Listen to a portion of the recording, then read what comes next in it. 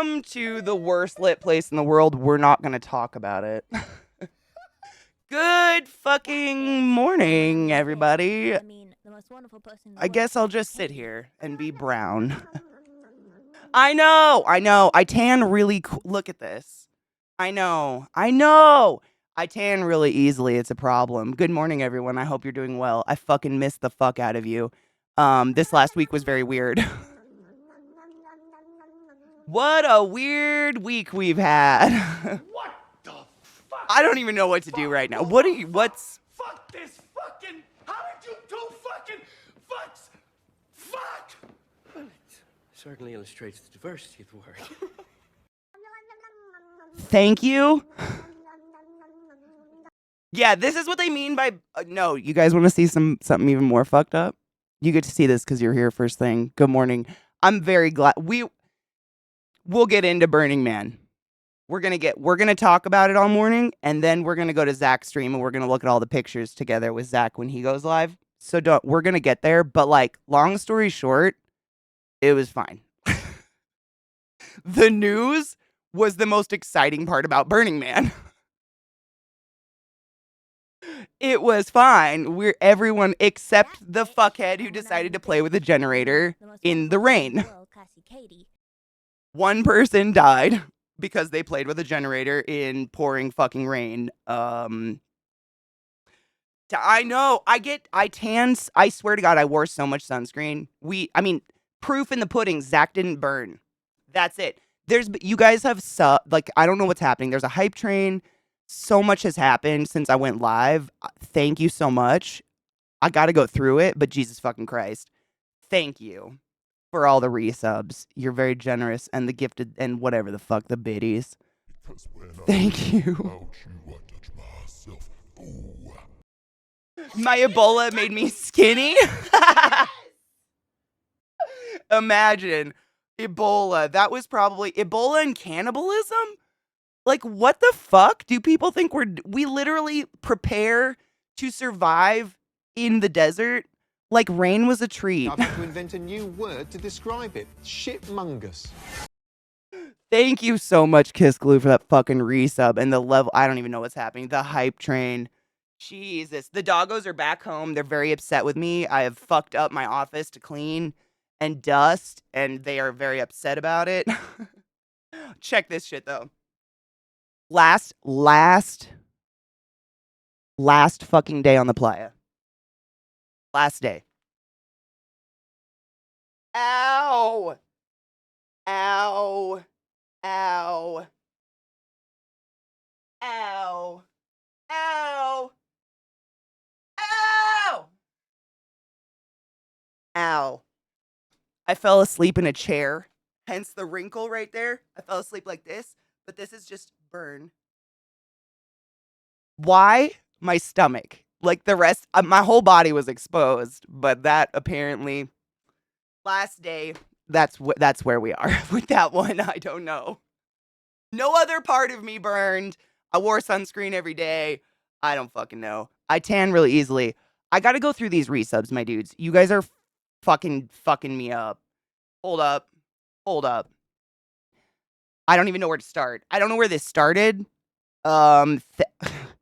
I'm so out of practice. This is so terrible. I forgot how to read. Knives! Happy belated birthday, motherfucker. For those that were like, yo, we were worried, and we kept, like, I got so many tweets of people coming at me being like, are you okay? I don't know if you remember, but, like, there is negative reception on the playa unless you're Diplo or Chris Rock, which, can I just say, the video footage of them running actively from the rain and hitchhiking for 6 miles because of rain? Bitches be soft as fuck. Are you kidding? I lived in my Jeep for 3 days. Fucking what? The pleasure in it. Okay, hold on. I gotta say thank you to all fucking what? David Cable resubbed for 28 months. David Cable, thank you so much for subbing to the class, keeping the classy alive and giving an A to swings. Kona Tazumi just fucking resubbed for a year. A fucking year. Hail the Dank Lord, and I fucking appreciate you. Thank you for resummoning the class, keeping the classy alive, and giving an A swing. Sleaze with fucking 6 months. Thank you, Woo, for resummoning the class, keeping the class alive, and giving an A swings. Motherfucking Viato with a tier 2 sub for 50. I hate this. 52 months, I'm old. Thank you so much for summoning the class, keeping the class alive, and giving an A swings for. That's such a long time. My God, I hate time. And thank you for the hype train. Najiel, thank you so much for summoning the class, keeping the class alive, and giving an A swings for 14 fucking months. I appreciate you. I missed your face. I missed all of you so much. I mean, it was amazing, but also very weird. What a weird week we had. Kinger, thank you so much for summoning the class, keeping the class alive, and giving an A swings for 22 fucking months in a row. I goddamn appreciate you. Nineless, thank you so much for summoning the class, keeping the class alive, and giving an A swings for motherfucking 14 months. God fucking damn. What is time? I hate it so much. Thank you for the resub. Jesus Christ. BDO, thank you for summoning the class, keeping the class alive, and giving an A swings for 49 fucking months. I don't know what's happening. The world is crazy. I'm still in playa mode. I'm so sorry. I'm learning how to read. It hurts when I yeet. Thank you so much for summoning the class, keeping the class alive, and giving an A swings for fucking 5 months in a row. I goddamn appreciate you. Holy titty fucking Christ. Thank you. Hype train alert. I don't know what's I'm just going through. Thank you. Barilla, thank you so much for summoning the class, keeping the class alive, and giving an A swings for 34 fucking months in a row. I goddamn appreciate you. We did make it. I made it through the muck, but goddamn, that I can't. I mean, I'm sure I'm not going to stop talking about it forever because that mud was something I've never experienced in my life. Like, holy shit. You would think that a desert that used to be a lake bed would be like at fucking handling rain. Absolutely not. It acted like water wasn't a thing. I don't know. Crazy. Logitestus, thank you so much for summoning the class, keeping the class alive, and giving announcements for 19 fucking months. 19 months, 2 month streak. I've been streaking for 2 months. Are you sunburned like me? Just in the middle? I love that it doesn't burn my stretch marks. That's my favorite. Like, anybody who's tall or grew boobs at one point, we have stretch marks everywhere, but stretch marks are scar tissue and they don't tan or burn. So if I burn or tan, it's like, wanna see my stretch marks? Woo! Loving it. I also have melasma or whatever. If you notice my forehead, it's like, it kind of looks like backwards vitiligo. That's really fun. So I like have a mandala of skin damage on my head from sun. We're having a great time. Lizzie fucking Lizney Beulah. I feel like I'm just going to call you that forever now, and it's ruined. Thank you so much for stepping to the class, keeping the class alive, and giving an A for 54 fucking months, and being my friend forever. I fucking appreciate you. Cocky! Thank you so much for stepping to the class, keeping the class alive, and giving an A that tier 2 sub for 44 fucking months. I love you. I cannot believe it's been that long. Jesus fucking Christ. Time isn't real. Noriel, thank you so much for that follow. I appreciate you. Welcome to the channel. Welcome to the stream. Thanks for clicking that motherfucking button. Rod Johnston, thank you from the bottom of my soul for taking care of my poodles while I was gone. My poodles are literally a walking shitstorm. They are my chaos incarnate, and Rod took them for indefinite time because we were literally trapped on the playa. That is one thing that was true. Absolutely trapped. They closed the roads. No one was allowed to drive. We were trapped. And I don't know what I would do without Rod. I'm not even kidding. Like, in any other scenario where, you know, I had to, I don't know when I'm getting out. I literally don't know.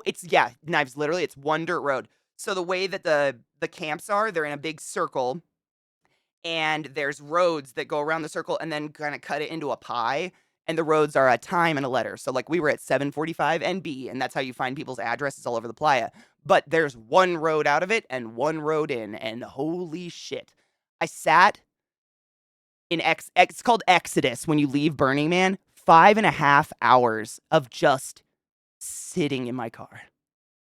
Going, because I have a clutch, if that wasn't apparent. I have a fucking clutch. Oh my God. I cannot tell you how fucking crazy I was feeling at a certain point. Like, I was ready to just run into the field and fuck my car. Like, leave my car. I was like, fuck the Jeep. I don't care. I'm just going now. Just the sitting. Yes, Knives. I mean, the longest I've heard is 8 hours. I've heard people have been in Exodus for literally 8 hours before, which is insane. I was 5.5. It wasn't terrible. Getting in was really fast. We got in at I got to the playa like at 6:30 in the morning. I drove 18 hours straight. And I got in right away. It was like an hour. But they do this thing because it's one road. I'm sure if you guys have exited a concert venue, you're very familiar with this. They do this pulsing thing where they let a chunk of traffic out and then they wait an hour. And then they let a chunk of traffic out and they wait an hour. Because not only is there one road in and out of the playa, there is one road just to leave. So, and it's like an old country road where the speed limit's 35. So they're like pulsing, they call it pulsing, but they're pulsing people out into it. So literally you would move 20 feet, sit for an hour, move 20 feet, sit for an hour. It was it was psychosis inducing. I was starting to lose my fucking mind. Y'all know how much I love to sit. It was a great time just sitting for 5.5 hours. And then I had to drive 18. It was great. I never want to get my car again, ever. I have like PTSD about my car right now. I never want to touch that thing ever the fuck again. Ever again. Hold on. I gotta finish these fucking resubs. You guys are amazing and I appreciate you. Kendo, thank you so much for subbing to Class Came to Classy Live and giving any swings for 18 fucking months in a row. Good morning, and I hope you're doing well. Crispy, thank you so much for subbing to Class Came to Classy Live and giving any swings for 41 months. Time. I fucking appreciate you. Cocky, thank you for the 420 bits. I have so many things to tell you guys. I feel like it's just been a week. Things I absolutely do not want to talk about, and things I super want to talk about. So if if it feels like I'm ignoring your message or something, there are just some very personal things going in my life right now that I am not emotionally adequate to talk about in a public setting yet. But if you follow me on Twitter, you're well aware. Yeah! But I am so dumb appreciative of your words and support and the amount of DMs I've gotten from people that are just like, I love you. You don't need to respond. That's it. You have no idea what that means to me because I found out all that bad news via an Instagram story because my family's absolute shit and they didn't tell me. Like, what the fuck? So that's it. That's there and there. We're done now. Burning Man. Anyways. Robo, thank you so much for subbing to the class, keeping the classy alive and giving it for 42 fucking months in a row. Saving this, bitch! Thank you for saving your resub, and I fucking appreciate you. Fucking fuck! Who the fuck? Fuck this fucking! How did you do fucking fucks? Fuck! Well, it What? illustrates the diversity of the word. I've had to invent a new word to describe it. Shitmungus. So fucking stupid. Thank you. I gotta catch up. I'm so far in the list, but thank you to whatever the fuck. Thank you for gifting a sheepy sub. My brain is so dead today. I am so sorry. I'm getting there. Trouble! Thank you so much for subbing to the class, keeping the class alive, and giving any swings for 8 fucking months. How was the mud? Have you ever had to walk in like the clay that they use to spin pots on a wheel? That's exactly what it was. You could have spun pots if someone had a wheel out there. That's exactly what the mud was. It was unendingly sticky and like suction cupped all over your feet and fucking every part of you. Like if you touched it, it didn't come off. I'm still digging it out from under my fingernails. It's low tide mud. That's literally what it was. No shit knives. Like when it started raining, I had read about the history of the playa. The playa was a lake at one point. It was a lake that dried up or whatever. You would think a lake bed would be like apt at fucking rain. No.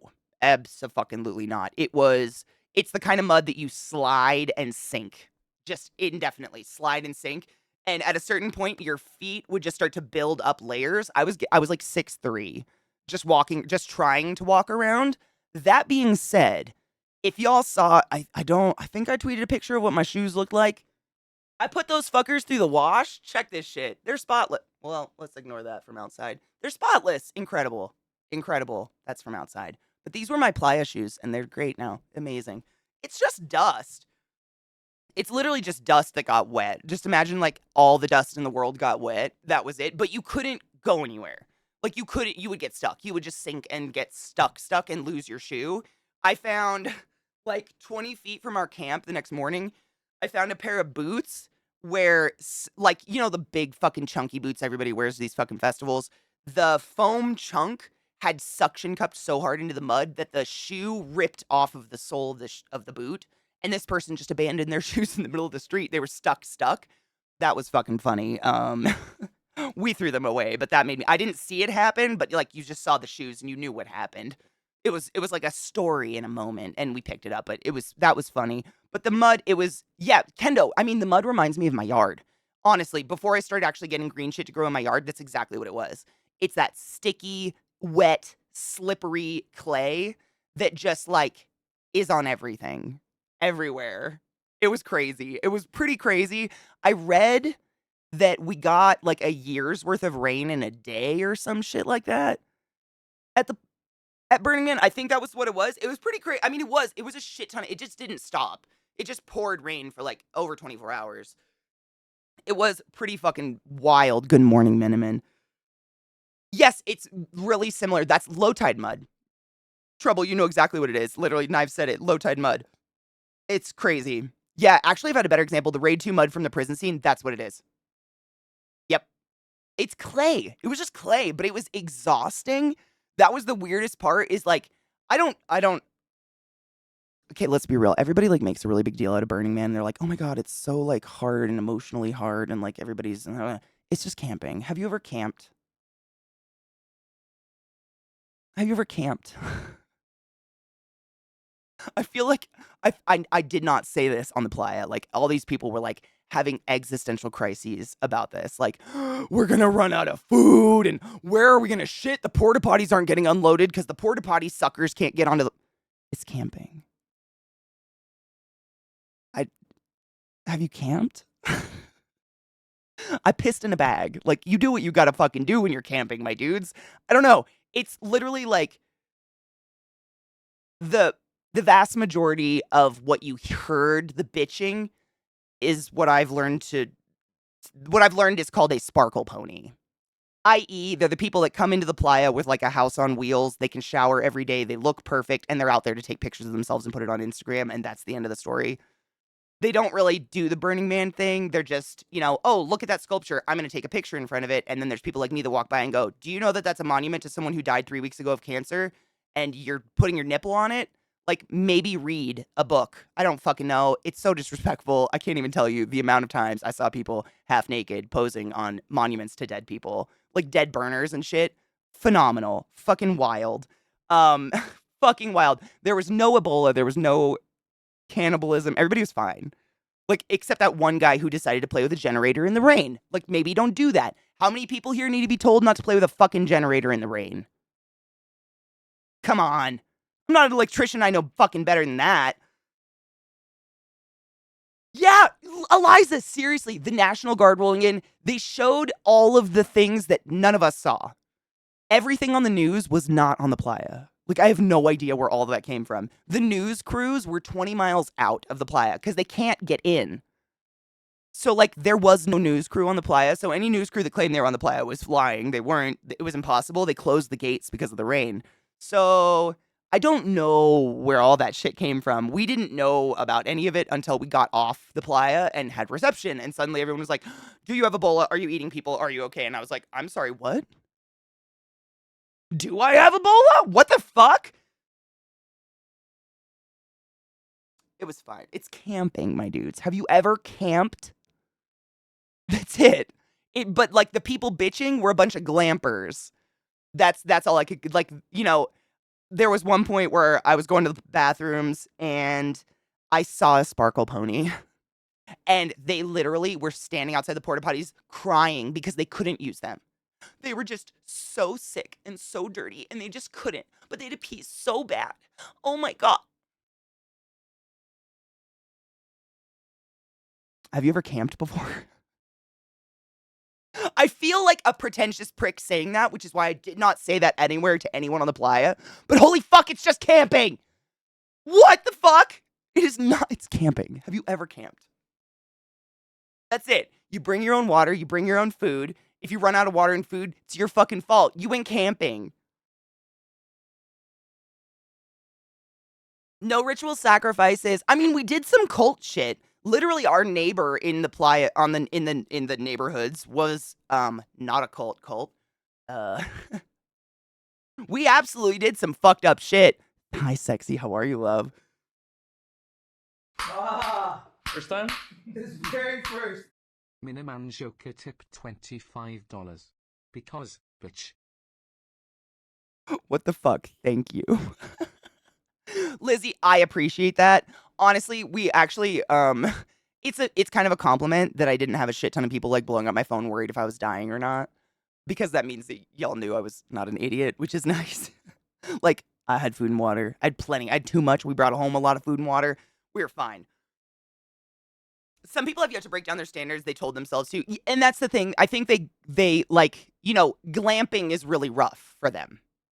So when glamping turned into camping, it was like, we're going to get Ebola or something. I had a great time. Like, the rain didn't ruin anyone's good time. Everyone still went out on the playa. The man burned. We watched the man burn. We got pictures of it. Don't worry. We're going to look at it on Zach, we did like a group message with all the people in our camp, and they sent us like a shit ton of photos that they took. So we've got a ton of photos we're going to look at later. But yeah, we still went out and had fun. Thank you, Miniman, for the fucking, you're very kind and generous, and I appreciate you. I don't think hold on. Jedediah cheered 100 biddies. Molly, thank you for the 300 biddies. Thank you for the welcome back. I am safe and I'm good. I gotta catch up on it. Just updated again. I had to invent a new word to describe it. Shitmongers. That alert is so stupid. Kiss Galoo, thank you so much for summoning the class, keeping the class alive, and giving 80 swings for 31 fucking months in a row. I appreciate you. And motherfucking Zoe, thank you for being alive. Thank you for the resub. I'm so happy you're in my life. And thank you for that tier 3. Jesus fucking Christ. Hooray for 3 years of fuckery and community. Be sure to check your buttholes for dust, sand, mud, and Ebola. Dude, check everything for dust, sand, mud. It's everywhere, and it's in everything you own. Gluttony, thank you so much for summoning the class, keeping the class alive. I'm giving it swings for 45 fucking Jesus Christ. Thank you. Trouble motherfucking Magnet, thank you so much for summoning the class, keeping the class alive, and giving 80 swings for 8 fucking months in a row. I think that's where I got, I don't know, my list is having a heart attack. Give me a second. Rod, I think I thanked you for gifting a sub to Sheepy, but thank you for gifting a sub to Sheepy. Just baking things. Thank you so much for summoning the class, keeping the class alive, and giving 80 swings for 7 fucking months in a row. And Quill Donut, thank you so much for summoning the class, keeping the class alive, and giving 80 swings for 30 fucking months in a row. Goddamn, I do not appreciate you guys, but I'm fucking appreciative. And thank you. You can't kill what's dead inside.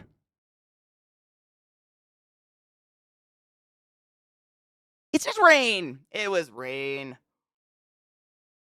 We were getting some of the rave side of Burning Man, which were the glampers who weren't there to camp and experience art. So we saw terror. That was exactly what it was. I think that's where all the news came from. Seriously, was the Sparkle Ponies being like, "Oh my god, the porta potty wasn't sprayed out for 1 day, and I just cannot with that. And so now I can't pee because there's, we're in the middle of a desert that's covered in rain, and obviously there's nowhere else to pee."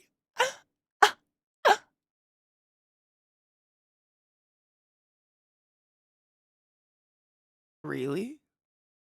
Like, some people have just lived very soft lives. That's what I've learned.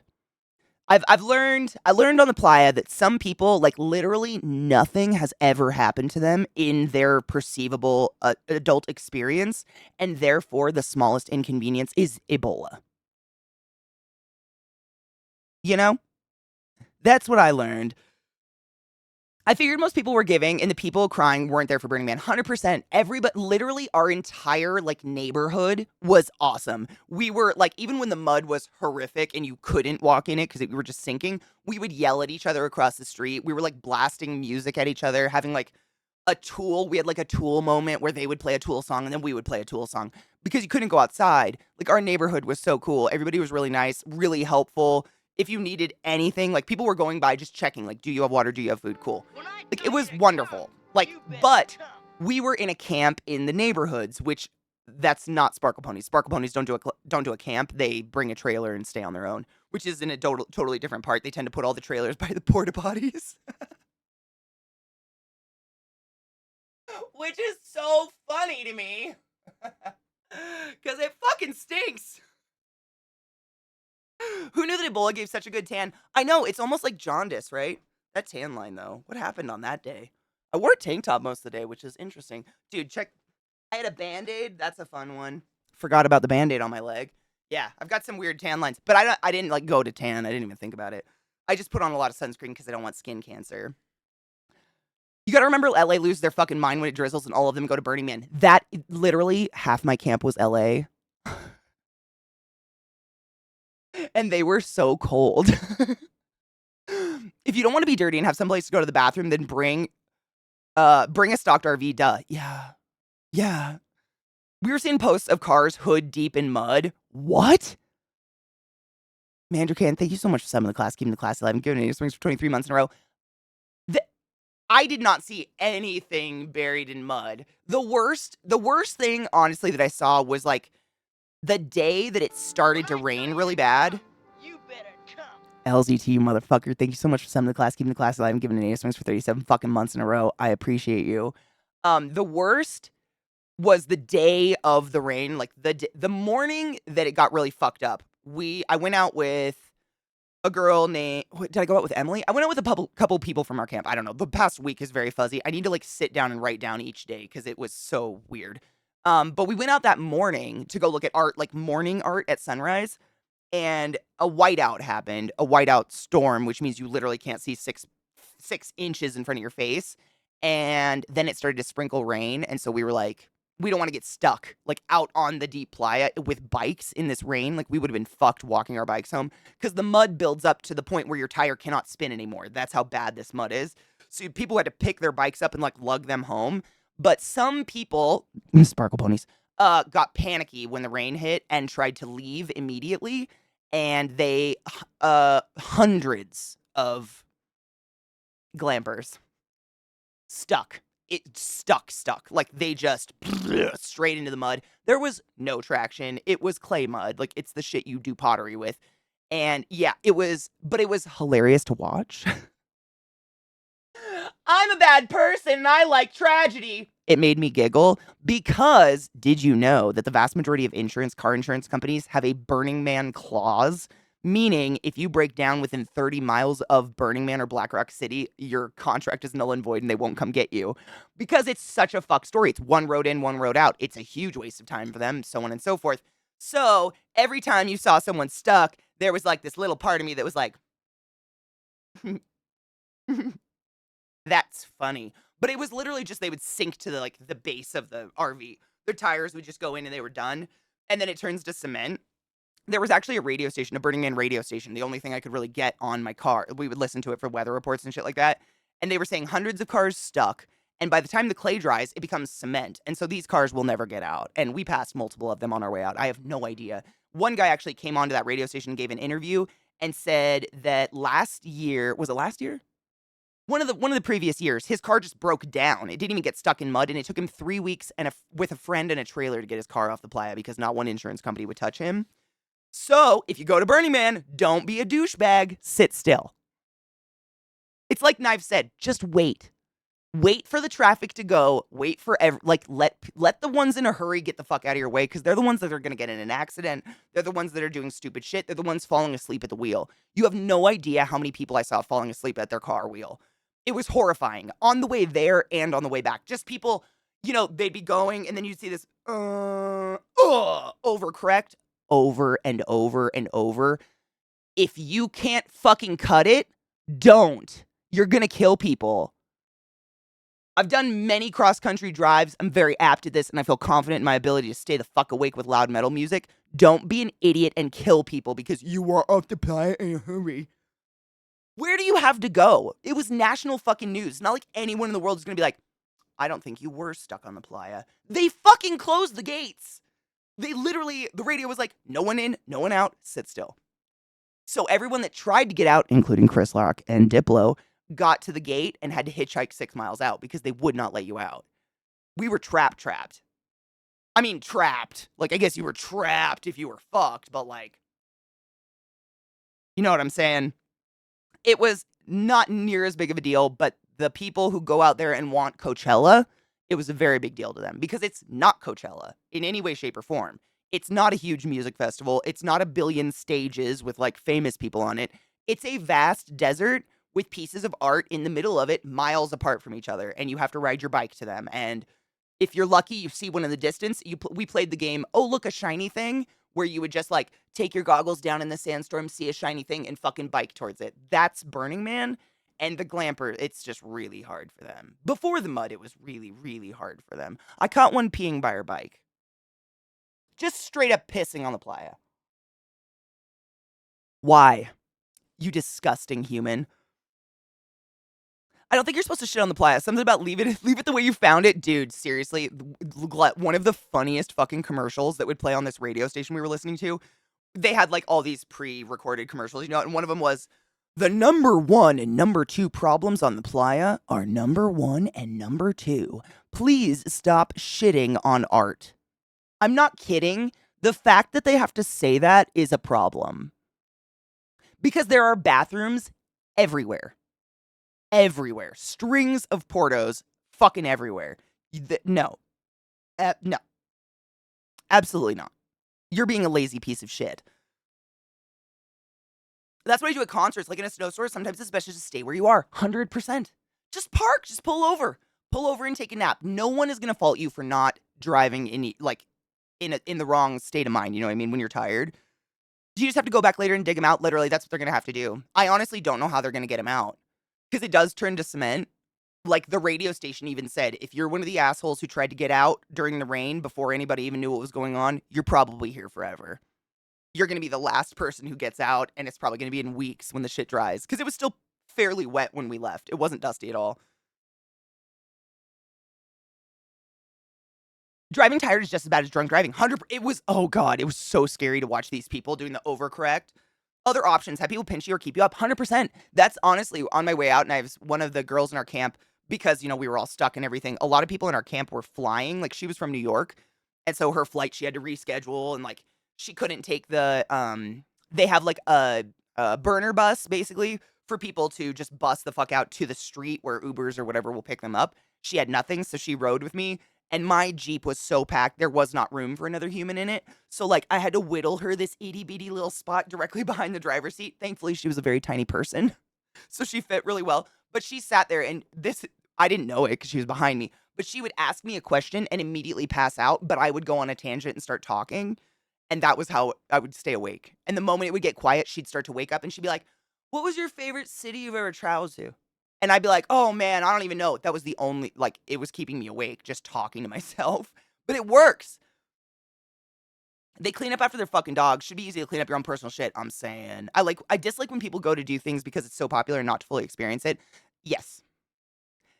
I don't know what, like, I want everyone to go to Burning Man. I really, really had such a fucking good time. It was transformative.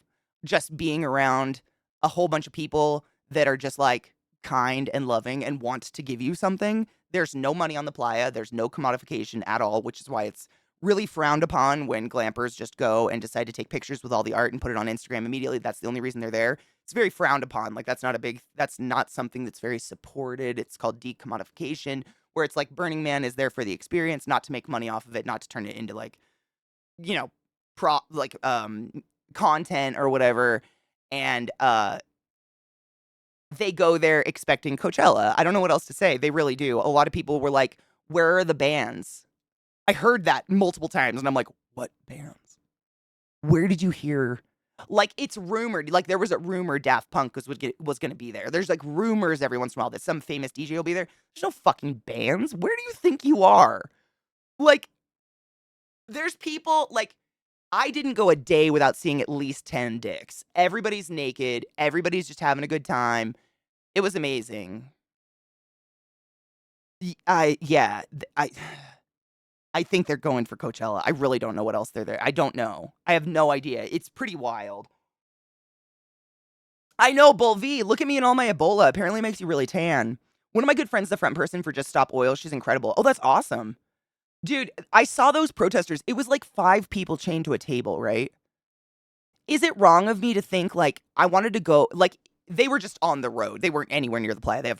You couldn't. So anybody that claims they saw the playa but wasn't at Burning Man is lying. It was impossible. You couldn't get there. The gates were closed. But, like, I really just wanted to be like, wrong side. What are you doing over there? What are you doing on that side of the come into the man. What are you doing? What are you doing? You know what I'm saying? Like, I just wanted to give him a little knock. I'm very confused. Sometimes I feel like it's the case of, like, people just want to be angry about something when other people are having a good time. And, like, their biggest thing was like, oh, these people at Burning Man are creating so much CO2. Bitch, we're creating CO2 no matter where we go. We are filthy, disgusting mammals. I'm either doing it on the playa or I'm doing it in an air-conditioned apartment. You're on the wrong side of the line. Like, come into the man, have a good time with us. We're all having a great time and you're out here chained to a table. I don't understand what you're doing.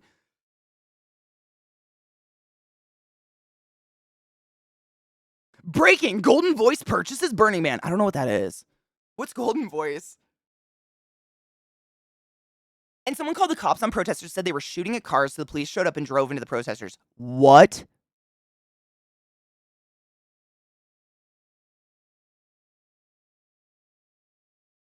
I can't with that. What the fuck? People are idiots. Ugh.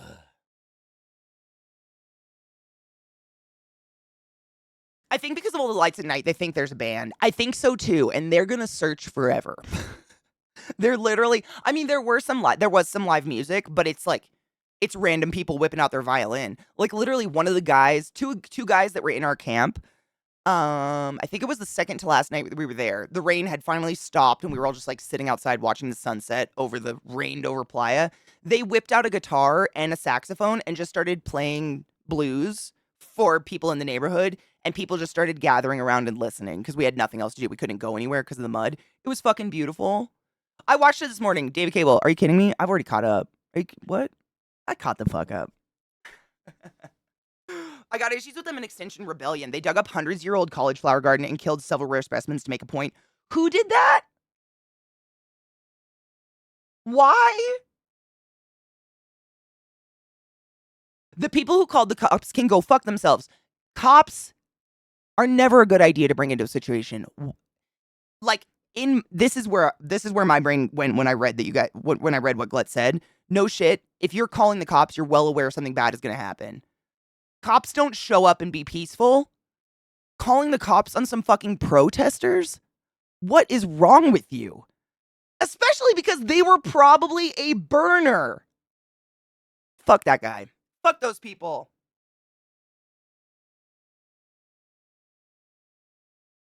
I know, people being angry for a dumb reason. I don't believe you. I know. So Sheepy, hold on. I don't know what Burning Man or Coachella is from picking up context clues. I'm guessing it's a giant nude mud wrestling event. So Coachella is like a pop music festival where a bunch of rich people go and like dress pretty and take pictures of themselves while listening to pop music. As far as I know, that's what I've gotten out of that one. Burning Man is like a massive camping event. I don't know how else to sum that up, with like more art than you could ever imagine. Like real art. Like at one point there was, we got pictures. We're going to go through them later on Zach's stream. We got some amazing pictures and videos while we were out there of the art and stuff like that. But one of my favorites was an enormous, I mean, it was a Pegasus as big. I mean, I'm trying to think. The wingspan on it was probably easily 20 feet. And the body, I mean, I don't know, contextualize that. It was huge. And it was a robot. It was like a robot, I guess. I don't know how to put that. But essentially, it was an enormous steel Pegasus that if you got 4 people to press a button at the same time, it would start flapping its wings and running. And it is like the vast majority of the art out there is very interactive, and a lot of it is purposefully forces you to talk to a stranger. So if you're walking the playa alone and you want to see that thing flap, you got to ask 3 people to press a button. It kind of pushes you to do stuff like that, which I really liked because I'm very much not someone that likes to approach people. They scare me and I hate them. But you press the buttons and all of a sudden you hear like, and it starts flapping its wings and running like a Pegasus going to take off. But it's huge and it's above your head because you had to push those buttons. It's one of the most impressive things I've ever seen in my fucking life. And the whole playa is just, I mean, the crazy part is that there's no fucking way even in 9 days being trapped there that you could see it all. It's literally impossible because A, there's new art being put up constantly and being burned down, and it moves. Half the art is fucking mobile. So like one night you see something shiny in the distance, you're like, okay, it's 2 a.m. and I need to go home, but like I'm gonna go see that tomorrow. It'll be gone. It'll be somewhere else the next day, and you gotta go find it. And it's miles of desert. You're biking. But I kind of like that. It's kind of like fun to just like go discover shit. It's not like you're just walking art. It's like you bike up, experience the Pegasus thing, and then you get off it and you go, okay, point out the next shiny thing. Let's bike fucking a mile to that. And it was just amazing. The art in it, Mista. Thank you so much for summoning the class, keeping the classy alive and giving it any swings. I fucking appreciate you. Literally, it was a kaiju. Yes. It was kaiju Pegasus. It was so fucking cool. Some of the art out there was so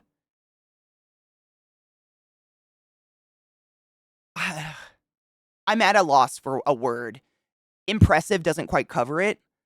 Like shit that, you know, you see in games. Like that Pegasus, oh my god, if you ever played BioShock Infinite, you guys remember the horses that drove like the horse-drawn carriages, and it was like mechanical horses. That's what it reminded me of. The sounds and everything. I mean, it was incredible because it's old, it's rusted, it's been rained on, so when it activates, it's like 2 months you came back. I mean, it's just all over. It's constant, and that is everywhere you go. There's a new fucking amazing interactive thing you're gonna fuck with. And it's just, it was fucking everywhere. It was everywhere. Hold. That bitch, and when I mean bitch, I mean the most wonderful person in the world, ClassyKatie. Two reasonable guys, thank you so much for summoning the class, keeping the classy alive and giving it any swings. I fucking appreciate you. Dotanium, thank you so much for summoning the class, keeping the classy alive and fucking appreciate you. Thank you. I missed you guys. David, I actually read your sub first thing this morning because it was literally like before, you did it like right before my stream. So I was like, oh, it looks like it's only 9 minutes ago. The Pegasus wasn't pink, but it was lit up. Trying to think what, we have pictures of it, but our pictures might have been during the daytime. That's the other cool thing. That's another reason you'll never see everything, is every single piece of art you run into is different in the day and in the nighttime. At night, it might be on fire, but in the day, it's not, and you just never know what the fuck it's gonna do. Like, it was amazing. I mean, I love art like that. I love exploring and just finding random shit. And, you know, like, you never know who the artist is. That's part of the decommodification. It's one of the, like, tenets of Burning Man, is you will never see a signature on a piece of art. You will never see a Instagram handle. You won't see a Twitter handle. You won't see anything, and you're likely never to see the artist, although they're probably there just walking around watching people enjoy their art. It's very cool. I don't know. Like, I couldn't even tell you who did all this art because that's not the point. The point is you went to Burning Man, you saw it there, and it lit on fire, and no one else is going to see it ever again. And it's kind of fucking special. I actually posted one picture of myself in front of the Chapel of Babel this morning. I put it on Instagram. If you're on Instagram, don't worry about it if you're not. But that is probably one of the coolest art things I saw on the playa. The Chapel of Babel was a chapel someone built from the ground up. And it was, I can't even explain it. I don't know how to explain it. There was so much to see inside. This person built a building in the middle of the playa and lit it on fire. It doesn't exist anymore. It's gone. No one will ever walk into that again. Ever. And that is kind of a weird special thing about Burning Man. And it was, I'm trying to think of how to explain it. The Chapel of Babel reminded me of like a Neil Gaiman book, if that makes sense. It's like from the second you walked through the front door, there was so much to look at, so much to see, so many little hidden images and hidden hidden imagery in every fucking nook and cranny. Like if you didn't look close enough, you'd miss a hole in the wall that you could look into, and there was an entire scene built into the wall. It was everywhere, and there were things that were so high you would never see them, but they still existed.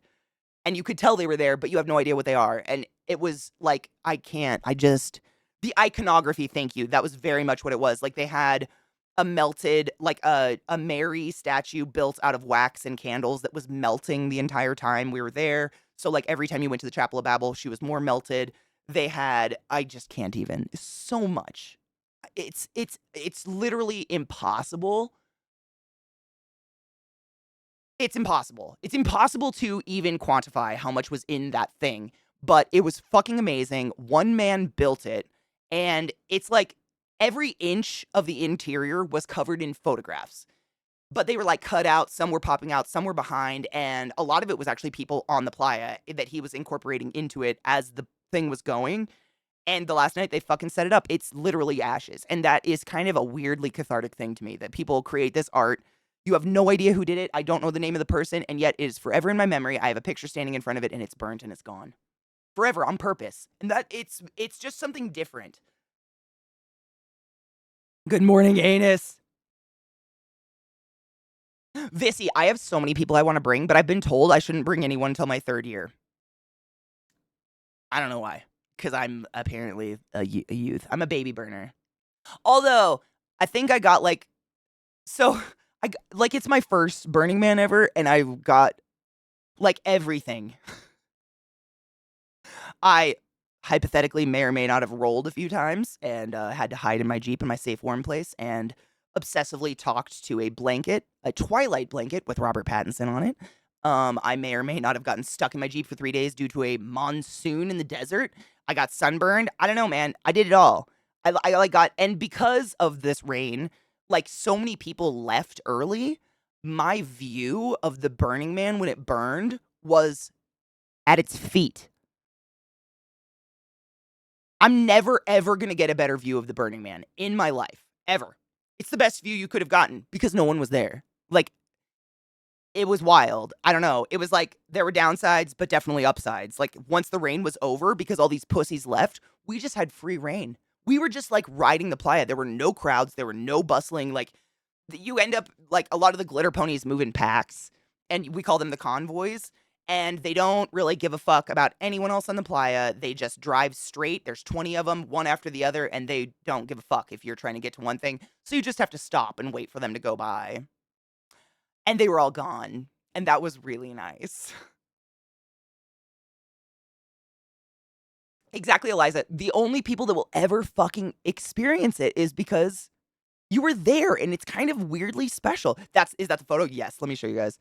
Thank you. This is the Chapel of Babel. This was actually at nighttime, so it's really hard to get a good picture of it. But this is what I mean when I say every single inch of this building was covered in psychotic amounts of detail. You could never see every part of it.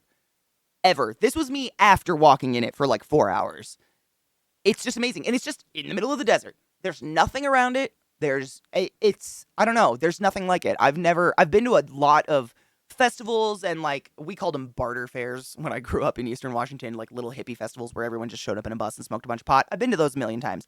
I've been to, like, Bumper Shoot back in the day when it was actually good and they had decent bands and really cool art. I love this kind of stuff, but Burning Man was something so fucking unique. I don't know. And I didn't have a bad time. The news made it out like we were all dying. We were fucking having a blast. Like, we were just taking pulls off of whiskey bottles, eating pickles, playing cards, and listening to music, and literally, it was like camping. It was literally camping. If you ever had just a really solid camping trip, I used to camp all the time as a kid. No shade if you don't like camping, totally get it. I loved camping as a kid because, like, I could go out in the woods and no one would bother me. It was the best. That's what it reminds me of, and there was, like, probably one of my favorite standout things about just being there, that just the experience itself, was that, like I said, we had negative reception. Unless you were a Sparkle Pony and you brought internet, which some people did. I saw Wi-Fi all over the place that was locked on my phone. There's nothing. You have nothing. So, again, I've already said this today, but if anybody was like, I can't believe you didn't message me back, I didn't know about Ebola and cannibalism until 2 days ago. So, we don't have reception. There's nothing there. But the beauty of that is that as you meet people, like, you're constantly meeting people, because there's so much to tell you guys. I don't even know how to quantify it all. It's really, really hard. But essentially, Megan Lenius, my love, how are you? Essentially, there is no money on the playa. Period. End of story. Decommodification. Big fucking deal out there. No money at all. You need your ID if you want drinks, and that's it. Everywhere you go, everything is free. But that is not the word we use because there is no money. So if everything's free, nothing's free. You know what I'm saying? It's a gifting economy.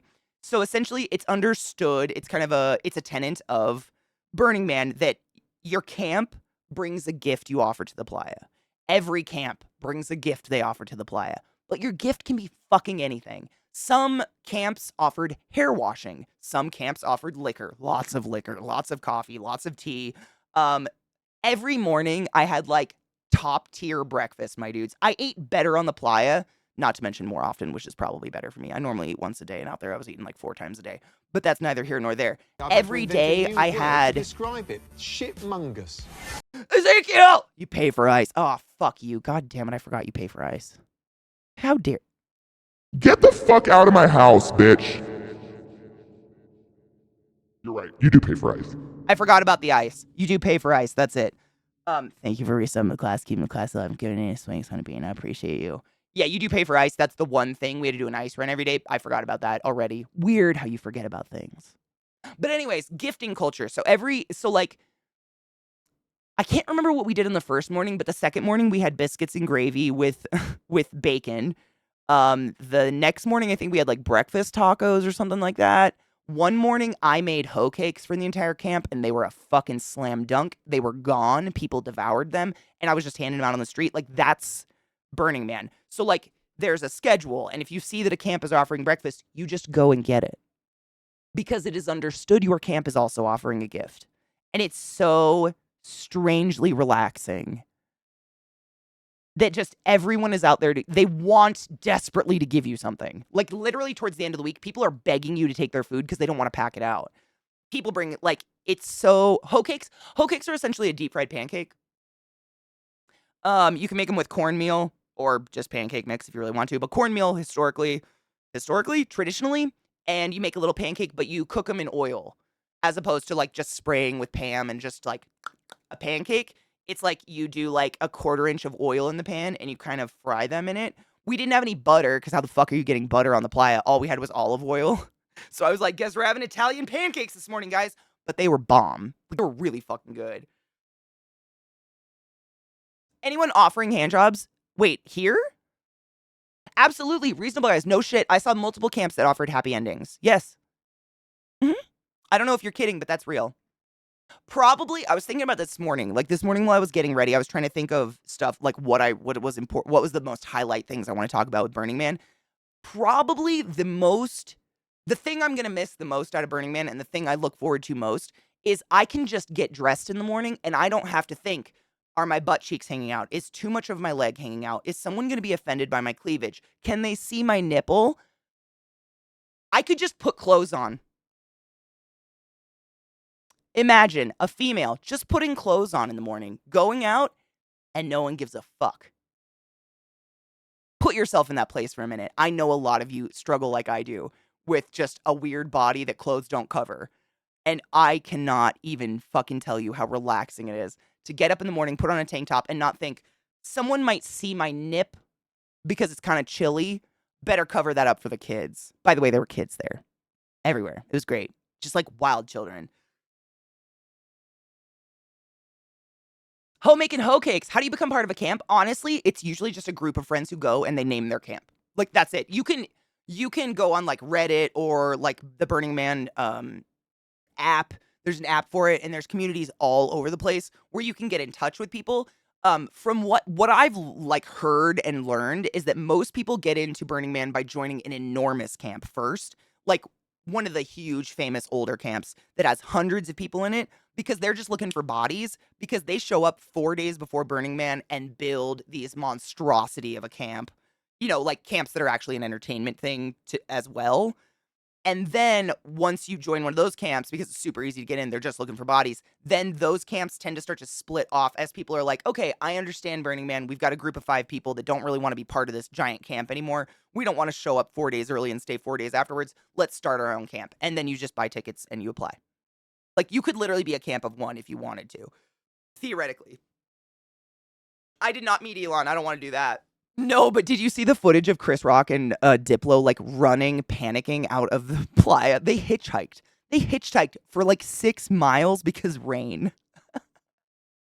Soft motherfuckers, that's all I gotta say about that. Amazing. Amazing. So are they keeping track of people in their trash for next year? They keep track of people in their trash every fucking year. So, one of the tenants, or one of the, like, overarching, like, what's the word for it? I keep saying tenant over and over, but that's basically what they are. There's principles, thank you. The principles of Burning Man is, everything you pack in must come out with you. Period, end of story, and that includes toilet paper. Used toilet paper. Like, you bring everything you came in with out. And so there's this thing that everyone does, well, most people, I guess. My whole camp did it all the time. Me and Zach were doing it all the time. But it's called mooping, M-O-O-P. It stands for matter out of place. And if you are walking around and you see trash on the ground, you fucking pick it up.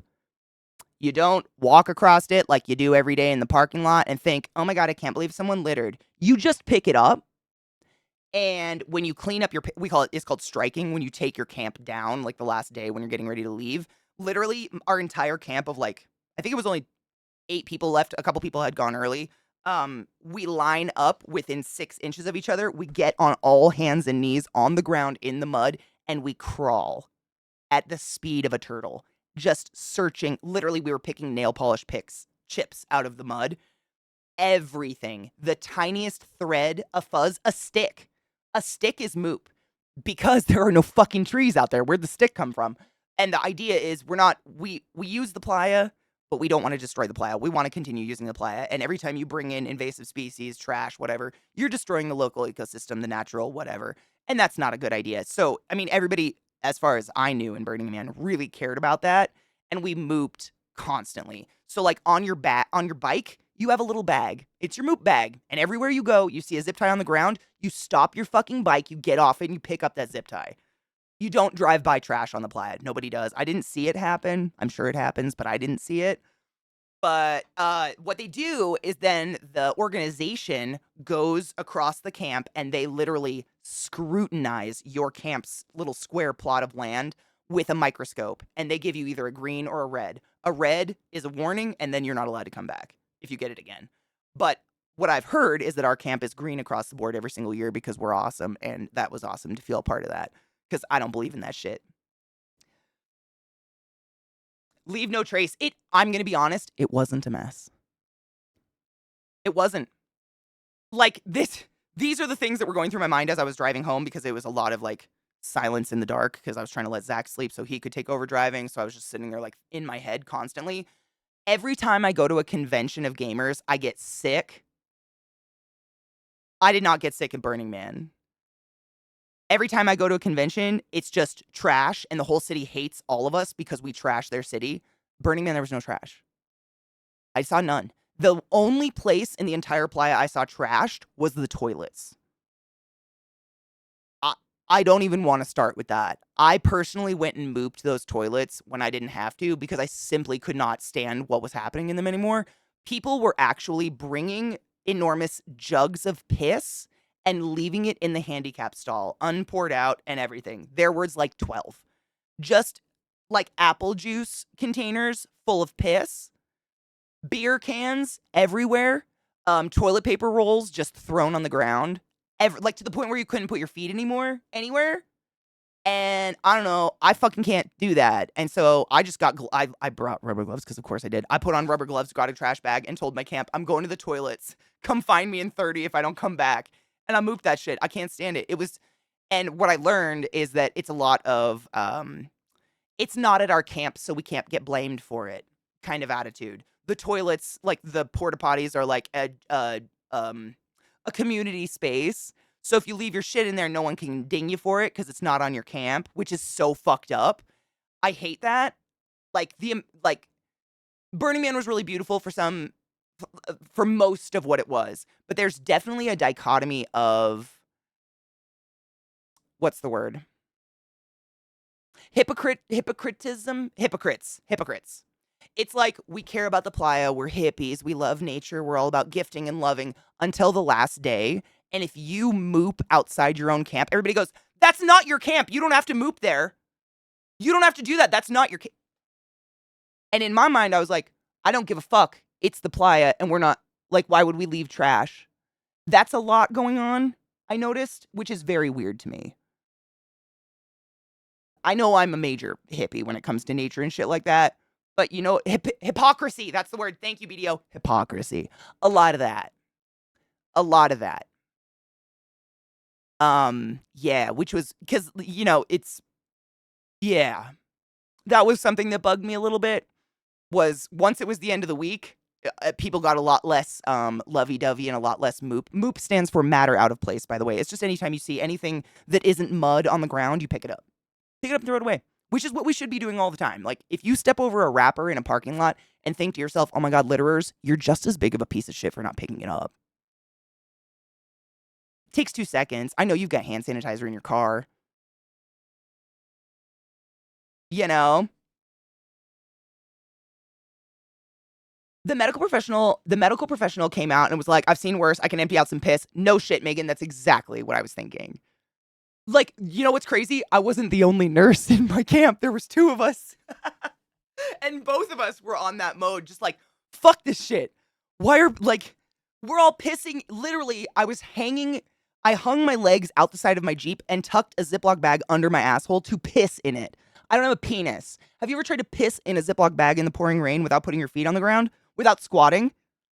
Like, the existential crisis of me standing there like, how do I piss without putting my feet on the ground? You can do it. We can all do it. Like, for fuck's sake. And guess what? I didn't leave that bag in a porta potty, for fuck's sake. I packed that shit out.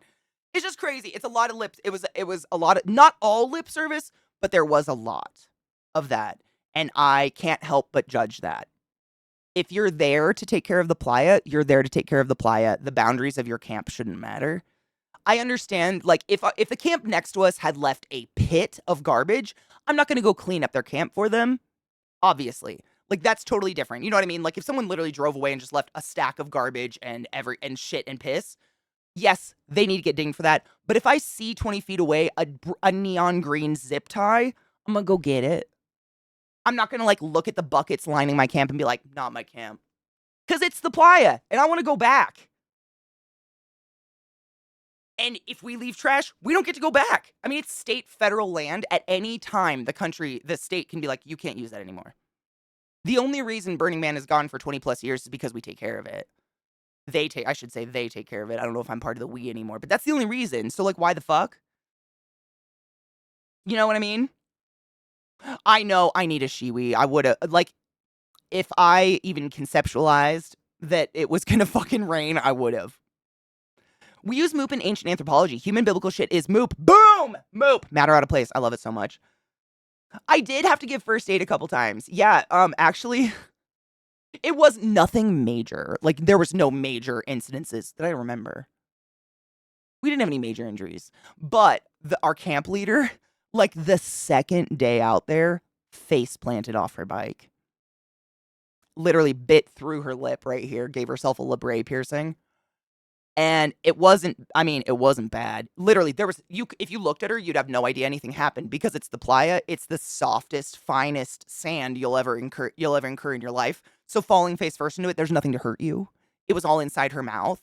But, like, she just was so scared about getting an infection in her mouth the whole time. She was, like, neurotic about the injury in her mouth. But there was 2 nurses in our camp, and we were both constantly like, you're fine, you're fine, you're fine, take this, you're fine, you're fine, you're fine. We checked it every day. It was totally fine. But I kind of told my camp. So did the other nurse, by the way. Without, like, we did not know each other, yet we both came in with the exact same attitude.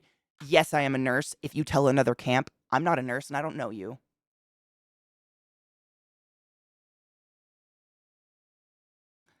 What's a nurse?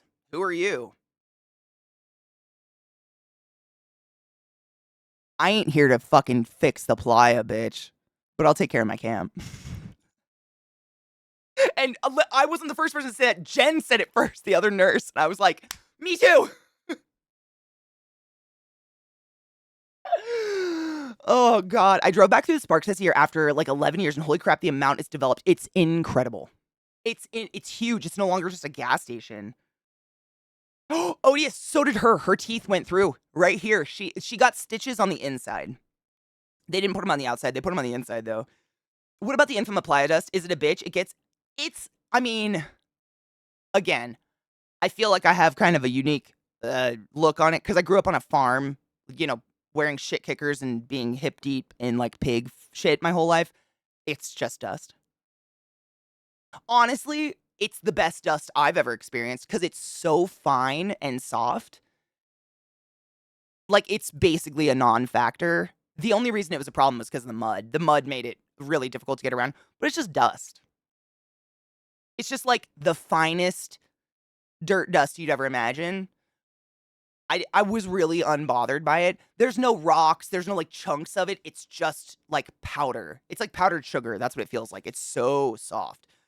I've had to invent a new word to describe it. Shitmungus. Dude, the desert floor is hard. You didn't fall on it when it was dry. I don't want to fall on it when it's dry. And that's what happened to our camp lead. She literally, so what we think, she was actually out on her own, so we don't know 100% what happened. But what she thinks happened, so it, like the sand, like Zach's saying, it's like rock hard when it's dry. It's like, you know, when you watch like Five Goes West, and you see that cracked desert with the tumbleweed. That's it most of the time. But because people are like biking around in it constantly, there will be like pits in the road that will become like a sand pit, like a sand trap, where the bikes have just been hitting it constantly. And thankfully, we had really nice bikes we have bikes with tires. They're like this big and really ridiculously tractioned. They're meant for this kind of thing. So those sand pits weren't even a factor to me. I didn't even notice them happening. But if you were in like a little street bike and you hit one of those sand pits, it was an insta stop. Like your bike would just go, and you would just start to spin. And what she thinks happened is she hit one of those sand pits and only had one hand on the handlebars. And somehow her whole body went under her handlebars. Crazy. None of us were, she was out on her own, so we don't know. This is what she thinks, because, you know, it all happens so quick. You have no idea what happened. She went fucking under her handlebars, face first into the playa, but then some part of her bike slammed her across her hips. So not only was inside her mouth absolutely fucked, and she had to go get stitches at the medical tent, but she had, trying to think, it doesn't matter what side, one side of her abs were just black. Because some part of her bike, I thought it was the handlebars, but she went under the handlebars, so I don't know. Some part of her bike nailed her in her side because her bike just dead stopped in that sand shit. It's the worst. I actually didn't fall down while I was there, which is kind of incredible. I didn't fall down once. Wild. Tomatoes, that's what I was going to say. The dust out there actually is like an incredible exfoliant. As long as you bathe in vinegar afterwards to neutralize that alkaline shit, because it will like, you get something called playa foot where your feet just look like they're rotting and sloughing skin forever because that alkaline shit kills the dermis on the top. As long as you give yourself a vinegar bath, it's not that bad, but it's really exfoliating. My feet feel great. Yeah, it was ouch. I felt really bad for her. It comes to the tip of your fingers and toes a bit numb. Yep. Then it makes the tips of your fingers and toes a bit numb for a bit because of the alkali. It's not painful. It's so weird. Like, one whole side of my leg has been numb for 2 days because of the playa dust. This side. I can't feel right here at all. It's almost like it's asleep.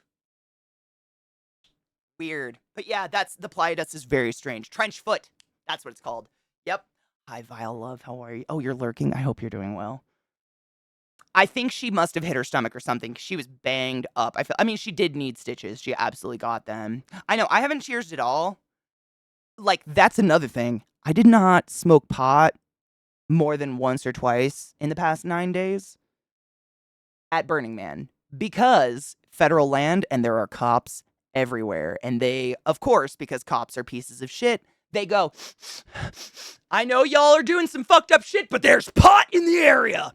Let's arrest them. So, I vaped a lot and like mixed tobacco with weed to try to cover the smell and stuff. So my tolerance is absolute shit. Other side note, very tragically, my bong broke in the car. Of course it did. Not anyone's fault. It just sucked. We had to pack another person in the car, so everything was really tight. But Zach bought me the cutest little dick bong. Doesn't that look like a little penis head? I've already used it twice. It's very precious, and I very much enjoy it. No, the egg is fine. I didn't bring the egg. I brought, like, one of my beakers. You know, I've got, like, 4 beaker bongs that are, like, spare bongs just in case that I got for free or something like that. Yeah, it was one of those. I don't have it anymore. Of course it was the neck! I know. Doesn't that look like the cutest little mushroom head? I know. It's clean. It's the lighting. Yeah, well, that's neither here nor there. I'm reorganizing. Of course I am. When am I not? When am I not? But I got a little bowl, but the moral of the story, my tolerance is shit. I'm gonna get real fucked up. It's really cute, but it hits so hard. Like, look at all the barrel. There's so much space. You'll see. I can take a fucking gnarly hit off this. It's kind of nice. It's precious, and it was like $30. Amazing. I literally watched a guy get surrounded by cops and pulled into the darkness while I was about to grab a blunt in a club area. Yep. And I didn't see that happen, but everyone in my camp, including Zach, told me that they have witnessed cops just walking the playa, sniffing. And I guess if they smell pot, then it's reason enough to search your person or some shit like that. And like, you guys know me, I fucking love weed, but in no way, shape, or form do I love weed so much that I'm risking my camp's placement at Burning Man to smoke a bowl. Like, you can get permanently kicked out. So I just didn't. There were plenty of other drugs, hypothetically, theoretically, maybe, to play with. I was fine, but my tolerance is absolute shit now. I am. I'm gonna get toasted like my fucking stomach. Of an ash catcher? What do you mean, an ash catcher? What you mean? What you mean, boo? I also found a local bar and watched the guy running it Jedi mind trick a cop into leaving us alone. Dude, I wish I had that ability. Fuck yes. Hemper's amazing, by the way. Thank you, Glad. Check out Hemper. If you take care of it, i.e. soak and fire your skin, it goes away after a while. I do not do that and have about 2 cm of extra heel skin on both feet that I pick on, and he does, and I fucking hate it. I hate it so much. What is it, though? Weed is legal in Nevada, Megan, yes, but Burning Man is in, like, a state park. It's federal land. So, I'm sure y'all are fucking aware of this, and if you're not, in the US, wherever weed is legal, it's legal basically as far as smoking it on your own private property. So, like, if you live in an apartment, you are theoretically not allowed to smoke pot in your own house, but you can't smoke outside either, because that's all public. Like, everywhere I've ever been, it's like, weed is legal to buy, but you have to smoke it on your private property, period, end of story. So if you're in a state park smoking pot, it's totally, even if it's legal, they're allowed to arrest you. It's like legal, kinda. Exactly what Odia said. Yeah, it's like kinda legal. It makes the hours? But what is it?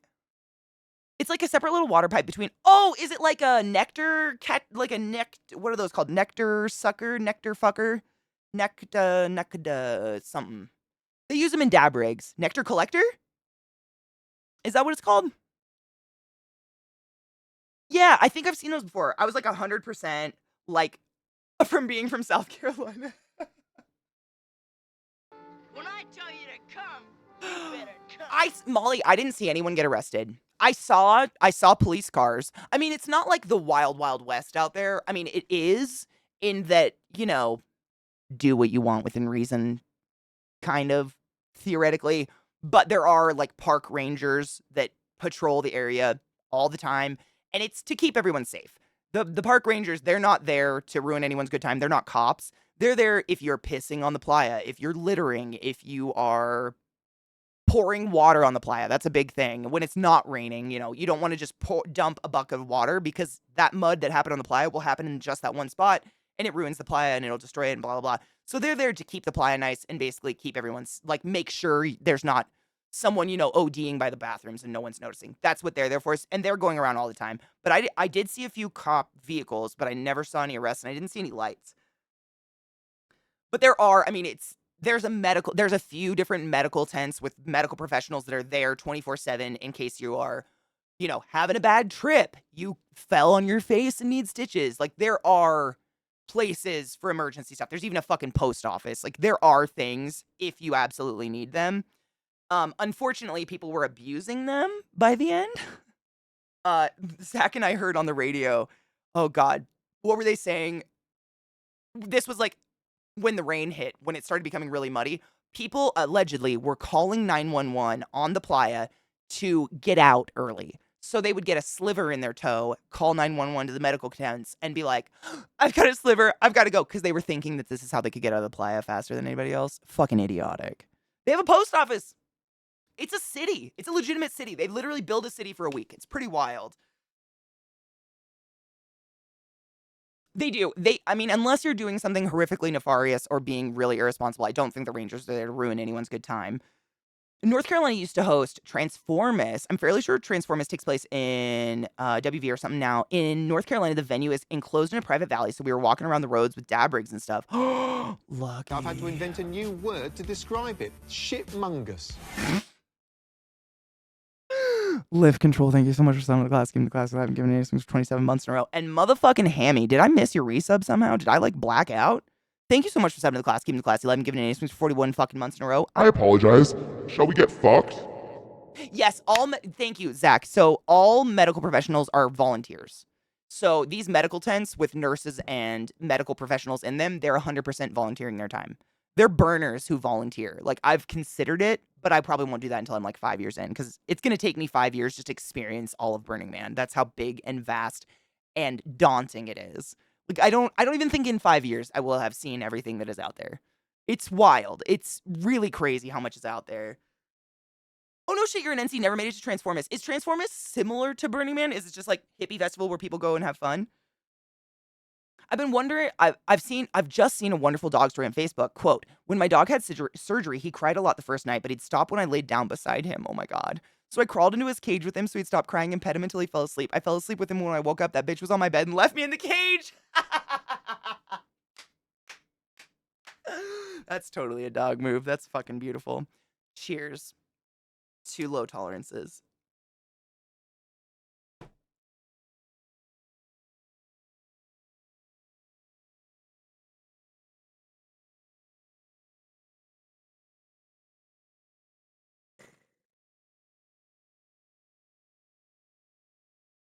Hammy, I apologize. Thank you. Fuck you. No shit, a rad tech? Oh, fuck. Fuck. Who the fuck? Fuck this fucking. How did you do fucking fucks? Fuck. Thank you for those biddies, you silly Certainly fuck. illustrates the diversity of the word. I love that fucking line so much. Thank you for those biddies. Dude, rad techs, no shit, are some of the funnest people in the hospital. They have such a dark sense of humor. Oh my God. To my understanding, yes, had friends who went. I've heard there's lots of different regional festivals that are like Burning Man that are pretty much everywhere. I didn't know that until I went to Burning Man. I don't feel like driving to West Virginia. West Virginia is really beautiful. Transformers is regional, so yes, it's basically Burning Man for people in the Southeast. Yeah, the regionals. There's regionals fucking everywhere, which is kind of crazy. Medical rangers, entrance exit people are all unpaid volunteers. We had one in our camp who did gate duty for a day. Yep. And like, if you volunteer for some of these positions, like say when any piece of art burns, in order for it to burn, they have to have X amount of volunteers who are the perimeter protectors, because in the past people have literally run into burning sculptures before, because holy fucking shit. And they have perimeters for all the burning things, and all of those people, they're literally they stand there for 8 hours not looking at the burning art. They look at you watching the burning art for 8 hours. These are all volunteers. It's fucking amazing. Helitable, it was fucking muddy. Fucking muddy, man, but I had a great time. I would go back in 2 days. Like, I would go back next week. It was so much fun. Gonna go next week to file again since they sent a warning these fuckers are clomping around. Dude, fuck that shit. Yeah, people need to be... I mean, when you live in an apartment, there's a certain responsibility to just not being an asshole. Right, West Virginia is fucking gorgeous. There's just not a lot there. OE Tiger has just donated $5. Thanks, very interesting stories. Where the fuck did that come? Jeff, what is that? Thank you. I'm sure I'm gonna be telling Burning Man stories for months. I'm sure there's no way to even remember everything that happened so far. Like, some of the most outstanding memories of Burning Man that I'm sure Zach and I will cover in extensive detail in his stream in approximately 30 to an hour, involved us locked in our Jeep, just obsessing over a Twilight blanket. I can't even begin to summarize that, but we'll go into detail. There was a lot, and it was so many days and so much to do every day that I have a hard time remembering which day is which. Not because of drugs or anything, literally just we did so much. It's like daunting, kind of. The photos will absolutely help with a lot of like remembering stuff. Because honestly, not only did my phone not work there, but I revel in the opportunity to lose my fucking cell phone. It is probably my favorite activity in the world. Not that I don't like talking to people, but 90% of the reason my phone goes off is because someone wants something or needs something. And that's exhausting, let me tell you. Holy fucking shit. And just being able to be like, oh my God, you don't work here, felt so good. But because of that, I also just forgot to take it anywhere. So I took maybe 4 pictures. None of myself. At all. Like 3 of those pictures were just mud. Because I was trapped in my fucking car. But yeah, I literally have 4 pictures. I'll send them to you. Hold on. We actually need to take a break soon, I think. Vissy sent me a picture of the thing that I'm trying to understand. But also, I gotta pee. I threw my phone, but I'll send you. I literally have like 4 pictures. I didn't take any. I do that when I travel too. I've gotten to the point where I'm almost the opposite of what annoys most of us when someone just like won't put their phone down. I forget to take pictures because I'm so wrapped up in just the experience that once it's over, I'm like, oh my God, I didn't take any pictures. How am I going to show anyone what this cool thing I saw? I'm really, really bad at that. Really bad at that. So I have to like remind myself, like, take some fucking pictures because I'm going to want them. Like, I want these pictures to remember stuff. Oh my God. TikToks are not annoying. That's probably my favorite thing in the world at this point because A, I don't have to go on TikTok to enjoy the funnies, and B, you guys know my sense of humor more than anyone. That's not it. It's emails and stuff, like people wanting help with a charity, people wanting help with this, people wanting me to sponsor a game, people wanting this. It's just like, it's a lot. I'm just one person. Like, it's a lot. I wish I was a superhero, but I'm not. But the TikToks are the best. Honestly, that's my favorite part of the day is standing, leaning in my back door while my dogs like bark at something and just like going through TikToks Glit sent me for the day and being like, stoner laughing at them alone. It's relaxing. Losing your phone is the best. I'm not a big party person, get overwhelmed, but I found one of my favorite things that burns is questing for food. That's what we do. I'm not, oh my God, that was probably the most relieving part about a lot of my camp is that it was a really healthy mix of people that were there for the party and people that were there for the food. And I am probably very much not there for the party. I've never, I would go so far as to say 30% of Zach and I's conversations were this exact. Let me just, hold on. Let me set. Oh my God, babe, isn't that your favorite song? Nah, this isn't the one. The one that's my favorite goes. Oh my God, yeah, I think I heard that one earlier. 5 minutes later. Babe, isn't this your favorite song? Nah, dude, I like the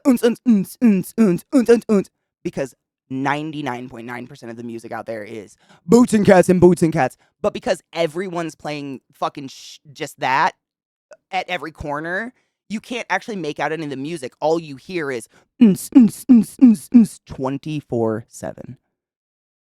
You go to sleep to you wake up to and I kind of want to just my ears out at a certain point. Holy fucking shit. House music sucks. Like, playing it to no one. Just so loud. I don't get it. There's lyrics in music sometimes. Wild. Drove me crazy. But because of that, like, when when we're walking around and I pop by some DJ that is playing and I hear the faint lyric of something they're trying to cover up because they're mixing 2 really good songs and just making it shittier in the background, I'll be like, oh my God, yeah, I like this song. And I move on real fucking fast because I want to see the art, I want to meet people, and I want to eat food. The music, like, I think Zach and I stopped once in 9 days because of music. And we found this little camp out by in the neighborhoods who was just randomly doing a 3-hour Tool set. And it was probably one of the coolest experiences because Zach and I were like a couple blocks away and we were like fucking bloodhounds at a certain point. Both of us were like, do you smell metal? I smell metal. Where's the metal? And we searched for it, and then we found like this group of 20 people standing in front of a DJ, and they were just playing Tool, and it was phenomenal. And so we start like just standing there like jamming out to it, and then one dude rolls up on his bike and he goes, "Dude, I fucking heard this from like 20 blocks that way, and I sped my ass over here because it's the first time I've heard music in 3 days." And then the exact same thing happened again. Like every single person that would bike up to this place had the exact, I mean, I'm not exaggerating, the exact same story. I was biking around, I heard Tool, and I fucking found it. Holy shit. It was wild. The connections you make out there with people were really fucking cool. That was probably one of the coolest things. It was like sensory. Like you were like, "Oh my god, it's not Boots and Cats. Where is it?" We heard 9 Inch Nails. Oh my god, we went to the fucking Thunderdome. The Playa has a Thunderdome, a real Thunderdome. And I don't know if I've said this yet today, but on the Playa at Burning Man, it is safety third. You know, most people are like safety first. It is safety third. And they have a literal you can climb on it, my dudes. We climbed the cage. We dangled from the cage, screamed fucking kill him while slamming our fists on the cage to head like a hole. And in the cage was like gothic Viking titties and ass. Just screaming at us that we were all douchebags and they hated us. And it was probably one of the coolest experiences of my life. Have you ever got to climb a Thunderdome and no one said, "Don't climb that," because they don't give a fuck if you fall and die? Safety third. Oh my god. Oh, that was a cool thing about Burning Man. There are no warning labels or warning signs literally anywhere unless it's a piece of art people don't want you to shit on. Because allegedly people shit on art, which is insane. It's literally safety third. Do what you want at your own risk. Play with a generator in the rain. No one's going to stop you except God. You know what I'm saying? I can't even. Literally climbed the Thunderdome, dangled on it, and screamed. I lost my voice. I actually think I gained a Playa name the next day because of the Thunderdome. I was so hype, to find decent music. Because I don't despise house music, but when it's coming at you from all angles across the Playa, there's no sound control. There's no sound stage because it's just an open area. So all you're actually getting is just I'm not exaggerating. It sounds like that 24/7. You have to get within like 50 feet of the music to start actually figuring out what's playing because of the I don't know, the acoustics, the lack of, I don't know how to put that. But screaming, "Fucking kill them! Smash her teeth and bite her face off!" on the top of a Thunderdome killed my voice so much. And the next day was my shift to sell lemonade, which was our camp's gift. And I couldn't do more than this all day. And everybody started calling me Squeaker. It was great. Love it. Squeaker? Fuck me. Could have been literally anything cool. It could have been like Eagle Bitch or like ClassyKatie. Nope. Squeaker. But I had to shout people into the lemonade the next day. So I had pasties on and like a see-through shirt and mini shorts screaming at the top of my lungs. But it was like, it was horrific. It was so bad. I've never heard of Wasteland Weekend. Is it another regional? Squeaker, squeaky, squeaker. That was literally almost every person that came and got lemonade started saying that to me. And I was like, God, fuck my ass. No, please, no, not this one. It could have been anything cool. Squeaker! People have died, but usually it's because of stupidity, carelessness. Not being lit up out on the Playa at night's the biggest cause of death because art cars run you over. 100%. Oh my God. I have to pee so bad, and we're about, like, Zach's about to start his stream soon, and he'll do his little chats, and then we're going to jump in and do it with him and look at pictures and stuff like that. But one of my biggest pet peeves, and I would say is the thing that annoyed me the most about the Playa, is people who do not light themselves up. It is so stupidly irresponsible. Like I said, this is a vast, open desert with about a quarter mile of just nothing between every art piece. And at night, it is dark. It is pitch fucking black. There is nothing for miles. And if you don't have at least one little blinking light on you, you're going to get murdered. There are art cars going 30 miles an hour across that playa, and if you aren't lit up, and this literally happens almost every year. People get run over and smooshed because they just didn't light themselves the fuck up. And we saw it constantly. Bikes not lit up, just parked in the middle of nowhere, which then it's a danger for me. Like if I'm biking along looking at a piece of art and I ram into your non-lit bike and break my leg, are you fucking with me? So irritating. Hi, David. How are you? Squeaker, I'm not kidding you. BDO, that's exactly what I said to Zach. I'm like, squeak, squeaker, squeak, squeakity. Squeak 'em. Your first mistake was thinking you were a good nickname. I'm going to be honest. I completely didn't think I would get any nickname. I've never had a nickname in my entire life. I don't know what it is, but like of all my 8 siblings, I'm the one. There's like, Puzzle, Bugs, Bean, Wiggles, Bear, Katie. My whole life, I've never had a nickname because my fucking parents named me a nickname, for fuck's sake, on my birth certificate. So I've been fucked. I've never had one. So I've just kind of assumed I don't, like, matter enough to have one. Just being real with y'all. So I didn't really think anything would come. And fucking can't. It's Tool.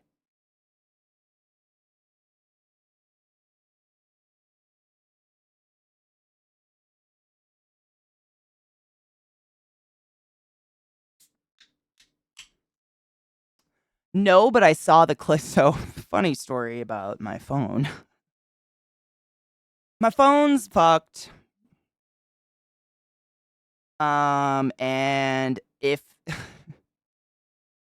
so, like, I don't know. This whole section of my phone doesn't work because sand got in it. And so because like, the chat comes up and the video's right there, I can't. We're having a great time. I know. I didn't even have it out on the playa. That's the killer. And it still got in there. I can't afford a new phone right now. So I don't know what I'm going to do. But my phone is fucked. And there's no way to get that shit out. Because it's not a screen cover. It's one of those foldy phones. It's the cover the phone is. And I don't know what happened here. I think maybe heat and dust. I don't know. But like, we're having a great time. I got sand in my cell pussy. I did. I don't know how. It's the dust. That's probably the most damage the dust did. It is. Dead Cal, honestly, this is my second one. I've already done insurance on this phone before because it started to peel up on my other one. I would not suggest this phone yet. I love this folding phone. I love having a phone this tiny again, but they are not. The science of this screen is not perfected because both of them I've owned have done this. This one's just really bad because dust got in it. Like, that's playa dust. It's fucked. None of that works anymore. I would not suggest this phone. They just haven't figured it out yet. It's a great idea. I hope they figure it out. Oh, it's because it's Tool and I refuse to turn Tool down? I don't know if you heard that because it's so loud, but, like, I can't. Now I can. It's a matter of respect.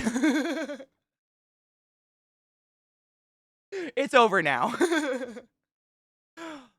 It's a warranty, but I'd get the exact same phone again. So I can keep, but like every time I do the warranty, it starts the fucking thing over again. So I'm just gonna be stuck with this fucking phone over and over. Do you know what I'm saying? I even have insurance on it, but we'll keep getting the same phone back. So it's like, I guess I could.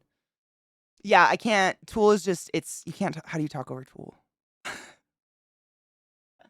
Yeah, if you want to send it literally Twitter or something where I can pull it up on my PC. Yeah.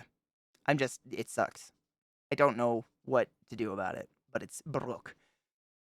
Last week I spilled beer on my MacBook. Oh, fuck. They're in. Oh, 1 second.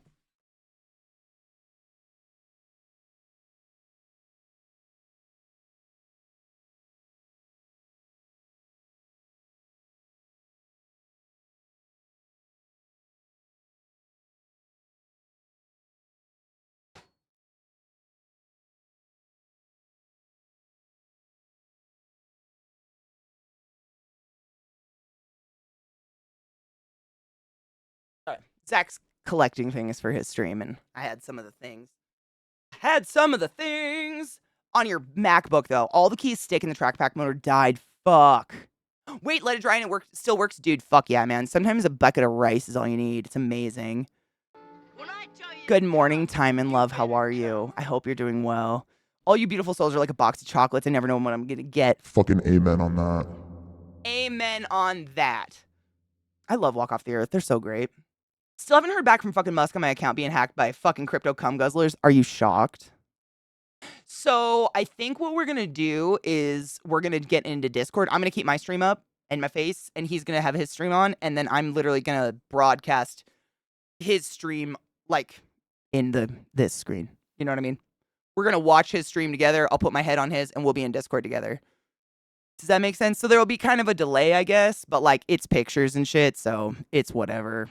It's the best we can do. We're going to do like a squad stream thing. I think that'd be the best, because otherwise I don't know. I'd basically go unlive and go sit on his stream or something. I don't know. We didn't really know, so like we just figure we just do both, and then we'll do like a squad stream, you know, so you can see both chats and stuff if you want to. But then we can go over them together and still have our own streams up and like, you know what I'm saying. Oh, Jay, how are you? I had to channel you last week because, oh, honey bean, thank you so much for subbing the class, keeping the class. I haven't given an for 25 fucking months. Are you feeling better? Oh, David, I was excited to have the pooches back, to be honest. I missed them. I missed my dogs incredibly. Instantly, if anybody likes Tool, you should give Lucid Planet a look. It's not one-to-one, but there's some stellar songs. Dude, I'm all about finding new music. You know me, Sea Lion. Stellar, I'm gonna write it down. Stellar. No, Lucid. Why did I? Stellar. You said it was Stellar. Lucid Planet. Fuck yeah. I'm always looking for new music. Should have Zeke pull out the couch. Yeah, if you want to set up a multi-glut, that'd be awesome. I was telling Zach that, like, I'd rather do a multi-stream than squad stream, because from what I remember, squad stream doesn't work on mobile, or it's not as... There's something about squad stream where it's just not as good as multi-stream. And we used to do multi-stream all the time, and it was always better. I don't remember why, though. It's been a bit. Zoe love. Oh, you got a danger noodle? Oh my god, what kind?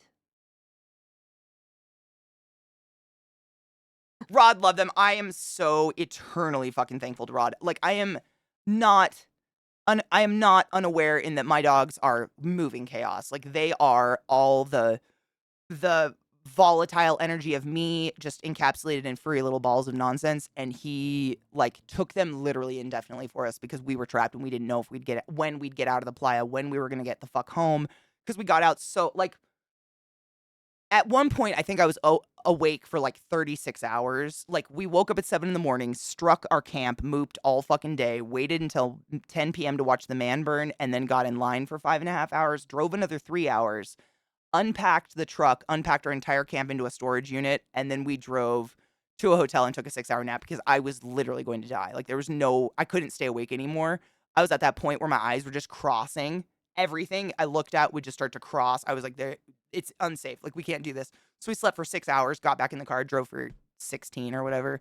So I didn't even know today was Friday. Like, if Viata hadn't have tweeted at me that she got new weed and today was Faded Friday, I didn't know. The fucking my sense of what day it is and where I am in space is really fucked up right now.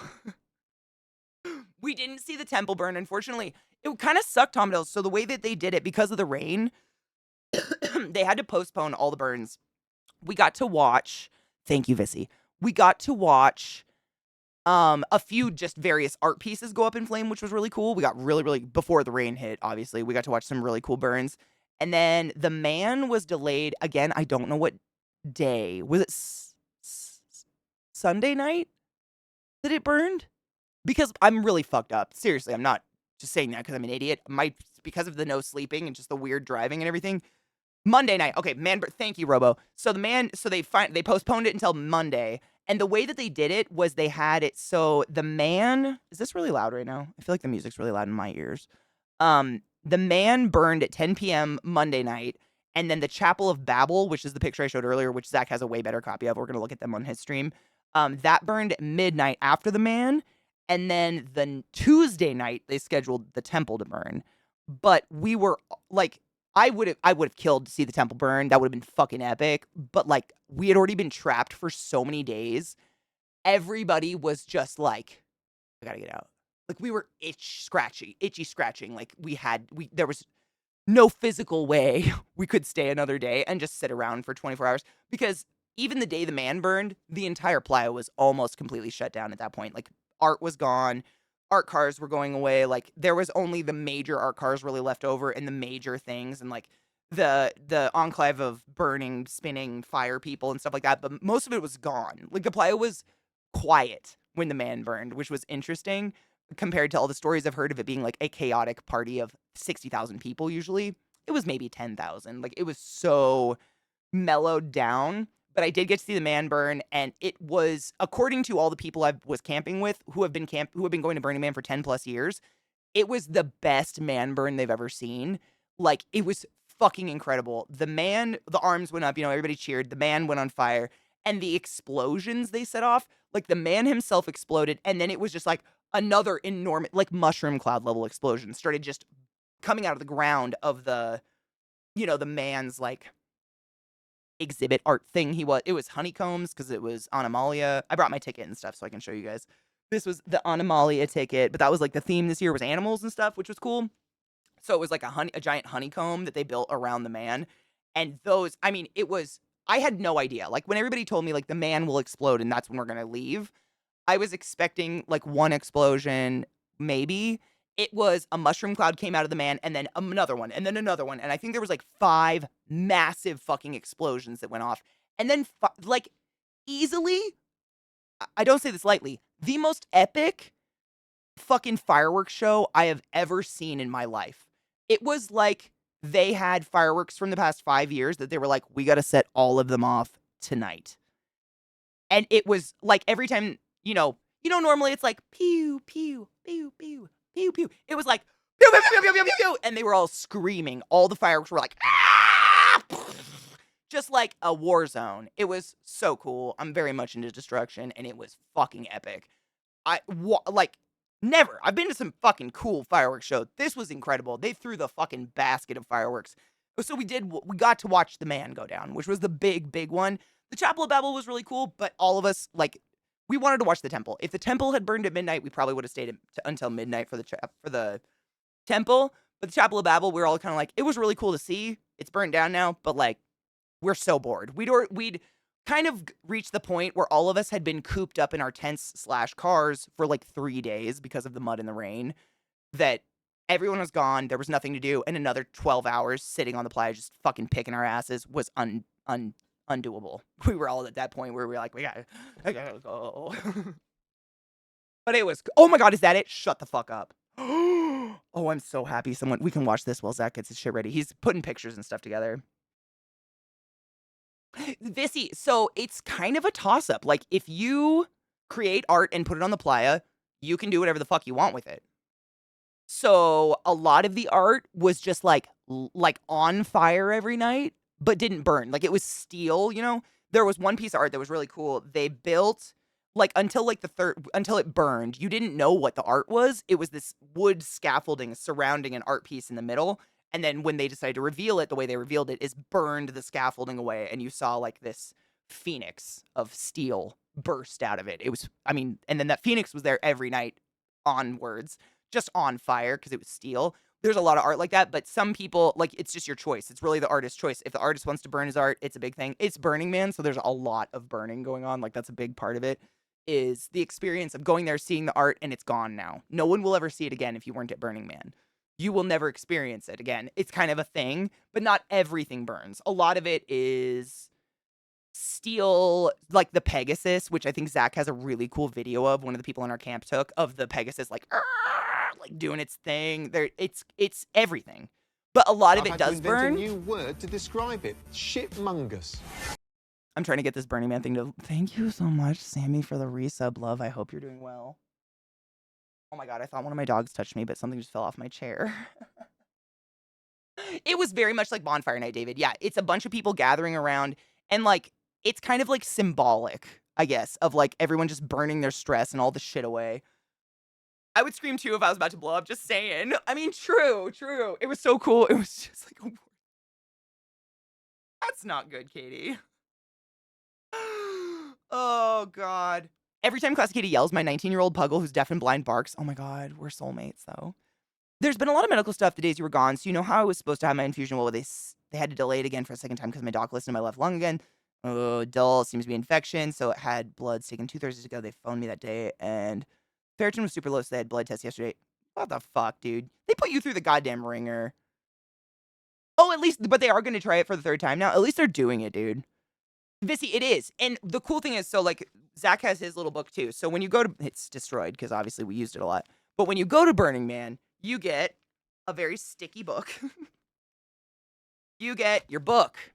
And this is literally every single camp in the entire place and their gifts they offer and what the camp is. So like, it could be a massage camp that offers happy endings. It could be a camp that just offers cool mist. Could be a camp offering ice cream. Could be a camp offering fucking coffee. This is, including my camp, is in here. It's fucking wild. And then, so this is on the topic of stuff burning. As far as I know, most things on the playa don't just light up. Like, they don't do it as a surprise because they have to have a volunteer fire perimeter of human beings. There is a pool of people who are called upon, who are regular volunteers or who just know about it and go to volunteer, and they set up a human perimeter around the art before it's ever lit on fire to prevent anyone from getting damaged, running into the fire, etc. So because of that, all burns are scheduled-ish and known about beforehand. So for instance, the first burn we got to see was actually penises. There was penises everywhere. It was incredible. My camp had a penis on it. Amazing. There's the first burn we saw was the robots. There was these 2, we actually got a cool picture of Zach and I standing next to him, but it was these 2 robots that were as tall as a house, and one was made of wood and had a wrench in his hand and was pointing at the other one like this. The other one was metal and had an axe in his hand and was pointing at that one like this. And the wood one got set up one night, and we got the fucking most miraculous seats. I'm sure we're going to talk about it more because we met probably the most interesting, phenomenal woman I have ever encountered in my entire life while watching this burn. Like, holy shit, what an inspiration. We sat on a piece of art and got to watch this whole thing burn down, and it was fucking cool. But it was because it was all scheduled, and we knew when certain art was going to burn. They have to, because they have to have a perimeter. So it's not like you're going to miss, well, you'll miss a lot because it's impossible to see it all. Literally, it's impossible. But this is the map you get. And thank fuck it's actually organized in alphabetical order, so you can find every single one of these dots. This is Deep Playa Camp, Center Camp. So this is like a huge tent where they used to sell lattes or something like that, and they don't do anymore. And then this is the Esplanade, this yellow chunk around the half circle. And that's the huge camps I was talking about, where it's a lot easier to get into the camp because they're just looking for bodies, because they build their camp is a piece of art. It is an exposition, you know what I'm saying? Like, they're huge. They're here. And then we were like right in here. We're like a normal camp. And then wherever there's porta potties tends to be where all the glampers get stuck, which I think is fucking hilarious. But yeah, this is the thing. So every single little black dot you see is a piece of art. And then you can look the corresponding number, find out what it's called, and then you can look for it in your book and see when it's going to burn, if it's going to burn, blah, blah, more, what it is. If you find a piece of art and you're like, I don't know what the fuck that is, you can look it up and kind of figure out more information about it. It's pretty cool. So we carried this. I mean, it's kind of amazing that it's not destroyed. But I carried this fucking everywhere because half the time you find something and you have no idea what you're looking at. Like I said, there's no names. It's decommodification. There's no names on anything. There's no Instagram handle. There's no Twitter handle. Chances are you're not even going to see the artist. I met one artist because it was an art car, and it was a green man. It was enormous. It was like a bus turned into a giant green man head. And on the sides of the bus, there was hammocks, like draped in the willow tendrils of the green man. And you could just sit in the hammocks and ride along with the art car. And I sat in a hammock, and the artist came up behind me and gave me a push in his swing. That's the only time, I didn't know. I was just like, oh my God, stranger. And he was like, do you like my art car? And I was like, oh my God. But that's the only time. You'll just never know other than that. But yeah, this kind of gives you an idea of just the ridiculousness and what I mean when I say you will never see it all. And like I said, half of this is moving and mobile all the time. So these are the original positions, but chances are it's going to be moved. You just don't know. It's going to go anywhere. It's wild. It's so much. I mean, I think Zach put it, I can't remember exactly how he said it, but it's an ADD dream. There is never nothing to do. And you can go do any of it anytime. 4 o'clock in the morning, 4 o'clock in the afternoon, doesn't matter. There's something to do. There's someone who's going to feed you. There was a place where you could literally buff your, like they had these like back massager buffer things. You could go buffer someone. Like think of it. I guarantee it was there. It was crazy. It was insane. There was an oyster bar. We saw a penis competition. We saw a naked mile. There was a group of people who ran an ultra marathon on the first day. Second day? I think it was Tuesday. I don't know. Again, my days are real fucked up. There was an ultra marathon out there. There's something for literally every single person, which is insane. My camp was 7:45 in B. That's like how you find it. That's the streets, B, and then the time, because it's a circle, so they do it like a clock. But my camp was in this map that's not unfolding. Our camp was... So if you look in this half circle, it's not going to focus, but you can see like the 45s and shit and the numbers. So B is the second, the third white line out is B. That's where our street was literally called Bat. What was it? Bat something, which is funny because we're the Bat Cave. But we were B and 745. I believe we were like right here-ish. So we were super close to everything. Like it was literally 2 streets up and I was on the playa all the time. It was pretty epic. But it was just far enough away that it wasn't like loud constantly. Like no matter where you were, you heard and that never stopped. But there were some places where you were definitely really close to party camps and that would have been fucking loud. Like wow loud. Hold up. Tom, thank you so much for summoning the class, keeping the classy alive and giving it something so fucking long. That's a lot of fucking months, and I appreciate you. Thank you, love. I got pushed in a hammock swing. It was fucking sick. I know. Zach wasn't even there, but I have a picture of it. No, the naked mile was the day after the rain, so they were all barefoot because it was just mud. And like I said, there's no garbage because of moop, matter out of place. So it's quite safe to run in the mud. It's not like you're going to fall into a needle or something because the vast majority of human beings there are constantly picking up anything they find in the ground. So it was actually pretty safe. But the naked mile, totally barefoot, as far as I remember. I think we actually have a video of it, but obviously we can't show you guys because there's penises. The ultra marathon we might have pictures of because one of the people in our camp actually ran it 30 miles on the playa crazy, fucking crazy.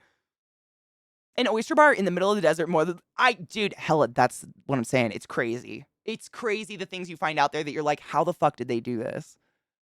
Because you have to take all precautions. If they fuck around, they're never going to be let back. So no one gets sick. I mean, it's kind of crazy. We were very nicely centralized. Our camp has been around for quite some time, though. So you know how I was talking about how if you want to join a camp, one of the huge camps that are always just looking for bodies to help, but they feed you, they house you, you have showers every day.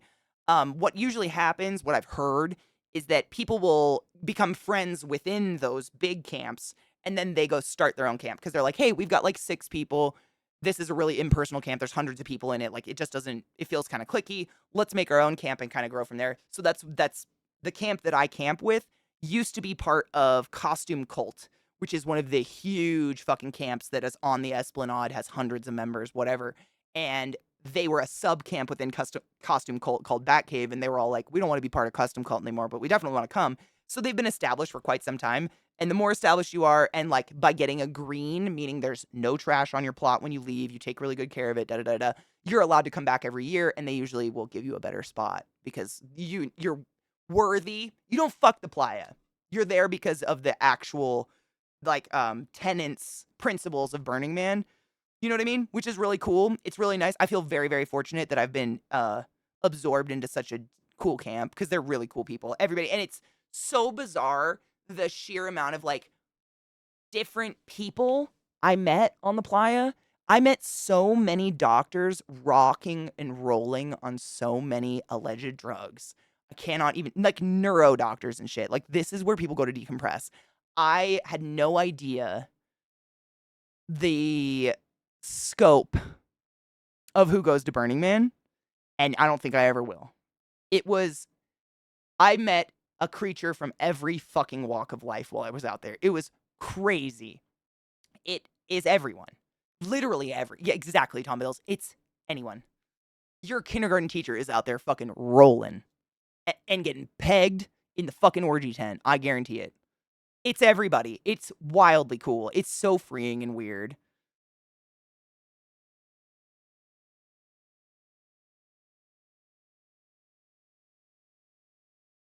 I need to go. Wally's not going to like it. Wally would not survive. I would not bring Wally. No offense, Wally, but like, you a soft bitch. You'd survive. You a hard ass cunt. But like that bitch, he'd melt.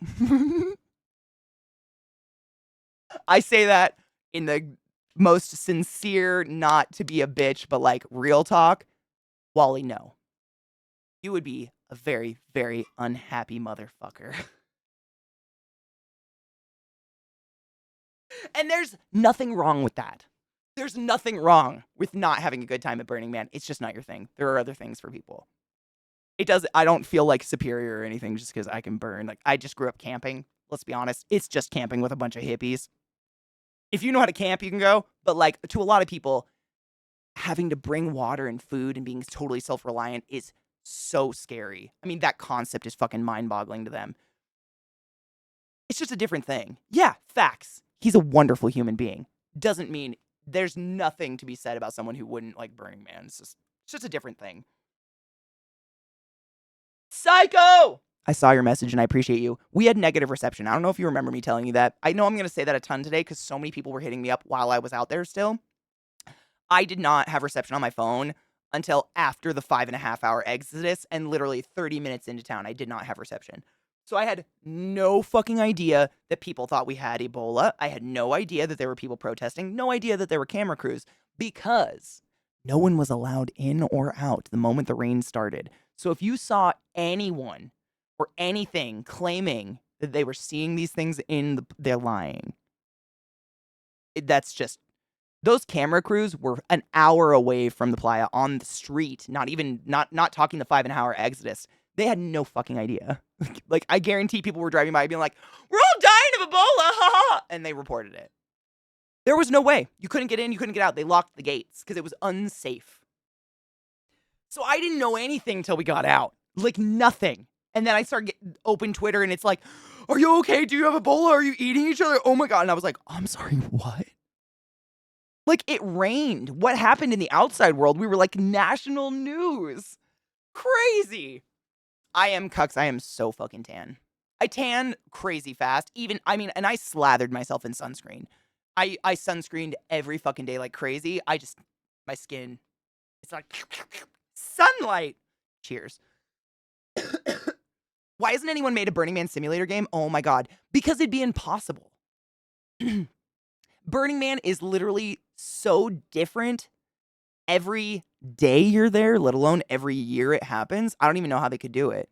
It'd be impossible because you'd need to somehow simulate human nature into it. Because shit's moving and stuff, you know what I mean?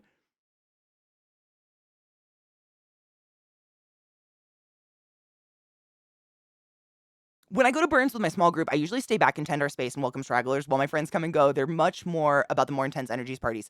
That's 100%. A couple people in our camp were that. Like my camp, I felt really cool. I felt it was really, really cool with our camp specifically because we had such a very diverse group. Like, there was 3 people who were definitely there. They dressed up awesome. I mean, fucking epic. Raver babies. Like, but they're not sparkle ponies, but they had the cool outfits. They went out every night, stayed up till sunrise, rolling, listening to music and partying. And then we had the couple people that love to stay at home at the camp and just like clean up the camp, welcome people in, give gifts, go talk in the local neighborhood, like get to know all of our neighbors. And then they had people like me and Zach where we were like every morning, like, peace, we're gonna go look at art. And then we'd come back 4 hours later in the middle of the day in the sun, like, oh my God. And then we just complain about it for 4 hours and then go back out, look at art and eat food. Like, that's what I wanted to do, was just like eat and look at art. But it was cool because I got to hear everyone's stories about what they did. And so I feel like I kind of got a taste of how other people experienced the burn, as opposed to just having camp that was like all ravers who were looking for the house music all the time. Like, we wouldn't have had that different scope of what everybody's kind of experiencing. You know what I mean? Burning Man sounds like a great time. I have zero desire to go camping, right? And that's a lot of people. 100% understood And BDO, like, what tent would fit you? Let's be honest. I barely fit in my Jeep. It was crazy. I don't think I could survive the heat and the sun. It's terrible. The heat and the sun was absolutely the worst part. I mean, the first 3 days we were there was a good chunk of 6 hours in the middle of the day where you just, sitting, laying down, nothing felt good. You just felt shitty. It was so stifling. Like, that's just heat. And the playa is white. Like, that mud, sand, the dust is white. And so all it does, it's like being on a lake. If you guys have ever been fishing or, if you water ski or waterboard or whatever. Waterboard? Did I say? Let's not talk about it. Um, it's that same effect where the light reflects off of so you're not just getting heat from up top, you're getting heat from the bottom too. So like it was just this compression of heat on your body. And what we would do is literally fill Ziploc bags with cold water, like drained out of our coolers, and put them on our feet and just sit. Because it was bad. Like, that was intense. But it, like, by the time it started to cool off and you got to go out and see art, you wouldn't even think about how miserable you were in the middle of the day because you were having such a fucking good time by the time you got out. I don't know how to put that. The Ebola thing is 100% bullshit, yeah. I heard MTG spread it. I don't know. No one got Ebola. The only incident I heard about Burning Man thus far that's come out is one person died because they were fucking with their generator the day it poured rain. Like, they were outside fucking with a generator in the pouring rain and electrocuted themselves and died. But every year people die, and it's usually because they get run over by art cars because they don't light up their bikes or they don't light themselves up, and they just go walk on the playa pitch dark. I'm sure you've all been driving on the road in the middle of the night and you see that motherfucker in a black hoodie, like, walking down the side of the road, and you just think to yourself, fuck you. Be an adult. Get some lights, for fuck's sake. Like, there are camps. I was talking about the gifting thing? There are multiple camps who gift lights. They gift them. There's no excuse not to have a fucking light on. And it's so many people. It's just, and it's like, not only do I not want to kill you, but you're going to ruin my life if I kill you. Like, I have to survive with what I just did to you. Like, it's just an all-around stupid situation. Don't fucking do that. The Ebola thing, not complete bullshit. No, it was complete bullshit, yeah.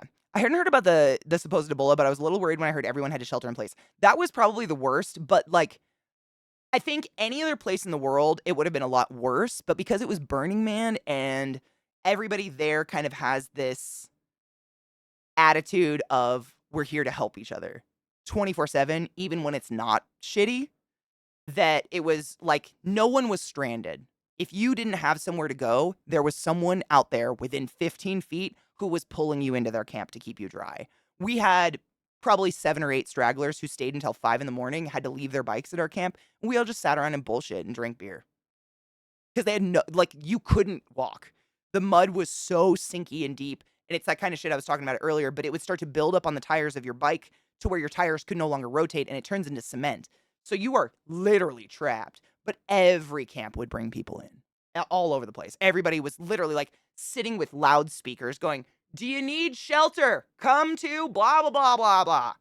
Constantly. Like if you were stranded, it was by choice, I have to assume. There was just way too much help out there. Everybody is so nice. Like, people were so fucking accommodating. Cheers, by the way. Ooh. Thank you so much for resuming the class. Keeping the class alive. I'm giving it a fucking 8. It's wings medal. I hope you're doing well. You're so late. That's okay. Honestly, I've just been blabbing about Burning Man. We're gonna soon. I was actually trying to get Discord up because Zach's got all the pictures, and we're gonna look at him and do like a little squad stream and look at him with him. He's organizing them though.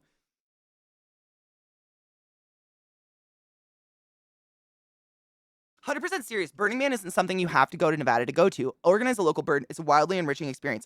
100%. Like, that's, if you are listening to my stories or Zach's, Ezekiel's, and you're like, wow, I really would like to do Burning Man, but like Nevada's too far away, or the tickets are really expensive to get in. Like, it's expensive to do it. Like, you have to have enough water for indefinite days nowadays because rain. You have to have enough food. Like, you can't count on anyone feeding you. That being said, everyone will feed you. But if you go into Burning Man with that expectation, you don't take care of yourself, that's like, they'll know. I don't know how to say that. It's just like this weird. But basically, as Tom Dills was saying, almost every single, if not every single state in the United States of America has a regional burn where burners create a mid-burn halfway through the year where burners get together and do like just a weekend thing, or they'll like get an Airbnb or something like that, and it's just the local ones, I've had to invent just a to like new continue word the to feeling. describe it. Shitmungus. I'm smoking pot, ma'am. I don't know what you want. Cheers, y'all. And fucking Mel, thank you. Thank you so much for summoning the class, keeping the class alive, and giving it any swings, and I appreciate you.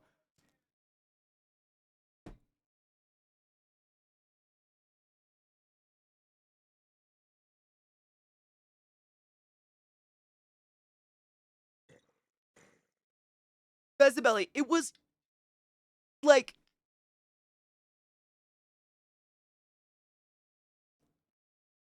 I don't know what it reminds me of, but it reminds me of something.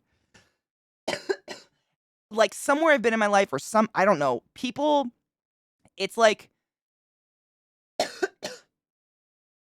if you want to have a conversation, you barely have to walk 20 feet, and I guarantee there is some human being who wants to sit and have a conversation with you. They're not doing it to be nice. They're not doing it to be cordial. They're not doing it because it's some social nicety. Everyone out there is there because they kind of want to just talk to human beings in real life. I think I was going to this same conversation earlier when I was talking about the fact that my cell phone didn't work out there. No one had reception unless you were a fucking sparkle pony. I've had to invent a new word to describe it. Shitmungus. Unless you were a goddamn sparkle pony and you brought internet, ma'am, stop. And you brought internet, there was no service, literally negative service out there. So apologies for the third time today. I couldn't message anyone back, so I wasn't ignoring anybody. I just couldn't. Because of that, every single piece of communication between you and another person is in person. Everything. So say you're out on the playa and you meet someone really cool, you tell them where your camp is. If they want to talk to you or hang out with you, they must bike to your camp, knock on your tent door, and ask. They can't text you. They can't email you. No one's sitting there saying, I texted you. Why didn't you text me back? There's none of it. They have to come to your face and say it. And it's fucking miraculous. I loved it. We all had message boards. Like all the tents had a little whiteboard tipped up against them where people could leave a message if they stopped by. Like it reminded me of being in college. We used to do this in college. We'd all have a whiteboard on our fucking dorm, and texting wasn't real. So you'd leave someone a message on their door if you came by and they weren't there. And there was something really fucking cool about that. It was refreshing, because it felt more like human, because someone would say, hey, do you want to do something? And you'd be like, yeah, let's do this and this. And it turned into a conversation as opposed to just a transaction of words, which is what I feel like the vast majority of quick digital communication is these days. It's just like, I need something out of you, please give. Whereas out there, it's like a mutual, like we have a conversation, we do something together. I don't know. It was weirdly like fucking feral. I loved it. There's something about it. Dread, as you fucking wish. Thank you so much for summoning the class, keeping the class 11, giving it a swings, motherfucker. I appreciate you. That's a long goddamn time. What is a sparkle pony? Oh my god. So sparkle pony is a term I learned for people that are looking for Coachella and go to Burning Man. I don't know how else to put that. It's people who go out there with not just an RV. Like lots of people have a little RV or like one of those little sleeper campers they drag behind their car or something, because it gets really, really hot and a tent does not protect you from dust storms. And the dust is so fine, it gets into everything. Literally everything. Everything. Everything. Everything. So if you have like sensitive sinuses or anything like that, having somewhere to enclose yourself away from the dust and the heat is just survival, and I completely respect that. But a sparkle pony, from what I understand, is someone who goes out there with a house on wheels. They live in it. They have a shower every day. They're just not, they dress perfect. They have perfect makeup every day. And they're there to take Instagram photos with the art. End of. That's the sparkle pony. They're not there to be part of the gifting culture. They're not there to be part of the decommodification. They're not there for the experience of Burning Man. They're using Burning Man as a form of media income. Yeah, they tend to not be part of a camp. They tend to just kind of come solo with their photographer boyfriend. Is he okay? I've got Discord open, so I'm waiting to see if I get a message from him. Thank you, Glad. I appreciate you. I don't know how. Yeah, it's it's hard to it's hard to describe without you knowing, like, in and out, which I do not know yet. No one does really forever. The Burning Man principles of, like, radical, like, we'll probably go through them with Zach because they're really important to him, but it's like radical self-reliance. Meaning, yes, you're going to get fed and you're going to get water. Everybody has way too much food and way too much water out there. However, you go out there without that expectation. You go out there with 9 days worth of water, usually a gallon a day. You go out there with food, 9 days worth of food, etc. But you're gonna be like, no one's gonna let you starve. But like, that's the understanding. Whereas a glitter pony would not do that. They would not bring all their water. They would not bring all their trash. They'd probably dump the sewage from their house on wheels into one of the portos when no one's looking, because they just don't care. They're not there because of burning. They're not there for the burn. They're not there for the man. They're there for the post. I don't know. And there's a lot of it. I don't know how to explain. Yeah. So sparkle ponies are glampers basically, but a bit more disconnected socially. Very much yet that. They glamp and they're just disconnected from the community aspect of, 'cause for instance, like, I'm not the most, social human being in the world. Like, I can, but I kind of like to stay quiet. But like, if you go to a camp, like there was one camp, I can't remember what it was called. Oh, it's literally called the hot dog camp. And they have huge flags that say hot dogs all around their camp. And they run like an old 50s diner, but they have 0 hot dogs. They hand you a menu that has everything on it except the one thing they serve, which is a kick-ass Wonder Bread Kraft single fucking grilled cheese, which, let me tell you, hungover in the desert, that is delicious, no judgment. But like, that's what some camps do. You know what I'm saying? Like, it's the whole gimmick of it. Like, you wait in line, you get served by this waitress who's got a cigarette hanging out, and she's on a break, and it's whatever. And they hand you this menu, and the menu will be like, waffles and whipped cream. The whipped cream is actually an ass whooping, and it comes with a high dose of depression. But they're going to serve you a grilled cheese no matter what the fuck you pick on that menu or say or do. That was one of my favorite camps ever. But when you go there, they actually have seating. Like, they sit you like a restaurant, and chances are you're going to be sat with a couple other people because it's picnic tables. And I like to talk to those people. Like, I met some of the most fascinating human beings because I just went somewhere to get some food and I just happened to sit down with them and I had a conversation. Whereas a sparkle pony would not do that, would not partake in that situation at all. They would not go in, they wouldn't sit, and they wouldn't talk. Because that's not what they're there for. If that makes sense. It's kind of, I feel bad for them. Fuck sparkle ponies, even though I just learned what they are. 100%. No, they do kind of make the whole experience very miserable. Because, like, for instance, this just happened was it the last night? I think it was the last day that we were on Playa.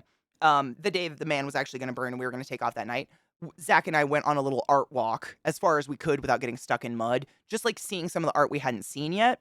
And there was a fucking phenomenal structure. I think Zach got a good picture of it. And I'm just, like, standing in it looking at it. But what it looked like was chopped firewood that was in 2 columns that started to taper. They were huge. Like, the bases were like 6 feet. 2 bases of 6-foot firewood that started to taper up. And where they met in the middle was a steel phoenix lady who was burning on the inside. But the steel body kind of looked like Edward Scissorhands, like leather outfit. If you imagine, you could see the fire burning through all the stitches. And it was incredible. And it was like 12 feet high.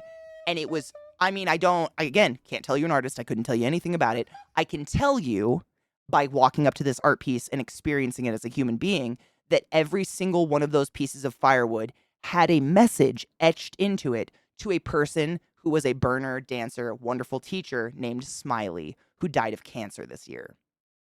I can also tell you a sparkle pony walked up and asked me to move so they could take some shots in it.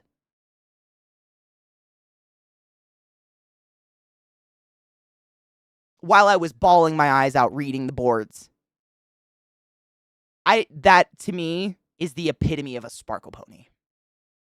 Just right there. Fucking rest in peace, Smiley. There were photos inside the arch of her. And the messages, I'll cry thinking about it. There's so much art out there dedicated to people who were so loved. Oh my God. Oh my God. No, I just started, Robo, you know me. Physical violence is really dangerous for me because I'm tall and big and I can actually do some damage. I like the psychological I've had to invent attack a new better. word to describe it. Shitmungus. So they asked me to move, and I'm a nice person. I'm not there for confrontation in a fight, and I think I was rolling at that point. So I was just like, sure. I took about a half a step to the left and then started audibly, very emotionally talking about the deceased person this piece of art was dedicated to and how heartbreaking all of those messages about this person who just passed away from cancer were right in that person's ear. The Sparkle Pony. Because had I smacked them, they'd have a bruise for a few days, and then they'd move on and think I'm a bitch. But that's going to sit with them for weeks at that sweet, sweet moment right before sleep comes. And I hope it does.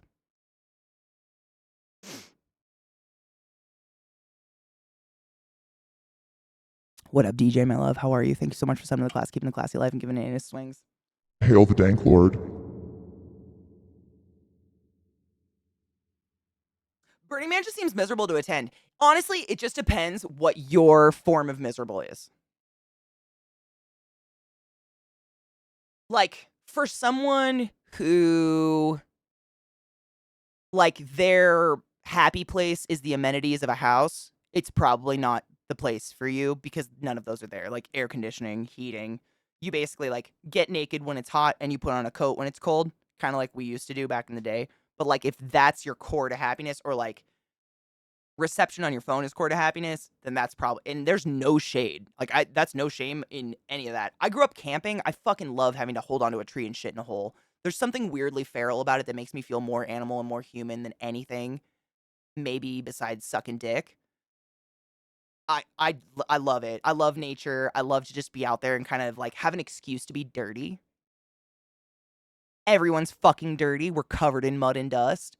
You know, there's something like I wore my hair in a bun for like 8 days because I couldn't get it out. Because that dust is fine and acts exactly like dry shampoo. So imagine dipping your head in a barrel of shampoo. That's what my hair was by day 2. And I just was like, there's no, I mean, if I would have brushed it, I would have been bald. Like that kind of texture in my hair. And I kind of like it. It's like gritty. It makes you appreciate being clean. It gives me, it's kind of, I think it helps me appreciate the things. The little things that you kind of take for granted, like air conditioning and having a shower every day. I love that shit. But there's no shade in not liking that stuff in any way, shape, or form. There's a lot of things out there that people, cruises, I'd rather gargle glass in traffic with clowns than ever step foot on a fucking cruise. And yet, they're real popular. Some people love to sit on the water and eat all day. No shade, to each their own. I'd rather burn. Want to see my sunburn? Ow. Ow. I burned.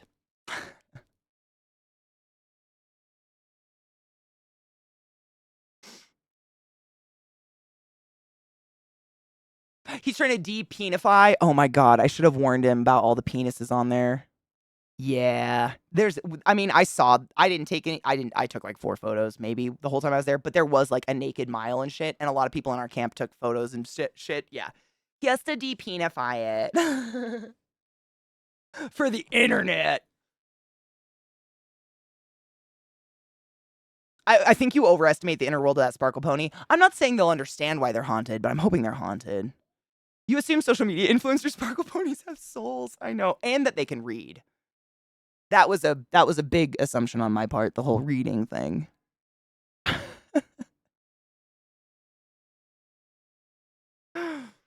Love the horse's labeled as a tarantula. Glad to be back. Oh, Beatree, how are you? What horse? I know. I'm actually working on painting this wall and shit and taking care of this room a little bit better. But I figure it's a good place for the what horse for a bit, and it's scary eyeball. Burning Man sounds like a life-changing experience, and due to my physical limitations, isn't doable for me. 100%. And it's, you know what's really cool, actually, Timon? Currently, I would say it's not very accessible, i.e., if you are like wheelchair bound and it rained, you would be so fucked. You literally wouldn't have another option. That being said, if it didn't rain, it's very, very accessible. And actually, while I was trapped in my Jeep because of the existential rain, I listened to a lot of the Burning Man radio, and they interviewed a lot of people from around the playa. And one of the people they interviewed is someone who is a huge proponent and I guess like leader in the movement of making and helping Burning Man be more accessible while still honoring the tenet of radical self-sustainability. Because that is a huge thing there, is being radically reliable while you're there, meaning you don't come in and expect anything. However, that doesn't mean that gives anyone a right to make it completely inaccessible for people who are wheelchair bound or, et cetera, have any disability physically at all. And they're actually making huge moves, i.e., like they have a cat bus, which is a couple golf carts strung together, like the ones at Disneyland or something. Literally, it's like an art car, like Cat Bus from Totoro, but it's completely free service that goes around and has a little schedule. It goes up and down the streets and will transport you to the playa. If you're someone who literally doesn't have the mobility to get to the playa, but you have enough mobility to get around the playa, they're starting to make movements to do stuff like that, which is fucking dope to me. Because I don't think having a bum body should fuck you from experiencing Burning Man. And it's a lot of walking. Like, my feet hurt, and I run every day. My feet are still tingle. Like, they feel like all the time. It's a lot for anyone. I mean, anyone, it's a lot.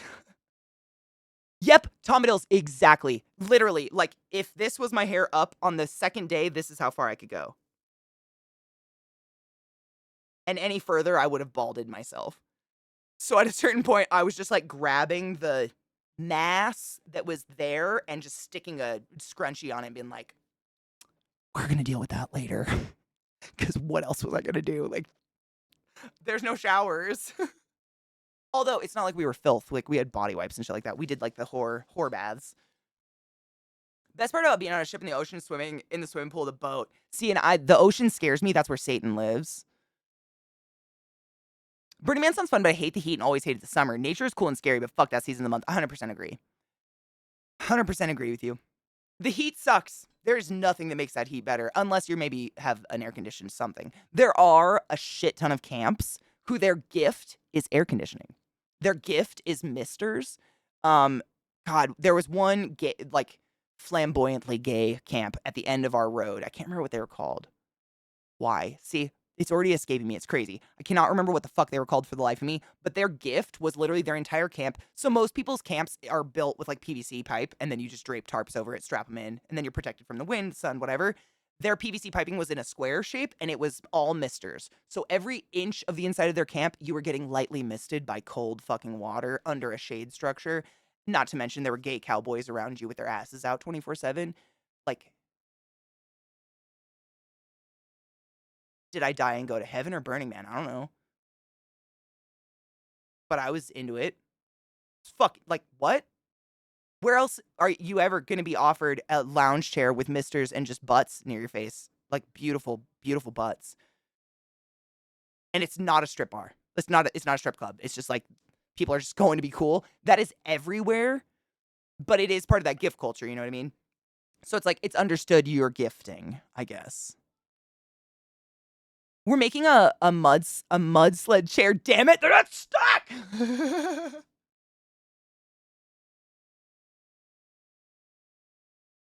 Snatch catcher. That bitch, and when I mean bitch, I mean the most wonderful person in the world, ClassyKatie. Nelson. Sorry, that was great. Oh my god. Sexy, thank you so much for subbing the class, keeping the class alive, and giving an A. Swing so fucking long with that motherfucking Prime sub. Do not forget your Prime subs. Every time you forget Prime subs, $5 is gently slid into the creamy asshole of Jeff Bezos, and he makes so much money and does nothing for the world. Like, for fuck's sake. Stop it. I appreciate you. Daytime naps. Oh my god, Tomadills. This year there were so many hammocks. Oh my god. I was in heaven. Like, I am a hammock fuck. Give me a hammock and I will cocoon for the rest of my life. So many hammock camps. And I don't know what it was. People were not using them. Like, they were almost deserted and they were being misted. And, like, at one of the hammock camps, it was just naked dudes walking around with trays of bacon. Candied bacon while you lay in a hammock being misted. Naked boys. What? Heaven. But in order to experience these amazing things, you have to kind of suffer and go camping. So, like, that's where it outweighs for me. Like, yeah, I was uncomfortable at nighttime. Like, we were literally sleeping in the trunk of my Jeep, and my hip was exactly where the crease in the seat was. So all night long, every about 20 minutes, I would wake up and have to turn, wake up, turn, because my hip bone was like necrotizing against my Jeep. I slept maybe 6 hours a night. However, the amazing things I got to do so fucking far outweigh any discomfort I had in any way, shape, or form. The incredible people. I met someone whose plan name was Finn. You want to know what it stood for? Infinite love. And he gave me a laser cut fucking tree pendant. It's like this big. It's still packed. I still have to unpack a lot. Yesterday, literally, for 12 hours, we unpacked my car and hosed it out and got rid of dust. It was insane. I still haven't unpacked all my stuff. He, as a gift, he was like, "Oh my gosh, it's your first burn." Gave me this laser cut willow tree about this big. It's fucking incredible. These are the people, and it was just because I found a camp that offered coffee and I needed a coffee. So I sat down and had a coffee. Infinite Love sat down, gave me a gift, and I learned all about him, and he was punny and fucking hilarious. That's Burning Man. So like just that 15-minute conversation with Finn, I didn't even remember I was super uncomfortable all night or that I'm kind of cold or that I have a sunburn. But that's me, and I know a lot of people can't get through that. And that doesn't mean anything. Doesn't mean I'm better than anyone. Doesn't mean you're better than anyone. Everybody has a different comfort level that you can't handle. Like, I am 100% the first to admit, like, there are stupid things in this world that drive me to the point of like, if Burning Man involved touching a microfiber cloth with dry hands every day, I couldn't do it. There is no amount of fun that would outweigh what that fucking feeling does to my skin and soul. Can you even imagine? Abso-fuck-not. Everybody's got that point, and that's no shade. I'm just glad my point wasn't there.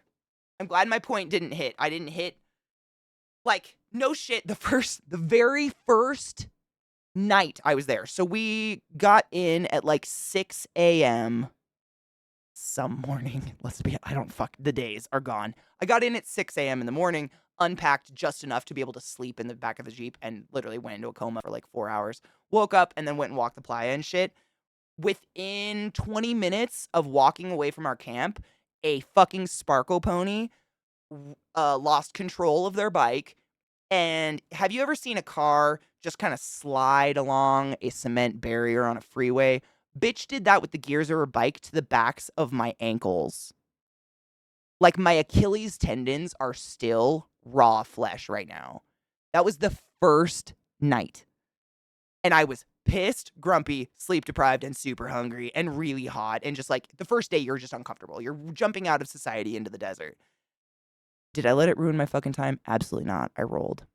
It was amazing. But that's not my level. Like, pain is not going to stop me from having a good time. For some people, they would have laid in their camp for the next 9 days and pouted. That's no shade. Everybody has that level. Oh, dude. My nails. They got that alkali, that like mud disintegrated my fingernails. I had to cut them off. They were bending. By the end of the trip, no shit, I could just bend my fingernails. Like, they were wobbly. It was sick. I don't know. That sand is something else, that dust shit. But it literally, I could have like, blah, blah, blah. So I just cut them. It was sick. I have like nourishing shit on them right now. They are bad. Yeah, they're still like, I don't know. You probably can't. I can just bend them. They're just flop. Like, literally, I'm just bending. They're just paper thin. It's crazy what that mud did. To be fair, like, we experienced way more than the normal burn, like, ever before, because it was the mud and we were having to, like, dig it off of ourselves.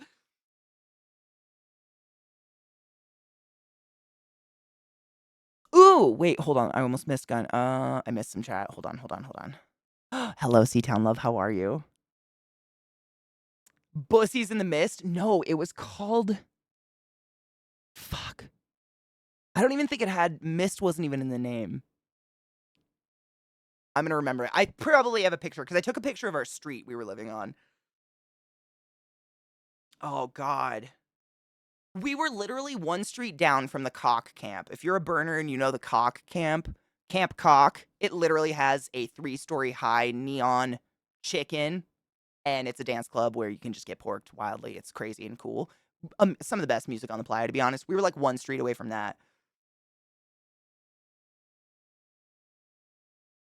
Brew! We actually didn't because we weren't one of the idiots that tried to drive in it. Even though I could have because I have a Jeep. I didn't because I'm not a dumbass. But no, we didn't get stuck, thank fuck. You can get wheelchairs these days with treads, so that would be cool. Treads would be so necessary because, like, you can go out there with any wheel and get around. It's just so much harder. Just watching the people in my camp who had most people, if you're not like a yearly burner, you usually just like go buy a secondhand bike for $50 off Craigslist, like drive it to death at the burn and then trash it. So a lot of people just have like thin tired street bikes out there. And if they hit a sand pit, their bike dead stops and they just spin. Whereas my big old mountain bike, I didn't even know there were sand pits. So I imagine tread is literally everything. If you want a smooth, like, I can't imagine. My pussy was bruised from being on my bike seat and like on moguls and shit across that desert. I can't imagine if I hadn't have had tires as big as my cock. Like the damage that would have been done. I don't even know. These people out there, they're just sitting on these seats doing this. Like, holy fuck, dude. Are you fucking the seat? I don't know. It's crazy. It can be some pain. We should cheers. Sorry, I'm trying to catch up on chat. I feel like I'm talking way too much today. If I miss any messages or anything, just know I am way too hyped about Burning Man, and I'm so sorry if I just blab forever. I love you guys. Thank you for listening to my nonsense. We're just waiting for Zeke to de-dick all the photos so we can look at them.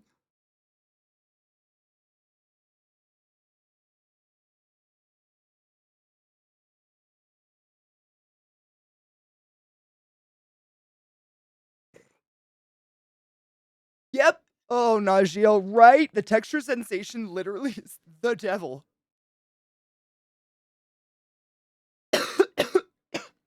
There's another material that does the same thing to me, and I don't know what it was, but it's like what my Nana's nightgowns were made out of when we were kids. And it's like this shiny polyester, and it would always have little white collars or something on it, but it looked deceivingly soft. But if you touched it with dry hands or a hangnail, it would be like,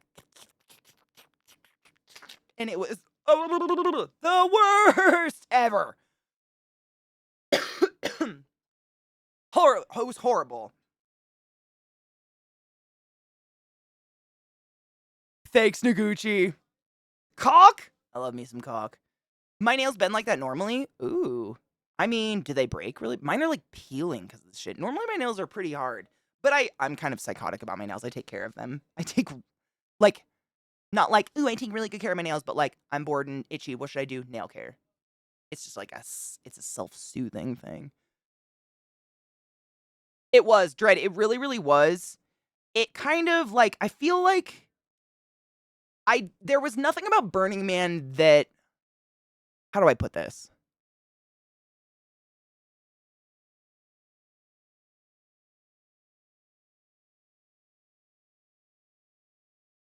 There was nothing I experienced at Burning Man that I didn't think humans couldn't do anymore. However, it was such a fucking amazing affirmation that humans are still humans.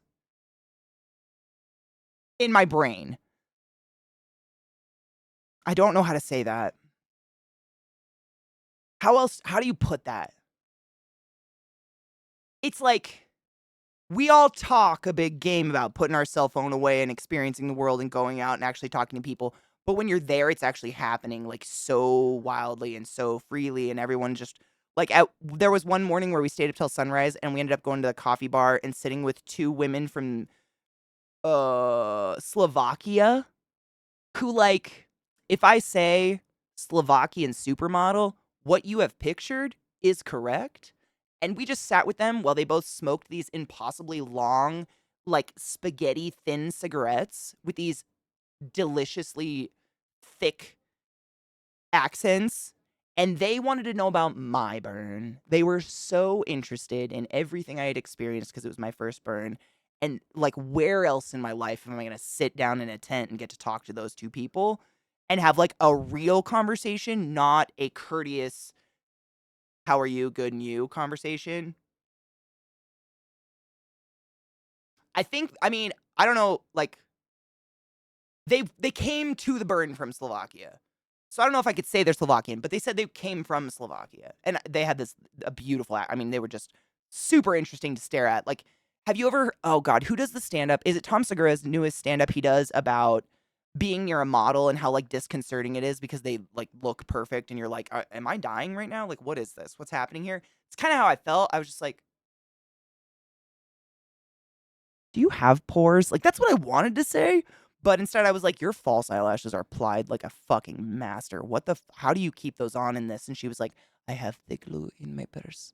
I just touch it up every 15. It's fine.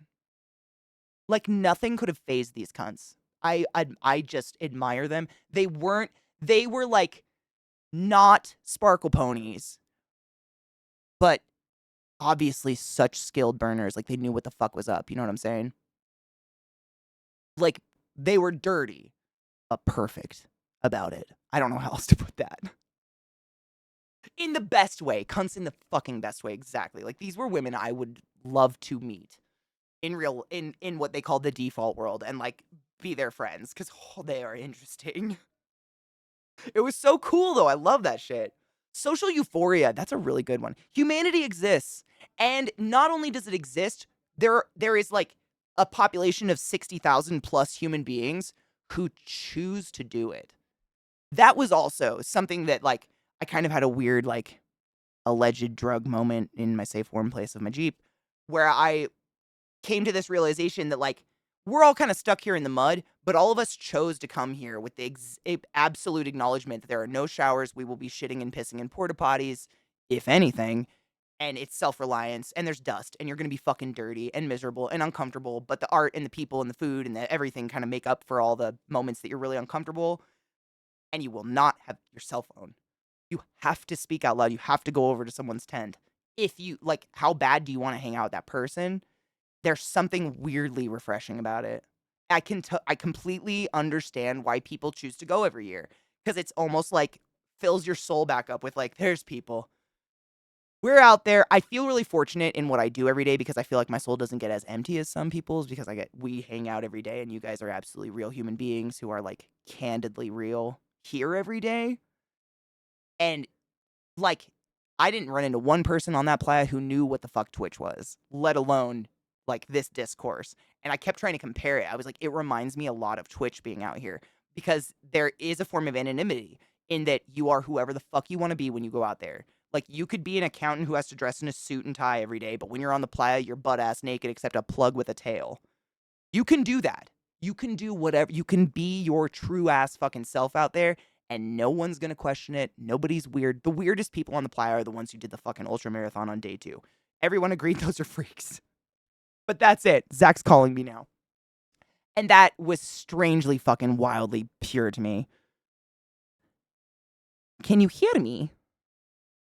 You are so quiet. Hold on. I knew my settings would be weird. Let me make sure I can hear you well. I can hear you so faintly. Why? How about now?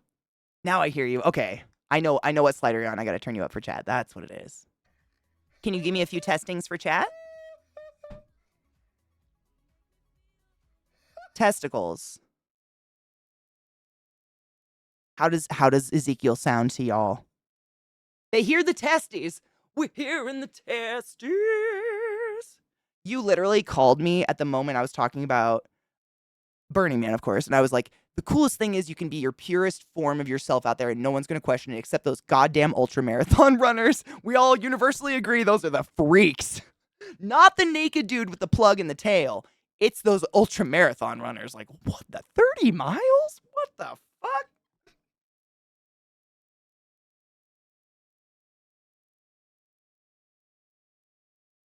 Twice.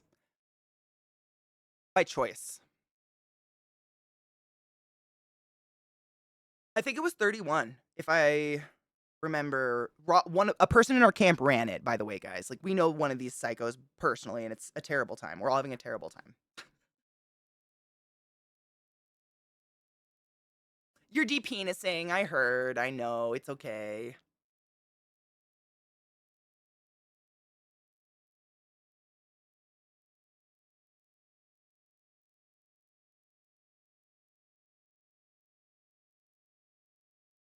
I've had to invent a new word to describe it. Shitmungus.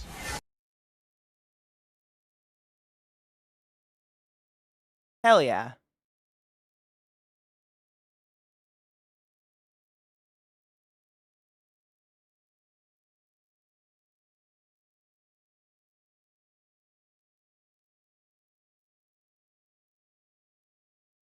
%. I was literally telling Chad, I hope we go over them because they're a major thing.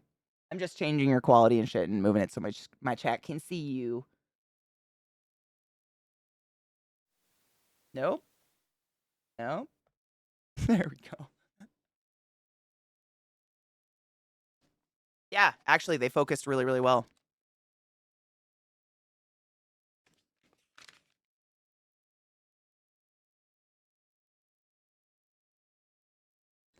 I have a wedgie. Yeah, I'm gonna pick it. I got it. Thank you. Thank you.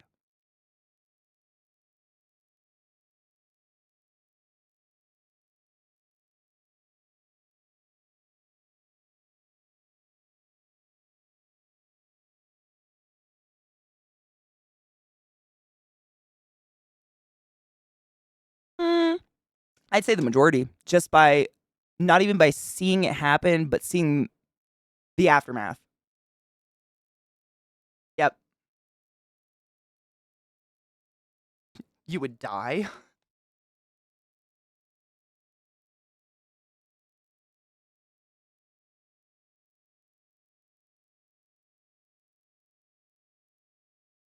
Yeah, I would say.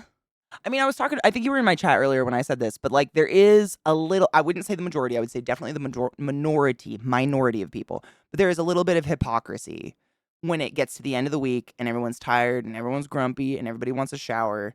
And like,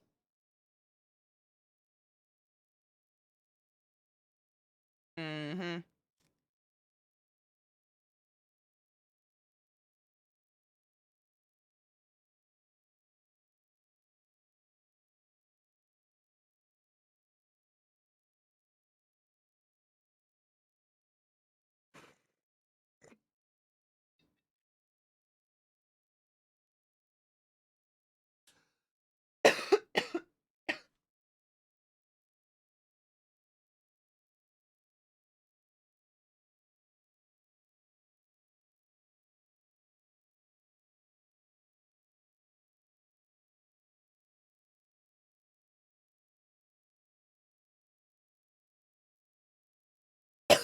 Correct me if I'm wrong, chat. Radical is another way of saying spontaneous at any time, not at your behest. Right?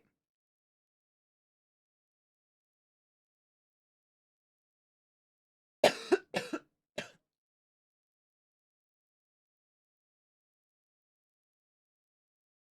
like that. That was way better than mine.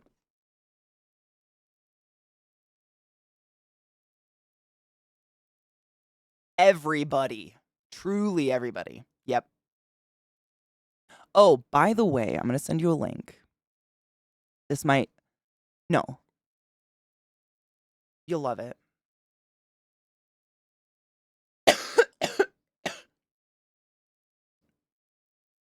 Shut up.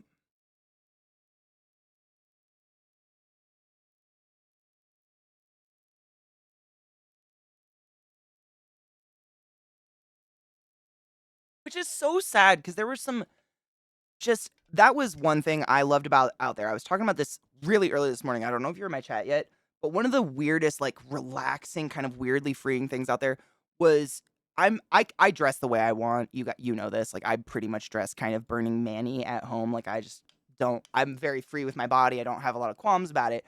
But out there, it was the first time in my perceivable life where I didn't have to think in the morning, like, are my nipples covered? Are my butt cheeks hanging out? Who the fuck is going to be offended? It didn't matter. I could just put some clothes on that were comfortable and go about my day. And that was so fucking wildly freeing. Coming from this like world of like the nipple. Oh my God.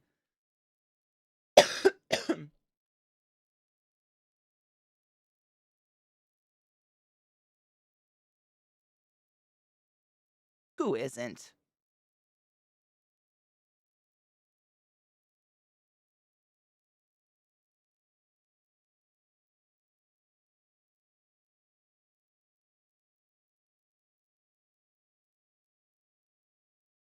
Yes.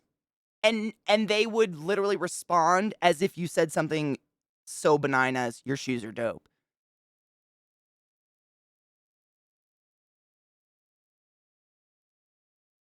Mhm.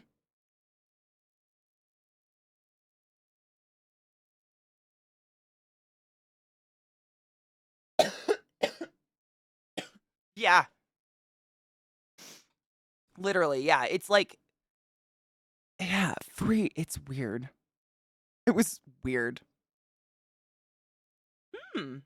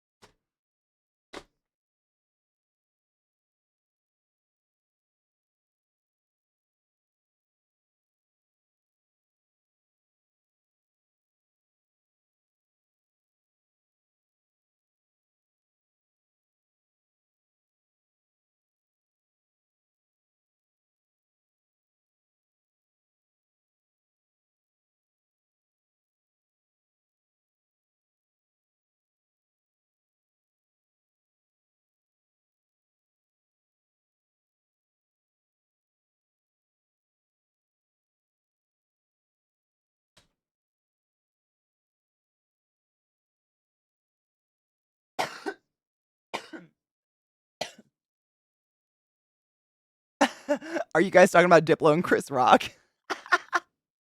We would never. I mean, some people are soft. It's okay.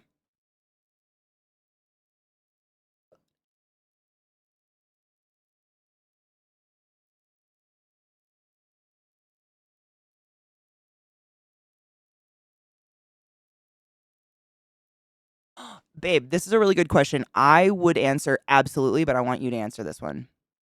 Could you do Burning Man for less than $1,000? I mean, I'd love it, but I would say yes.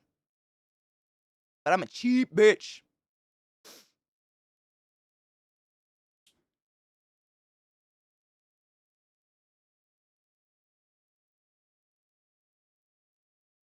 Yeah.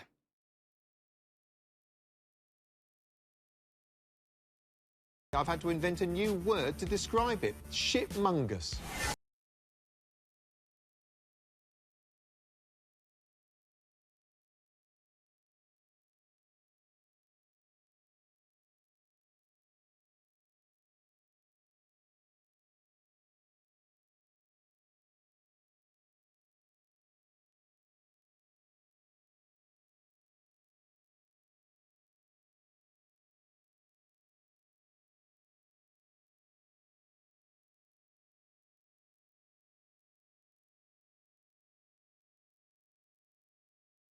Yep.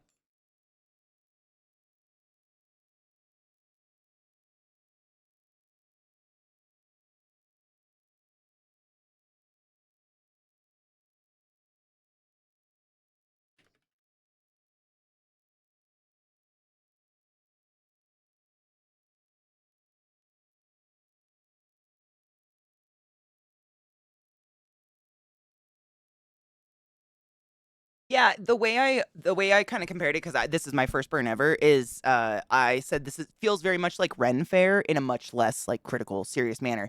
But like if you guys are Ren Fairers goers as myself and you are one with the garb, if you bought all your garb 1 year, it'd be thousands of fucking dollars, like tens of thousands of dollars, because everything there is like handmade leather goods and beautiful fucking hand embroidered corsets and stuff like that. So the way I've like built my garb outfit is every year I buy one little piece, and I'm like, okay, next year I'm gonna get that little piece, and it slowly builds the whole fucking outfit as you go.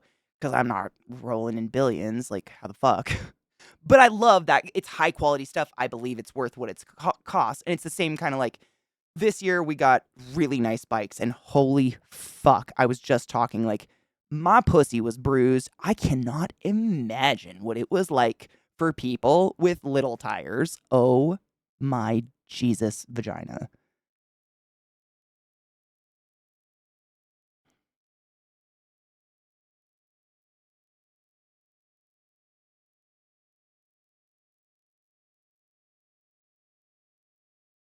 Yeah.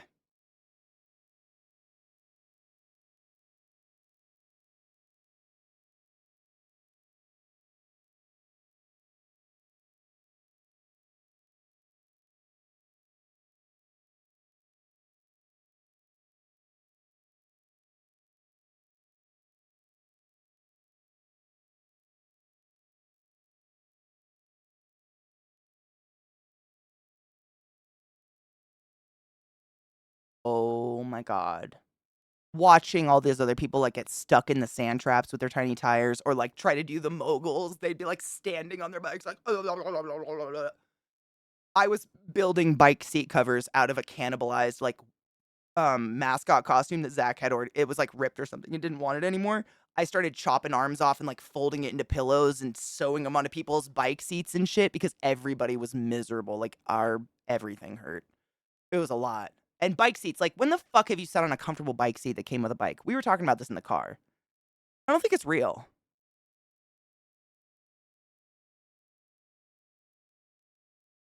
Yeah.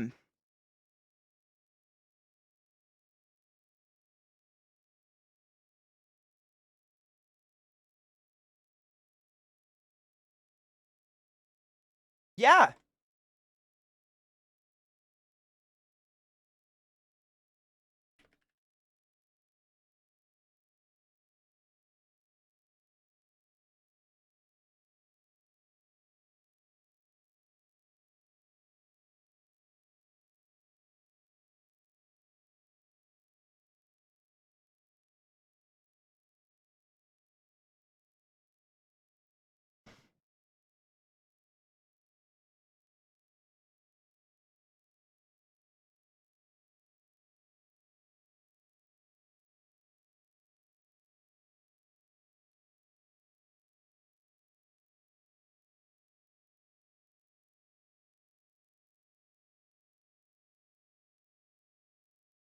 Yeah, you don't even have to say thank you.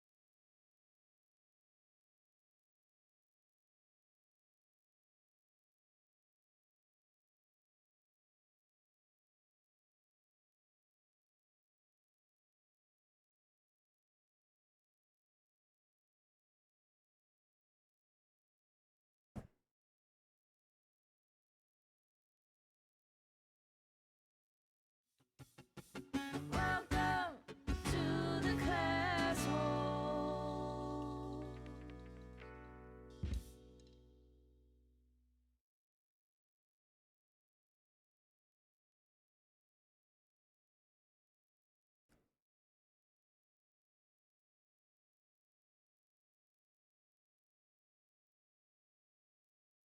Scar butts. You had your ass photographed. What was that for? Oh, you got a stamp on your ass. It was beautiful.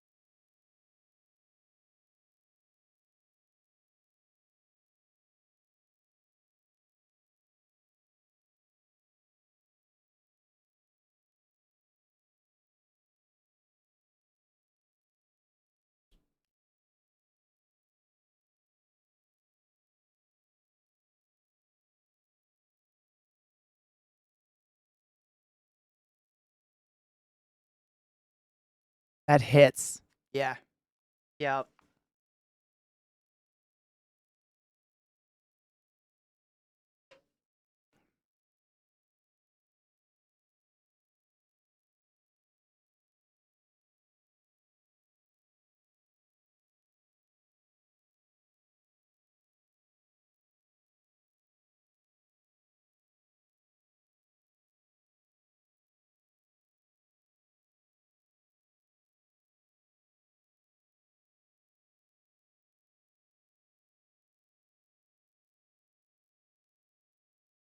Stop talking about it.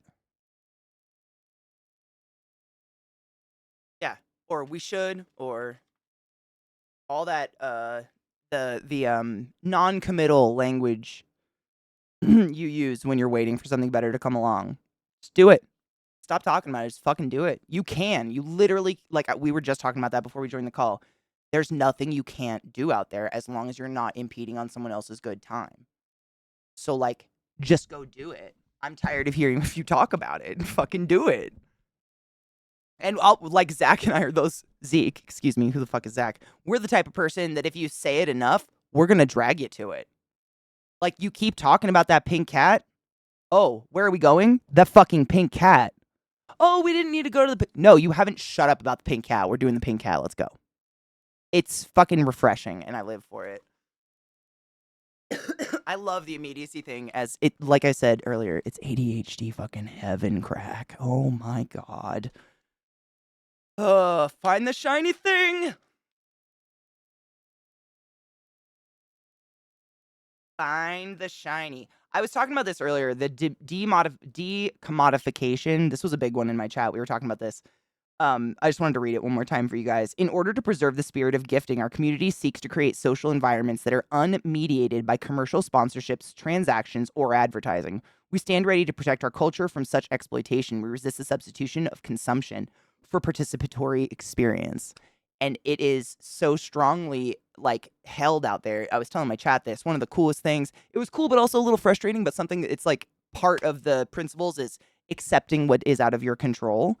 Is that you might see the fucking most moving spiritual art piece that like gave you a boner, made you shit your pants, piss, vomit, die, go to heaven, come back, tell your stories, and you have no idea who made it, and it burns tonight, and you will never have any idea who made it. There's no names, there's no tag. It's gone.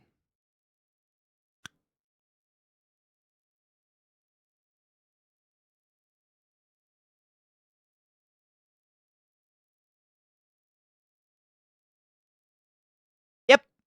You actually, it's perfect.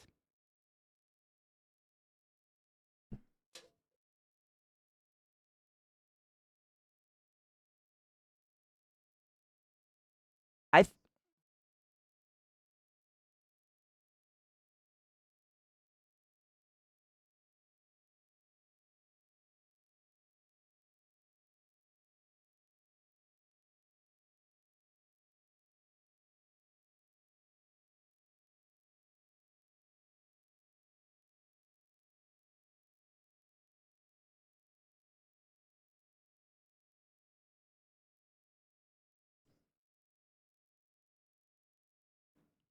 bitch, you want to fight about it?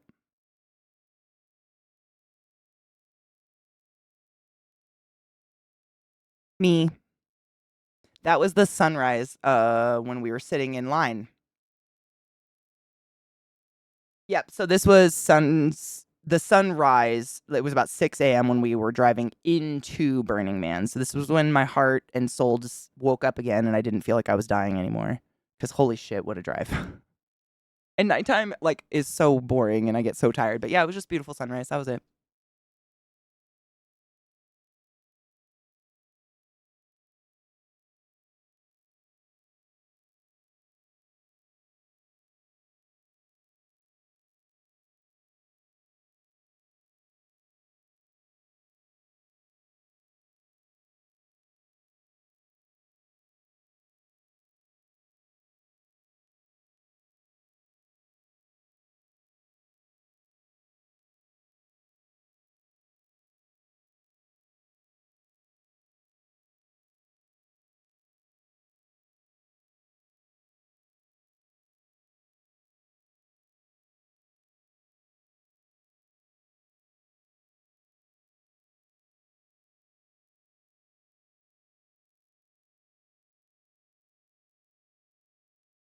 I've had to invent a new word to describe it. Shitmungus.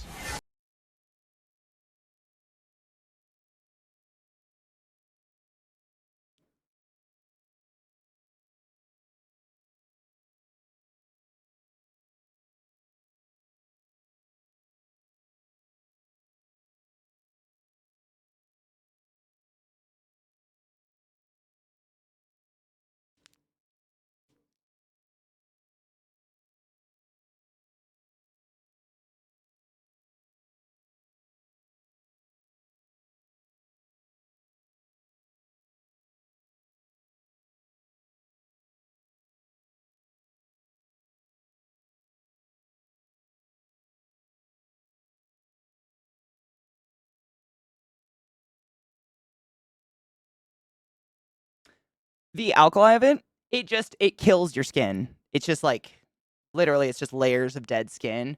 And what happens is if you don't neutralize it, it's like in your cuticles under your fingernail and it starts getting in the deeper layers of your skin. So literally what Zach has been experiencing for years now is that he didn't know to do these vinegar soaks on his feet afterwards. He just thought like wash your feet. The sand should come off, right? And it went so deep that his feet, he can just like peel a layer that is like pretty impressively thick off the bottom of his foot and it's just dead skin because that alkali just like kept going. Yeah. Trench foot, I think, is something similar. It's just like the skin just starts to slough off. Your feet fucking hurt, boo. I think trench foot is like, wouldn't it be this? I don't know.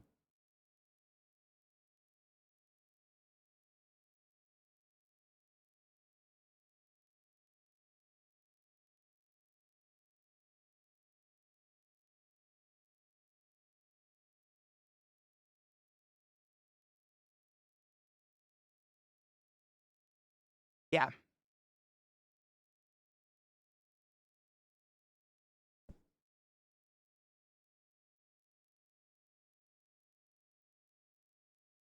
Mm-hmm.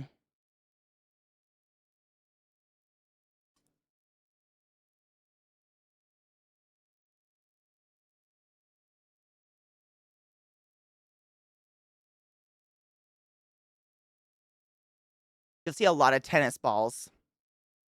Lots of tennis balls and lots of camps build structures like Barbie Death Camp had like Barbies impaled on their tent stakes and shit, so people can't kill themselves on them because they're fucking everywhere.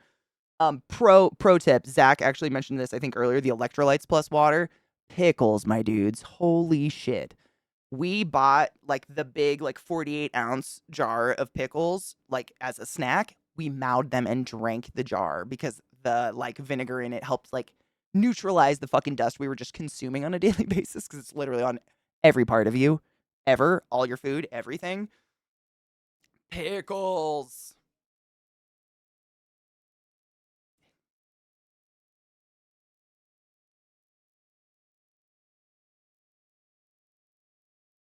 Yep. But you don't notice it. You don't even notice it. It's not gritty. It's so fine. It's not like getting sand in your mouth. Yeah, it's so fine and soft. Like you have no idea. Yeah, pickles are everything.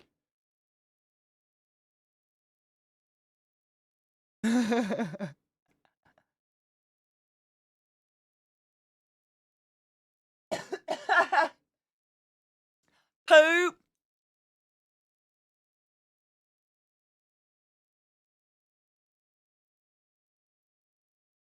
Yep.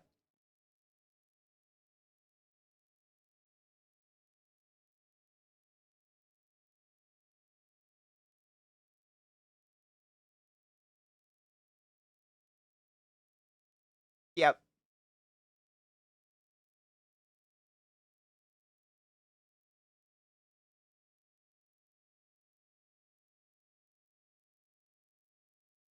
Or boob.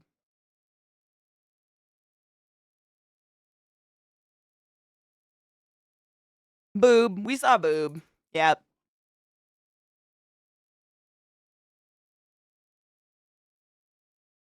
It's boob, but like on your calculator, you could make it boobs with a 5, and it was like a little bit more exciting, right?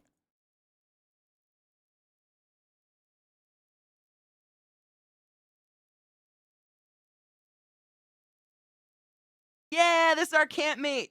The psycho.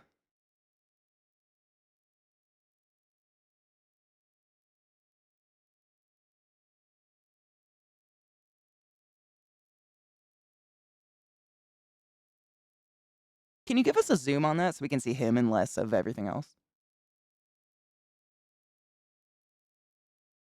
Hell yeah. I just wanted to throw out there.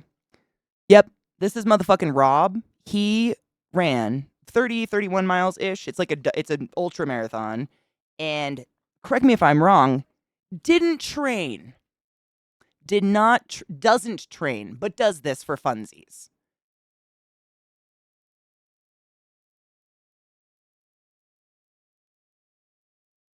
I can do this. Yeah. Also,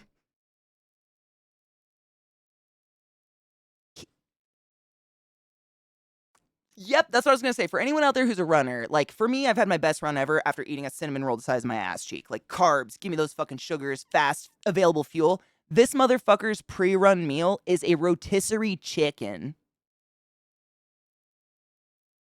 He peels people in his basement is all I gotta say about that. Maybe, allegedly.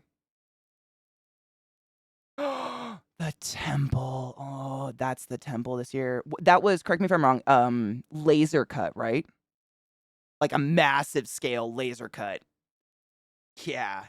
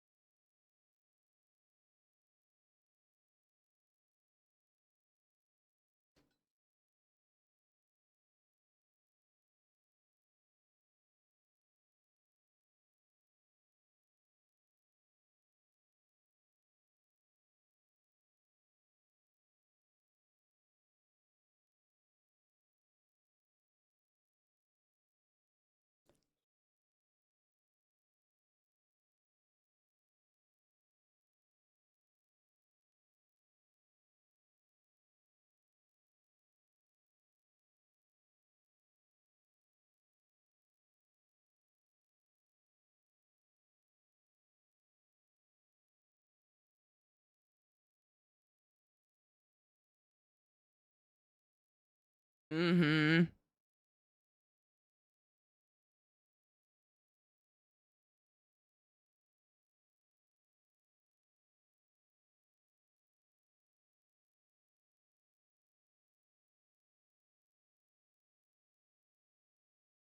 Rip your heart out. No, it was wonderful. Like I had such an unexpected response going into that thing. Like I knew what it was.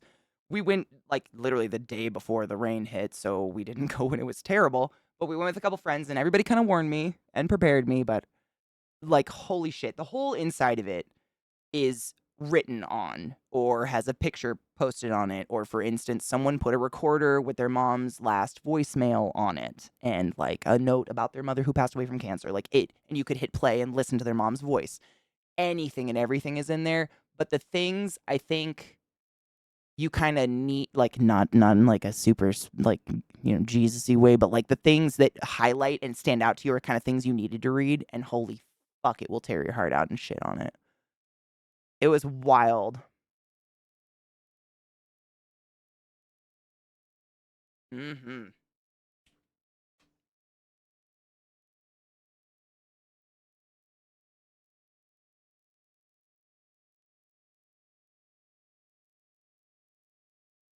'Cause when I think about you, I touch myself. Ooh.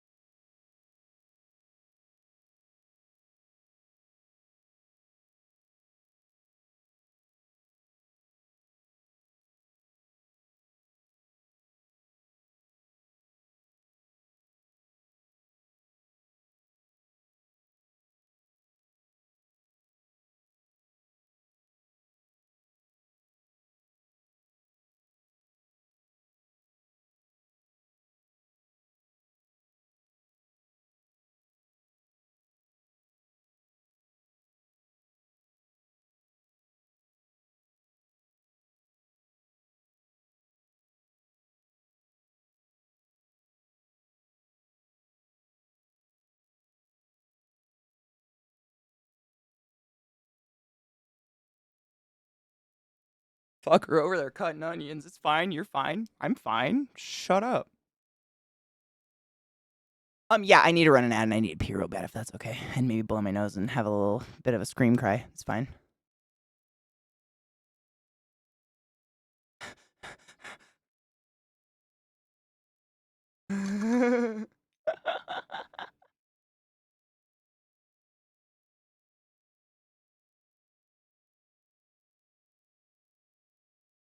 Lots. Like, we're starting with the serious sappy shit. Like, if you're all like, this is not the Burning Man I thought was gonna, like, don't worry.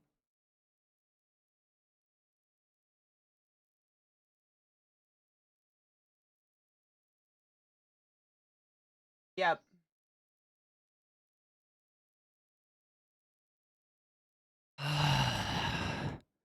How come it's always my fault?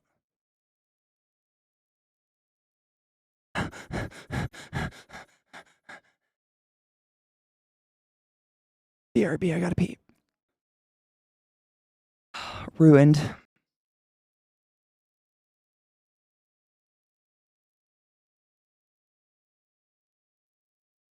I don't know if my mute button worked, and I think I'm just talking into Zeke's fucking channel right now. Hold on.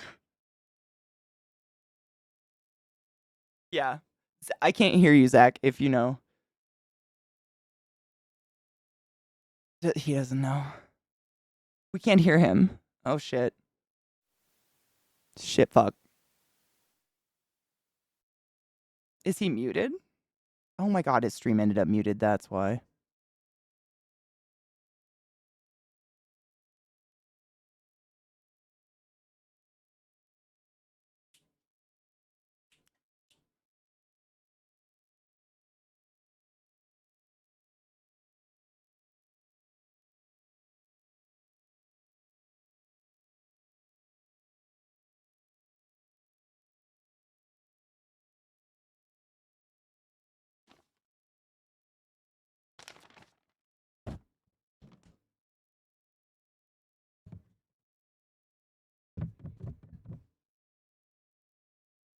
Show him the pretty map.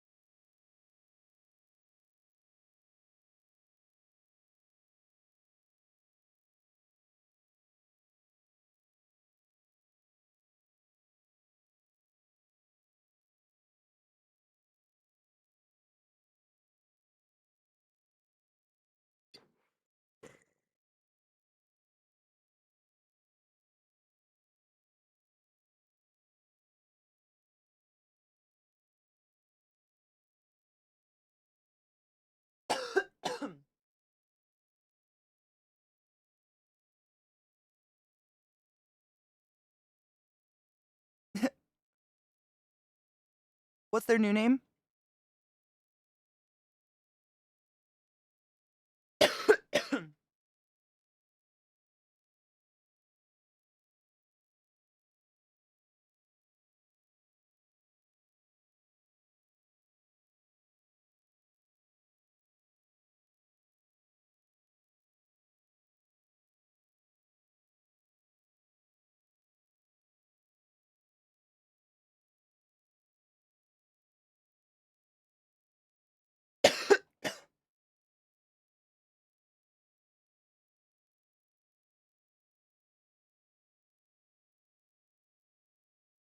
Is that a joke?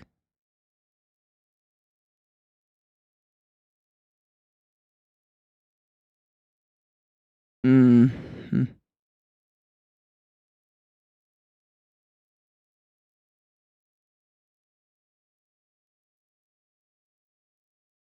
Oh, I could hear you. I had your channel up. Cool, we just made fun of you and did funny sign language. No.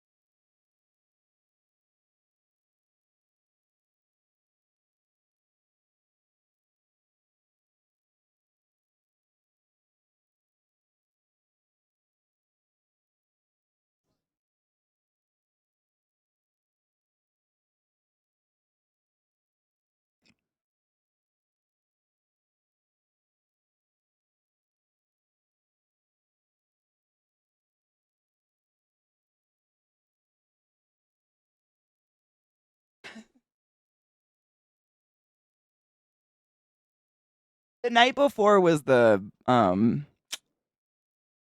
Death Cage. What was it? Thunderdome, yeah. So I'd already like pre-destroyed my voice. We're gonna have to deal with lag, because otherwise I hear my echo, my dudes. I'm sorry, it's terrible.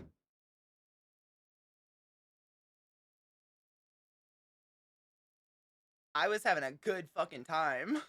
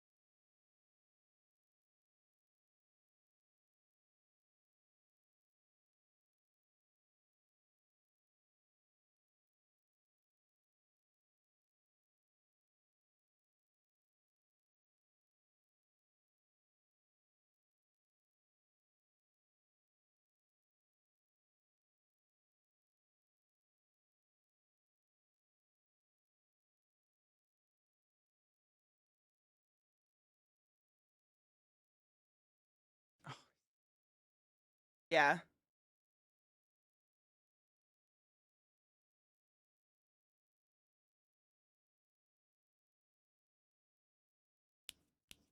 I love that. That is true. And I was like a cartoon character whose eyes bulged out of their skull. Like, just, oh. And like, the fact that I'd be like, what do you want to do, babe? Anything.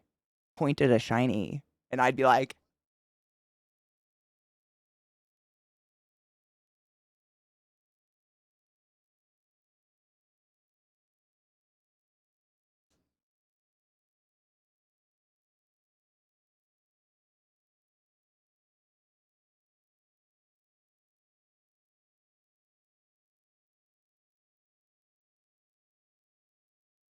yeah.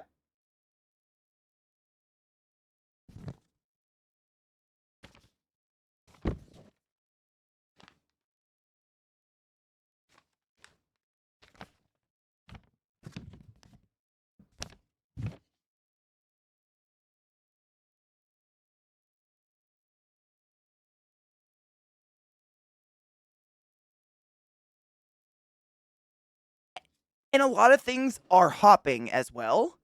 So, like, a good percentage. I hate just fucking pulling random percentages out of my ass, but like, I would say over 50% of the cool shit we saw there was on the fly. So, like, if you didn't have your phone in hand, which, like, who the fuck does? You saw it, you experienced it, it's gone, and you get to talk about it now. Like, how many of those little ghosts from Pac-Man did we see? 3 total, perfectly constructed. They were art cars, but they moved at the exact speed. The pixels moved perfectly. The colors fluctuated, and they were the little ghosts from Pac-Man. And you would see them just start to move across the playa. Yeah.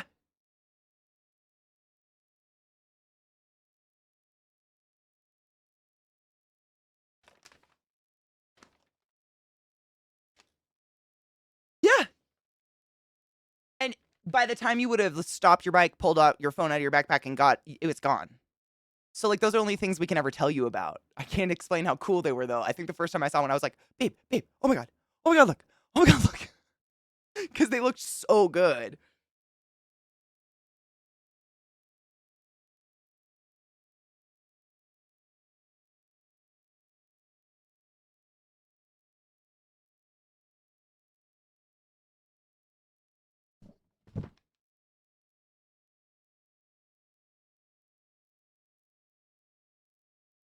Ns, ns, ns, ns, ns, ns, ns.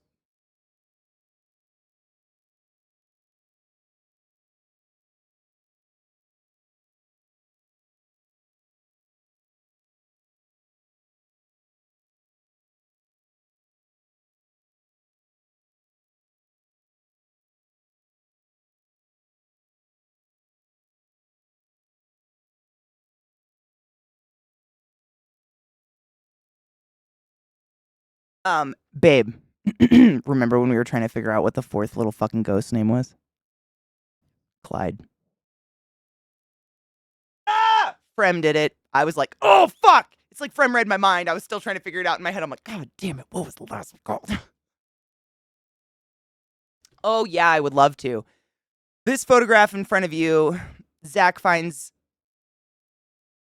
Yep, this is a quick story. It's just something that I, like, literally took a second. I dug my phone out of my bag in the middle of, like, this really cool. They simulated kind of like a Tokyo street of just like nonstop, really small, specialized bars that you could walk through. And some of our friends were bartending for the night. So we were parked and playing darts. I'd never played darts with actual steel darts before. Totally new game, really fucking fun to do. But Zach has played darts like semi, like in a little like minor league or whatever, like actually a bar league. There you go. That's how you would say. So he knew a little bit about darts and he was teaching me the different ways people throw and how, like, I was literally like throwing it at a wall trying to hit this thing. I actually hit pretty close to the bullseye a couple times. Like, I got somewhere. And Zach goes, casually, he picks up this exact dart and he stands on the little line he's teaching me how to throw. And he goes, yeah, so some guys do this fucking thing where they like flick the dart. He does that, and the fucking thing bullseyes. My jaw hit his balls, and he goes, nah, it doesn't count. It's not where I was aiming. I'm sorry, what the fuck?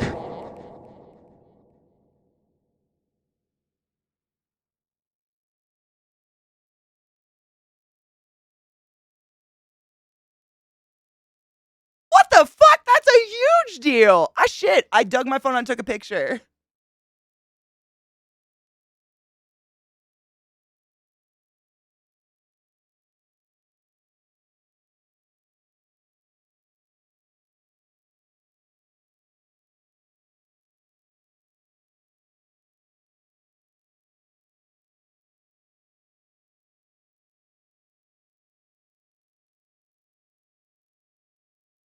I watched it. I don't think I've ever seen someone do make a bullseye before in my life, let alone like jokingly flicking a fucking dart at it. And then I like took my phone around to our campmates and I was like, can you believe this fucking shit? Doesn't matter, had sex. I'm sending you a picture on Discord of the big nice map if you want to like make it your background or something, and you can literally just point to the parts of the playa you're talking about if you care. It's like the Anomalia one.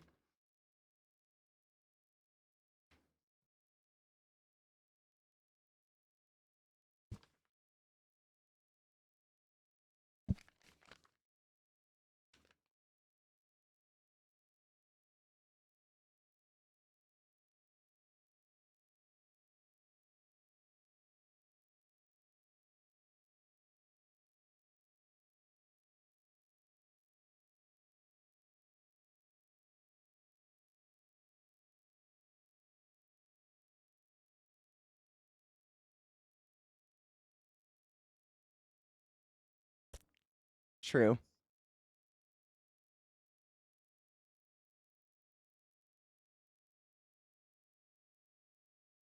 Uh-oh.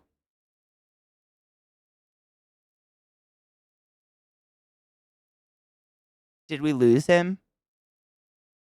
Did Zach's stream just die? Did mine die? Am I still here? Oh no. Oh no. Babe, your stream died.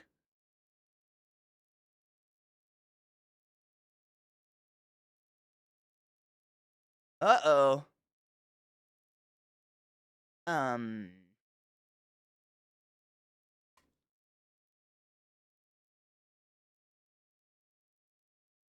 Oh. Shit.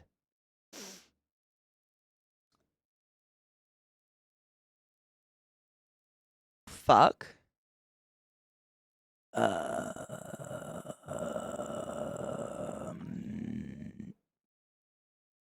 think I hear screaming.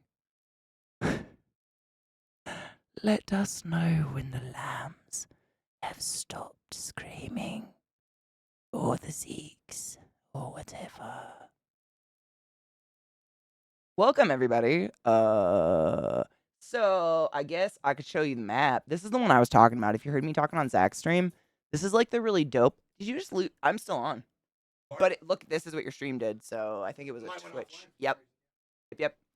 This is the map I was talking about on Zach's stream. This is like a separate part we got, which I think is really cool because this map actually lists everything on it in alphabetical order. So if you know what you're looking for, you can actually find it, which is fucking sick. Oh, I can hear you on Discord now, so you're not offline anymore. Because I couldn't even hear you on Discord. It wasn't just Twitch. Like, your computer did a poopsies. Thank you for those biddies.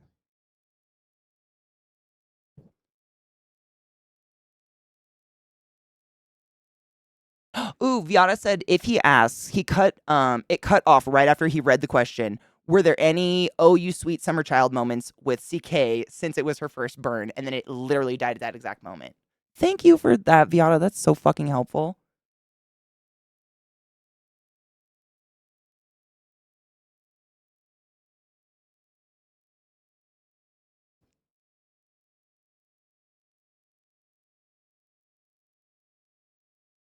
I see you in a babble.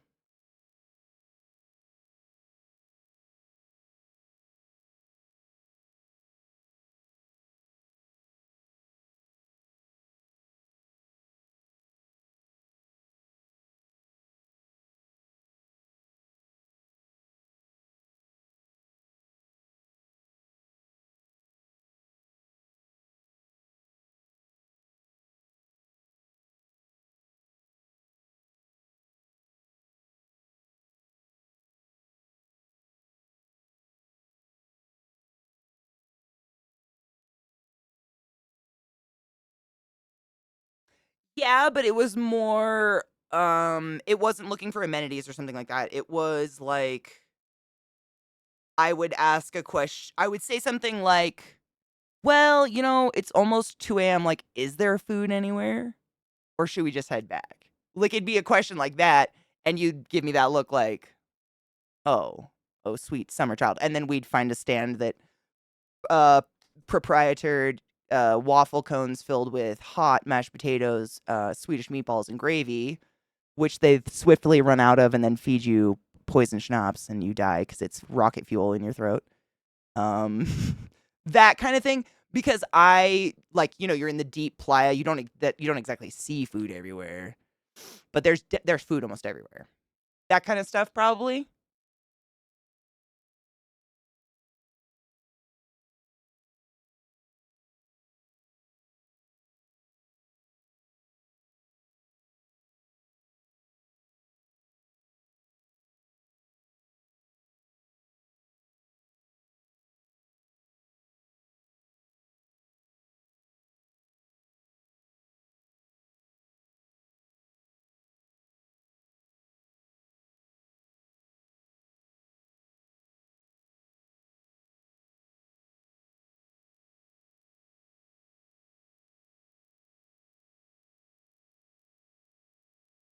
Horbath. Horbath.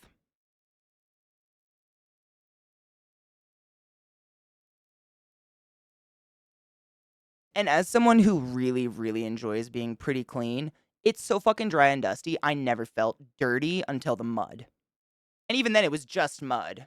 Like, there was nothing in the mud. It was so fucking clean, pure clay mud. I would have been down if someone said, like, let's roll in it and make a penis. I've been like, okay.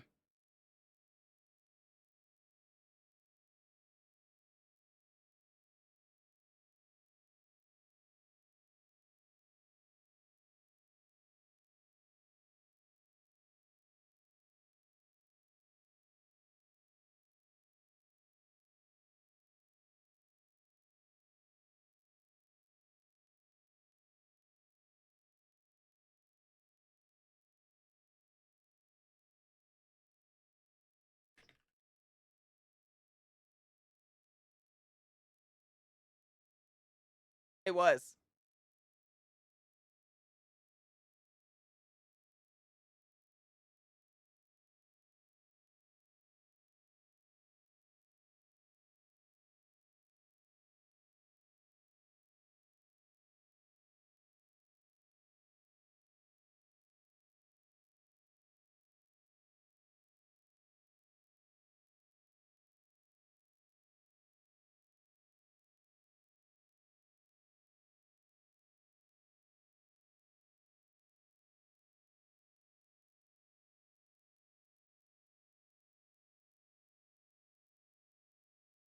Man, the way I described it is exactly what you said. I believe what we were told is this is the accumulation of all the art he has ever created. And obviously, he's very much like a surreal photographer. He takes a lot of like iconography pictures and stuff like that. Inside was a melting Mary, like Mother of Jesus, but it was made of a candle and she was melting in the heat that was just we were experiencing. There was like a Mona Lisa with two mannequin heads that, at first glance, to someone like me, I was like, they're identical. What the fuck? And Zach sits there and 15 seconds later goes, babe, look at them again. What's the difference? The difference was so sickeningly subtle, but y'all that know Zach will absolutely identify with this. He goes, one is fake smiling. It was mannequin heads, my dude. Mannequin fucking heads. They were identical. Like, he must have literally used a blow dryer and like his fingers to very slightly like crinkle the eyes of one. So it looked like a genuine smile versus, the show your teeth smile for a school picture. So, and then it had a Mona Lisa with a bullet hole in her forehead below those things. Like, but it was one of those things where you see this outside right here. The inside was 20 times more to try to take in and like get out of it. It was so intense. There was only one layer of this thing that you could actually walk into, but you could see up into the ceiling and into the rafters and shit, that there was pictures and parts of the art that you'll never see the whole thing. You could move around and try to see every angle of it possible, but there was no way to get up there, and it's about to burn in a day. Like, there were holes in the wall. Yeah.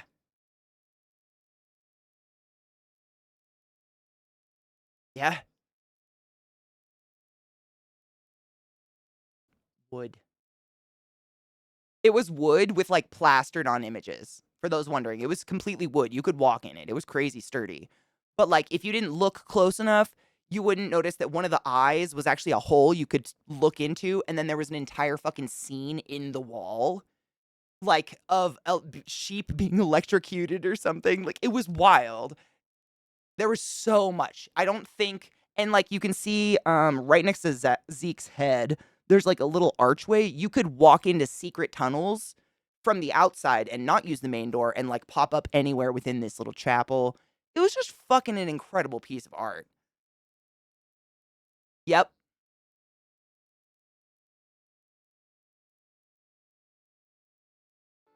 Yeah. It was like an adult's playground kind of. There were all sorts of secret tunnels and secret things, and we tried to go back the next day to get good daytime pictures, but they were actually starting to they don't disassemble it. I don't know how else to say it, but they start to compact it, i.e. take anything off the outside that's like a loose structure and put it inside to get it ready for the burn. And that was the night the rain hit, so it took a while. But they did burn it. It is gone. Yeah. They burned it while we were sitting for 5.5 hours. I thought about that. Yep, it's gone.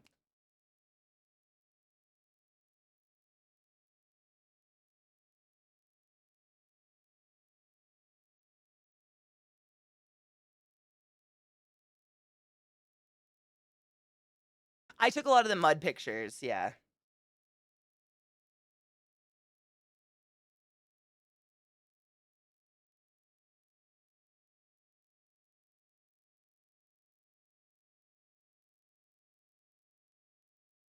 Yinia, some people build them on the playa, some people truck them in on massive fucking trucks in chunks that they've built them at home. Like, some of the structures are literal, like, I think you have a video of it in there, but the Pegasus that was as big as a fucking house that actually was functional, flapped its wings and ran, that had to come in pieces. This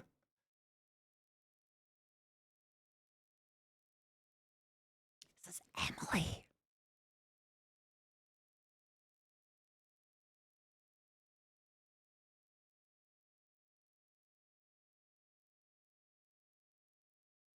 It's huge. It was huge. Dude, believe it or not, this isn't me.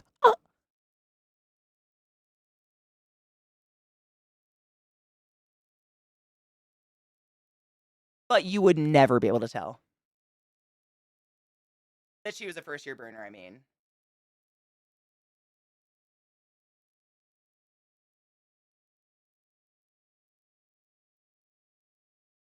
Absolutely not. We don't know about any of that. There were no tits there.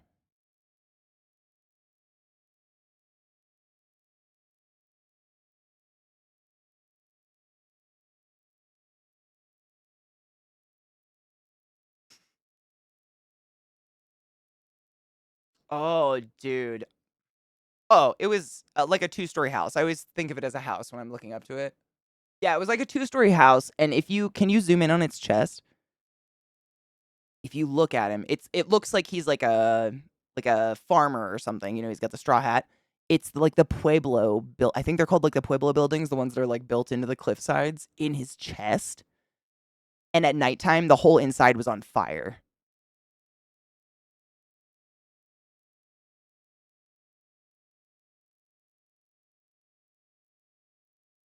It was fucking sick. Yeah. And then the one solo nice house at the bottom, right next to the penis. I don't know if that means anything, but I'm gonna say it does. But it was huge. There's a bike. There you go. There's a bike right next to it, so you can kind of get a scale. The bike is lined up, I think, with the back line of the platform. God, that's a good video. Fuck.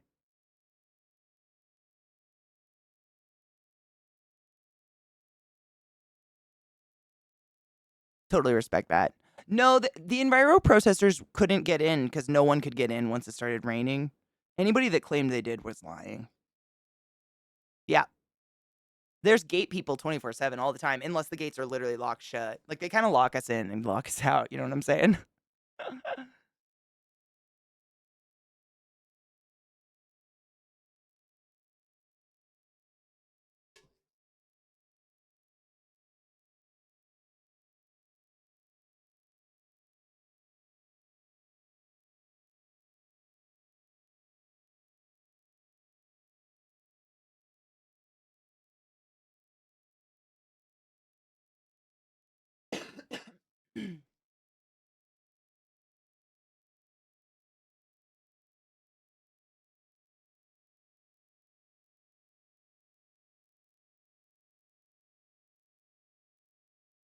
It's encouraged to like interact with the art.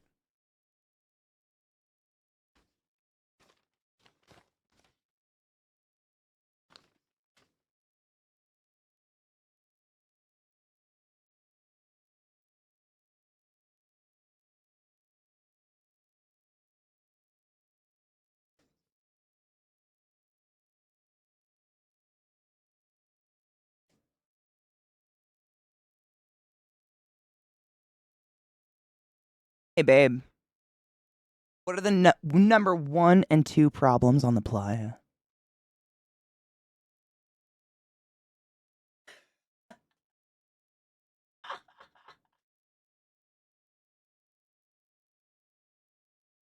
On the art? What the fuck?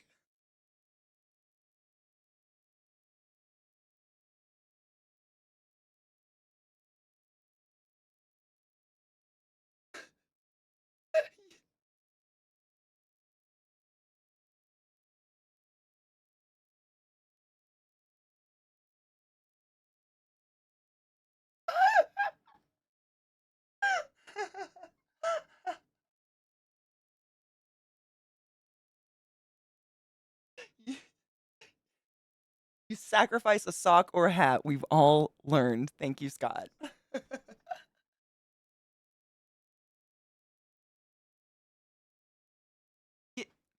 You know, once the mud hit, I had a few moments where I was like, is it playa? Is it poop? I'm just not going to walk there.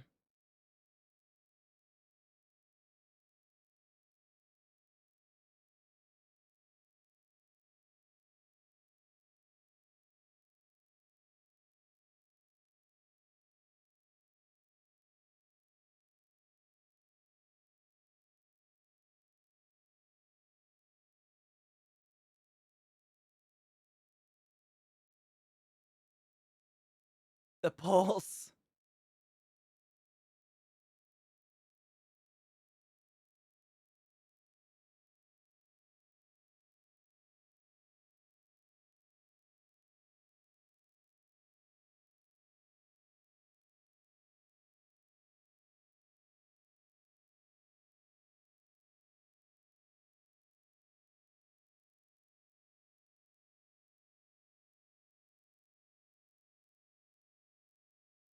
Mm-hmm.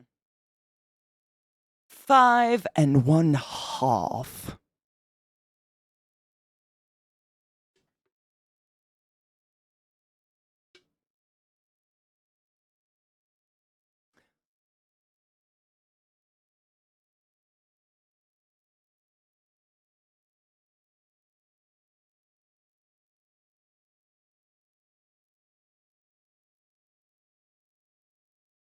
It honestly wasn't. Go ahead. Yeah, it was quick. I mean, we didn't really stop moving getting in, did we? It was just kind of like a slow coast, every once in a while, a little bit of a stop, but we just kind of like right the fuck in.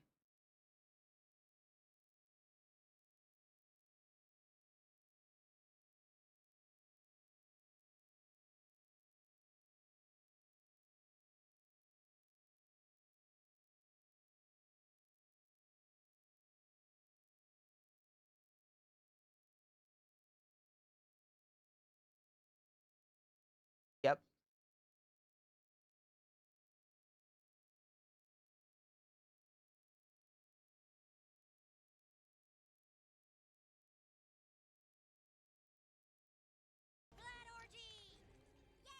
Yeah, I just wanted to add to it, like, I kind of insisted that I drove both on the intro and Exodus because it was my first burn, and, like, I feel like I wanted to get the full experience. By the way, thank you, Katie, so much for that raid. Welcome, raiders. And it honestly was not that bad. If you've ever been in a line to get out of an amphitheater concert or, like, a metal festival concert, it is very similar. You drive 20 feet, stop, turn off your engine, get out, smoke a cig, stand, stretch your legs, do some squats, chat with the person nearby, maybe get in their trailer and take a piss because they've got a trailer and you don't. Like, it was, like, very chill.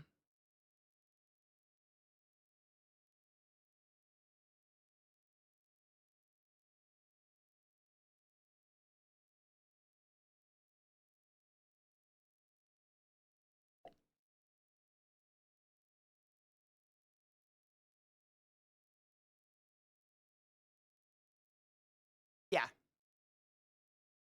Yep.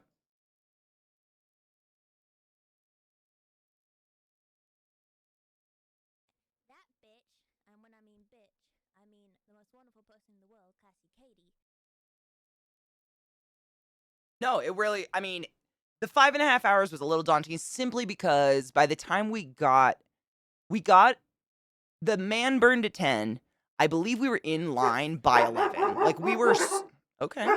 Oh, the neighbor dogs are barking. It's bark o'clock. I apologize to Zach's stream. You guys don't experience this. Bark o'clock is real.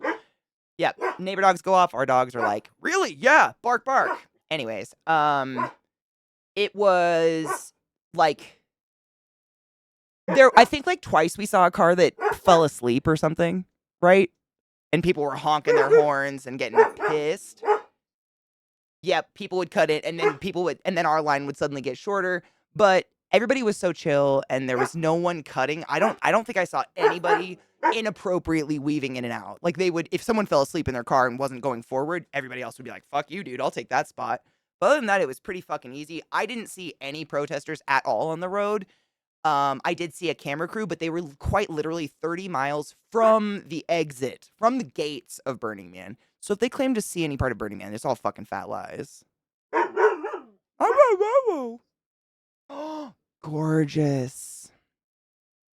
Before it's totally drawn on. Thank you, Sales.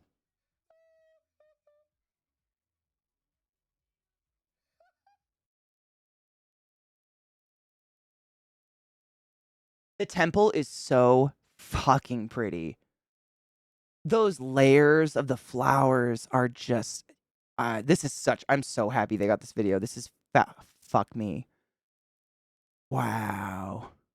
I mean, by the time we got in, there was so much written on everything, like I couldn't look up.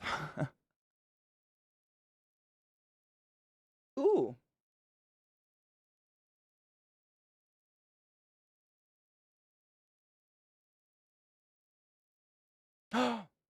International. Mm-hmm. One morning.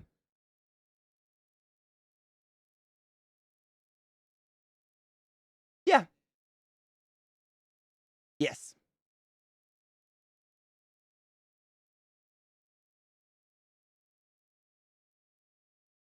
Remember the morning we sat with those two flawlessly beautiful Slovakian women who had obviously been up all night long and yet looked like they didn't have a pore and smoked super thin, long cigarettes and like, I want to touch their boobs? Were you looking at Finn? You whore. Get out! No, they were, but they were, like, they were interested in our burn. Like, they wanted to know what we were doing and what our morning was like. And we all sat and had lattes and it was just like,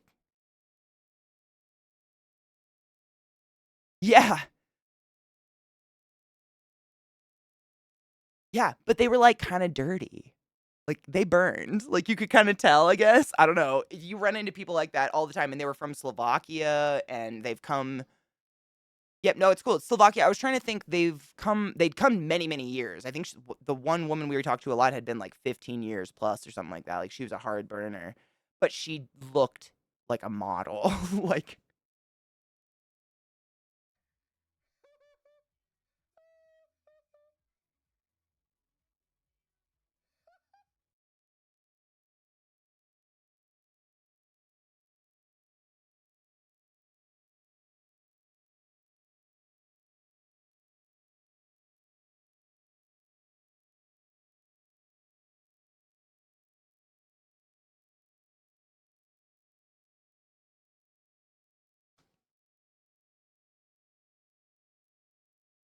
MRE. Mhm.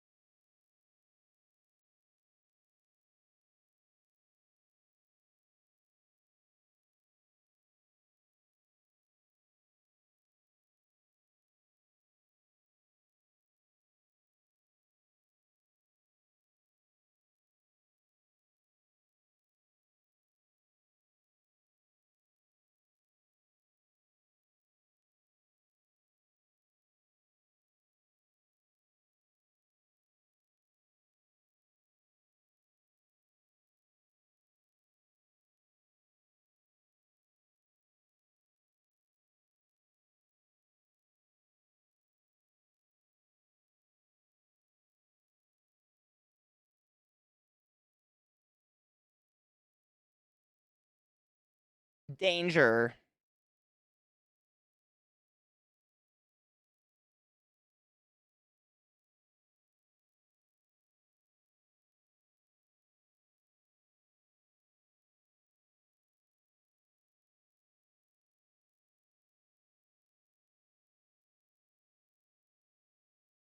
Yeah, I see you. Still. I'm still watching you. Is Twitch being weird, maybe? Oh, okay.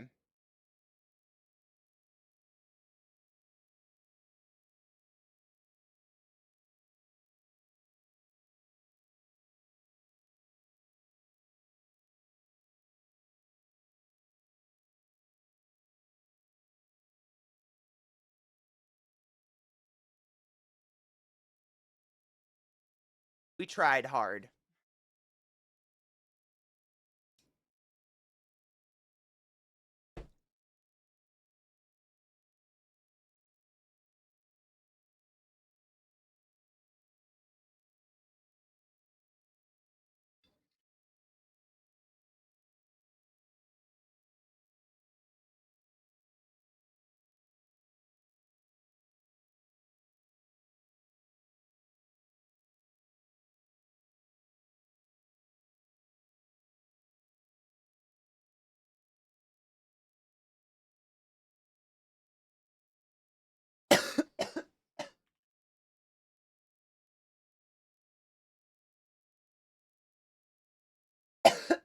Yep.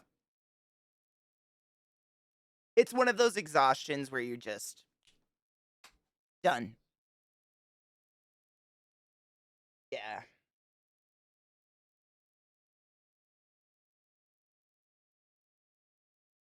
Really, I mean, we had a camp. What were they called? Was it Liquid Fuck? Fluid Fuck.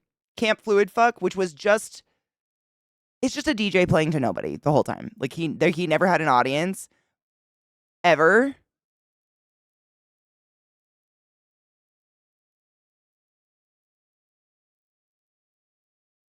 Ns, ns, ns, ns, ns, ns, ns, ns, ns, ns. 24/7.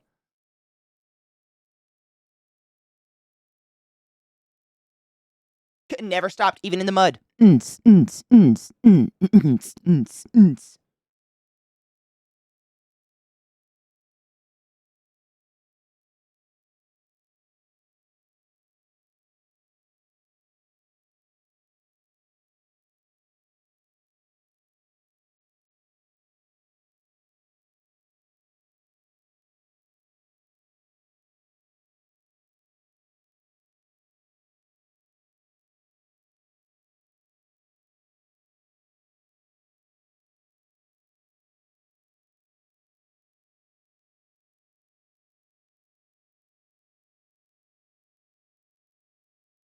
The cave.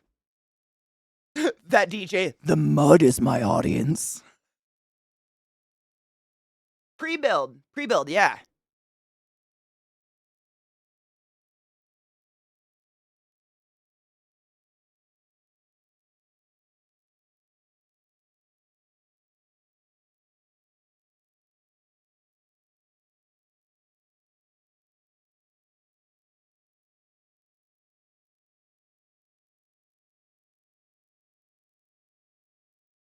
Oh, that last picture, if you go back, I know what structure that was. It was Jen on, it was like the Aztec Tower. Remember the one that looked like you should absolutely be able to slide on it, but it said don't slide on it all over it, and had a tree that was coming out the top. I mean, this one was literally built of slides, and all over were signs like, don't slide. Like, what the fuck? Yeah, there was lots of kids. Little hippie children.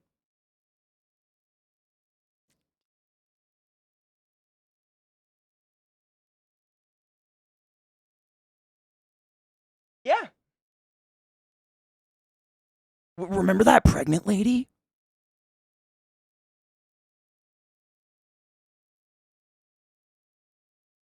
Oh, she was ready.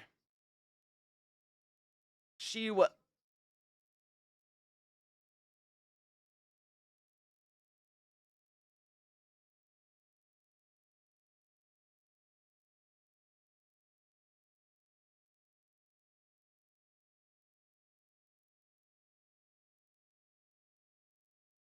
Yep.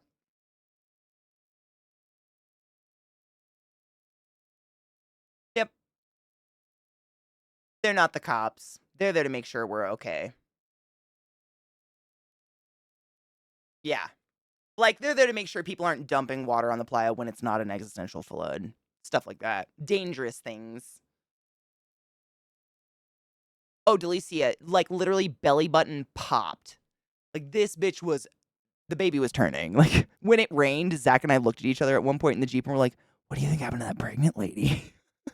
Think she's out here popping, man? Yep. Oh my, into the mud. Yep.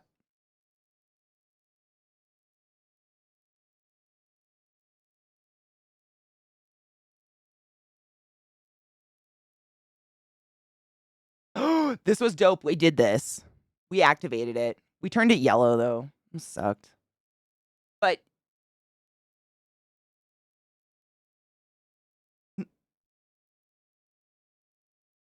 yep.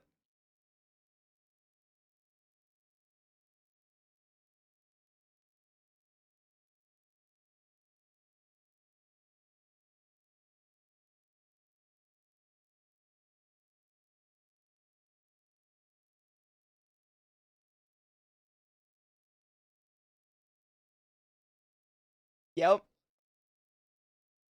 I talked about the Pegasus one, how you had to have 4 people hit the button at the same time to get it to. Listen to this. I love this so much. Tomadale's comment on the Rangers. Rangers are the cops before the cops. Listen to the Rangers, or you're listening to the cops. I love that because that's so perfect.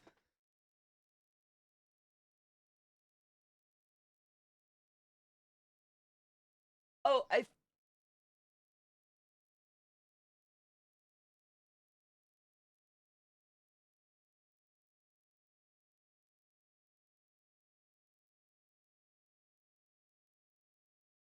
Todd.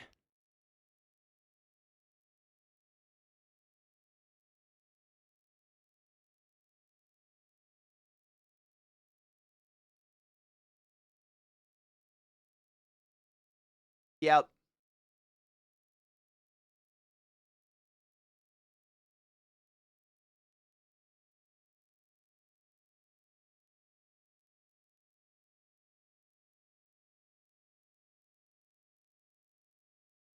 Yep, and he'll drop anything to help you at any fucking time.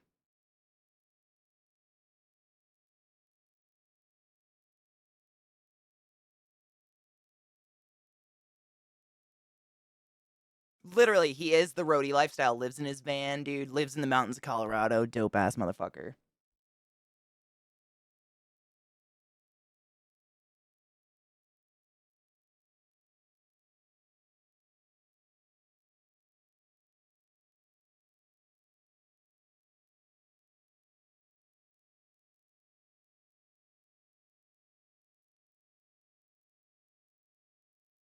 But get this.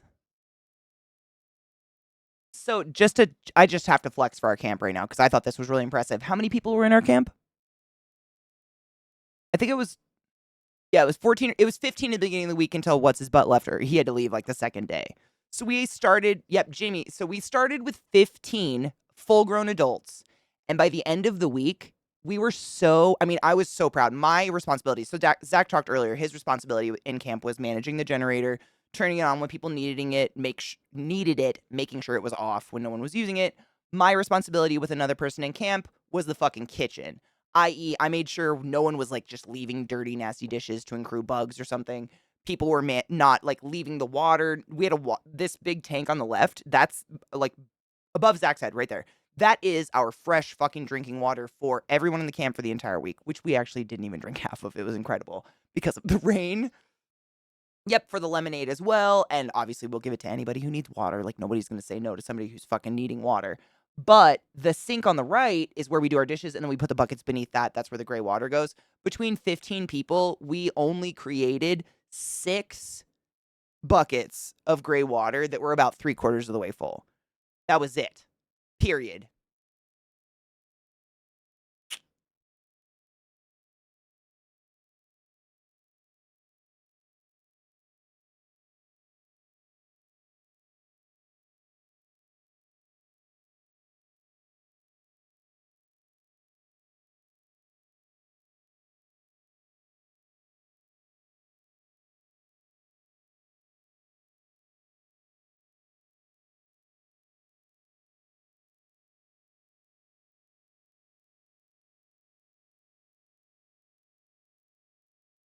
Yeah. Excrement, there is porta potties everywhere.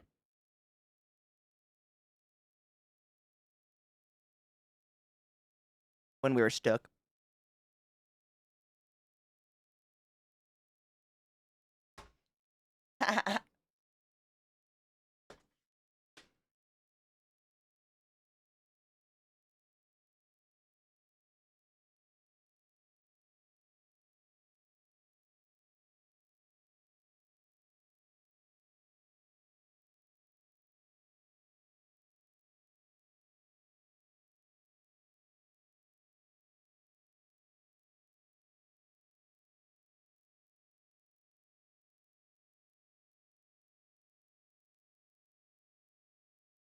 A t-shirt.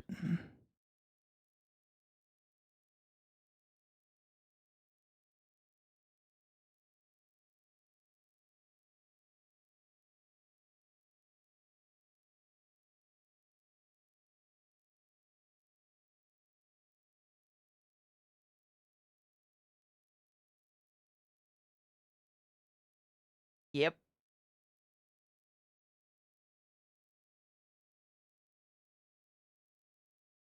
And you're not getting any showers, so keeping hygienic is important out there.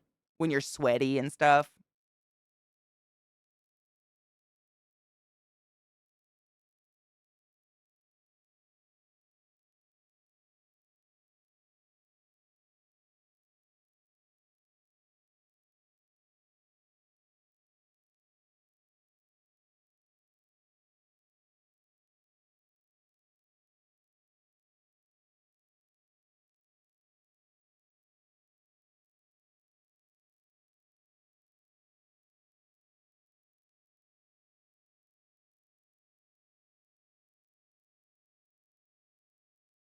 Yeah.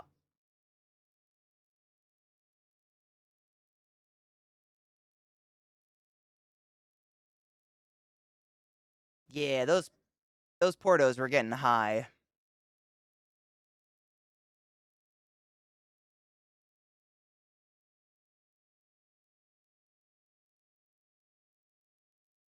It was amazing.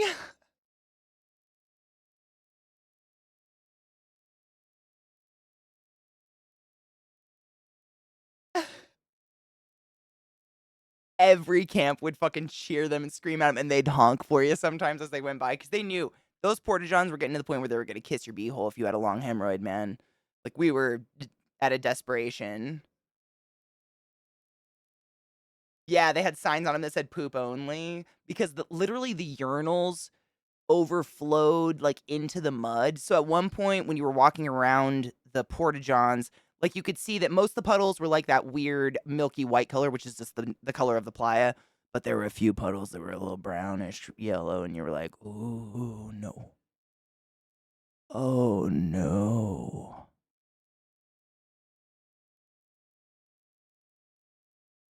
Oh, and to be fair, like, I was gonna say, all they do is empty our porta-johns. They don't fill them with anything, they don't give you toilet paper or anything like that, like, you are do they fill them with toilet paper? I never saw one with toilet paper. Holy dicks. Oh my god, that's incredible, I never saw it. I don't poop that often. But anyways, like, I've seen concert porta-johns for, like, a 2-hour concert look 20 million times worse than these porta-johns ever looked. People were relatively respectful. There are douchebags are everywhere, but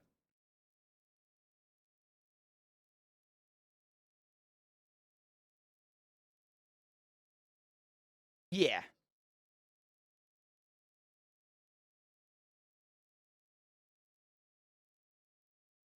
Yeah. Yep.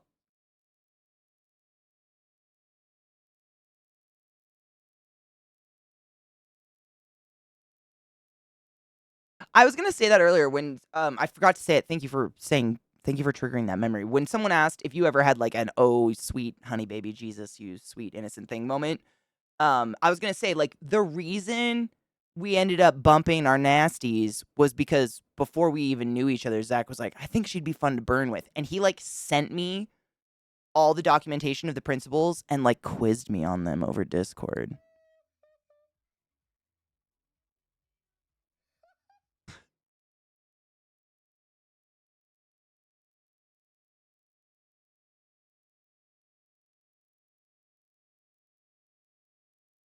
Yeah.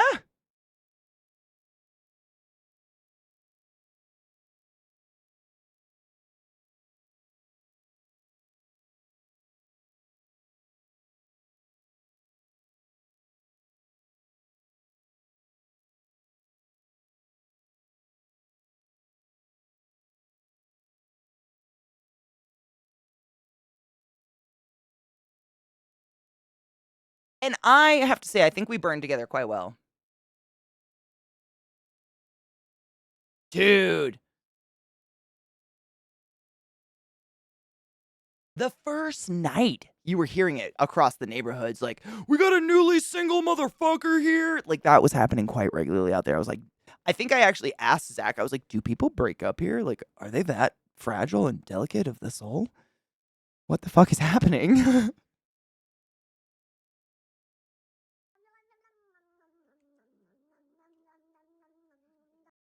Damn, stop.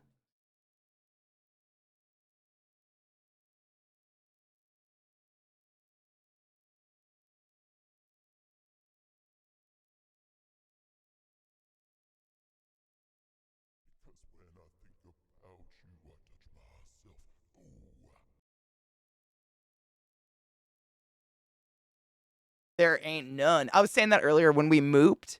One of the weirdest things.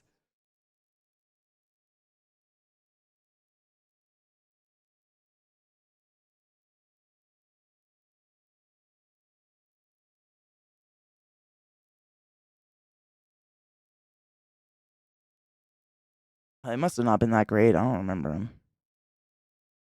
Wasn't it one was just you wanted me to sit the fuck down because I was about to pass out from not drinking water or moving, not stopping moving? Don't you click at me, motherfucker.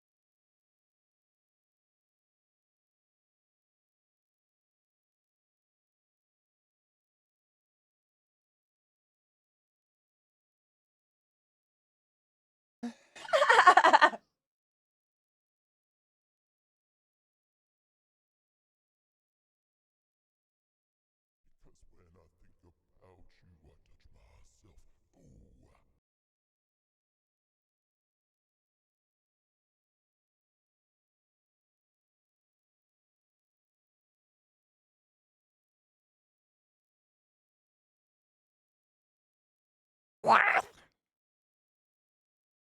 The hypocrisy. Hypocrisy. I know. I just get. I don't know if it's a combination of hyperfocus or whatever, but I think you described it perfectly. By the way, thank you so much for subbing to my channel. I'm on a golden Kappa train, whatever the fuck. What is that? Oh, use your golden Kappa, motherfuckers. Apparently, one of you has that emote. So special, we're living for it. I don't remember what I was saying anymore. Go forth. Your dog is licking the fuck out of me. What's up, Bill? Hi. Our baby girl. She's your baby girl. I mean, I love her so much, but she loves you.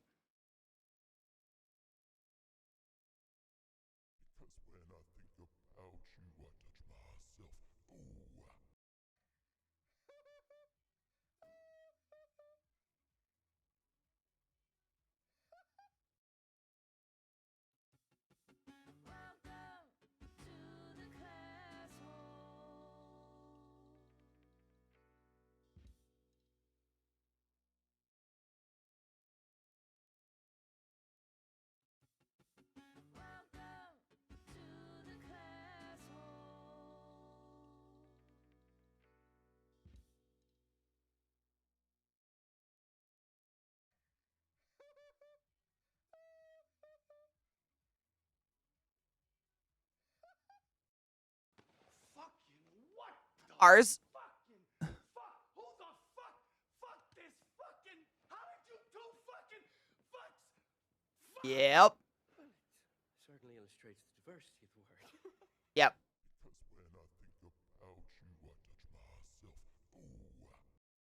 That bitch, and when I mean bitch, I mean the most wonderful person in the world, ClassyKatie,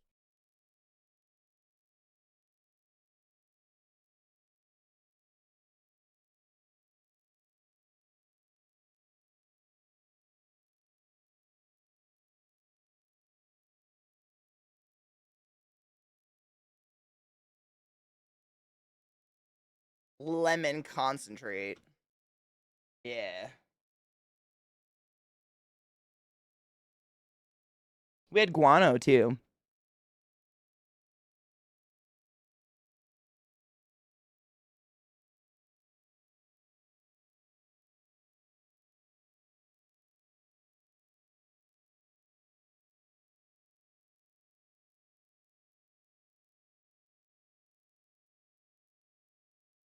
I learned about the Golden Kappa thing, babe, by the way. It's now a scam train thing exclusively. If you participate in my scam train, you just get the Golden Kappa as a gift. So, like, if y'all want to come give me some fucking money, that'd be cool.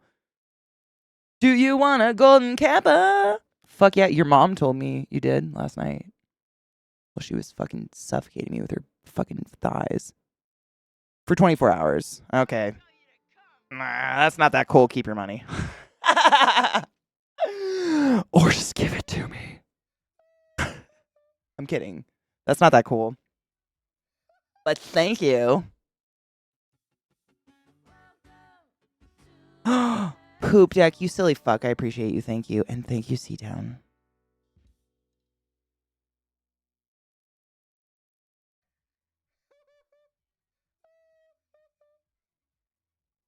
Tell him about yours when you were with the hug camp. Yeah, that's my favorite. You were remembered for it too. This burn, which I think is really cool.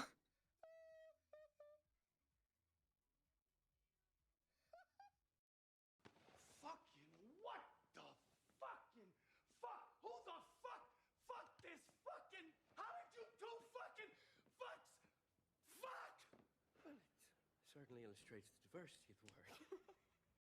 That bitch, and when I mean bitch, I mean the most wonderful person in the world, ClassyKatie. Because when I think about you, I touch myself. Ooh.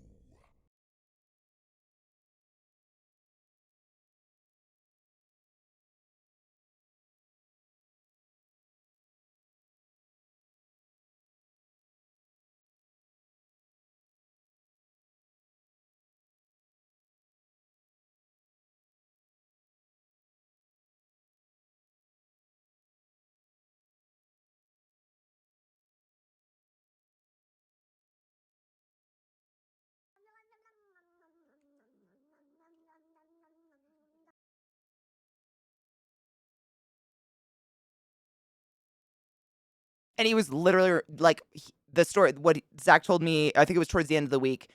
He saw someone from that camp, which was what, like 8 years ago now, ish. Yeah, 8 years ago was the last time this person saw him. And Zach ran up to him and was like, "Hey, so and so, I camped with you back with like fuck hug camp or whatever." And the guy just like sits there and thinks for a minute and goes, "Bacon guy?" And I just think, did you just F again? No.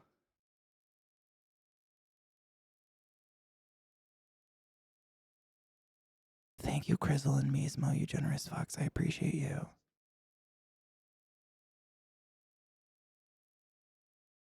Oh my god, poop deck. You dropped frames.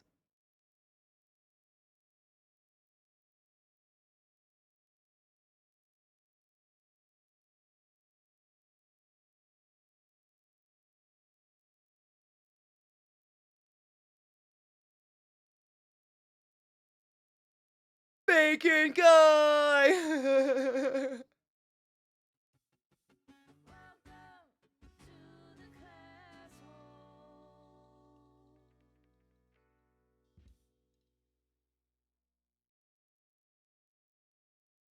And it was really good.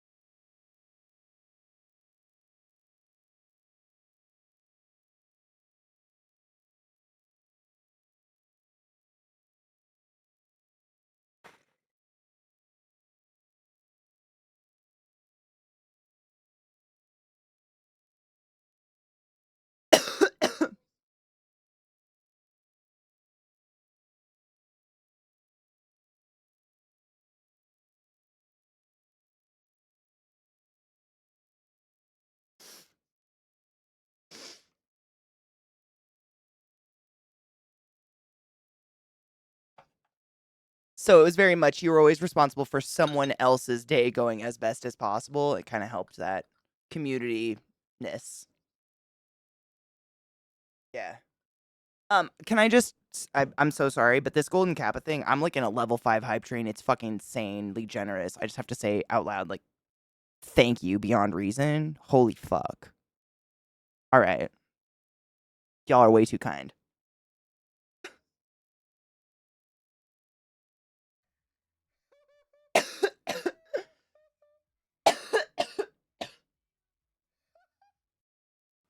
Fucking what the fucking fuck? Who the fuck? Fuck this fucking. How did you do fucking fucks? Fuck! Well, it certainly illustrates the diversity of the word.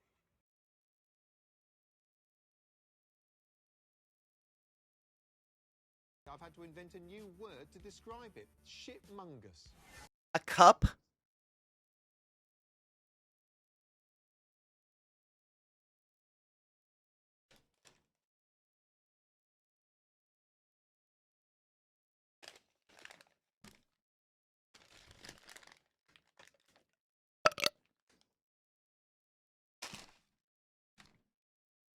It's actually really fucking epic to see.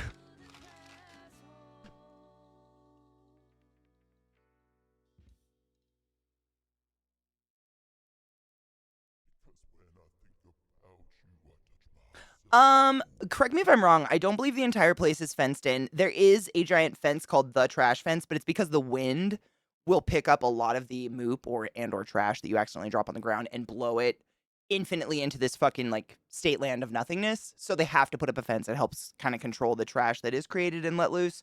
But yeah.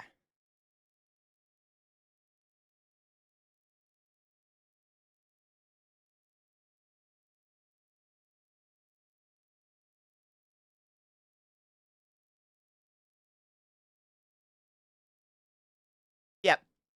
Helps catch the shit that flies. Because we try. I mean, I've seen at least every member of our camp fly off their bike and go running after some little piece of plastic that's going in the wind. And hopefully someone ahead of them notices they're chasing something and grabs it. Because the wind can get fucking ferocious out there real quick. It's wild. Yep.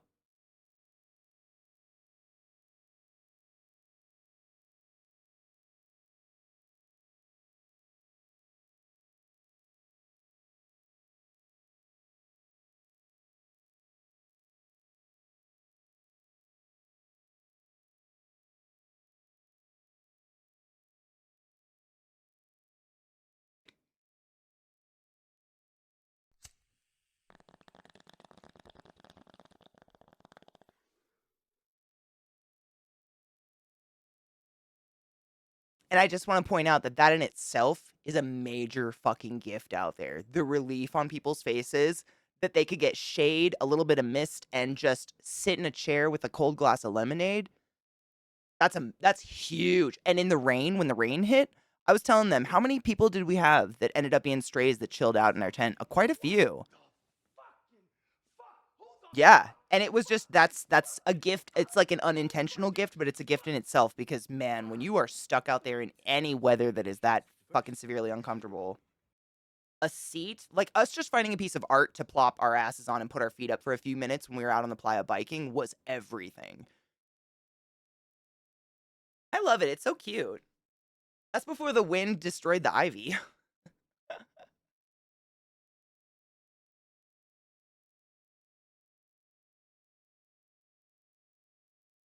Yeah.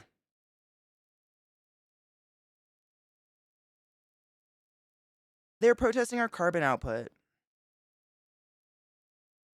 because it's different when we camp, I guess. I guess so. I actually read the Glut gave me an article to the story. This is the full thing, really. So there's some hippie. There was like literally a handful of hippies out there, like protesting hippies. Which come to our side. You're on the wrong side of this fence.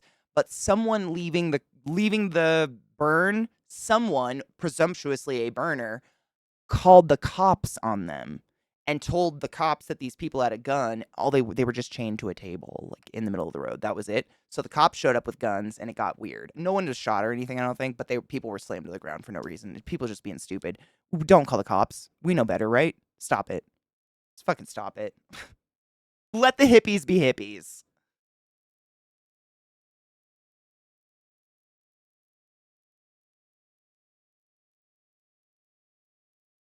Oh yeah.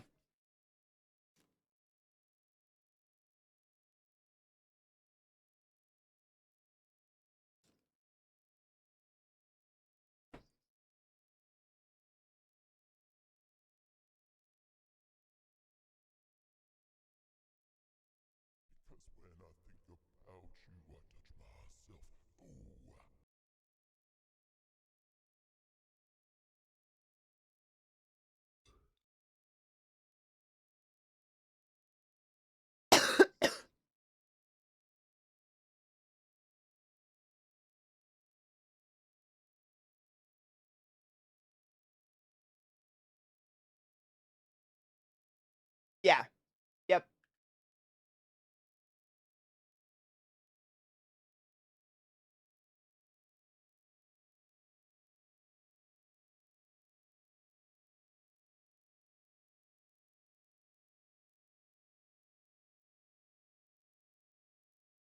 Humans?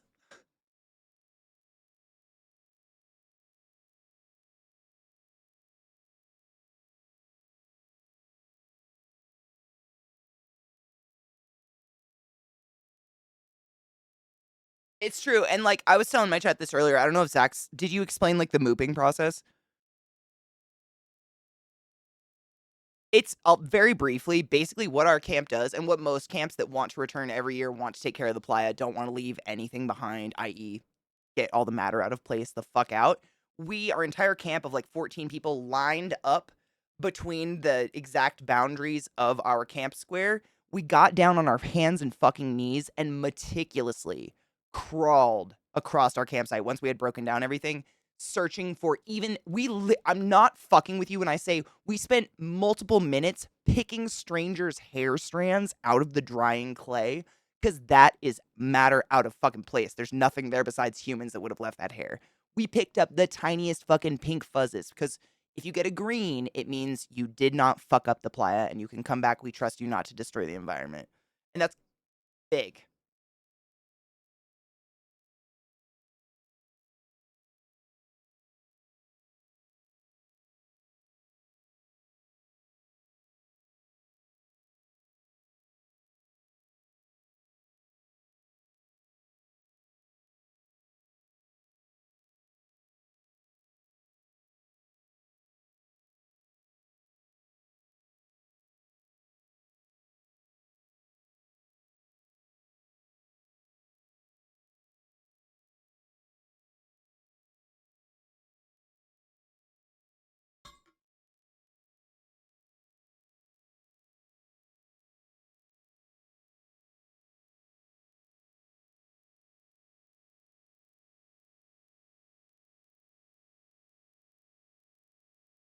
And this is what I heard about those exact camps, just to extend on it because I love this part.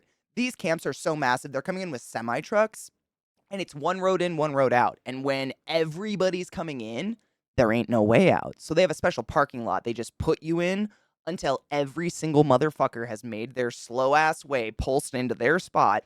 And then they'll maybe remember that they just left 7 semi trucks of audio equipment in lot D. And no shit, they have left those people the entirety of the burn. Like, that's where they spent the burn.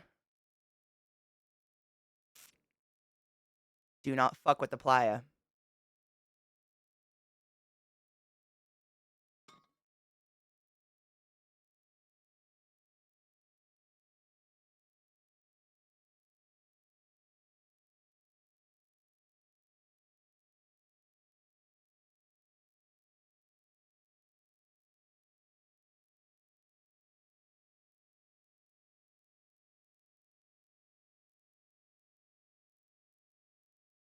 And that 100%, and I saw a lot of people partaking in that. Like, we saw people that would stop their bike dead stop in the middle of the playa on their way to something to get a piece of a zip tie, a piece of glitter. I mean, of course, I don't think it surprises anyone that we give a fuck, but it's cool to see lots of people give a fuck. Like, everybody had like a Crown Royal bag, basically, some sort of little drawstring bag that wasn't going to lose anything, that they would stop, grab a sequence, a feather, anything that did not belong on the play, and just stick it in their little bag, because it takes 2 fucking seconds, and it means we get to come back.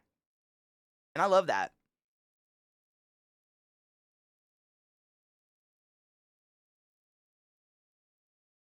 Meticulously.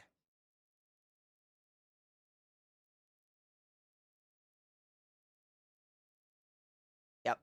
And I've heard lots of camps.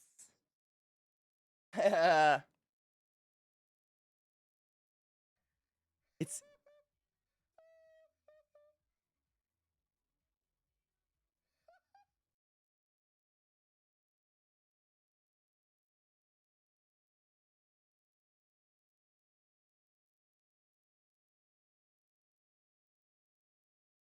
literally, like, we watched that robot burn, and the next day there wasn't even a black spot.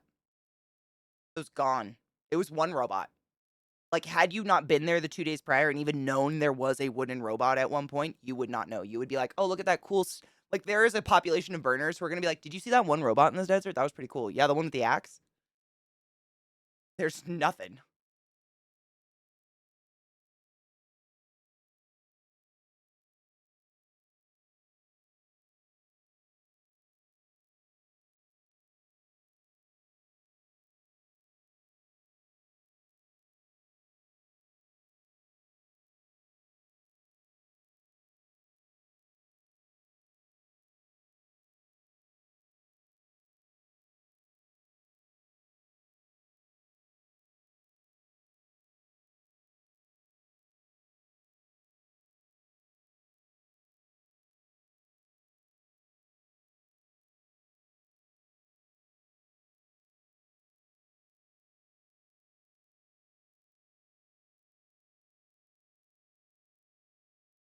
Oh.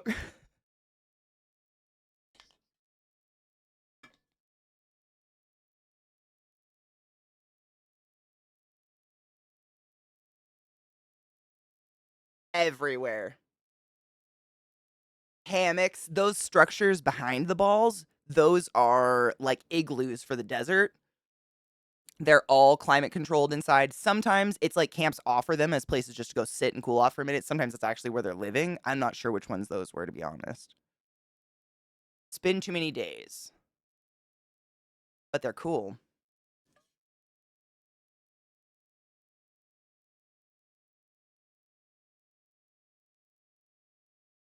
I didn't feel that way at all.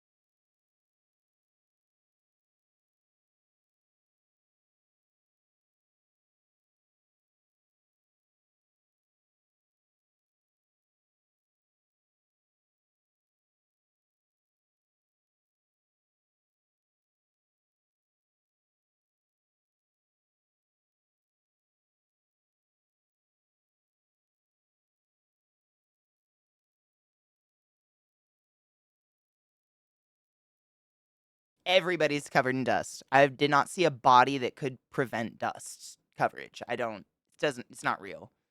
Like, at one point, you're just kind of this strange, like, milky white cheese color. Everybody. I mean, oh my god, the way it clung to Zach's hair was insane. I mean, his hair would go white. It was like following an old man in the desert. Like I was on my way in a secret mission in a whiteout, you know, like in Zelda or something, like in the Gerudo Desert. And I had to follow the fastly aging creature in front of me. Like I was afraid he was going to crumble into bones and I was left forever. Like is this an art exhibit? Where is Zeke? It was insane. It just clung to everything.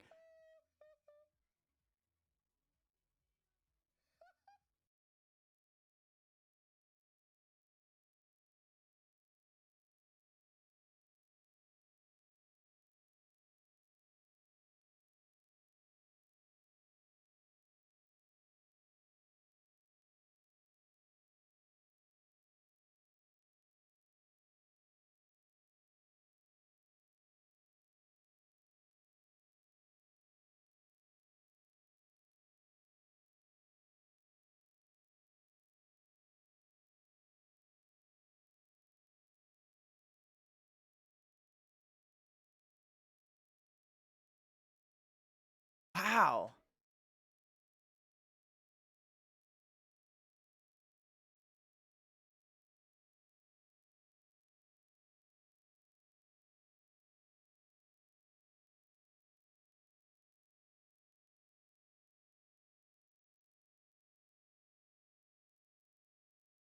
Huh.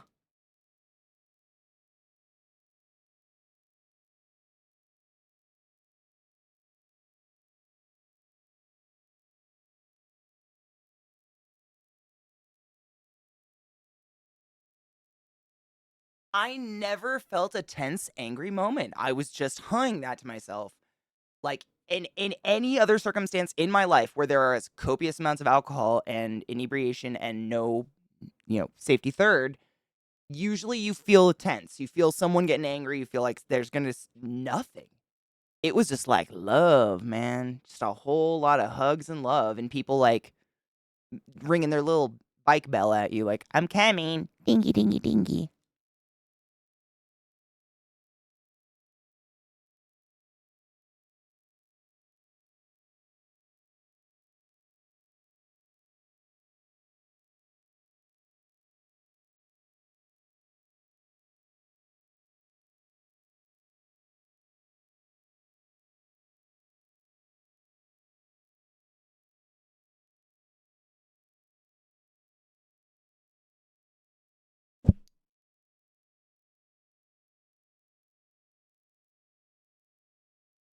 Yeah.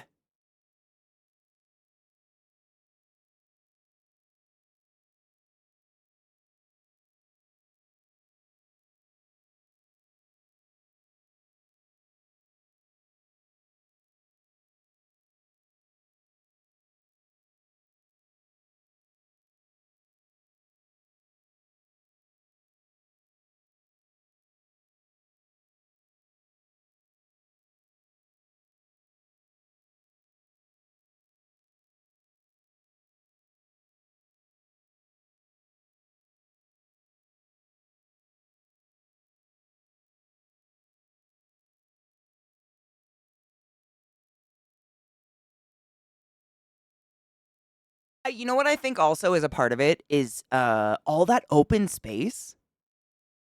Like if you ever feel like that tension growing or that I don't know, I get it sometimes, like that anxiety, that like anger that you're gonna hit, there is so much fucking open space. You can go ride your bike into the middle of and scream at the heavens and no one would say a fucking thing. I feel like there's a lot of ways to go about a situation that do not involve a fight. I really like someone in my chat said self-reliance takes the piss out of a lot of peeps, also gifting too, and I think that's true. It's kind of like, what do you have about yeah. And like, what do you have to be mad about? Did you forget something? Hmm?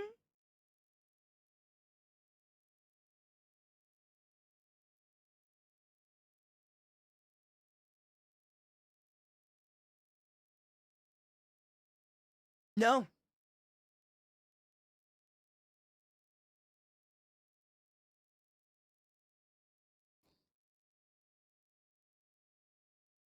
No.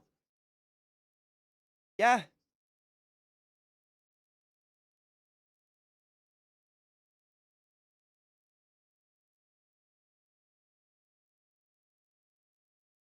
Yep, I was just gonna say. Yep.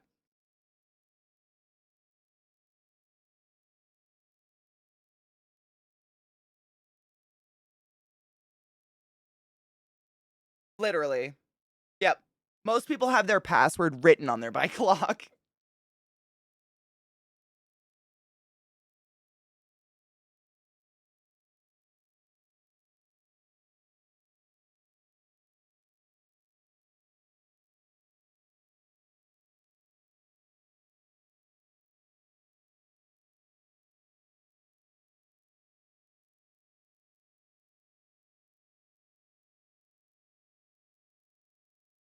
Truth.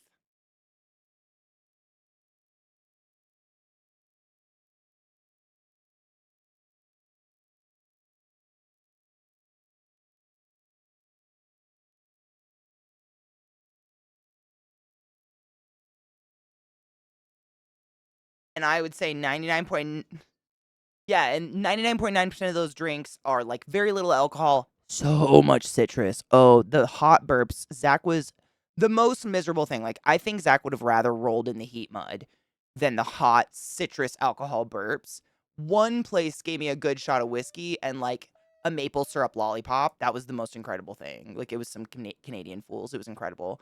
But other than that, it was a lot of mixed drinks. Like, oh, the sugar. Oh, holy Jesus, the sugar.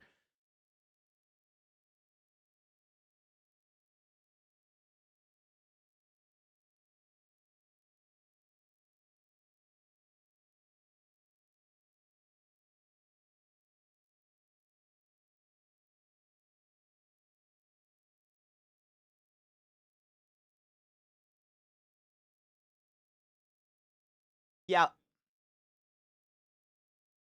Mhm. But honestly, it's better than having hot burps. Fuck that shit.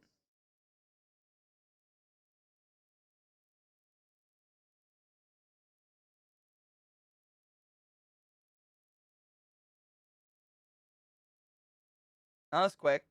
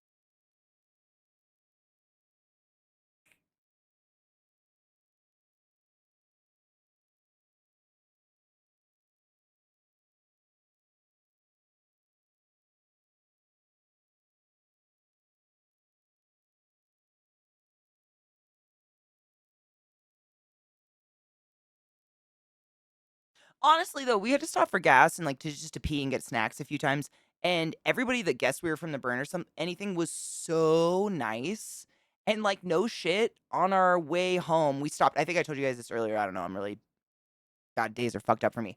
But we ended up stopping at a hotel for, like, a nap because we were dying. Like, we had just got out of that 5.5 hour line and then drove an additional 3 hours, unloaded an entire UV? I'm so sorry, a giant truck, like a semi truck, into a storage unit, cleaned it all. It was insane. It was a lot. We were so tired, we knew it was unsafe. So we were like, let's just get a cheap fucking hotel that has a bed and a shower, sleep for 6 hours, and then get back on the road. And I shit you not, we're thinking to ourselves, like, everywhere's gonna be packed. Everywhere was stuck. Everyone was stuck at the burn. Everyone's exhausted. Everyone was in that 5.5 hour line. Like, we're not special. So I call, like, it was like a Holiday Inn or some local little hotel, Comfort Inn. And the lady that answers the desk, I'm like, hi, I was just wondering if you have any vacancies today. And this was at 7 o'clock in the morning, mind you. And check-in wasn't until 3 p.m. And I was like, and any vacancies that maybe we could check into now? Tee hee ha ha. I'm so cute and friendly. And she was like, Aw, honey, did you guys just get out of the burn traffic? You head right here, and I've got a room with your name on it. And she was a burner, right?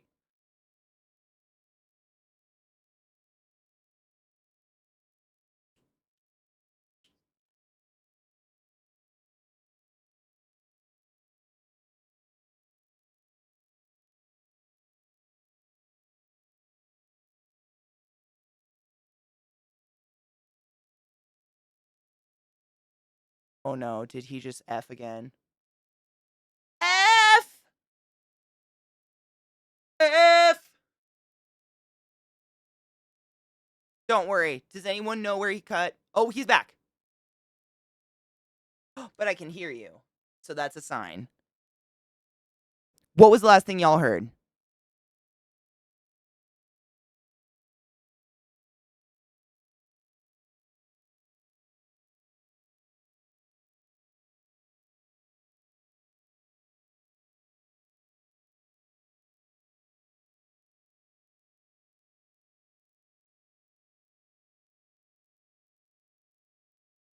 Yep, she was awesome, and then we just kinda, like, sat there and, like, talked a little bit about other burns and stuff like that, and she was so fucking nice, but she gave us, like, a king bed for the lowest rate in the whole fucking hotel, spotless.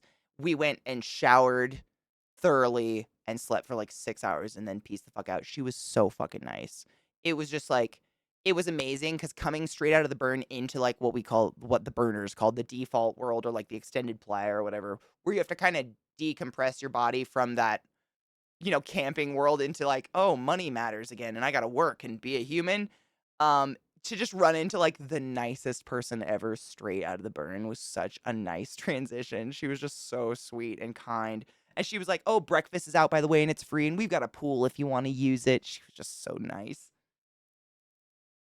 Yeah. But they're everywhere.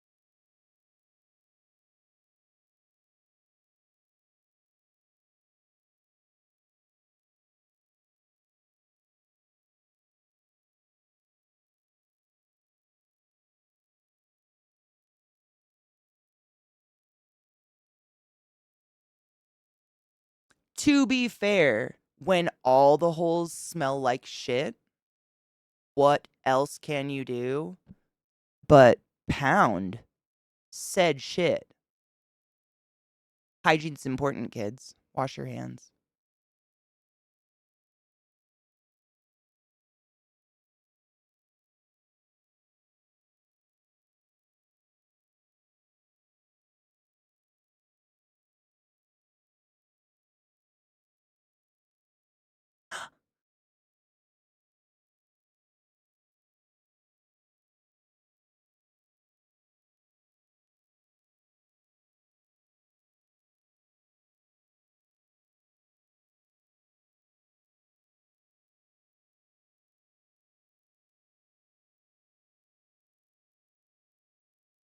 Okay, so I was just showing my chat the lovely bracelet you gave me, which I think is really apt considering all the bitching being thrown around.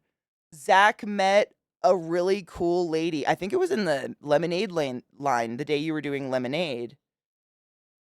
I want to say it was. Oh, I do not remember. God damn it! It was at the beginning of the week.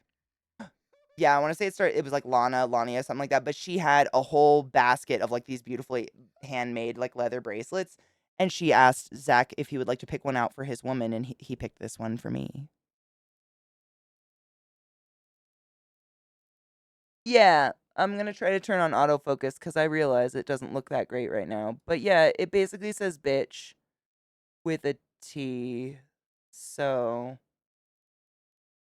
there's that.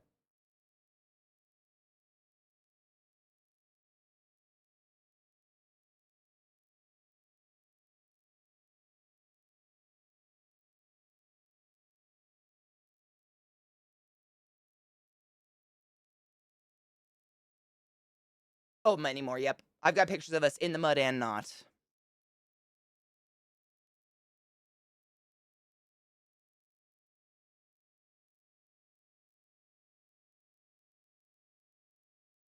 Emily has such a fine ass.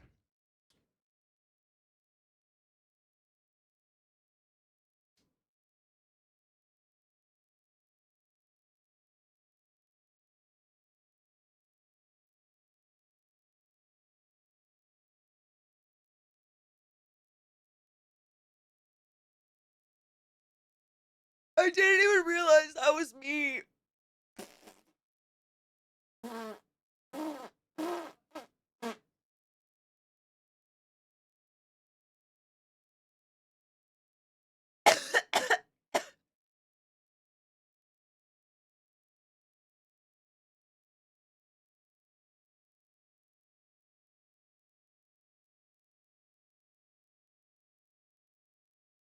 For the mini games.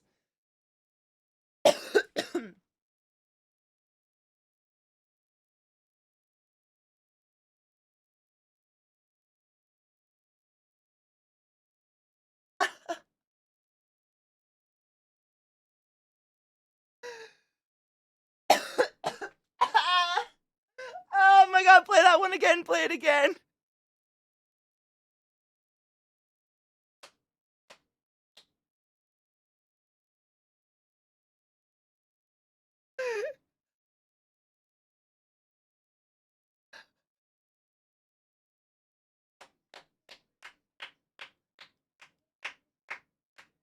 Get off my lawn. Yeah, this is my grandfather's my mom's dad's golf hat. I don't know where the fuck this came from, but he had a good sense of humor. Yep. It really, really was. And people fucking loved it. So my favorite part of this day was that Zach actually had 2 outfits. I'm sure he's gonna show you the pictures of the other ones. But oh my god, it's so good. It's so good. Um, my favorite part was the line of people waiting for lemonade was like backed up near our kind of like personal sleeping tent where I was sitting there. I think I was working on one of your costumes or like seat covers or something like that. So I got to hear the crowd talking about how much they fucking love this old creepy geezer that's like getting everyone to try their lemonade. It was fucking phenomenal.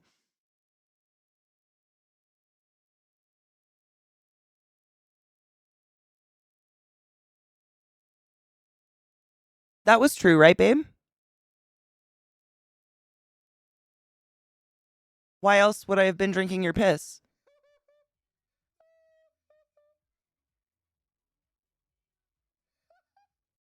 I've had to invent a new word to describe it. Shitmungus. It got real chilly. That night we got back we were walking home from the temple. Oh my god. I mean, didn't it snow a little? There was one night where you and I saw flurries.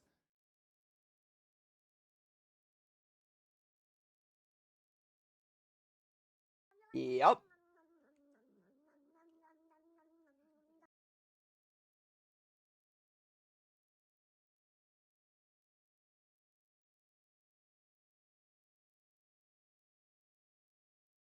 Live photos, yeah.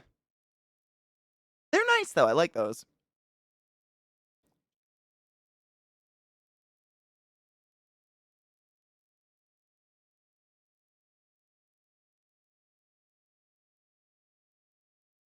And they were all good. Every day we had different flavors. People really liked it. We had return people every day. They were like, and they would always stop and be like, "This lemonade's actually good." I'm like, "Thank you. I thought so as myself." We milked the lemons by hand.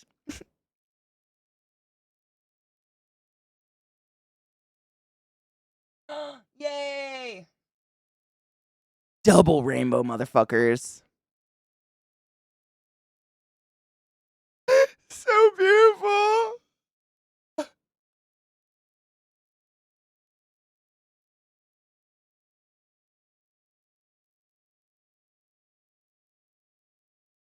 If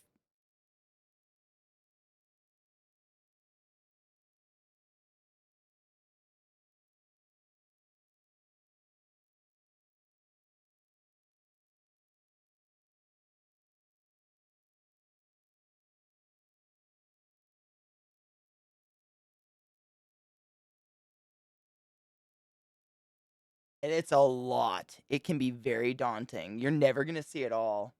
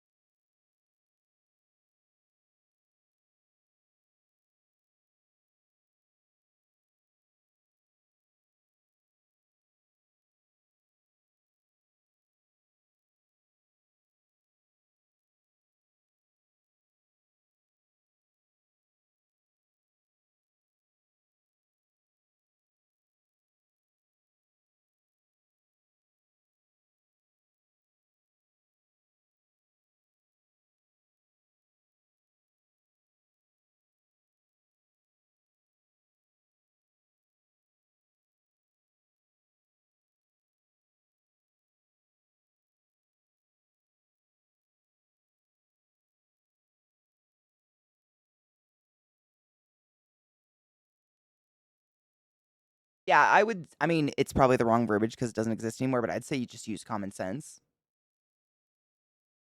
Like, don't leave your cell phone sitting out where it's easy to swipe. Human nature sucks, but if you don't give them the opportunity, we didn't lose anything. Yeah. Yep.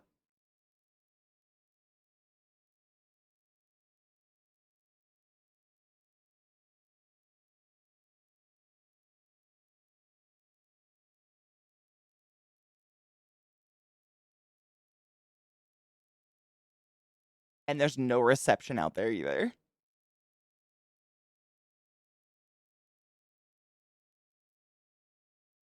Yep. How did we keep our phones charged? We had generators. Also, like if we just needed a quick charge or something, especially when the rain hit, we just go turn the Jeep on, plug our phones in, listen to the radio, get a weather forecast. By the time we got a forecast, we'd get 30% on our phone.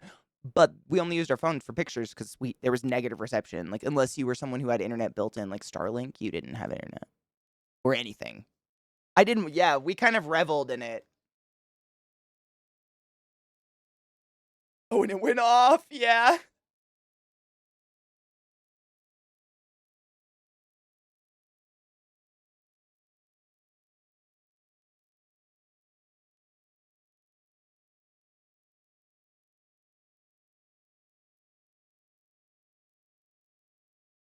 He was mad.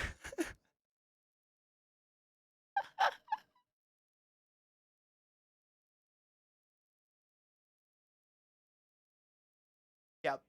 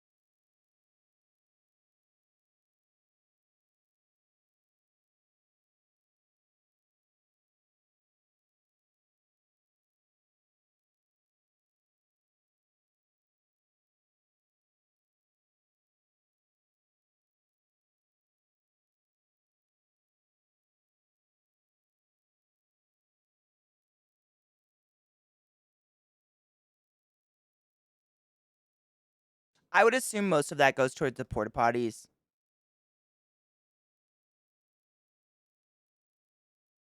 That would be my assumption because everything else is volunteer.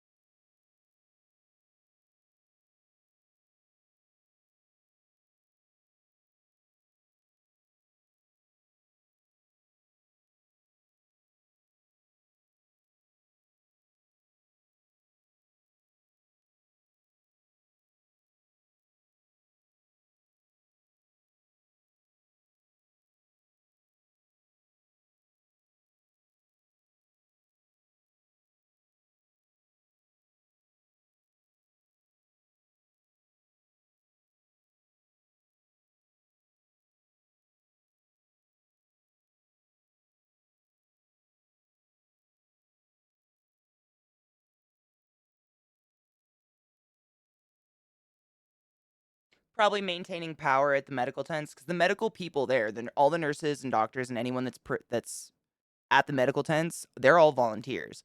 But like maintaining all of that, having equipment, being able to maintain a sterile environment, like that's going to cost money, and I'm all here to pay for that. Like that should be a service that's accessible to anyone in the real world as well, in my opinion. Allegedly. Marks the toots. Oh my god, it's double rainbow. Ugh.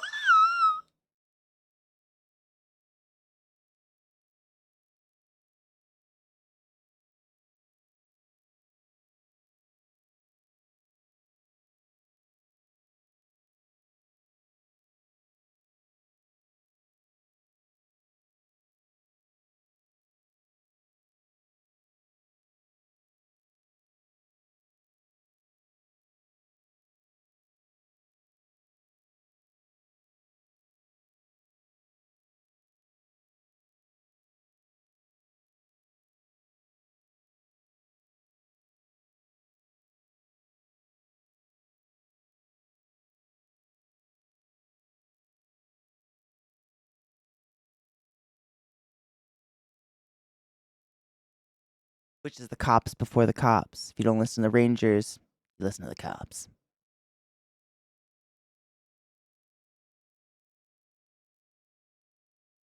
Yep. Yep.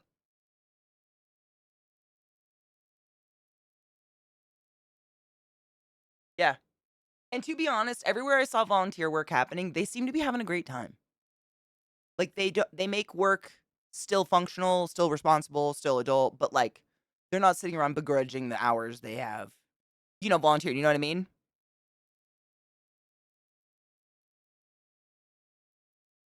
The mud.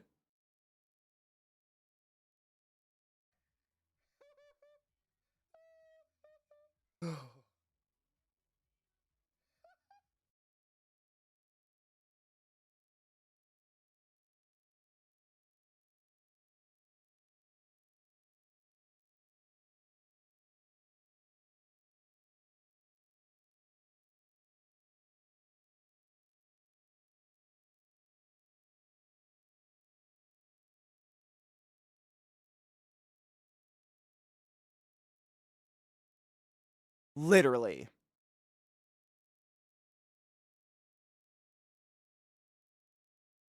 And slick.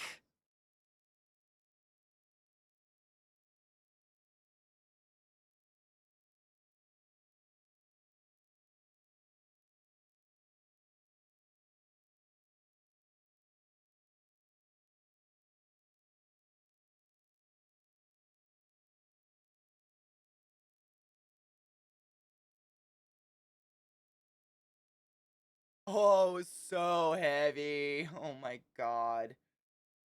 Zach, so get this is you don't really realize it because it builds up a little bit slow at first onto your feet. And I was walking around basically just helping people move stuff. Because believe it or not, where these tents are, completely dry underneath.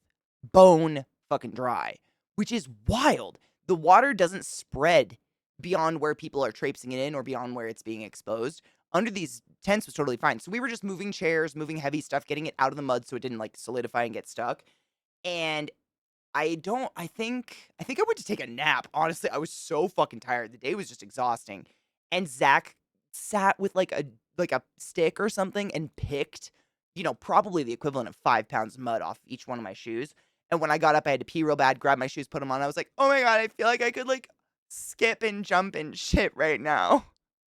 It felt so freeing not to have like it felt like 40 pounds per foot. Like putting ankle weights or some bullshit on your feet and then trudging through more and just building the ankle weights as you go. So by the time you're at the bathroom, you're 3 inches taller and sweaty, but it's cold. It's very confusing. But fuck, it's heavy.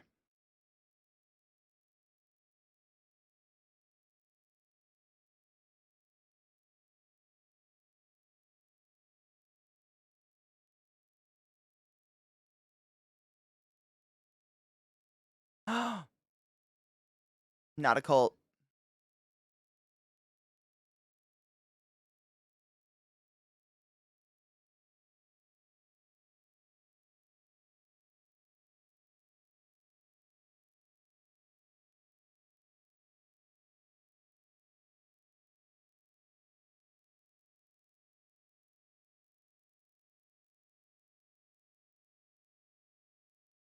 Mm-hmm.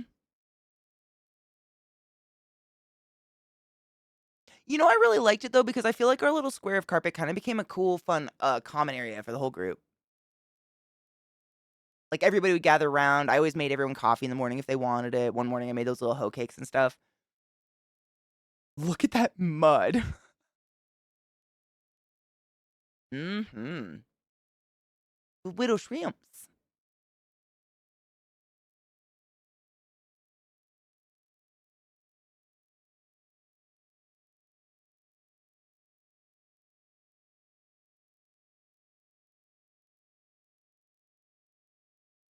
It was intense. You went to sleep and you heard it on top of the Jeep, woke up to it. At a certain point, we just kind of looked at each other like, we got to pee in bags now.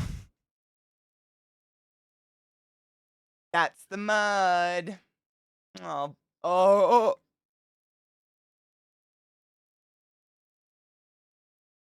This was the worst spot. Right in front of the kitchen. I got stuck so many fucking times, like almost lost a shoe.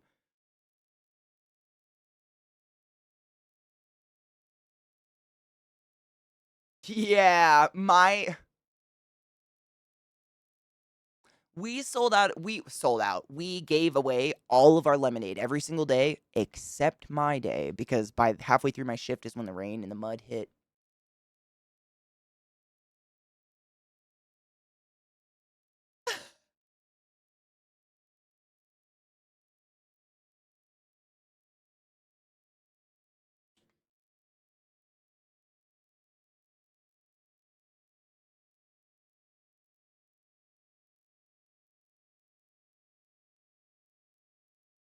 Yeah, the radio was literally like telling me to stop shouting people in. So I was like, oh, okay. I guess.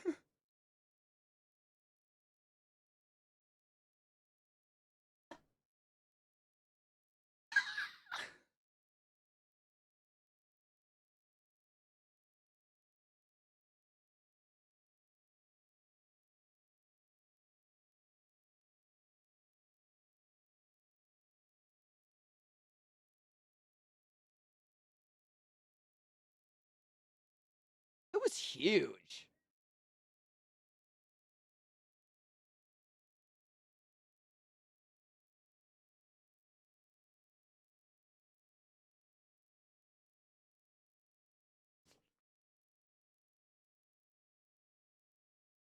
I doubt it.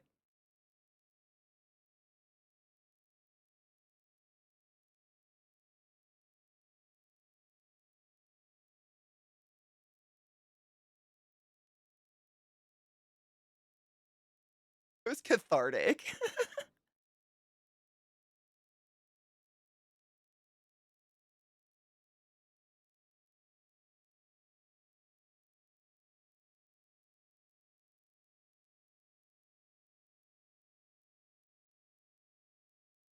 Consensual.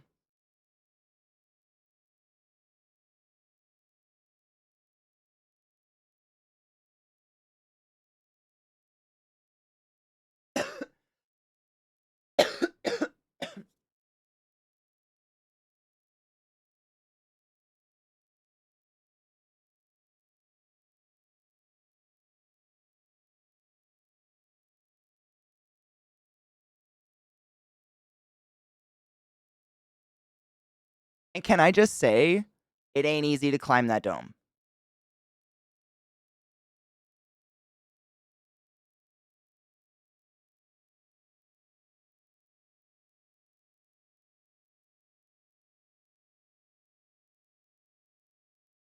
A strange dude.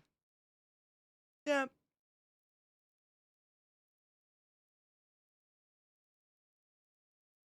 Dude, a lot. I mean, at a certain point, it was like, should we get down? Because we were like way up, and as people start crawling up under you, and it starts getting real congested. Like Zach had to like tap people with his feet, be like, "Can we come down?" Because it's not people friendly. Like it's not built for people to climb like the real one. It's just people climb it because you can. And it's fucking. I mean, you get this. It's the Thunderdome. You climb it and you can scream, "Fucking kill that bitch! Bite her face off! Kick the cunt! Grab her feet! Rip anything!" Like you can just. It's incredibly cathartic. Oh, yes.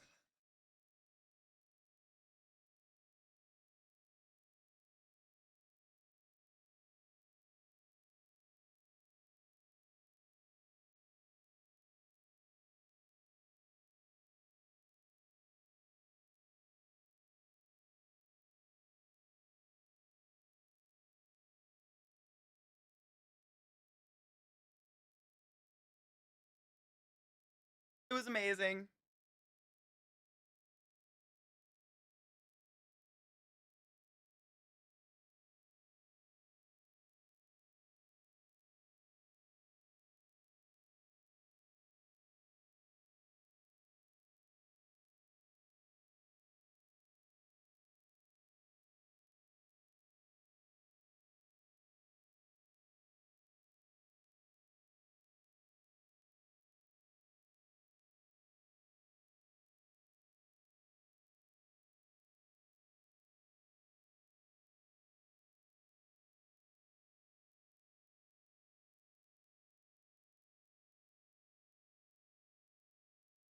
It was it's got to be a move. It's like I think it's I don't know, Muay Thai or whatever where you use your elbows and knees, but he would come in swinging like this, kneecap just to jaw.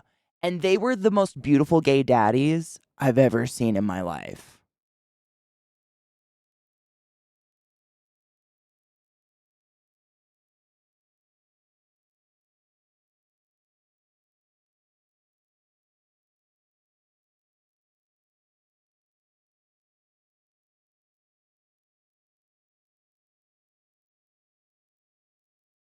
Yeah, they were like running leggings, you know, where it's basically like, here's my religion.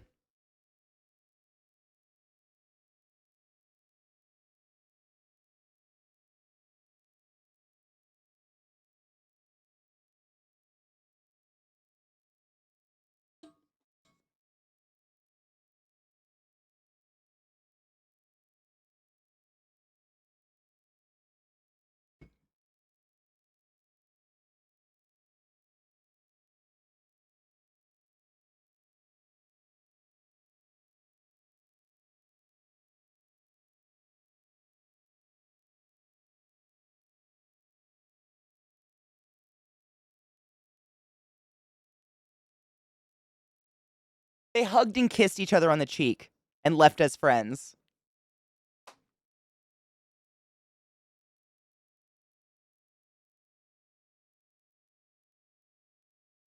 No one didn't commit. I mean, there were people who were obviously less strong. Some of us are birds. There's nothing wrong with that.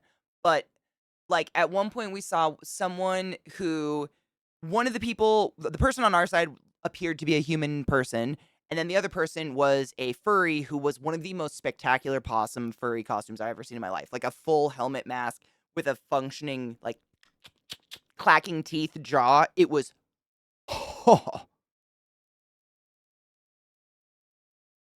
and it yeah. Mask is, like, insulting, dude. It was art. It was fucking phenomenal. She had a tail and everything, but she had, like, those big old raver boots on that gave her feet some nice weight. So when they would get flung at each other, this person that was on our side was a little bigger, looked a little meatier, like they had more strength. But this possum could spider leg her legs around that person and just fucking wail on their face. And oh my God.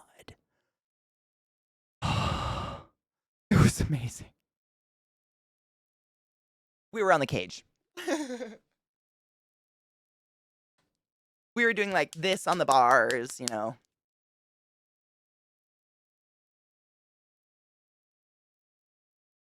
And we walked away just glowing. Like pictures were the last thing on our mind.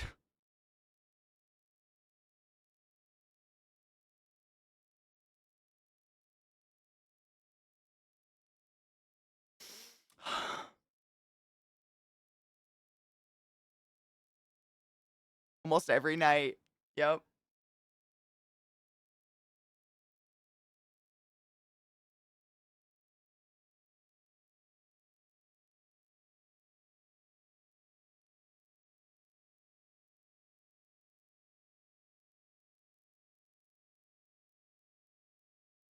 Hi. Da-na-na-na-na. Mm. exact.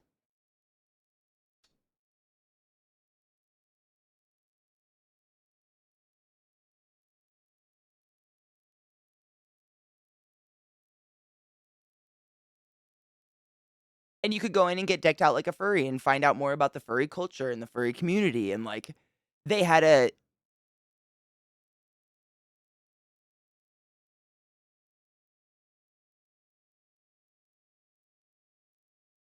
Just faded.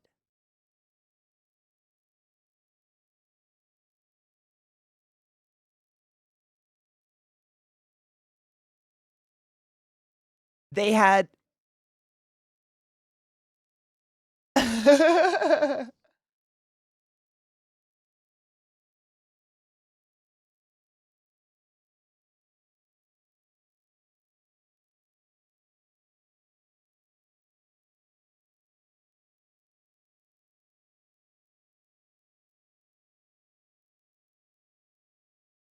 They had a vending machine directly outside of Dante's Inferno that it dispensed what are they called? Bad dragon dildos.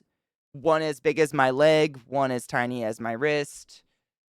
But it would mock you if you got too close. I don't know if you ever noticed this. At one night I swerved a little close to it, and please excuse my language, it would shout in a very adorable voice, "Hey there, British cigarette."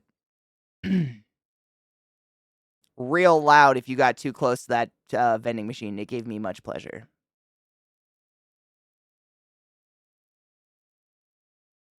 Oh, I'm so glad there's a picture. Fuck yes. Oh, let me move myself because I'm right on top of it. Hold on. Oh, look. It was, and we literally almost walk past it every night. It was so fucking, it was an honor because it's so well done. Yeah. And this isn't rare. There are so many camps where you can tell these people put their fucking lives into what they look like, and it's worth it.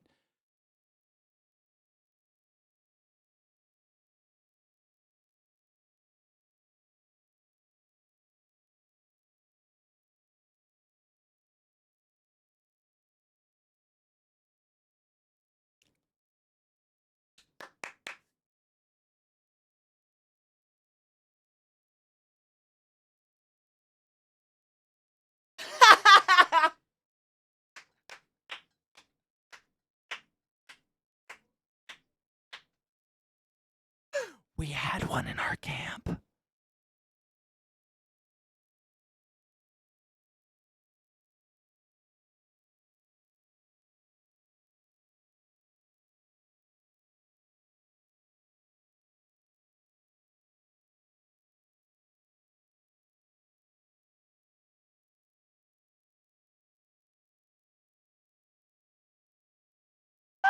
With a lot of other people. Like, it was an impressive amount of people volunteered to go do this. Yeah.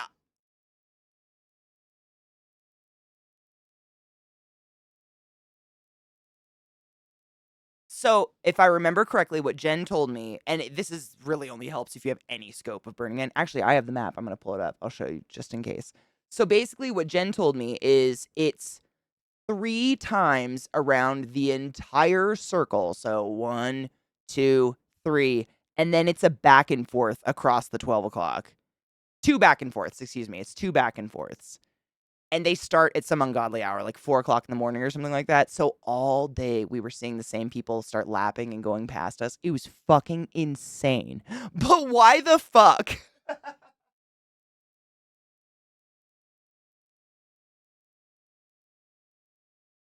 I thought it was like 31 miles, 30 miles, I think. Oh, there we go, 31. Cool. Who cares? If over 10, I mean, what are you proving to anybody? I'll let you call me mom and give you a hug if that's what it takes, but this is just asinine.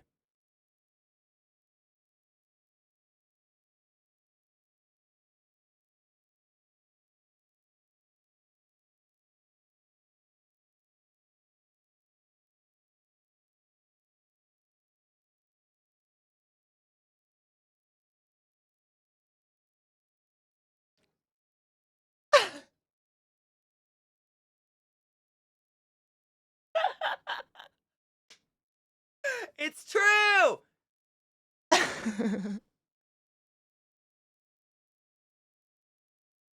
Oh, it's Disney. I think this is us Disneying. I don't think you can play the audio.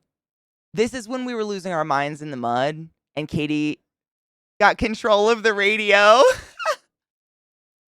It was Kiss the Girl. Was it Kiss the Girl? La la la. I'm not gonna do it. DMCA is a bitch. But yeah, we had been listening to Led Zeppelin for hours because every song is 15 minutes. And Zach was like, "Babe, can you put on just anything else but Zeppelin? It's been a while." And I was like, "No problem, Beeb." And I put on my Disney princess list. So it was like Pocahontas and Frozen.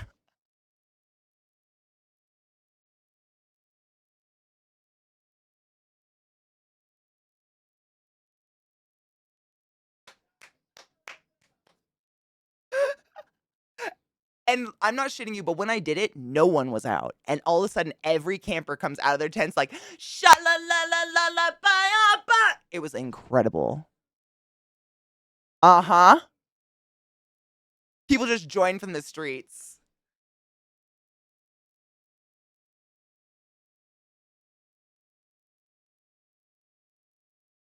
Country. Yep. Mm-hmm.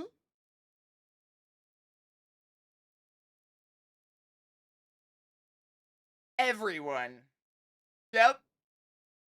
It was incredible. It was dope. And you would if the music changed, to a different genre, you'd hear a cheer from a camp nearby. Like if it went to Tool or something, a bunch of people would be like, fuck yeah!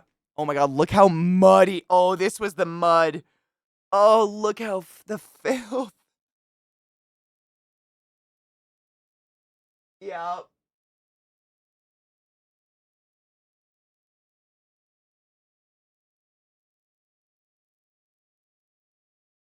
Sick.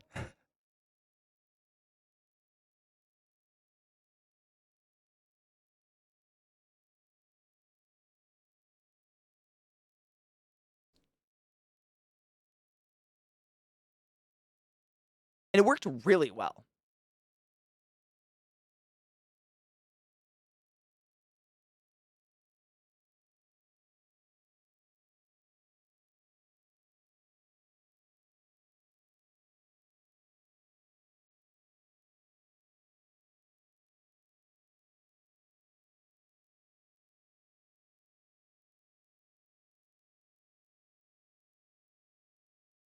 Yeah, this was the point where I couldn't get my fingers more than a centimeter through my hair, and that on top of my head, I could not tell you what that was. It was survival at that point. Get braids. My biggest piece of advice, get braids.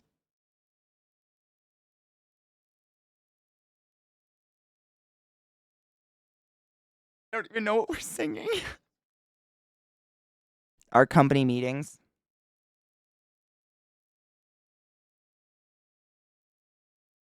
Yeah, I don't think he meshed with his own camp too well, but he was pretty dope. He was fun.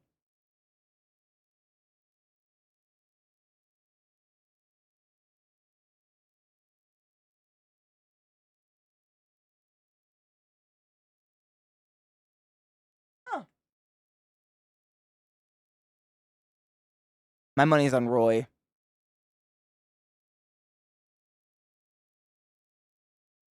Not a cult. I'm gonna take this moment to. I have to pee so bad. I'll be right back. Yeah, it's sock bag sock. Not a cult.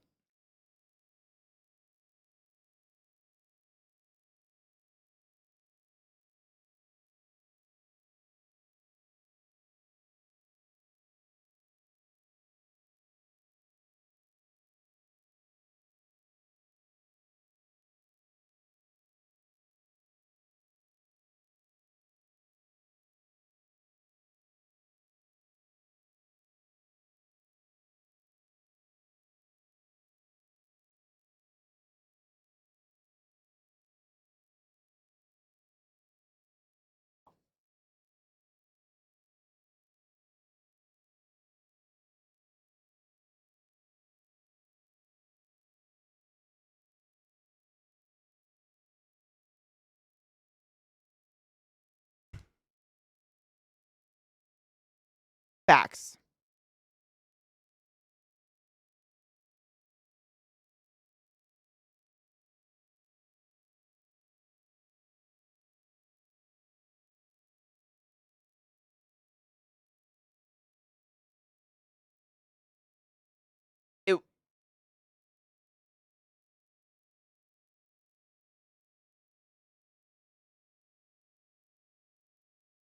It just worked. I mean, we tried multiple ways before that. Like my shoes, it didn't matter what you did. Your shoes built clay. Like you would just start building inches on it.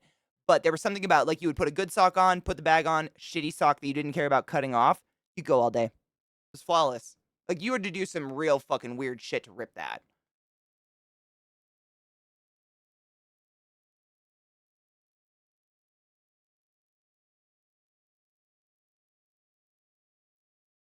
Yep. Yeah, and the reason this was happening, this camp was the not a cult camp. They were right on the corner by the porta potties. And when all this was going down, Dustin Stars, thank you. When all this was going down, they of course saw the highest traffic because the only place people were even kind of discouraging you to go, but like if you had to, go to the porta potties, go back to your shelter. So they were watching people just fucking bust their ass everywhere in abandoned shoes. So they started chanting it on a loudspeaker that sock bag sock, sock bag sock. And if people were like, what's that? They'd share the gospel of sock bag sock. But it was real. I mean, it was legit. It did work. Right. Thank y'all. I have to pee. Bye. Allow me. Hey. We just got back at the exact same time. It was beautiful. Welcome back, everybody.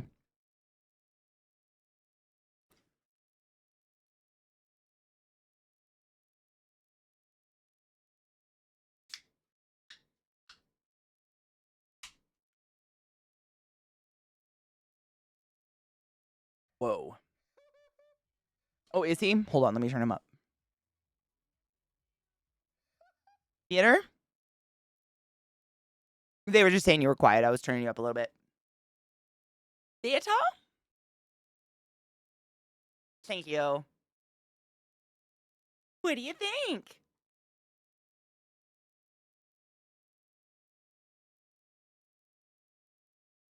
Oh, I love this picture.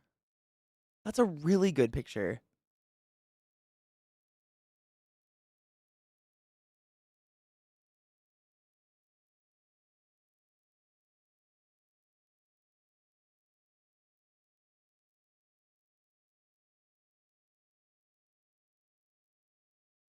I love them. We did not know playa shrimp were actually a real thing when we saw this art. We were just like, oh, it's one of the mythical because there's like a legend of the playa worm, which is like a giant sandworm, you know, that whatever. They're real.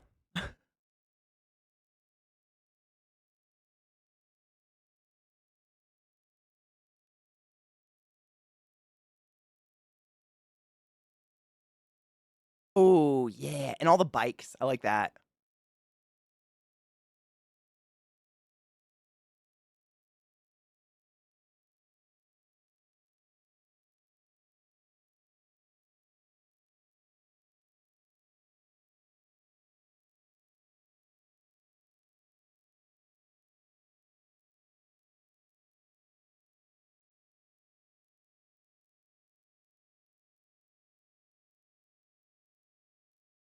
Plenty.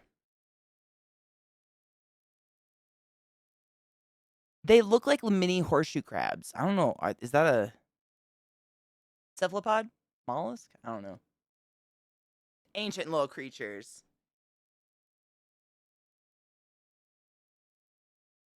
Yeah.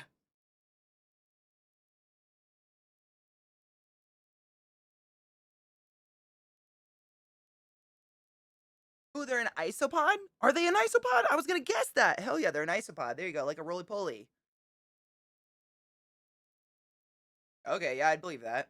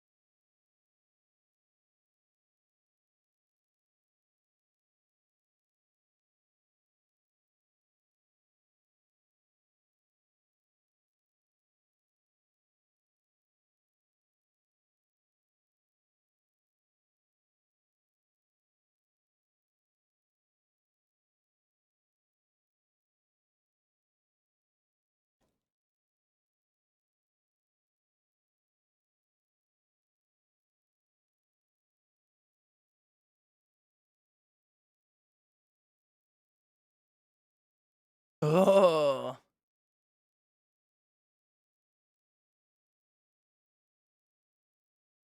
No thanks.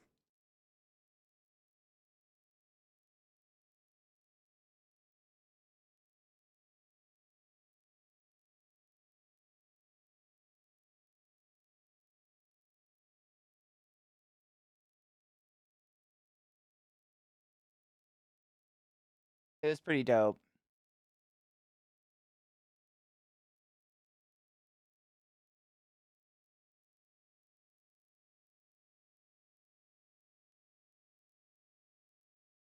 Sticky.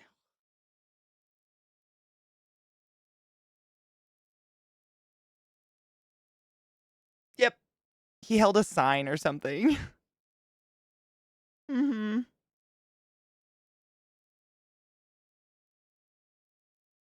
Yeah. It literally was so sticky. I mean, that's part of the reason it was exhausting to walk through. It was like walking on flypaper.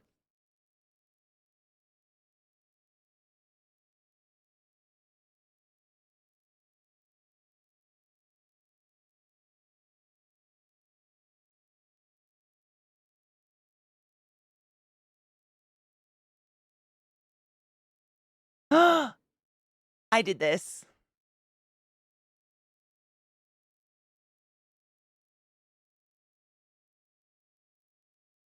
Fuck yeah, Christy, fucking get it. Sorry. She has a perfect ass.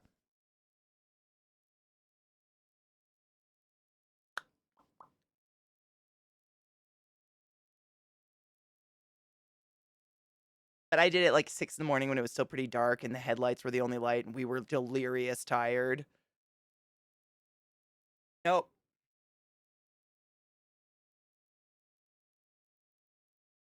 I know I did it. Yeah, it was tired.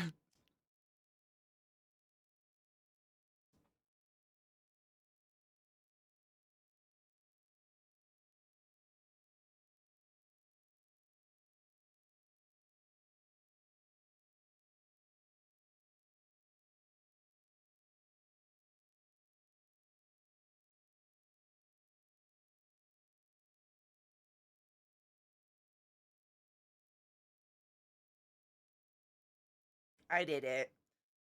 Get it, bitch! Woo woo! That sweaty butt crack is everything. Everyone had it. No judgment. Yep. And that's what I mean by the open space. It's a lot. Oh, and there you can see the honeycomb man in the background. Oh, that is epic. Holy shit. It's so beautiful.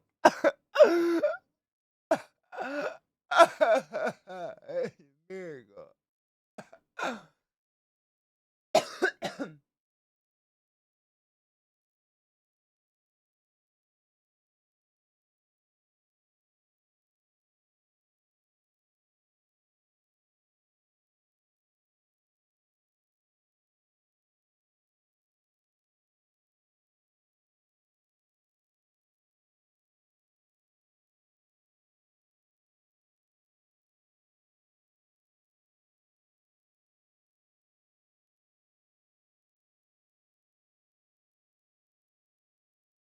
Shame.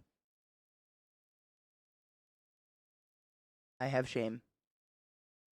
I passed out in a chair.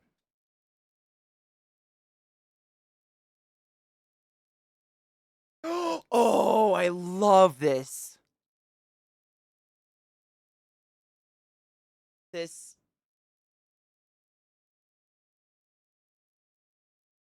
Oh, I mean, it must have been.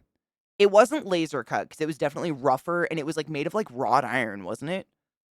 Yeah, it was like black wrought iron. It was probably one of my favorite things I found. That was like the first night we were out and we were both delirious, kind of tired and everything.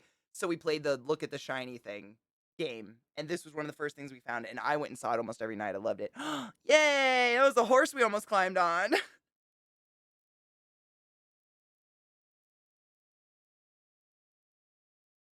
I love that piece. It's so cool. And there's me. Jesus crossing.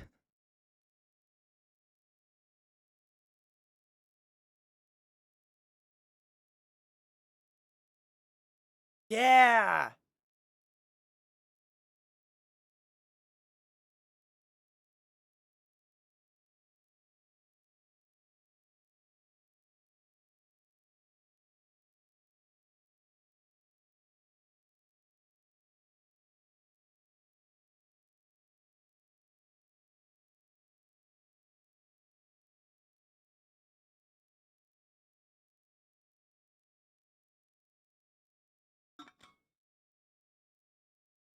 But then she pointed us to all the other things that we could climb on, like a turtle and benches and all this other art she made. So clearly it was just because this thing had wings and was super tall. She didn't want people falling off of it. Oh, dude, that was the coffee.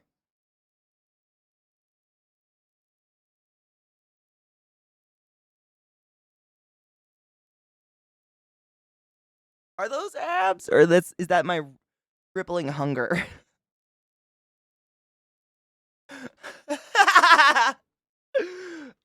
We maybe, yeah. The French press did save our lives, though. I was quite excited. Ignore the lighter in my armpit. What is going on there? Oh, yep. Yeah. I was like, what is.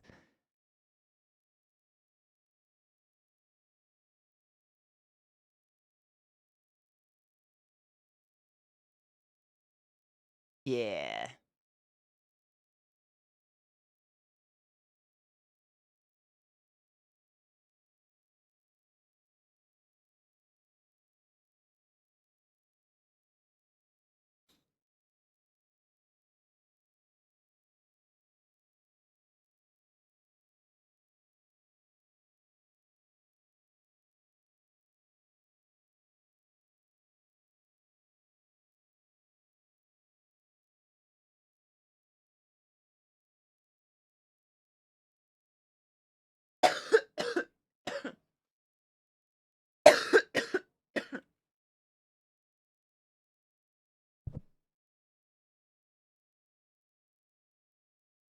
Yep.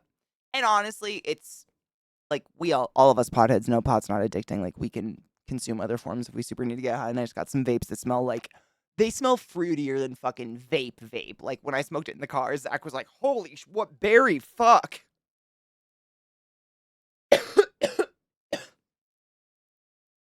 Yeah, and it does the job.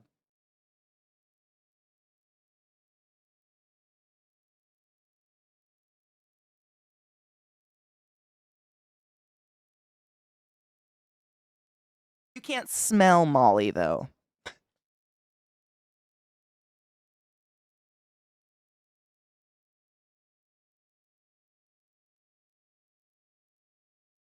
It's just because weed's an easy hit. Yep.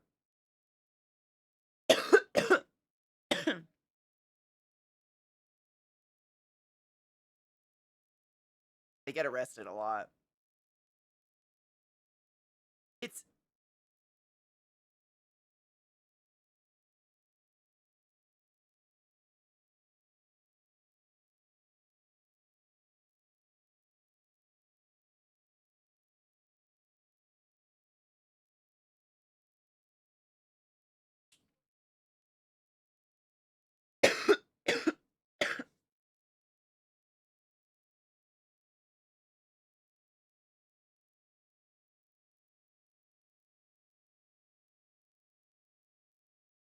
safe warm place. Safe warm place.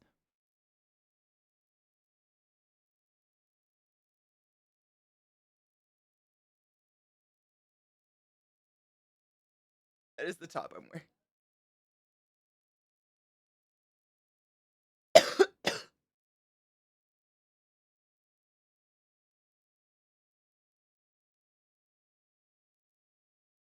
And for real, I smelled weed twice the entire time. It was two completely separate days.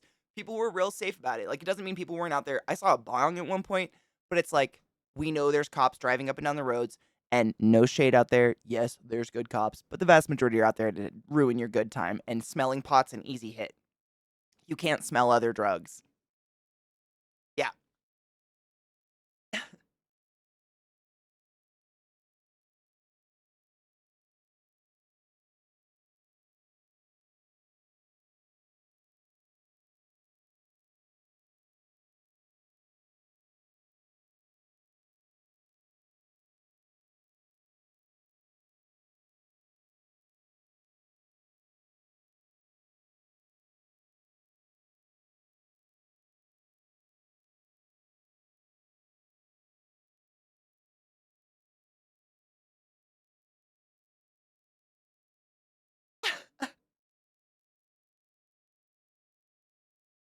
Uh-oh. Did we just F again? What is happening today? F is for the way you fuck with me. You.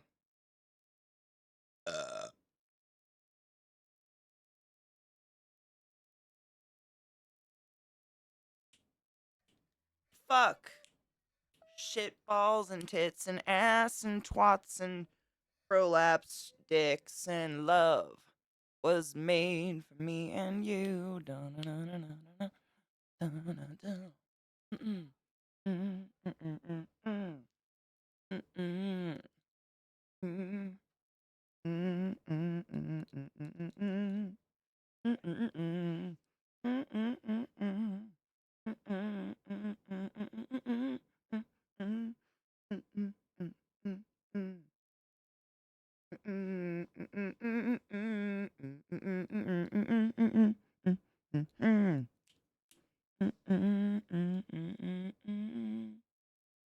Mm-mm. This is the longest F we've had. I didn't think I had to go further than that. I didn't prepare.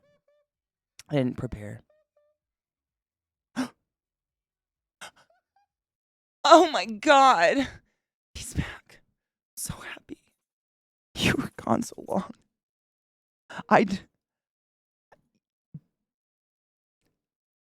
I love this picture, though. Side note.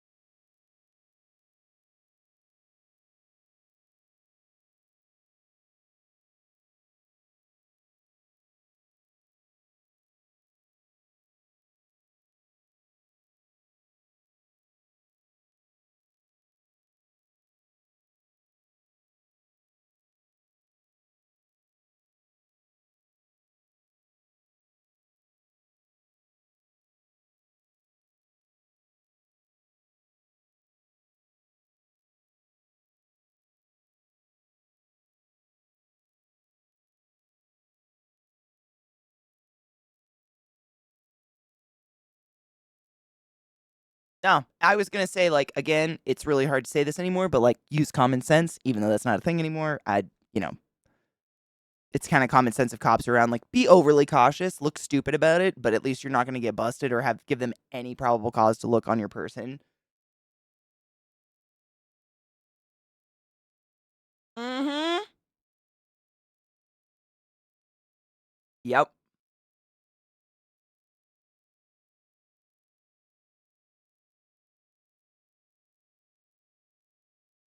Yay! That was for taking a picture of your butt.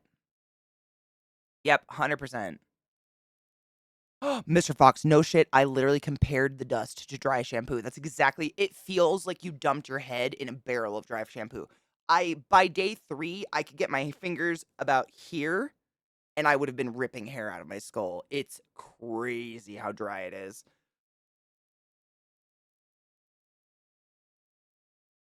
Not a greasy day. Today's the first day I've been able to do this.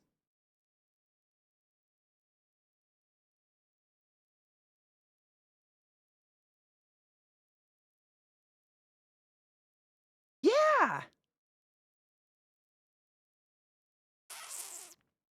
It is.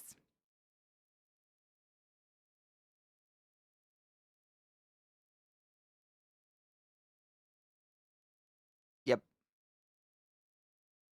So you just stop. Stop and chill and enjoy.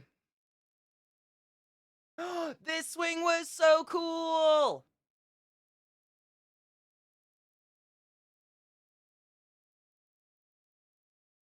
Oh.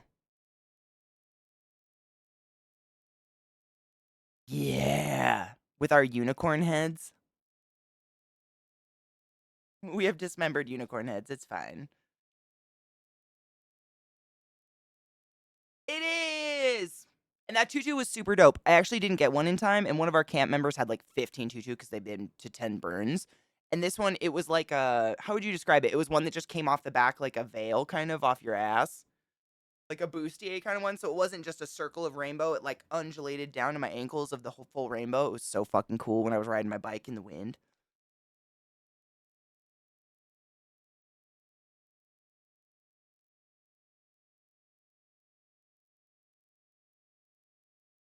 They were incredible.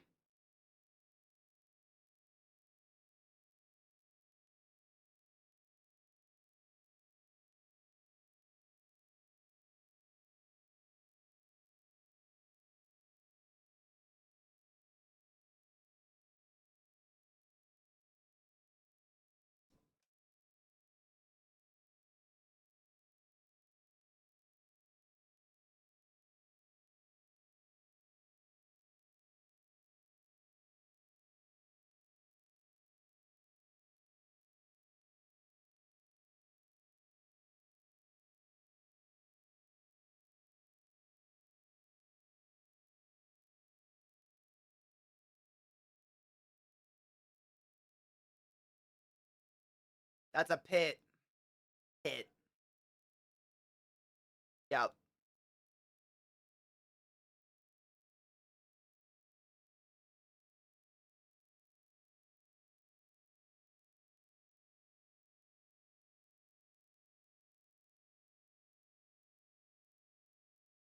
Uh,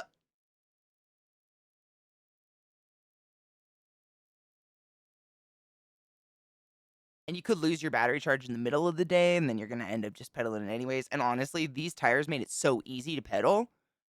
Unless you were really going against a gale of wind, like fucking flat against it, it was almost effortless. It was really easy to just get across the playa with these.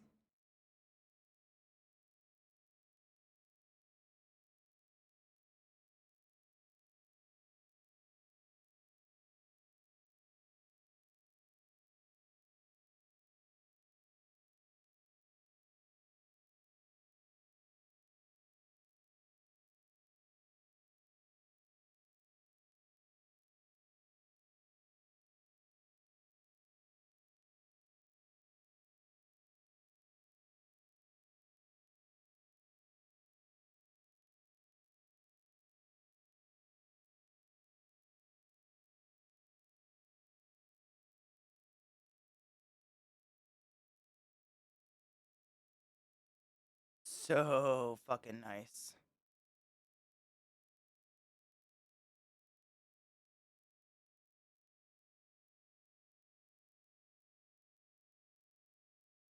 100%, but those bikes were so fucking nice, and I actually looked online and watched some videos of them, like reviews of them, and they're good for snow too, which you guys know we live in Denver, we get a lot of fucking snow. I'm real excited to take those on a spin.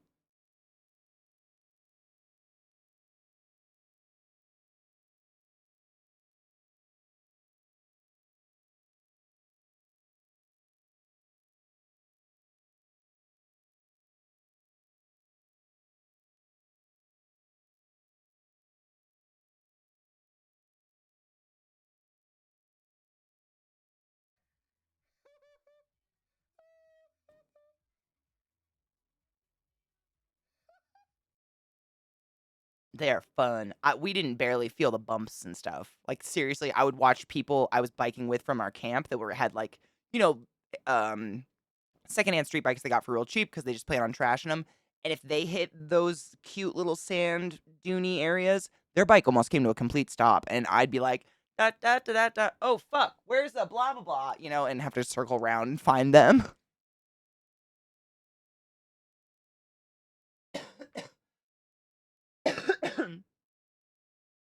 Oh, Lena, that's smart. Oh, I'm gonna.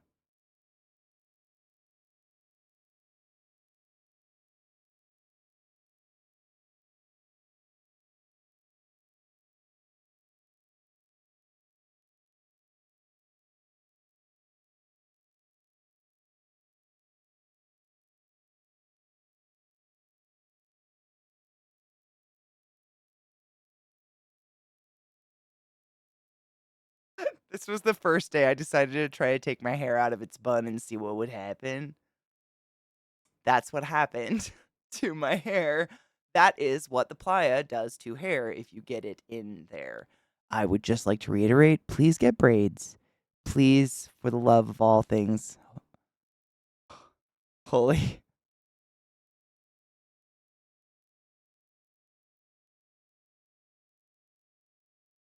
Yeah, this is I became a Tim Burton character this day. That dress was super cute, but god, holy shit, that hair.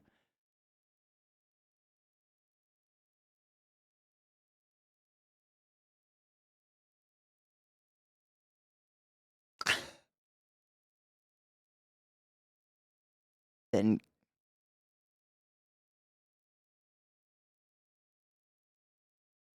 give me pockets or give me death. Nothing has pockets. Oh, dude, Zach fucking slayed. Zeke, excuse me, who's Zach? I don't know.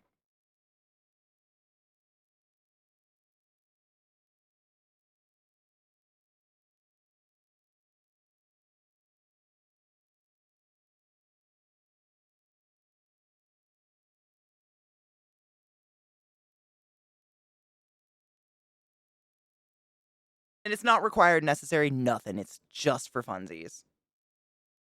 There's the bots!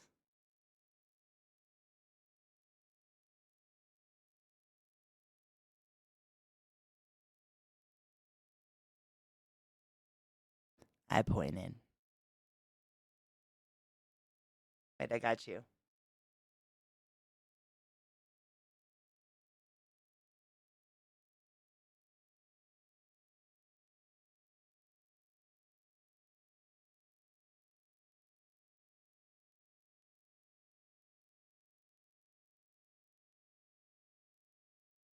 Oh, fuck! That's our star! That's sick! I didn't even notice you could see that in the background. Oh, that's dope. It's true.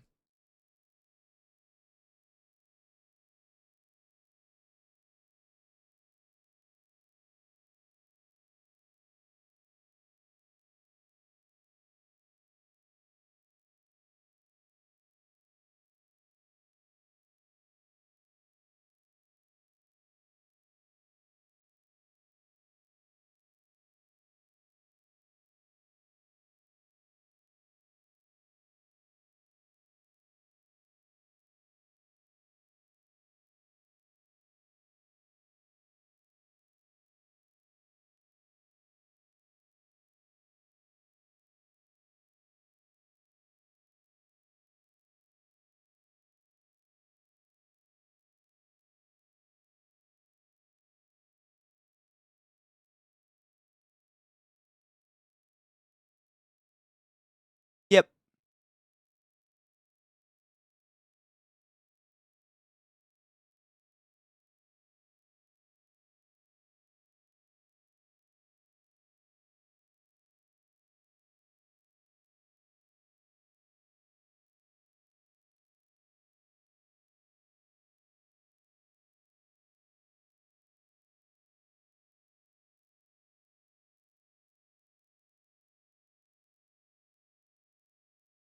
Yeah. No hard feelings.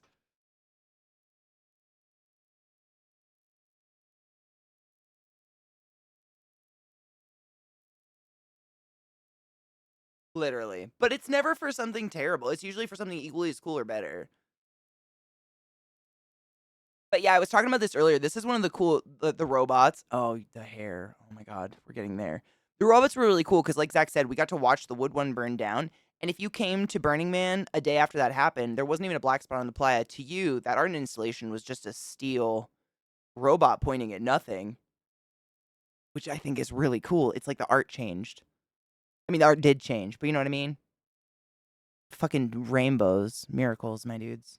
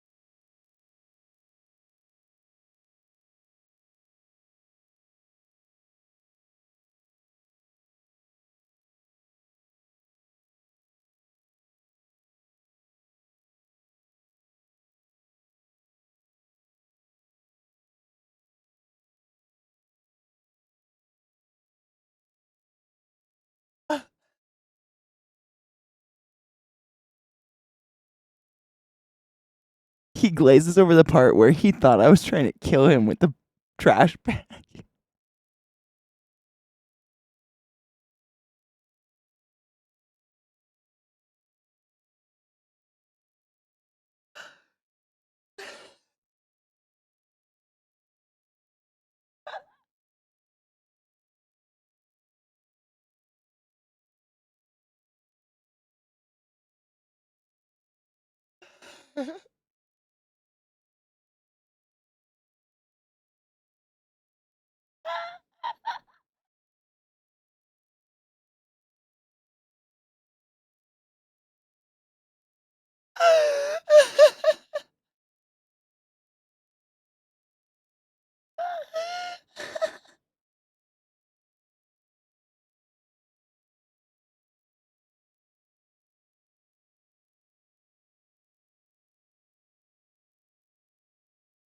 The look on his face when I got the hole over his eyes, though, was like, you have power right now that is indescribable and horrifying. Oh, okay.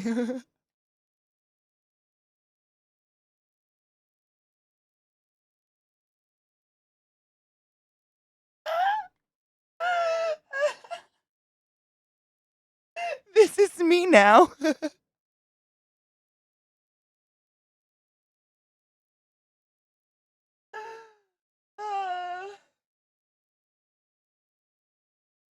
You hit me with a cigarette in the leg and burnt me.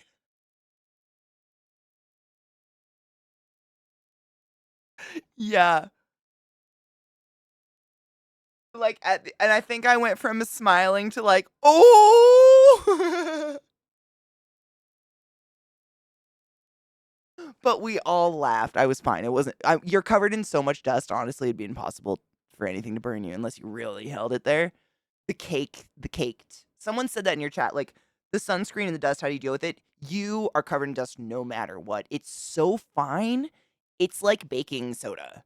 Fine, fine, fine, soft, fine, fine powder. It just is on you all the time. So, like, you better off putting the sunscreen on and not getting skin cancer.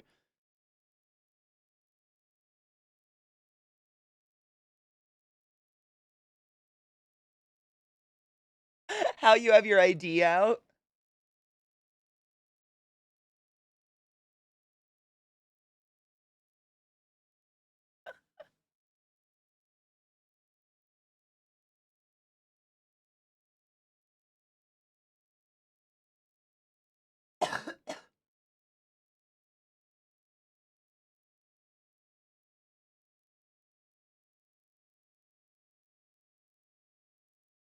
It works really well. Everybody does it. Oh, who took that? That is so cute. I think it. I think you're right.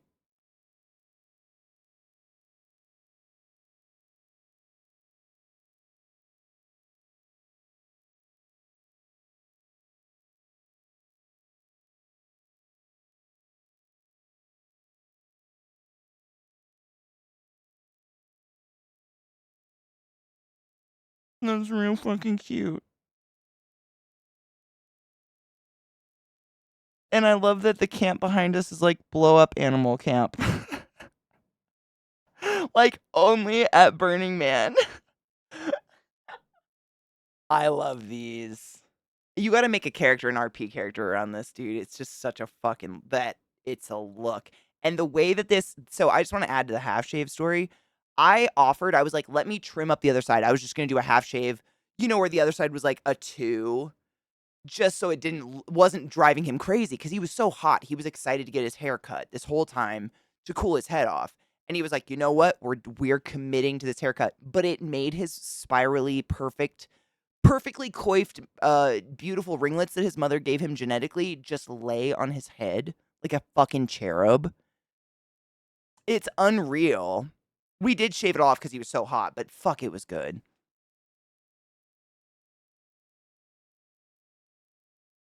Mm-hmm.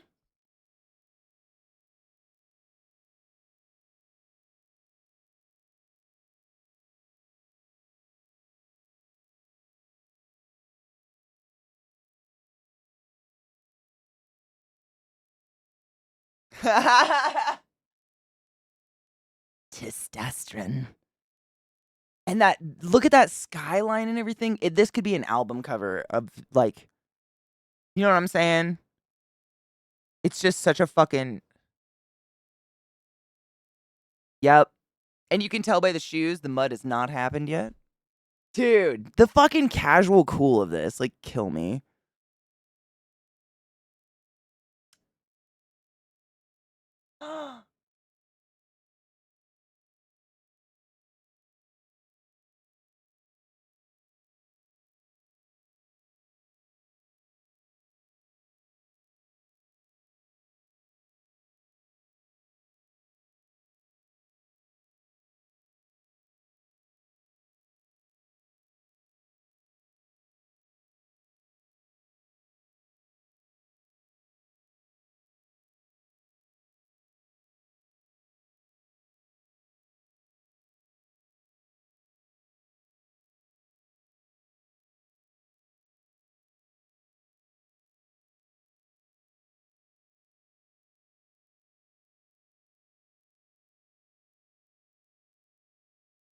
Did you F again?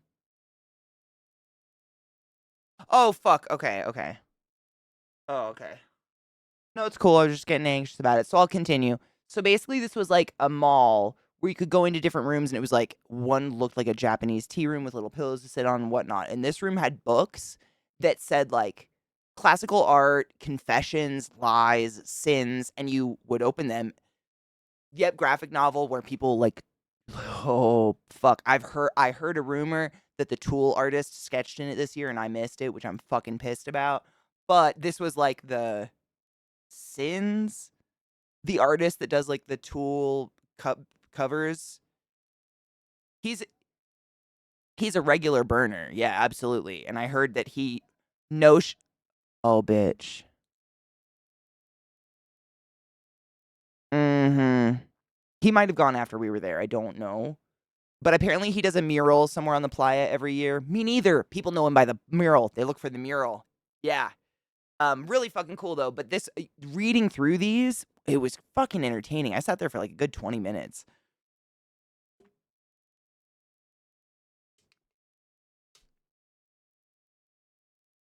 Oh, okay. So I guess you can like rent out these tiny themed rooms. Any camp can just rent them out for a quick hour and fucking you don't rent them, you what's it called? A takeover? Because there's no money.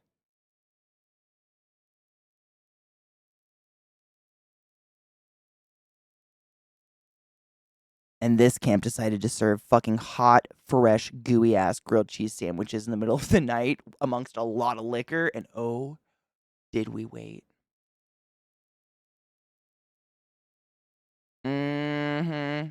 And you bet your fucking dicks it was just Wonder Bread with some Kraft singles on it, but it was hot, crispy, and oh so perfect.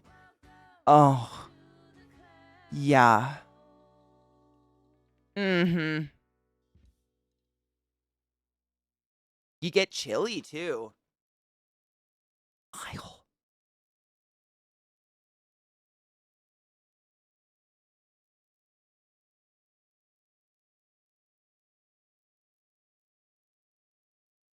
It's, I mean, and when it's fresh and delicious, holy tit farts, right? Vile just gifted us both 10 subs. Thank you so fucking much, Vile, you generous hoe.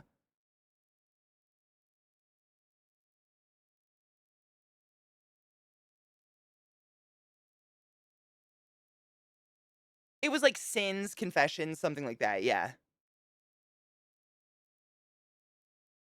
Yeah.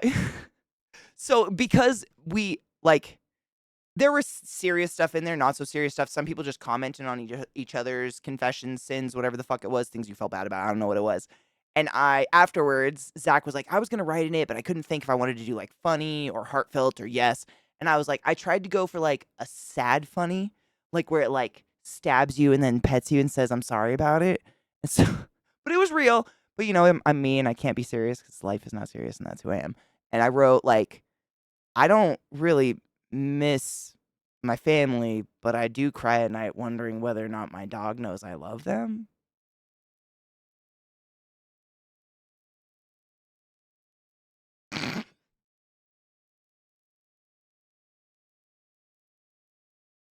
This was like day 3 of being away from our poodles, and we were already like, you miss them, right? Cause like, will they remember us? Will they love Rod more? Do we have to kill Rod? Like, I don't want to.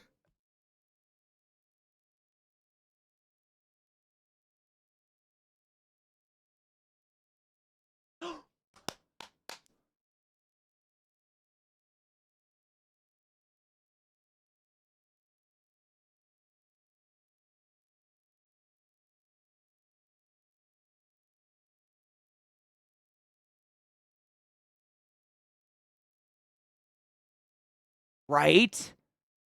Ugh.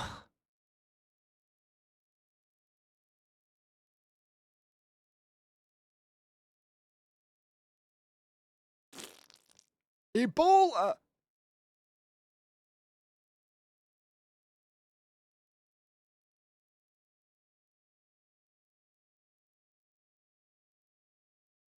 Yeah.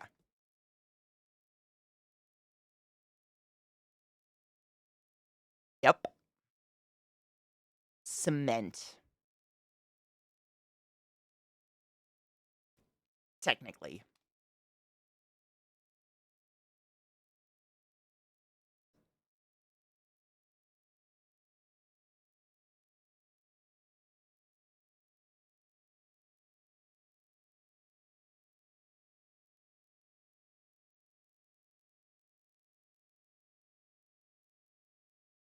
Yeah.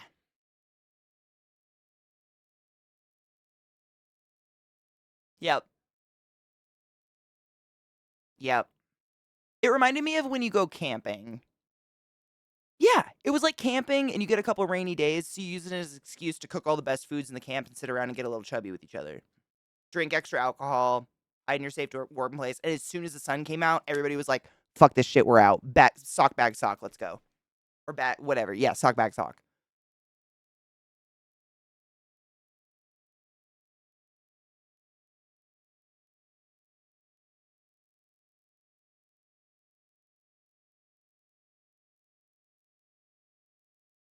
Too cool.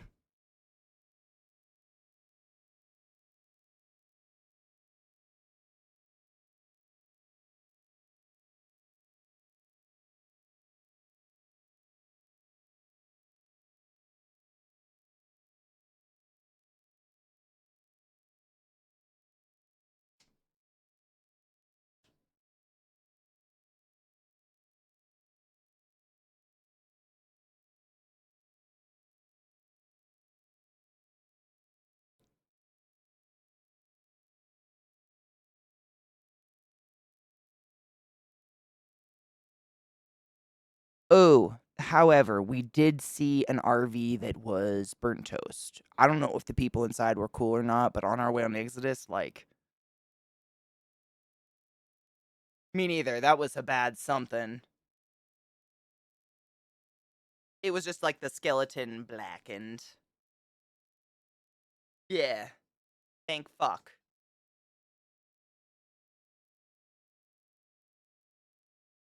Yep.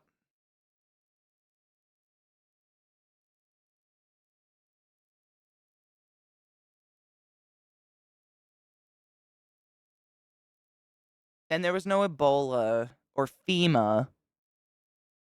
Where the fuck that came from. However, claiming we're gonna drink toilet water or some shit. I know.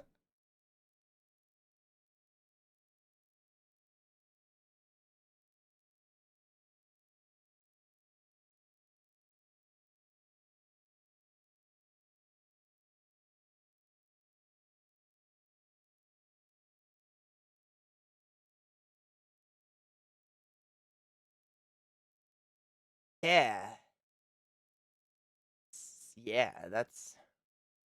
I would agree. It's like soft and a little oversensitive.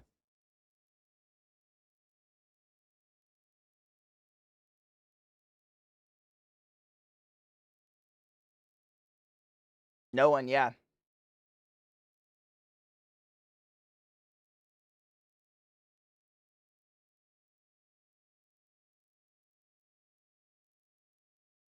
you'd be done. It'd build up so high that your tire physically couldn't move anymore.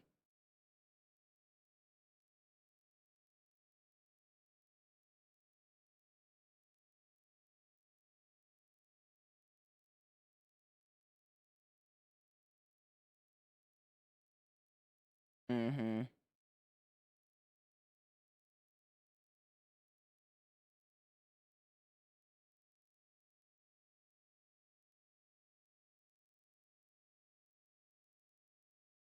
Wilds.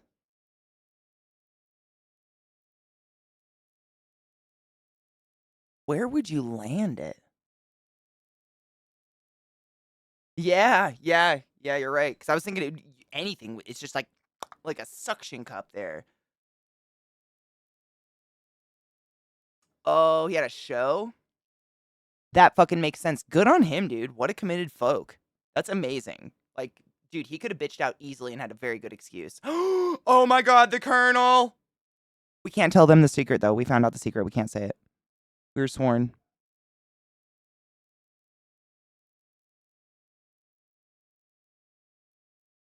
Sworn.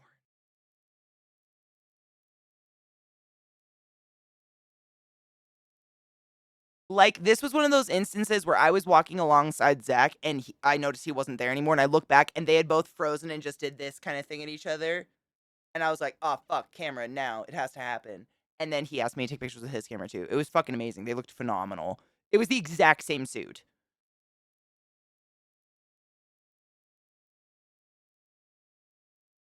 And that whatever's under that fingernail may or may not be the secret spice. We will never be able to say. I never tell. That finger was in Zeke's mouth, 100% guarantee. This one was fucking gorgeous. It was huge.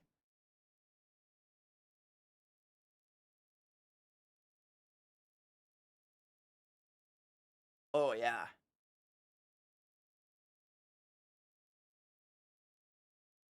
Yep.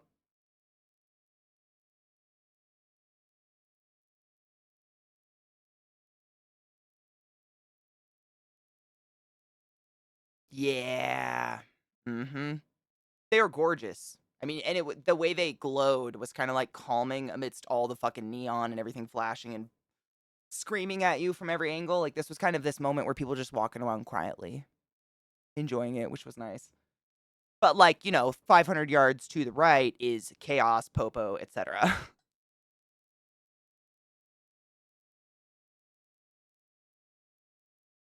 It wasn't there.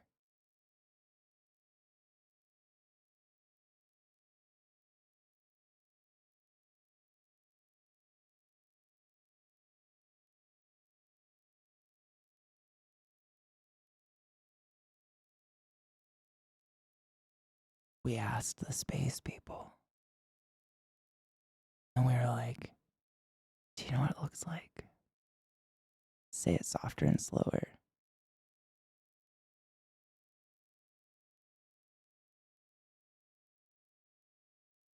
From Earth with the naked eye, right? Yeah. I would assume it would be satellites, right?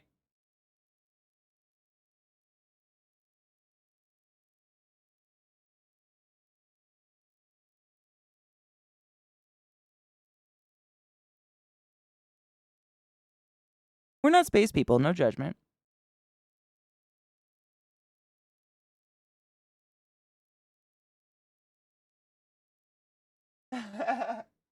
It was. So it was like satellite imaging kind of thing.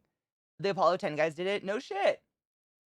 See, this is stuff like if you're just not in that area of study, like something you just take for granted, not really realizing that we know what it looks like, but like how? It's cool. Science is fucking cool. Exactly. I agree with Shin. Hail Skyless. We're not worthy.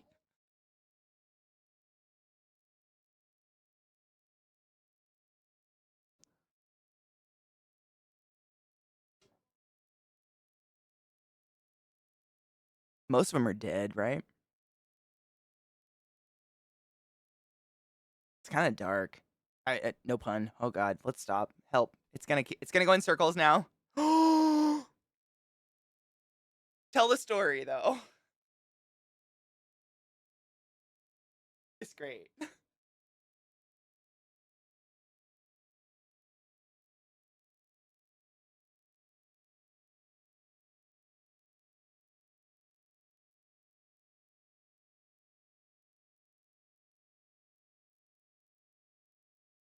You can hear it rumbling.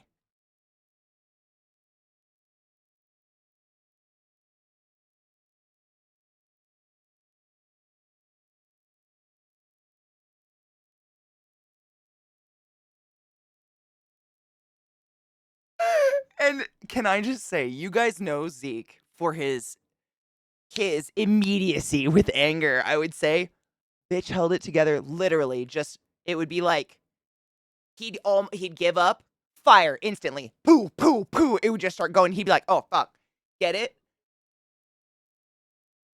Yeah, it was like they were watching him. I swear to God, it was believable. No, it was totally believable. His anger was.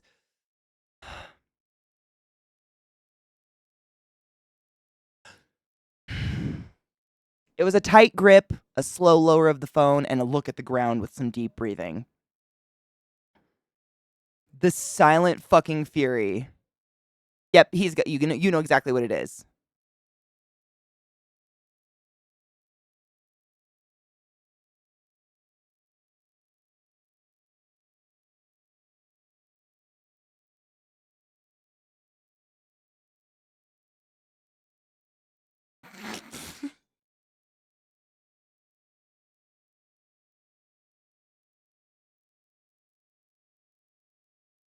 One. Oh, un.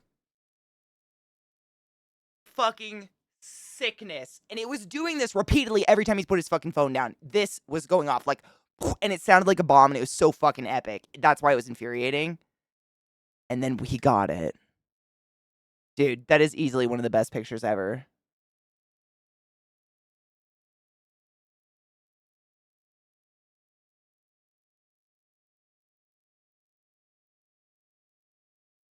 Nope. Mm.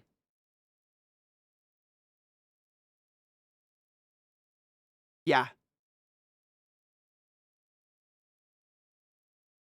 It was fucking incredible. And it was cool because, like, we saw the art car driving. We thought it was really cool because it was all lit up.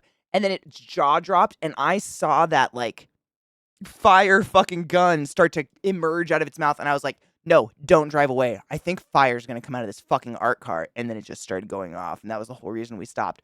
But it's one of those things that, like, it's not in the booklet. You got to just be out there to see it and experience it when it happens. And it's gone. And it was so fucking cool.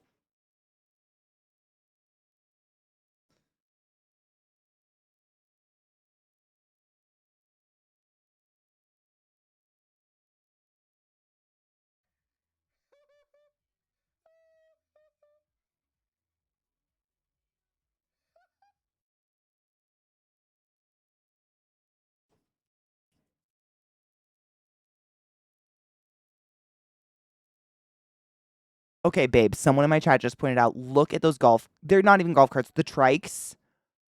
Those are so cute. I'm not kidding. If there's a picture of the ghosts are so perfect, you would be convinced you're going to see Pac-Man come around a corner. Although these are fucking phenomenal and I love them. And this is what I'm saying. Like, there's so many ways to be mobile on the playa. The biggest rule is nothing with an engine unless it's covered by the DMV or is electric and you can charge it every day. But you can have trikes out there. You can have golf carts if you get them registered, all sorts of stuff. Like, they really do aim to make Burning Man while respecting radical self-reliance as much as possible and, you know, encouraging that. That doesn't mean just because you have a mobility issue of any kind, you should be limited from experiencing Burning Man. There are so many fucking ways to get around. It's really cool. Have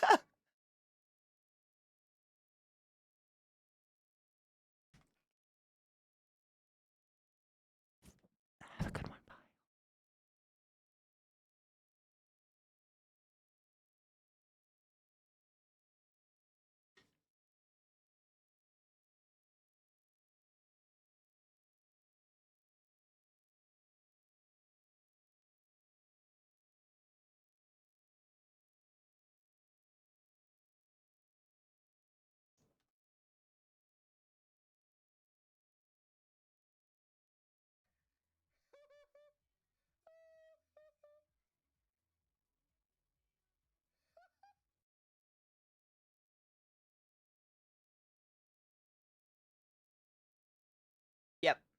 Unless it's a mobility vehicle. That bitch, and when I mean bitch, I mean the most wonderful person in the world, ClassyKatie. Or generator.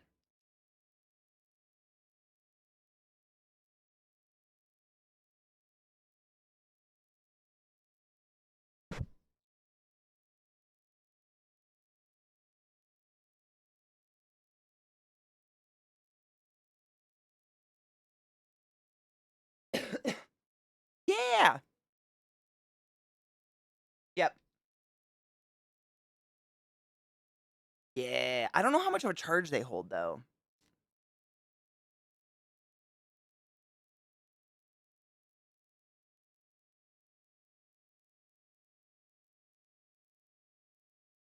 You basically you pay your ticket price and you are allotted a campsite dictate based on how many people are in your immediate camp.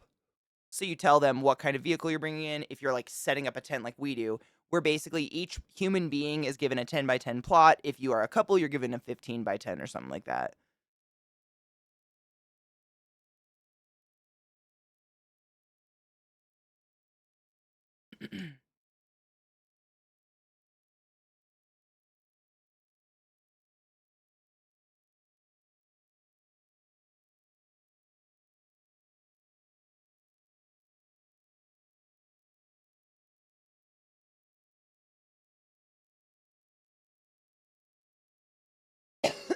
Yeah.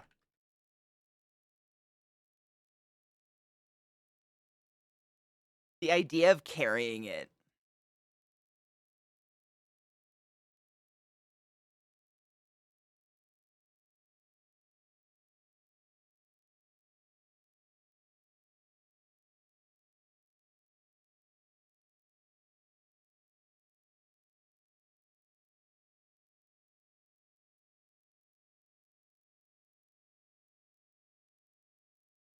They were real nice.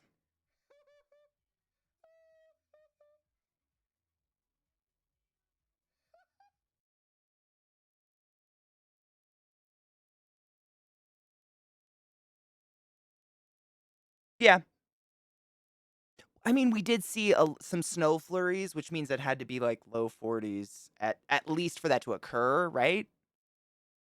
I mean, it was like for a few minutes, but they existed. They were there. We weren't on drugs. Like, not that we do them. Those allegedly.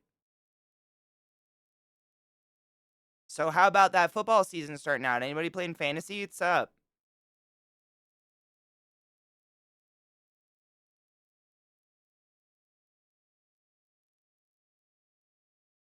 Hey, Macarena. Hey! Macarena. I'm feeling the dead silence because it makes me nervous. How are you? Oh, sick.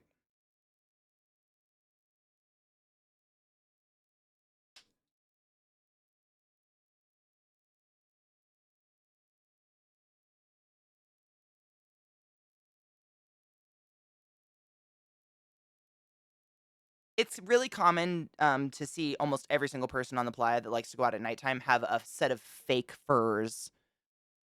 Like, they call them their furs because they're really fucking warm and they don't tend to spread moop. Whereas anything with down or feathers is going to shed. Because the wind is going to blow it apart, so it's best to have furs. So everybody has like really shitty looking furs they got at a thrift store or something like that, but it's great, keeps you warm, blocks out the wind, works. Yep.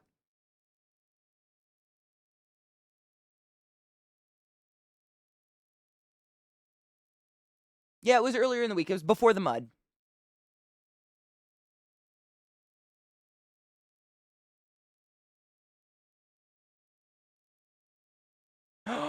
That was one of the coolest surprises. Have you ever seen a drone show, my dudes? I didn't even know they did this. What a fucking weirdly cool thing to get to witness. It was, did we ever learn how many drones it was? It was thousands. It was insane. And they would just randomly start to form shit in the sky. And we were just riding across the pitch black playa late at night. And it was something else. Like, what a fucking. It started as like butterflies flapping their wings and then some fireflies blinking, and then it would just disintegrate and then turn into a whale and then disintegrate and it became something else. It was fucking wild. Yeah.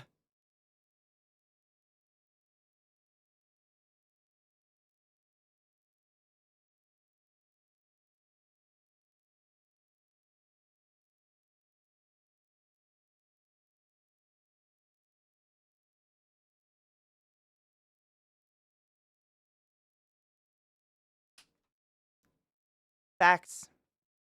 Bacon.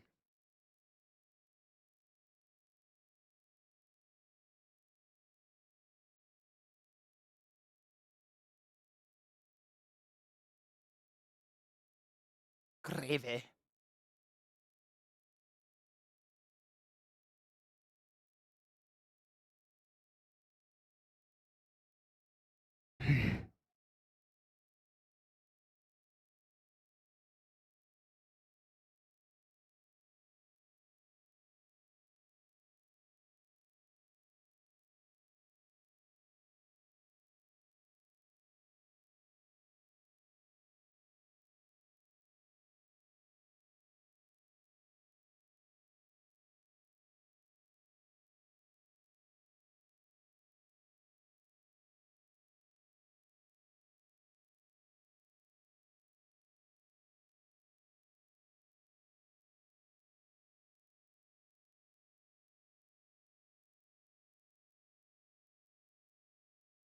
It was rocket fuel. It burned. And we like to drink whiskey and like just straight alcohol. Neither of us are fans of alcohol, so if we're gonna drink, we're just gonna get the alcohol down. And this was like, we both at the same time were like, oh my god.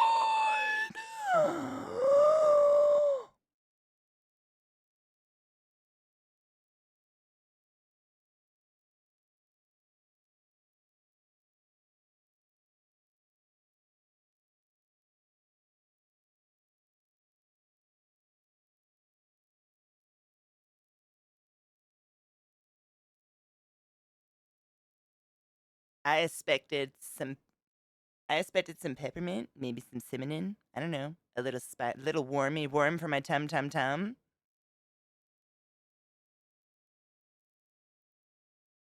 Oh. I don't even know. I think it was like a spicy licorice kind of thing. It reminded me of like ouzo or whatever. The haircut. Oh, I love it so much. Look at those curls though. He has the most fucking immaculate curls. It's disgusting. Oh, and they laid so nicely.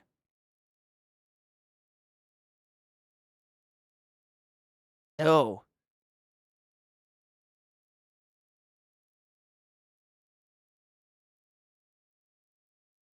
Pets are major moop. I wouldn't.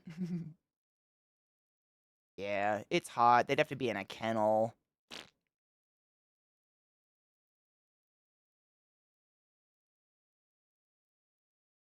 Honestly, Queen Freak, that some of the children were better behaved than some of the adults, I have to be real.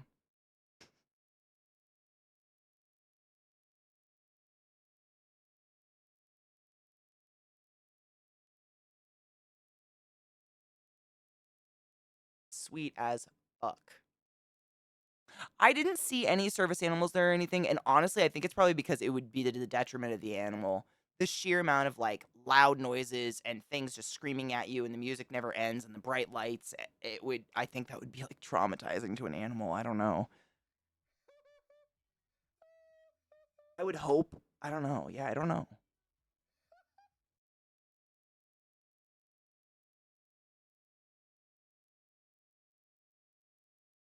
Probably in their campers and shit. Yeah. Yeah. Oh, Tomadil says you can technically bring service dogs, but they would hate life. You can always bring service dogs, though. That's kind of what I figured, but the atmosphere of it, like, I would never suggest it.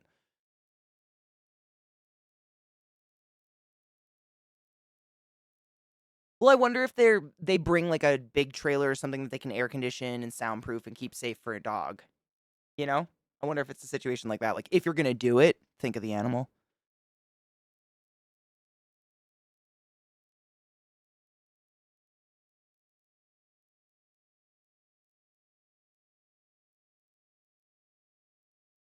Yeah.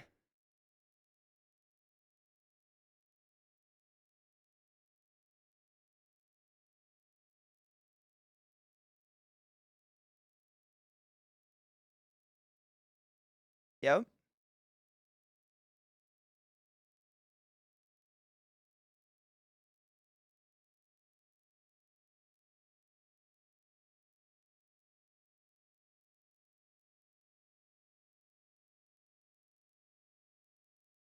Tell him the other thing you've never seen. Tell him the thing you told me you've never seen and that you've actively looked for. Because this flabbergasted me.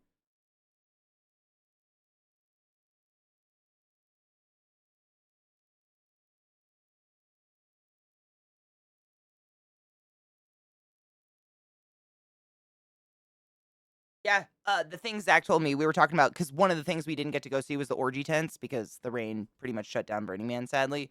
And Zach said, you know what's crazy? In 5 years, and I've looked, I have never caught anyone fucking on art, outside in public, nothing. Which I was kind of fucking blown away by, to be honest. Because it's very free love, but it's free cuddle and free, like, intimacy and not so much porking.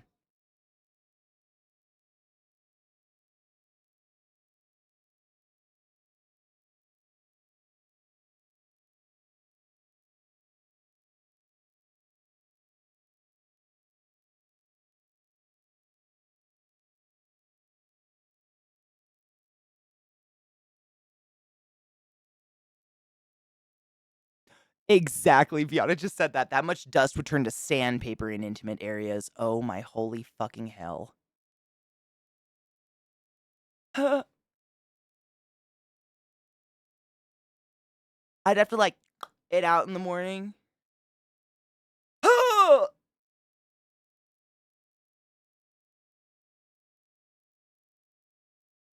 my god. It is. You don't even, you see it on your skin, you not feel it. That's how fine it is. It's just the finest, softest powder you can imagine. It's not sand. It was a lake bed.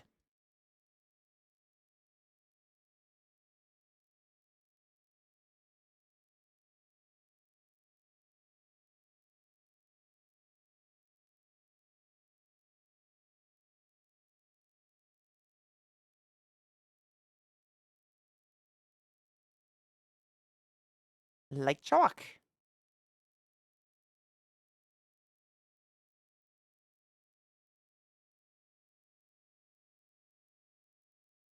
Yeah.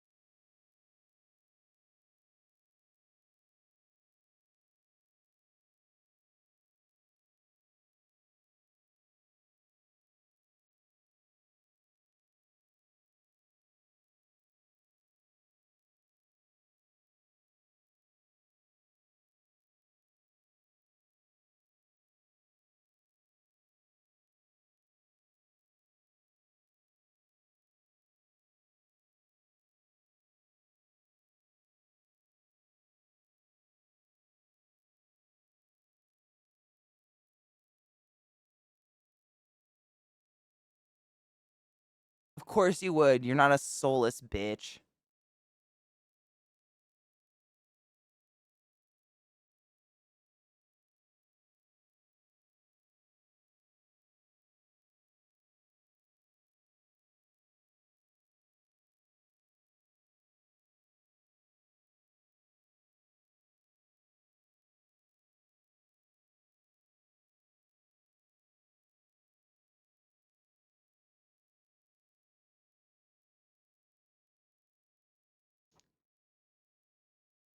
Yeah, it's always better to have more water.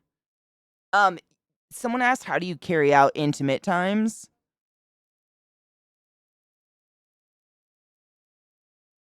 The playa really does, and that it is hauntingly true, and I don't even want to talk about it right now. Witchcraft is real. We take like whore baths almost kind of all day. One hack that someone in our camp taught us is take some of your wet wipes, put them in a Ziploc bag with some cold water out of like your cooler, some melted ice water, and then put a few drops of like essential oils in it or something, just something like a little bit of peppermint or something, because out there it's so dry, your nose gets so congested with the dust and everything, and your ears, everything exposed to the dust is going to get dust in it.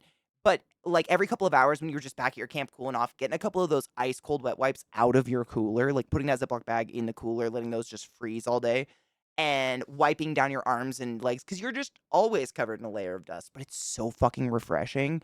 So at the end of the day, once you're done fucking around in the dust, you give yourself a little whore bath, get in the back of your Jeep, and your no-nos aren't exactly crusty because they're not exposed. It's not like, you're not sitting in it, so it doesn't wedge up into your clothes and like get into your sweaty places as long as they're not exposed to the air because it's that fine air powder, kind of like flour almost.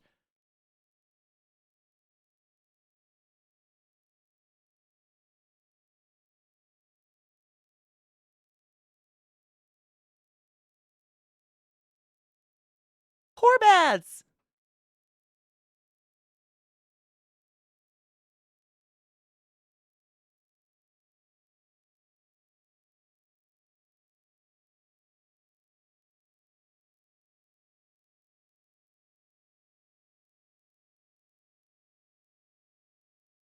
Probably a big reason you don't see a lot of out there fucking. Yeah.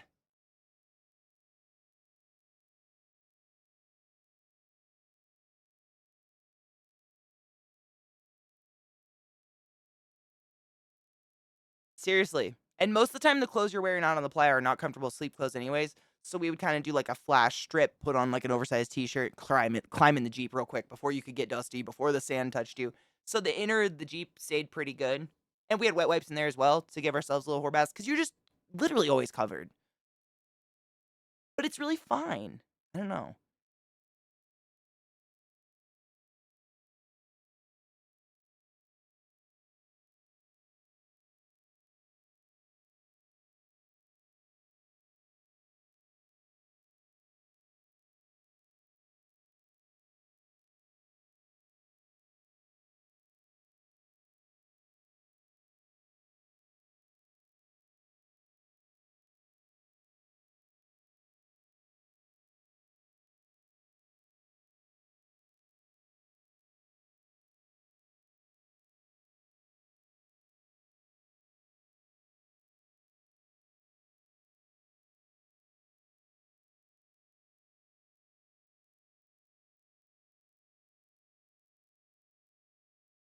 I think I think that camp was there. I think one of our campers in our camp went there and did like an ass contest.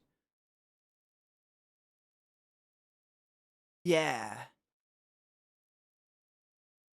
Yeah. Cheers. Happy 420. Mm-mm.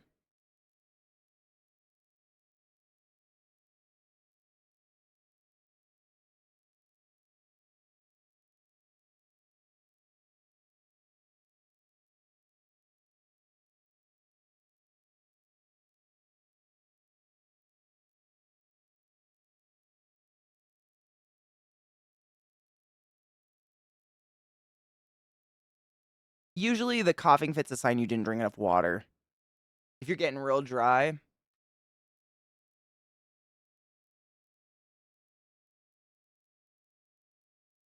Mm-hmm. Yeah. Grumpy? Water? Want a pickle?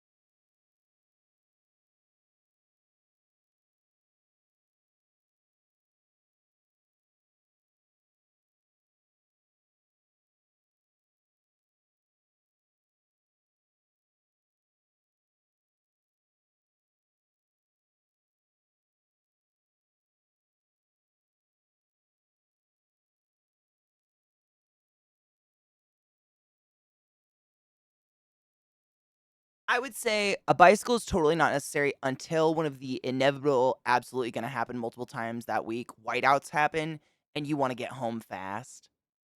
You fuck, dude. It's real miserable being stuck walking through that shit for an extended period of time. You just can't breathe, you can't see.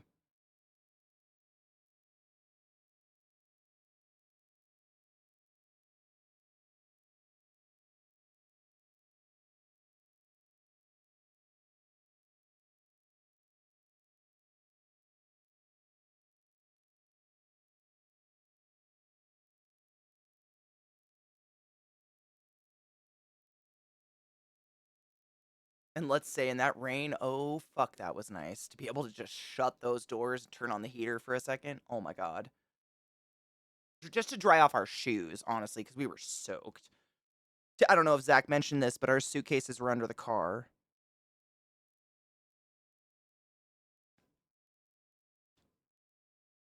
That's our camp.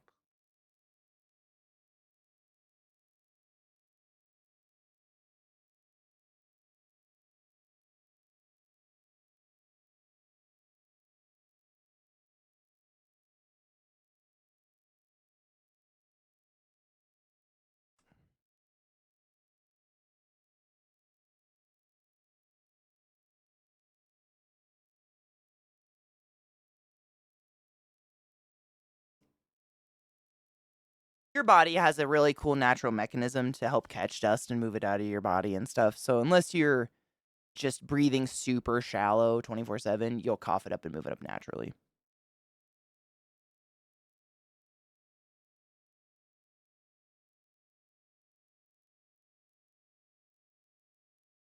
You know how many doctors I saw that out there? So many. I met so many doctors and nurses out there, which, like, yeah, our camp just happened to have 2 nurses, like, they're everywhere. Be smart. Like, when a dust storm happens, put your scarf up, put your goggles down, leave it up. Like, don't just sit there in the storm and be like, "It doesn't bother me."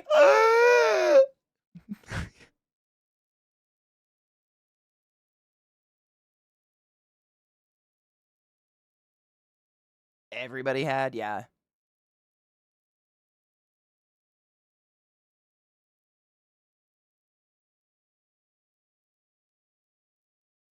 There's tons of those.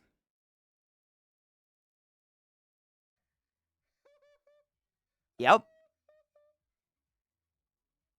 Honestly, it was pretty crazy. Like, you would see the line of the white dust where the mask and the scarf wasn't. It didn't get in because it's so fine. But honestly, it didn't really like, the only time it really bugged me, I noticed, is if I wasn't drinking enough water and I was starting to get real, like, my lips, they are stuck together. But that was on me. Like, I gotta keep on my water, get some fucking pickles in me or, dick or whatever, something salty. It's important. But master how the man controls you and turns you gay. Well, fucking get me a puss to sit. I'm ready. Yep. Look at the beards. This is how I'm saying. That's all dust. They don't have gray beards like this. I know everybody wants to call them old as fuck. That's dust.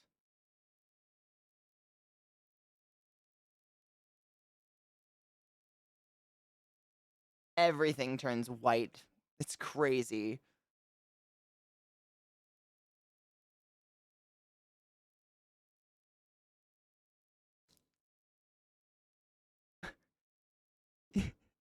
Here we have the Temple of Buttle.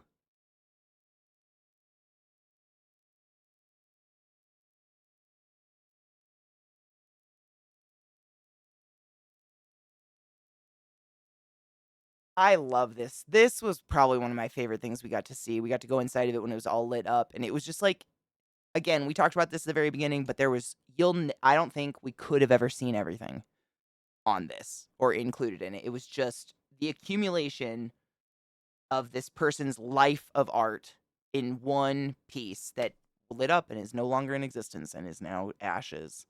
Yeah. The Chapel of Babel is what it was called, by the way. If anybody wants to look up, I'm sure there's pictures out there. Everybody does it, but you could go inside of it via these tiny little side hole tunnels that were like secret tunnel, or you could go in the main entrance, and it was just It was so cool. I can't. Yep. Totally functional. LED inside. I mean, it was just really fucking cool.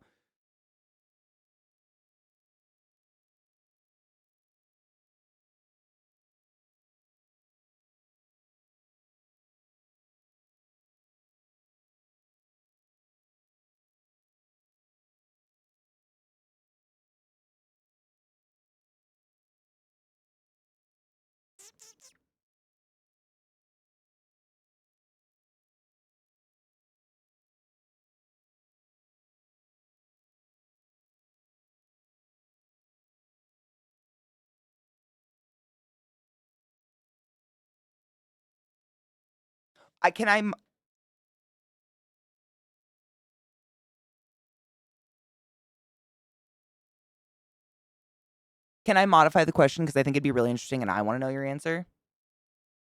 What is one thing that wouldn't be on that list that you would say worth it? Bring it.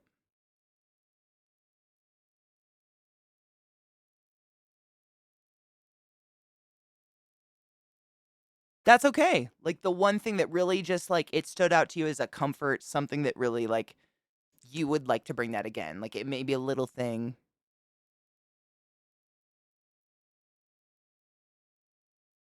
Mm.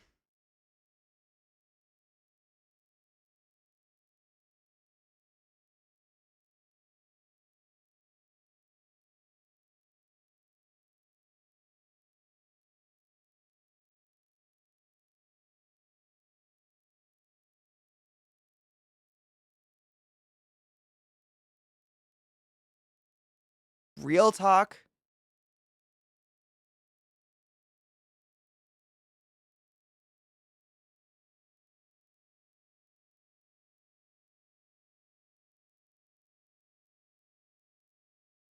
The dead fucking stop. Yeah.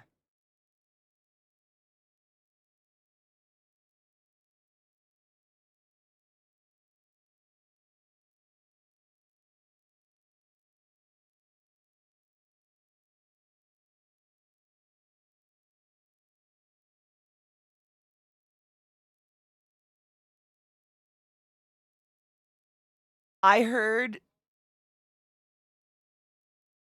but I've heard that those bikes are like one of the major moops because people buy those used bikes, just destroy them at the burn and abandon them. Yeah, which is so shitty. Don't do that. Don't be that douchebag, for fuck's sake.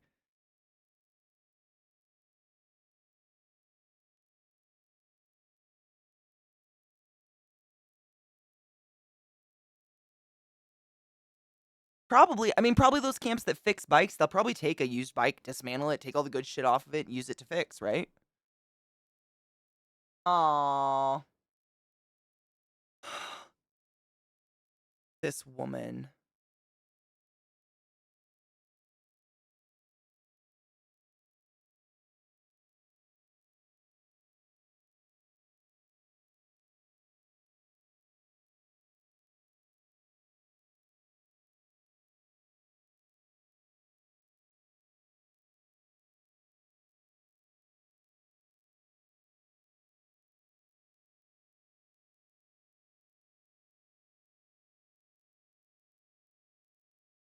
It's pretty sick.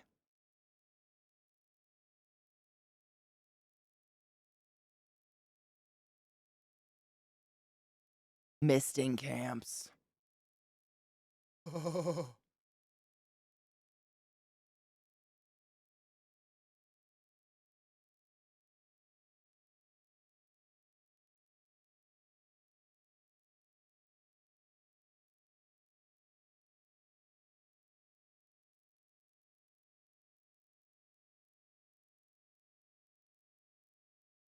Oh, I saw those.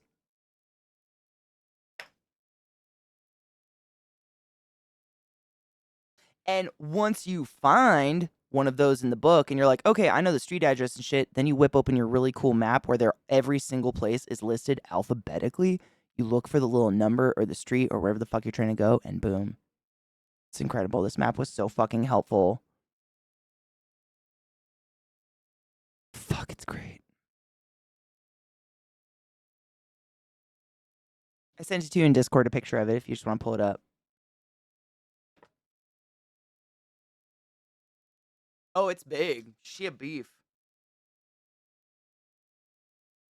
Here's some fun Black Rock City facts while he does that. Black Rock City is 3,800 feet above sea level and likely one of the most arid places your body will encounter. That's not all. The humanimals who inhabit the ephemeral city can be rambunctious. Listen to your body and go slowly, especially during the first 24 hours. Feeling out of sorts? Use HALT. Am I hungry, angry, lonely, or tired? Stay healthy. Carry water and goggles and a dust mask. Rest when it's hot. Feed your body. Stay safe. Light yourself. Make sure you're visible. Once you arrive, do not drive your car. Ugh.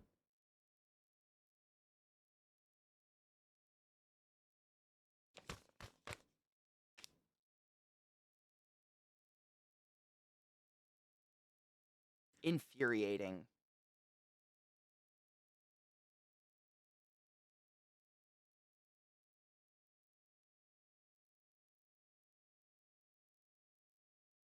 So stupid.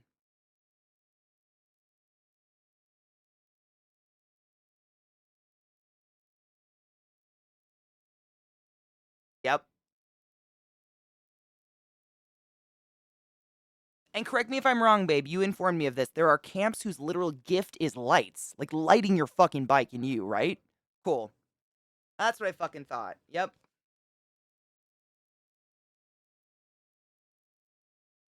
There's no excuse. Literally none. And they were arguably better lights than ours.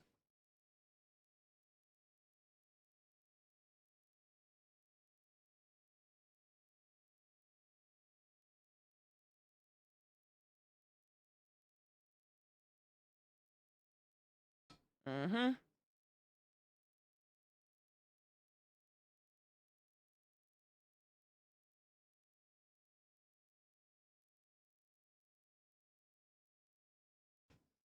It's garbage.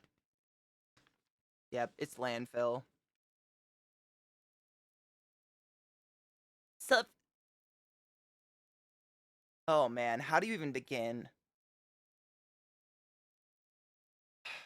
Okay, I will begin it. Because it's the setup. So I'm sure you've heard both of us say a couple times today, the playa provides. And it sounds cliche and kind of dorky, I know. But motherfuckers, witchcraft is real. So Zach and I this was the night we were actually facing those robots that were on fire, and we were watching one of the wood robot burn. But before all this happened, we were looking for somewhere good to watch it, and we find this art installation, which is like a star on the ground with all the spokes that we could sit on perfectly.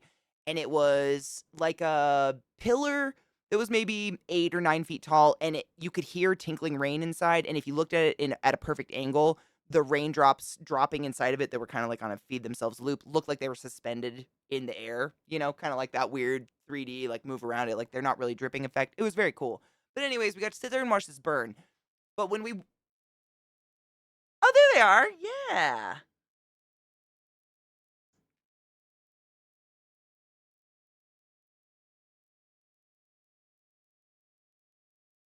Yep.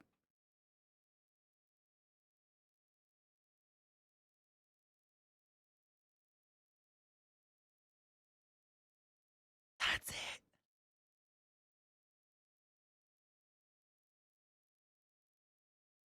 So that was our literal view. So we're sitting there and someone walked up to it, and like we're both kind of really friendly people, and if someone approaches you and gets within 3 feet, we're probably gonna say hi. That's our bubble. You've encroached it. I'm assuming you're cool with that. So a couple times people came. Yep, literally, people would be like, obviously looking for somewhere to watch the burn, and Zach would be like, "You can come sit with us if you want. Like, we're not claiming dibsies on this entire art piece. Please come. Like, anybody can sit with us." Multiple times, just like snubbed, like no response, no, I like nothing. And Zach's fairly loud, big, and out. Like, it's not like he's hidden. It's not like you couldn't hear him. I was right there, and he looks to me and he goes, "You know what, man? It's just kind of sad because like." It's kind of a bummer or something like that. He said some sort of verbiage like that. Like, it's kind of a bummer because one of my absolute favorite things that I fucking live for on the playa is those weirdly random deep connections you make with just a stranger out of nowhere. The most unsuspecting person you just happen to sit next to because that's where there was a spot to sit, or you happen to be there at a certain time or experience a certain experience together. You've now bonded over that and you have that together forever. And I fuck you not. In the exact place where people had been snubbing him, this wonderful woman comes out of fucking fuck nowhere with a little flashlight in her hand, and she has this cute little bike with a basket, and she's got like one of those little like a thing you would put like one kid in to pull behind your bike. I don't know what you like a stroller thing. Yeah. But she just had like a blanket in there, a warm jacket, some snacks, like a few things. The things you need, toilet paper, things for the playa. Yep. Dude, it was genius. The heavy shit? Oh my god. Just genius. Genius. But she's obviously an experienced burner. How many burns had she been to? She said it was a lot. Yeah, it was a lot. And she just comes up. It was I think almost 20. She had been to a lot. She looked younger than her years. And Zach, of course, is like, hey, you can have a seat here if you want to. Like, he had basically hit the thunder was gone from his down under at this point because so many people were like, oh my God, there are 2 people sitting on that enormous art sculpture. We can't do this.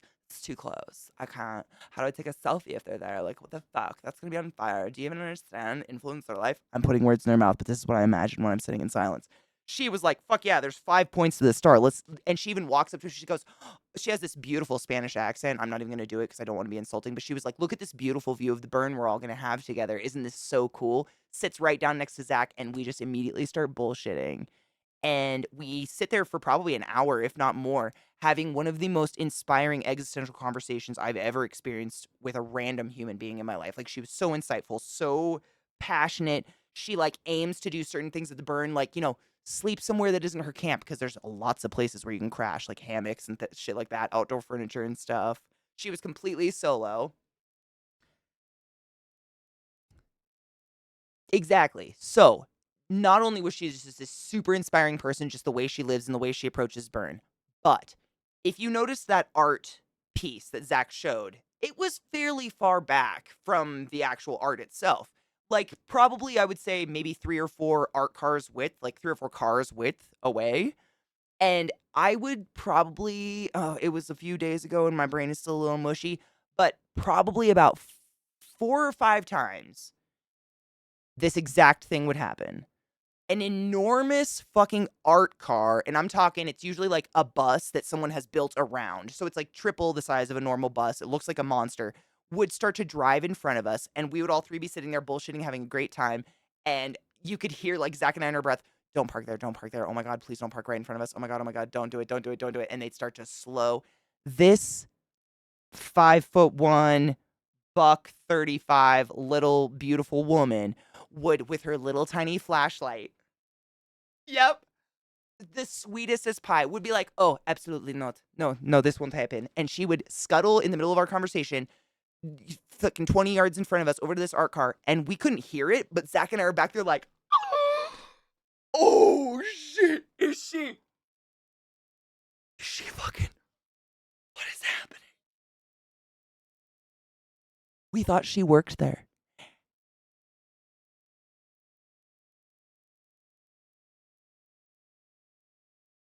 And they would just move.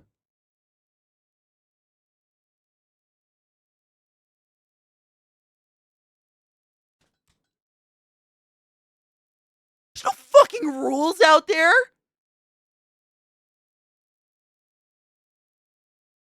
You take it. You tell this part so good because it's so fucking like, I'm reacting the way I was when she did it. Like, my asshole is so cringed right now.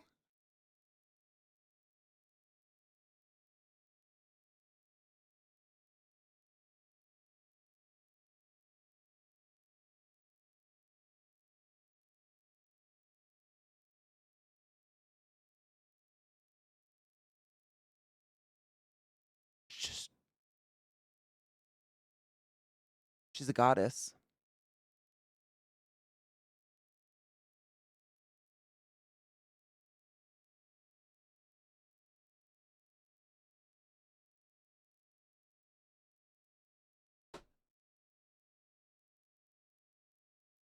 She did.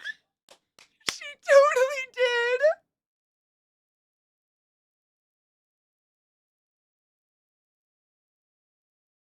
It's so beautiful.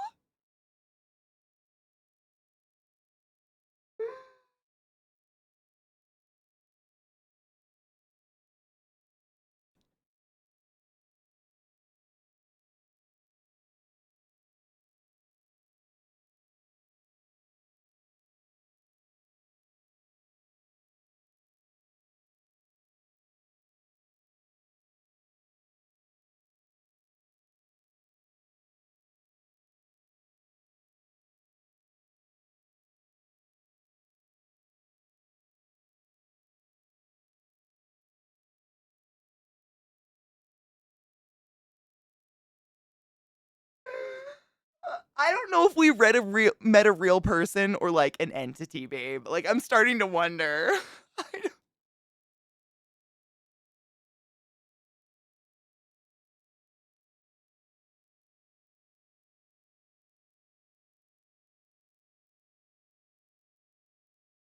Diana.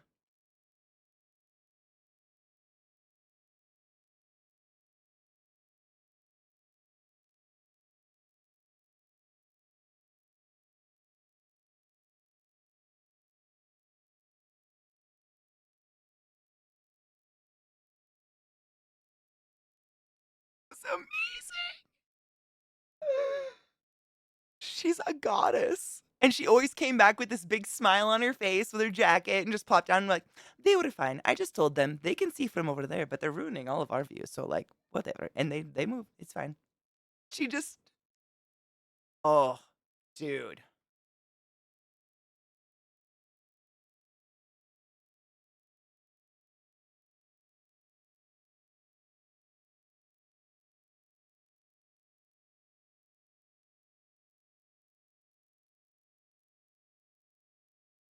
But why? Why are we broken like this? She actually, do you remember this, babe? Yeah.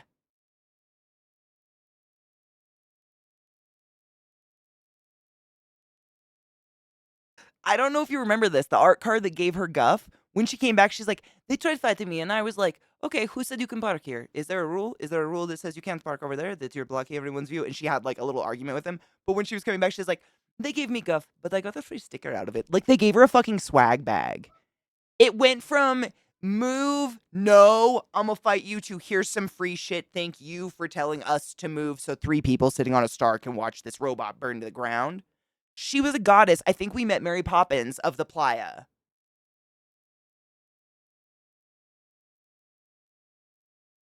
Yeah. Ye- she-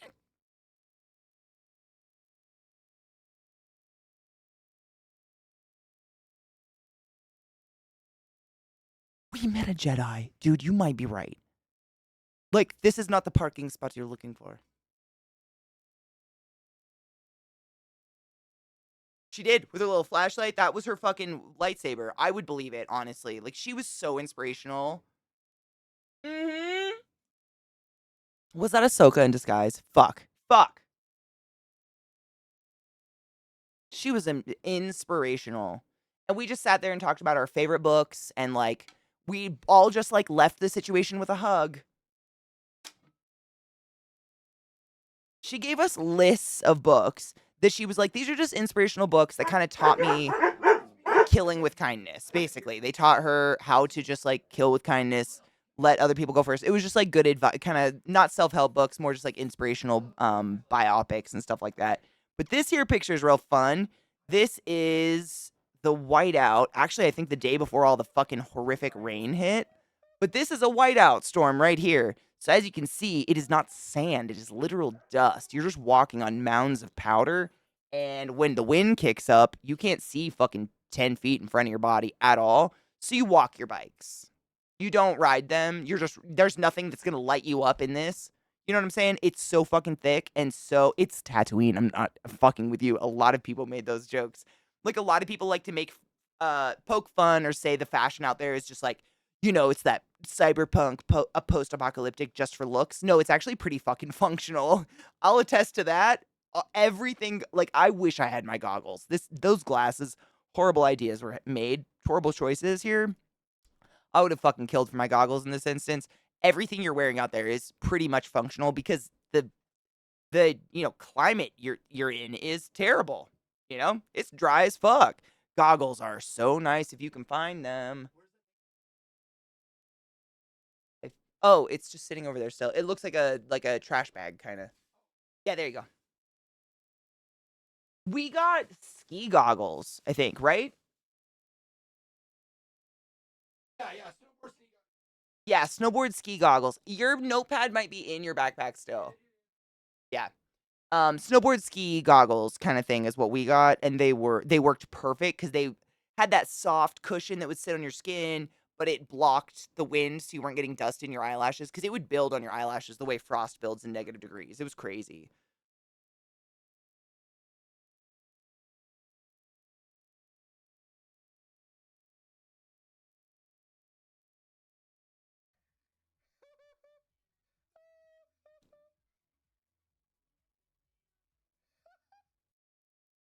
Yeah, she's my fucking hero. Oh, I love her so much.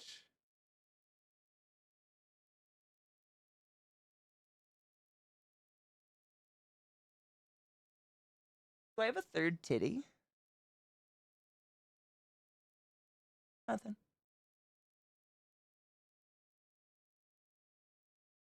Yes, I did. Yep. Yep, yep.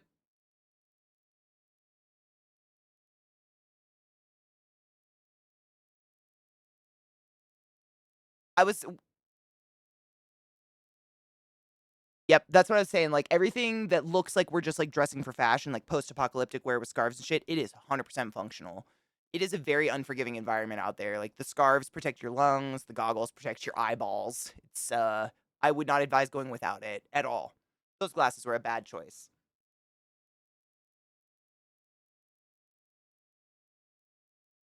Yeah, they're pretty darn short.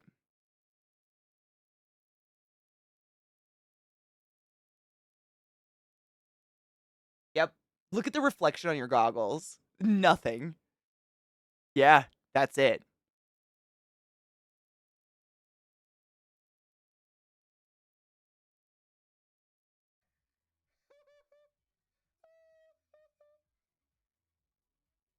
Yep.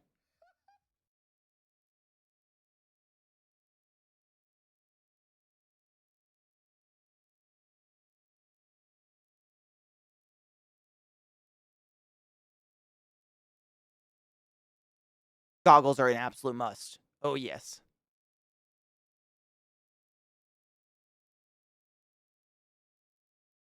If you've got a moist hole exposed to the air, you want to be able to cover it pretty airtight because that dust sticks to anything wet, like your mouth and your nose and your eyes.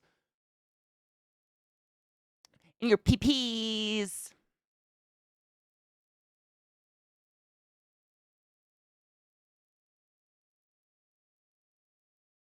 Yeah, we slept in our car, like a foot from our friends' tents.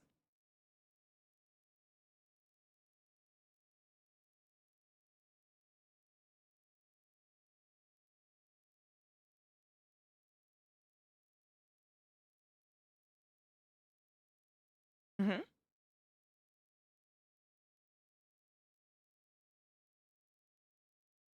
Absolutely. And there was ample room to walk around and move and. Oh, my favorite. Oh my God, is there audio on it? The screeching of this is epic. Please say there's audio on this. I talked about this first thing this morning because it's my favorite.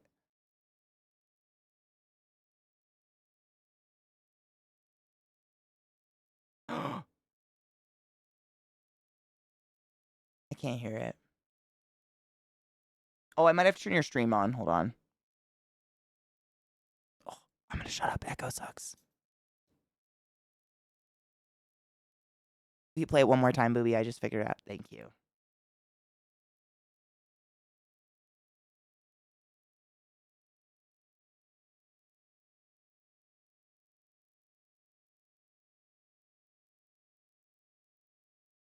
Will you just loop it?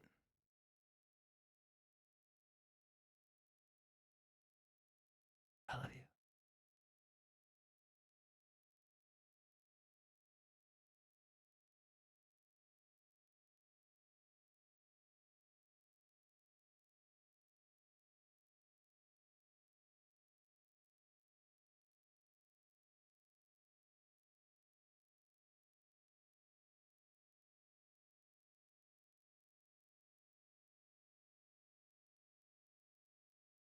Yeah, it's just I that was one of the very first things I talked about today, and the fact that it came up is very special.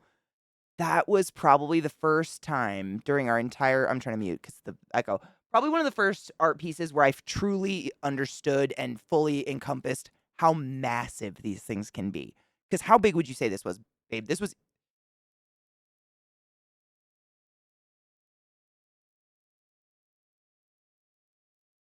the person. Yeah. It was huge.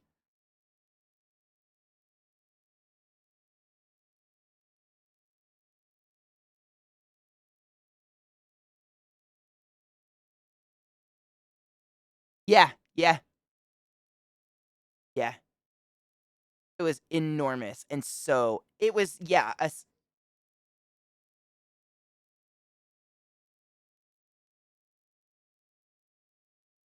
you think? I think it was bigger.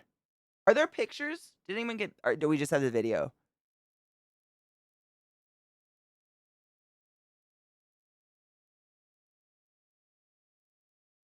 It's huge. I don't even know how to encompass it. It was so fucking intimidating to stand below when it starts to go off and you hear like the shit. Oh god, it's wild.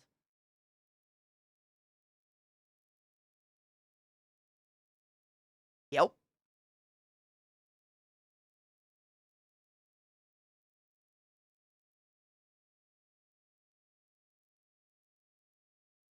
Yeah, it was just like and it reminded me so much of BioShock. Like one of those really mechanical horses. It was fuck, dude, so cool. I'm so happy someone got a video of this because we only saw it at nighttime and it's a lot harder to get images because it wasn't as lit up, but fuck, dude. Oh, absolutely. Caesarcally, a lot of the art there is like legendary, has been there since day one. You as long as you have a permit and you have had your art approved and as in it's safe to put on the playa, you as long as they admit you, you can come back. If people love your art, it's popular. Like Popo, the like octopus like thing with all the legs and the fire, is one of the oldest things ever. El Popo Magnifico. Yeah, we've got pictures and video in here, I'm pretty sure. Yeah.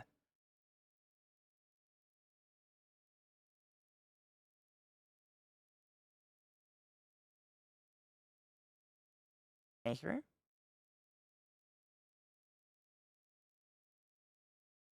You can take the horse girl out on the playa, but you can't take the horse girl out of the horse girl. Baby. I hope that Pegasus comes back every year. That is seriously one of the most like just physically being in the presence of it. It rumbled.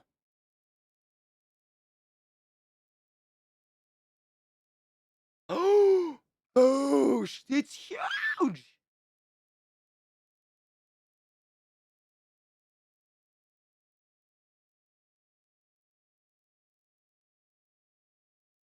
I'd say.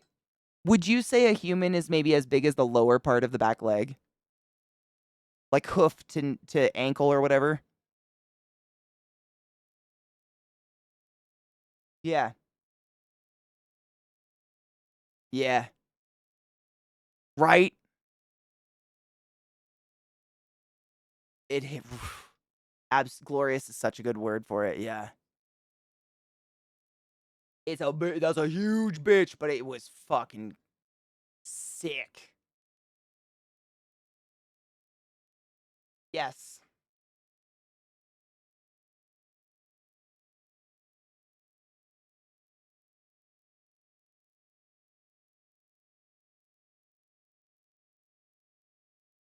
Yep, the dread.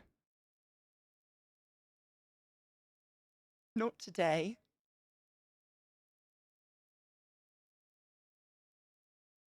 It's too close.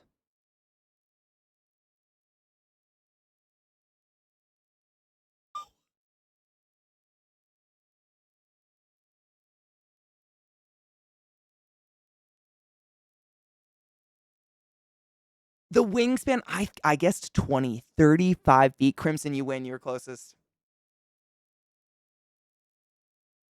Wow.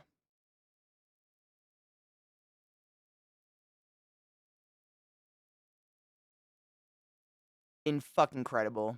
It feels that impressive to being in its presence, to be honest. It's so cool. See the bag that gave up so swiftly, draped across the laces?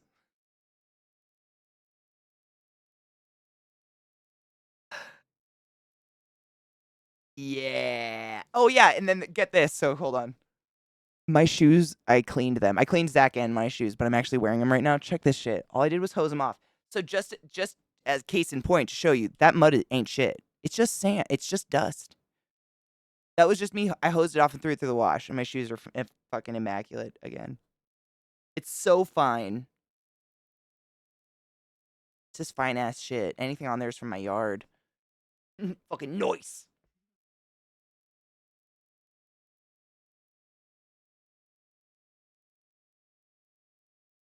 The day glow?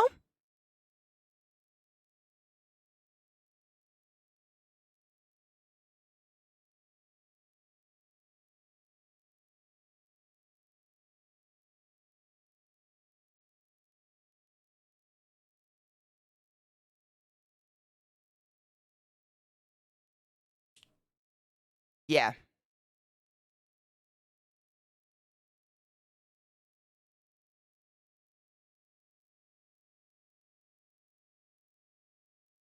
And it's all LED blinkies and stuff, which don't reflect well off that stuff, so I wouldn't.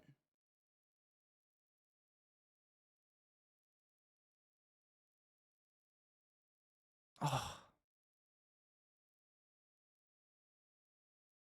Like, what does that mean? What is that? It's fabulous.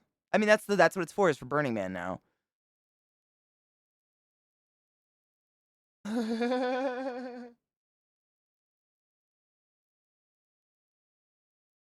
Oh, 100%. Or like that Lisa Frank leopard print Speedo. Some of our best outfits didn't get utilized, my dudes.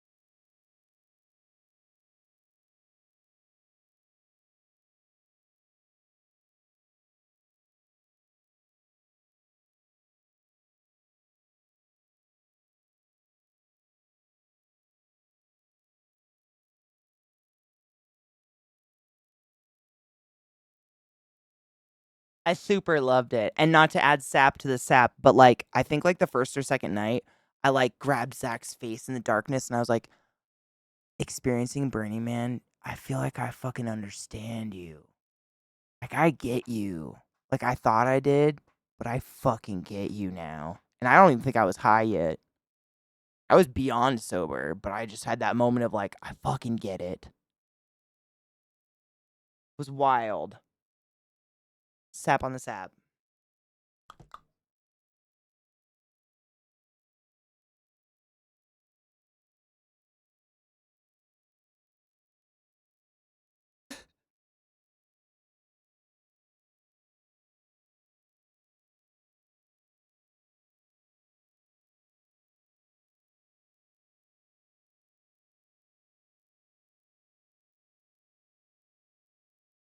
It's the shit.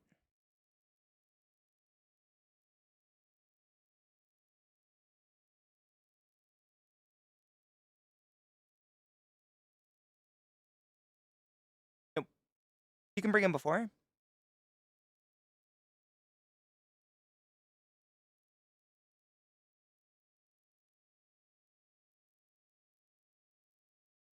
Yep.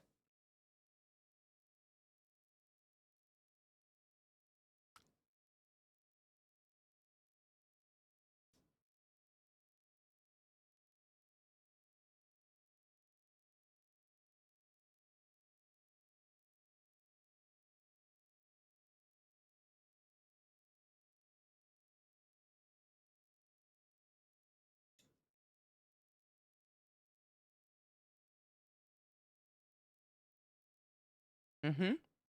If your lights die or whatever.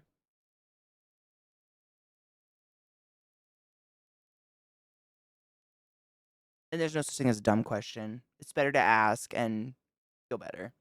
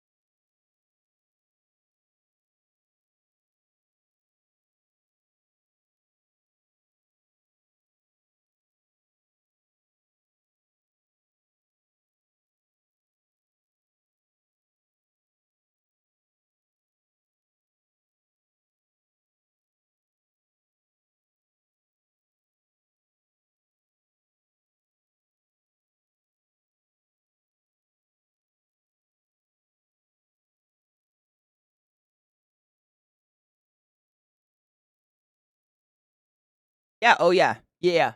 I was answering questions via text in my chat, so I didn't talk over you and vice versa. Oh, look at that layer.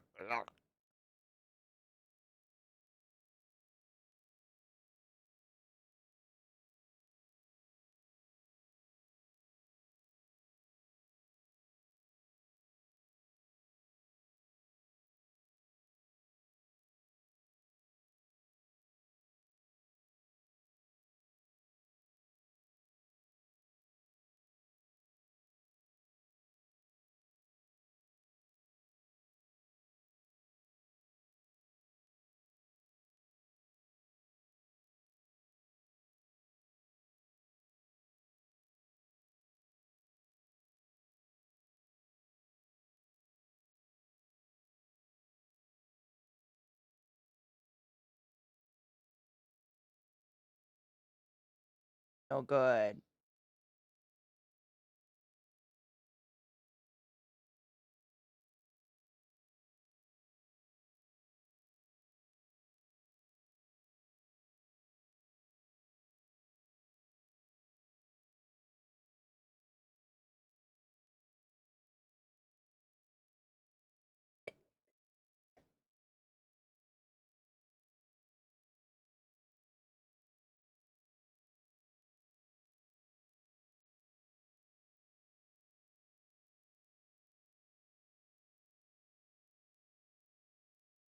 I would never love my Chief so much. Safe warm place.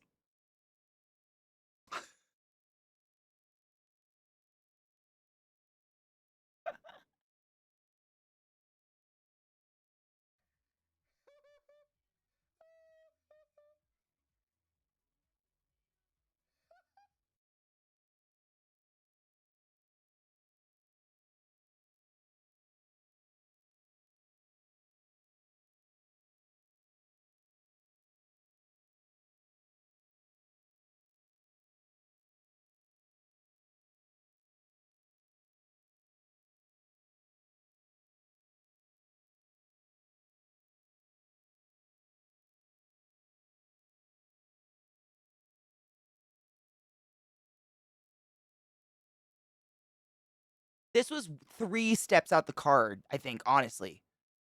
Like, this is nothing.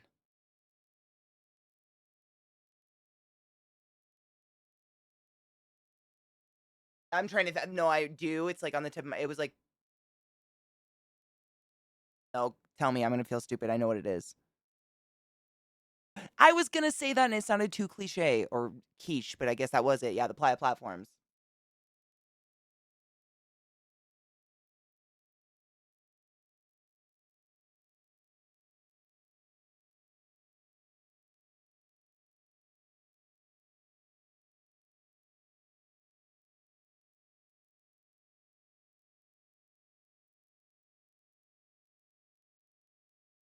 It was insanely easy, and then your feet were just too heavy to move. Apple! Mud.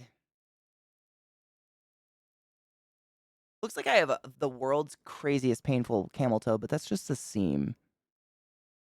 Like, imagine if it went up that high. Oh my god. Ow. Facts on that one.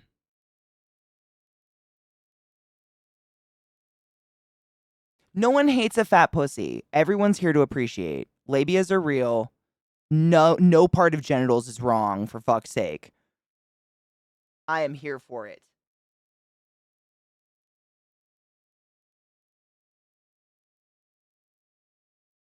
I did eat as unborn. We did pee in bags. The first for both of us. It was amazing.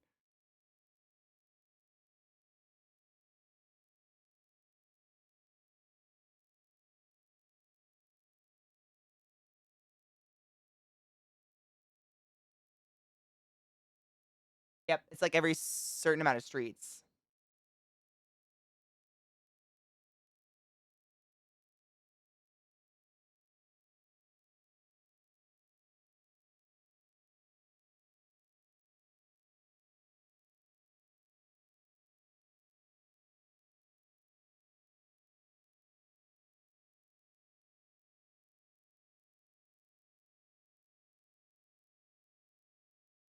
Look at my feet.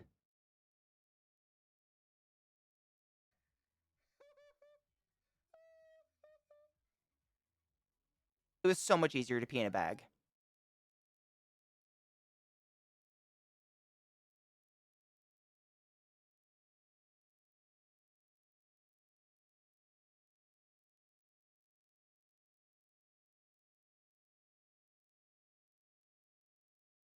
I did.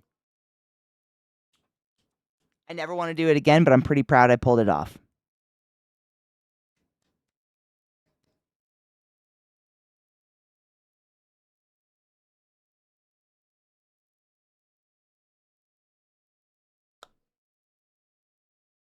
Never spoke of it again. It was one of those moments where, like, I had pain. Like, I had to pee so bad. But it was just like this. You just sank, and it was like 3 in the morning or something. So I was, like, on the verge of crying out the door when Zach was like, "Babe, what's wrong?" I'm like, "I have to pee, but I don't know how to do it without my feet on the ground."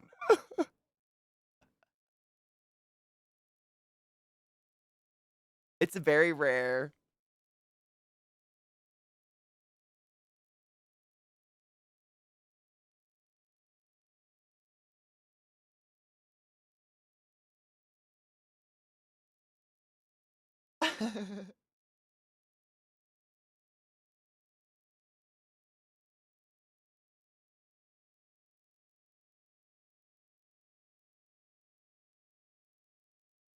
Right. Now you got a piss-covered funnel.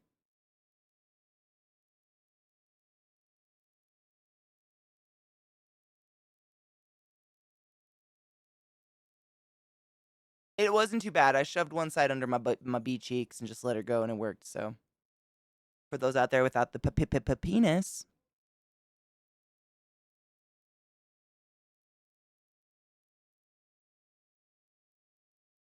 Literally!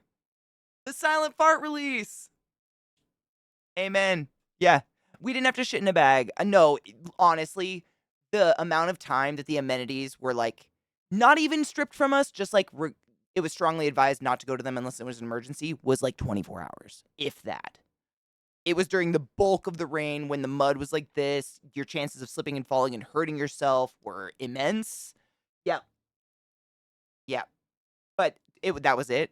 And then it was fine if you really needed to shit to get to the porta potties. Like, literally, the shit sucking trucks got there easily. Oh, I don't remember why we were out in the mud. Oh, I think we were trying to move all the furniture and everything out of it so it didn't get fucked. Yeah, and I did have leg warmers on, and I just kept moving them up and down my legs to try to avoid getting them filthy. That didn't work, if that's not apparent. Nick Cage is the shit. Bless it, right? I didn't have shit in a bag. No, I'm glad I didn't have to.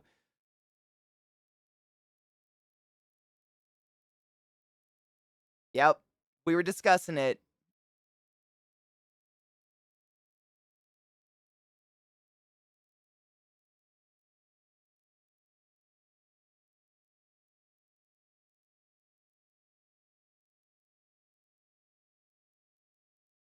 Oh, Viata.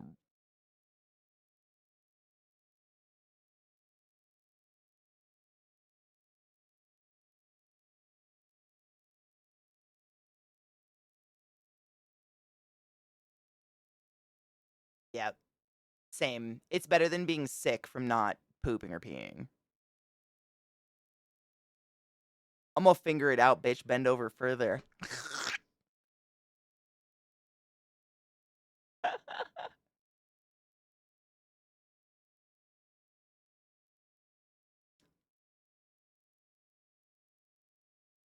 I was foiled. This is how I stay off the internet. Foiled. Well, here we are, y'all. Katie's plans. Fuck it. But at least you can show the picture. That's true.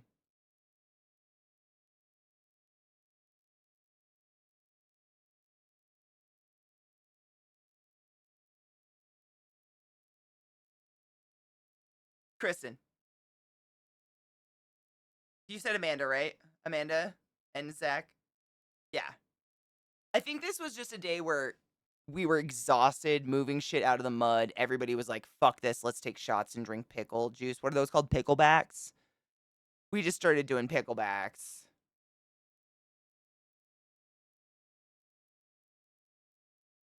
Yeah. No, I had pasties on. I Yep, I think it was the day before.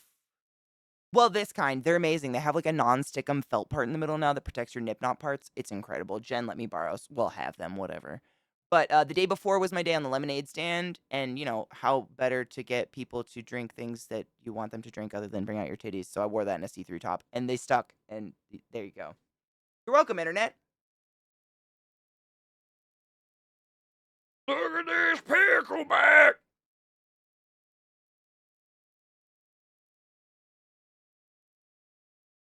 And you can see the trail where people like this. Where the clay got solid. It was wild. Hi, Bubba. What are you up to? What are you doing, bub? Yep, that's the cool like little mini bars. They fit like 2 people per bar. You'd sit down, get a drink it, joke around with bartenders, get out, let other people go through. It was fucking cool. But Zach fucking slayed. Yeah, really, it was very cool. Our friends worked at the Tiki bar, so we got to go in and have Mai Tais or whatever. Mai Tai and something else. Don't remember what it was. Electrolytes are everything. Pickles. Hi, Bubba.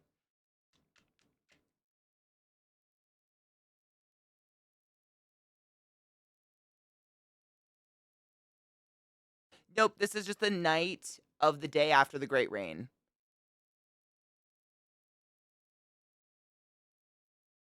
Yep, that was the day it got cold. That was the day it got cold. But we went to Temple, and Temple was beautiful and sad, and I cried. Got a little nauseous. But it was good. It was wonderful.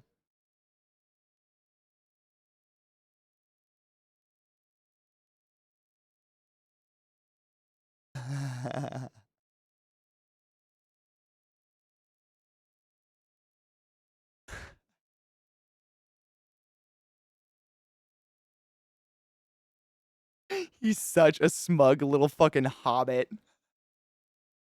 I love him. Don't they look like children next to me, though? Like, they make me look so huge. I'm glad.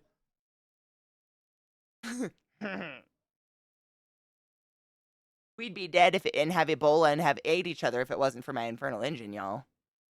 Save your soul coins. Save your soul coins. Oh, bless. I don't remember why you were so tired, but I think you and Mark had done some heavy moving of camp stuff because of the mud, obviously, that's just everywhere. And I think you redid our bed because every night things would shift and both of us would have our hips just grinding into this one hard part in the back of the seat that was miserable.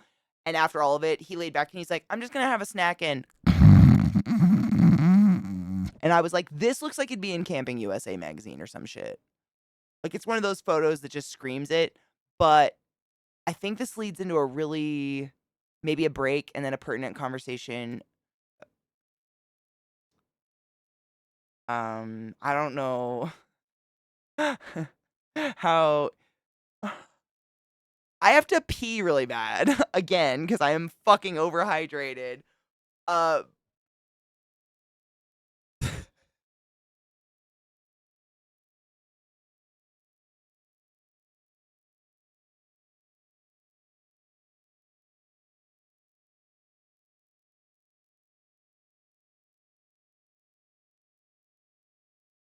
there's.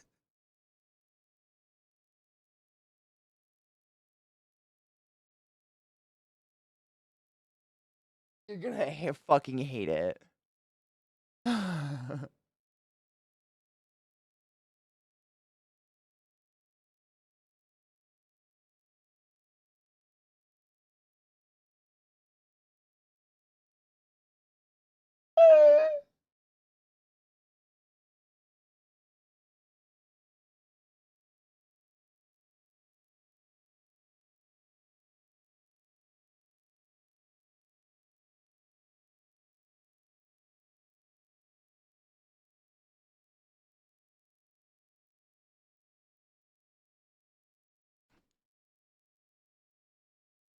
Okay.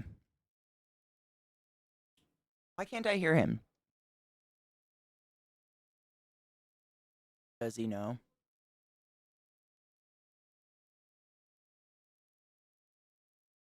You don't know. Welcome back, everybody. Perfect. I wasn't sure if you were going into the story or not, so I was like, oh, fuck. Cool, cool.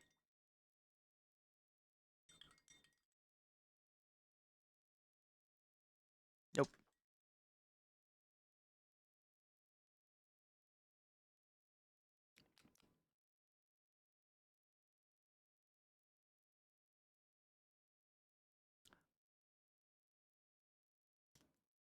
A ghost from Pac-Man!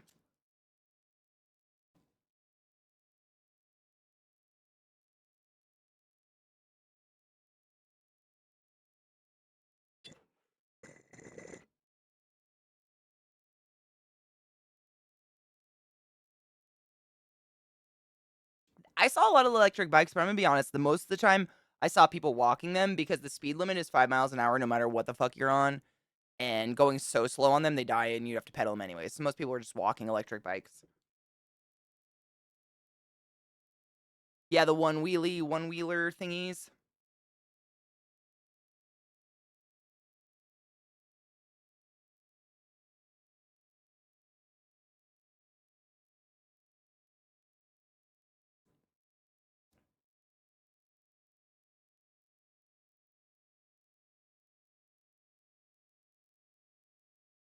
It's not a unicycle. It's like one wheel. It kind of looks like that. You remember that like toy back in the day that was a bouncy ball? It's like a hoverboard, yeah, but they're electric.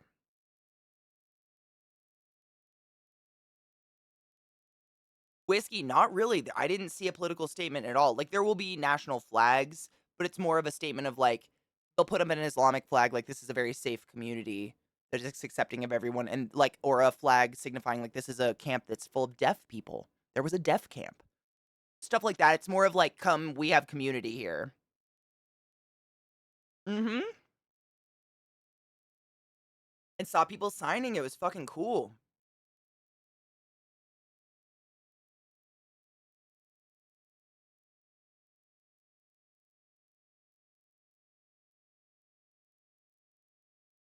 Mm-hmm.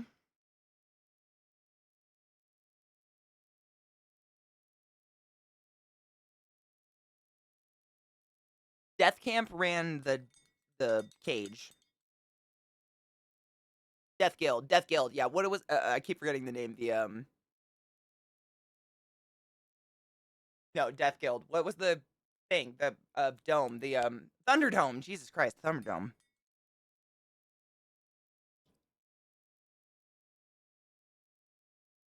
One Wheels.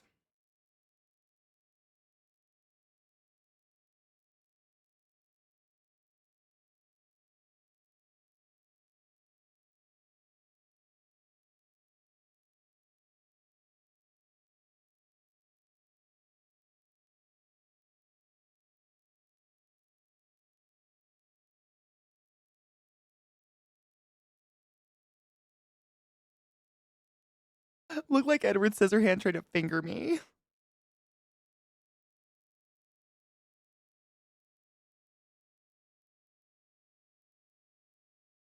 It was so bad. And I mean, it was very minor, like cat scratches. So it was like kind of uncomfortable, but I didn't notice till we got home. And Zach was like, oh my fucking God, what? It's on both your legs? What?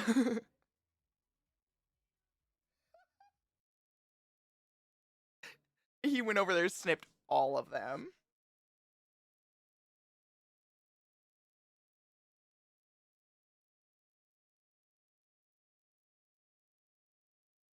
That was an oh, honey.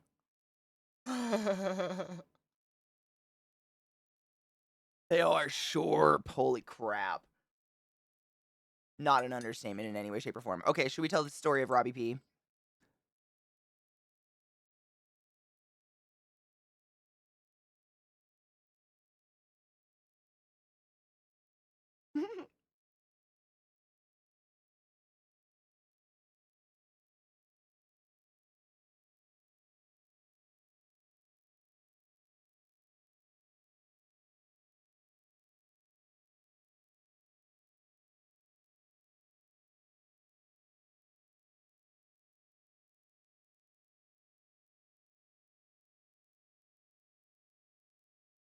Really was. Yep.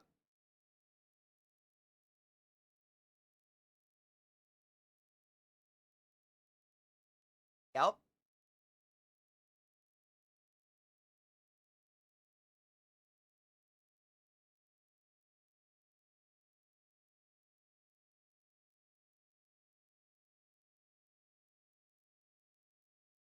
They're great. It worked amazingly. Seriously, it worked so well. So the back window was not of Persona, if that's not apparent. The back window is allegedly a gift to Zach as a joke because Zach has never seen the Twilight movies ever, which, you know, shocker for all of us involved. It is literally a blanket of Edward Cullen of Twilight, like in the moment of I'm a predator, Bella. And I mean, we don't have a lot of time, so I'm trying to think out how to condense this. Basically, we may or may not have been mildly fucked up on substances at a point, hiding in the Jeep in our safe, dark place, allegedly. Because the world was really big and loud at a certain point, and like kaleidoscopes everywhere. I can't even tell you. But like, you know, everything starts to feel nice. So like vaginas and penises, and there's liquids and stuff. And at a certain point, I was like, look at the spider webs of cum. And I just like smacked my hand onto what we now call Robbie P's delicate, thin, delicious little mouth. And I just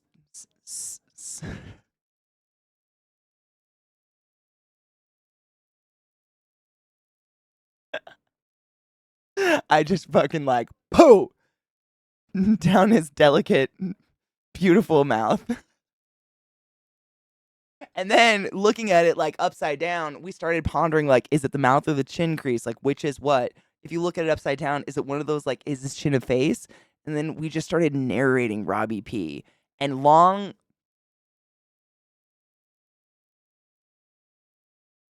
literally, very confusing.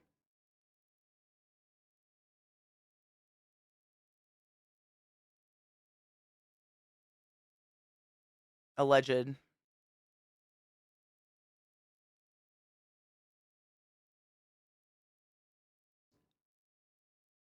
Hours.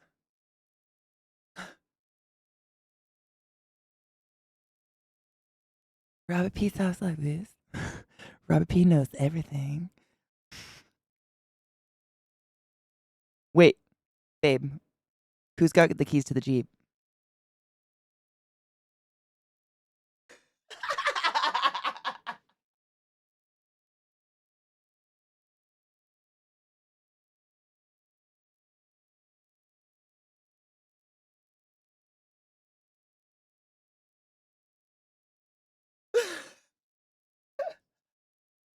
Robert P feels nice.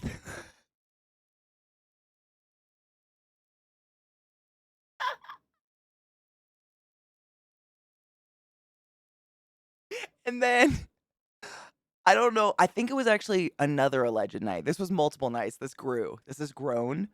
Robbie P has become a part of our life. The car is now deemed the Ruby P. I'm so sorry. That Twilight blanket belongs there now. So it's now the Ruby P. I'm starting to get the same giggles I did back then. This is terrible. Beep beep. Beep beep. That giggle fucking kills me.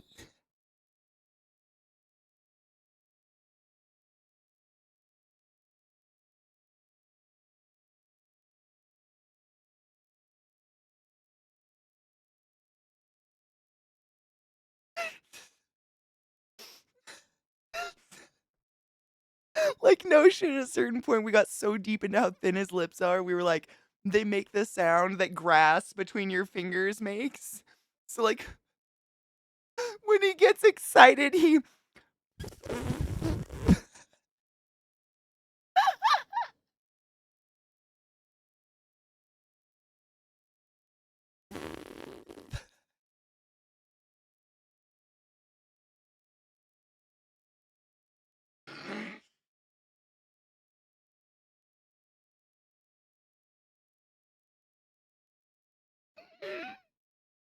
So then on for the rest of the burn, if anybody was like slicing anything, we'd be like, Rob P, get that for you. I can't- and we just would pet the cummy razor thin lips.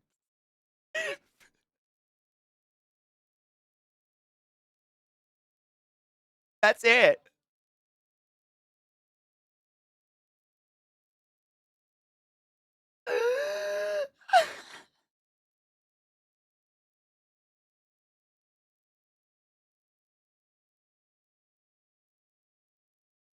Oh, Jables. I love you.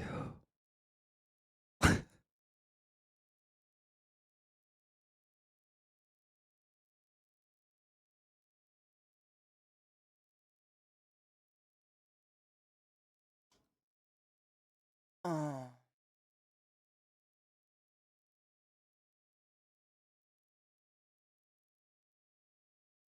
so good. And it was so good. Enough for the whole trip. Enough for the whole trip. Mm-hmm. Seriously. Which I finished this morning.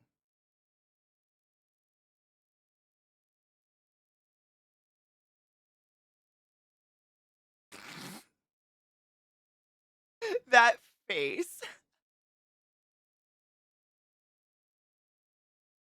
A structure.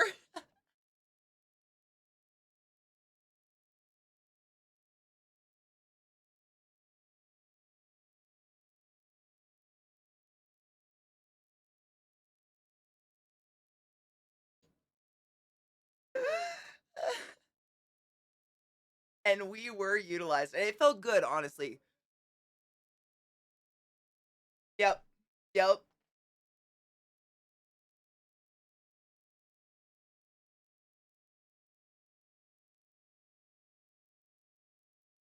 He knows everybody.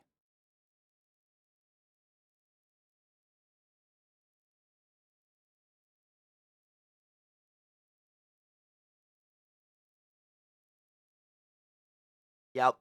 But he's not a short person. He always just seems happy and level-headed. This is the one I was talking about earlier in my stream, my dudes. The one that's like the firewood into the beautiful, like, flying figure. Oh, this was for Smiley. You guys remember talking about Smiley this morning? I'm so happy you took this picture, babe. This was one of my absolute favorites. Oh, it's so good. Right?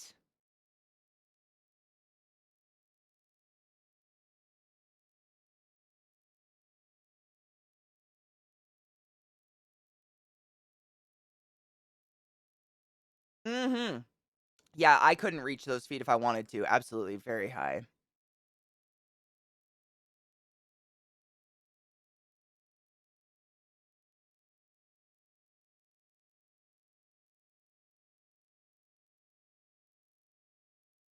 Yeah, it's like dancing with the silk scarves. They like flip their body and tie their body, and then they can release and like roll down.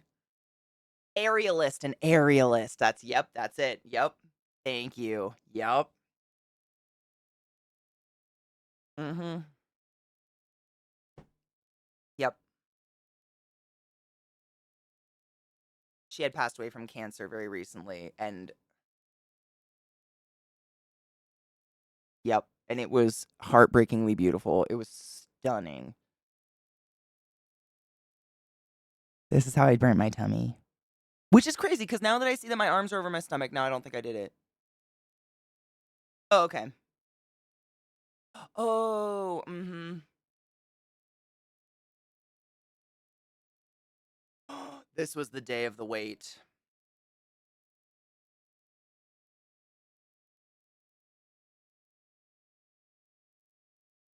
Yep.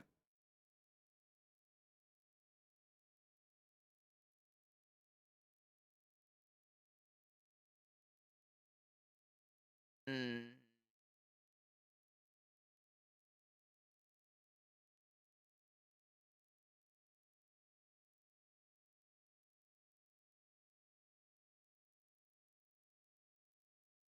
Yep.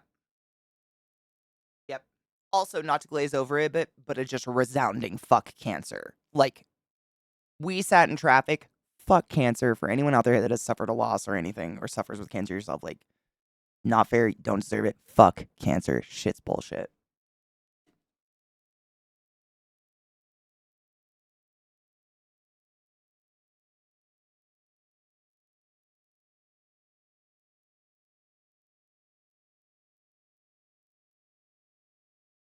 Yeah.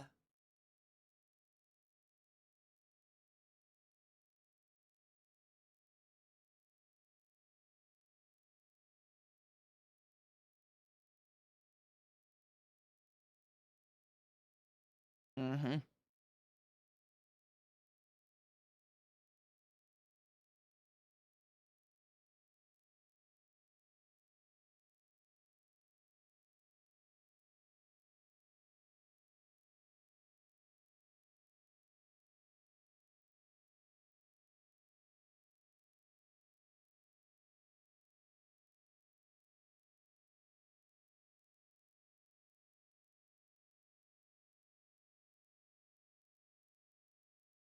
Yeah. Super cool.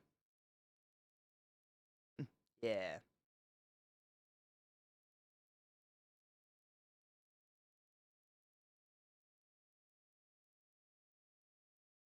Literally one. We both were like, oh my god, a bird.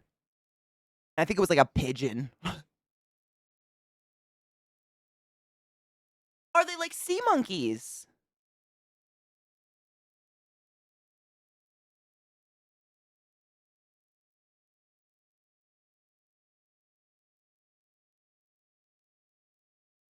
We're considered the biggest moop people. We are the moop. Get out. Walking, talking, shit of the world. Is that it? Dancing, shit of the world.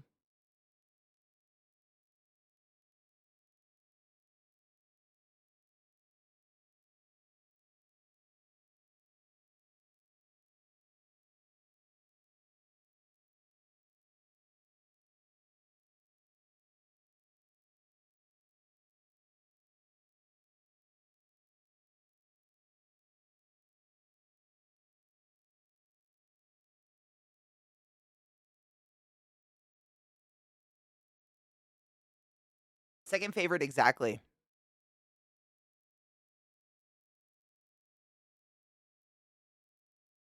Horseshoe crabs are incredible. I saw them for the first time. What? Were we at the Baltimore Aquarium? We got to touch them?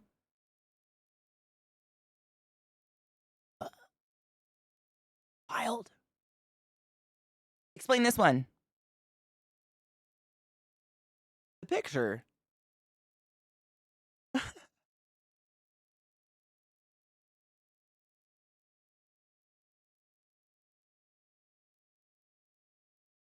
I kind of love the motion in it because that really represents Burning Man. That amount of motion, you know what I mean? Nothing's ever still out there. It would really be unrealistic. I like the moving bikes and everything.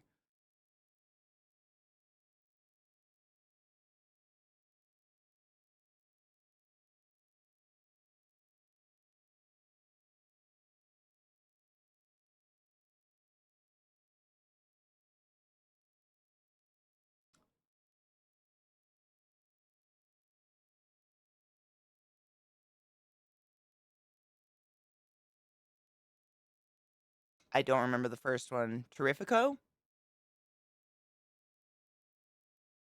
Or was it just El Pope? Mechanico. I think it was Mechanico. Yeah, rich people have scissor lifts. It's incredible, and it plays loud music.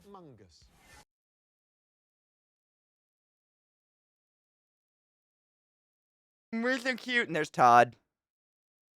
Dad. That jacket is everything. It's so fucking warm. If anyone knows where I can find 10 of them, I want them. Oh, look, there's a good popo behind your head. Yeah. You get an idea. It was the best. My theory is that it was all the fireworks saved up from the past 5 years, and they were like, we gotta dump them today, guys. Because holy fuck. Thousands of screaming fireworks going into the sky. It was incredible. Oh, it gives you an idea. See how the mouths are on all sides, and they all are spitting fire?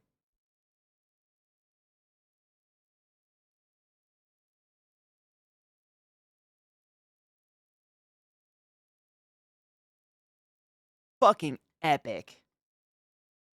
No, but if you go to your Twitter, RoboBlake gave me a professional video of all the explosions and of the man burning, and I thought that'd be a great finale. Yep, I sent you the link to it. Yeah. There's legs going up. Yep. Thank you, Robo.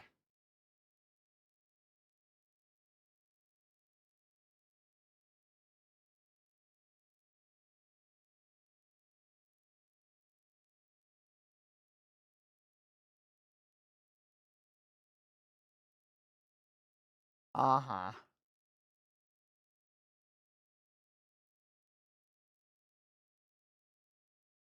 Sick.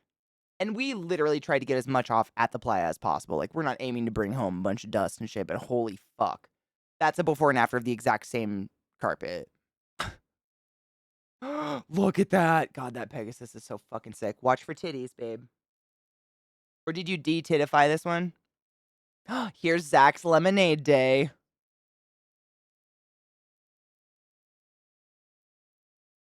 Love it.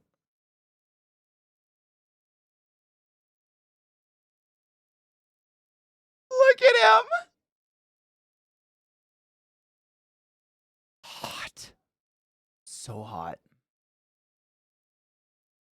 I think it was the hottest day, just to give credit. It was literally almost 100 degrees, and he was wearing a velour tracksuit out in that sun, screaming and running. It was bad.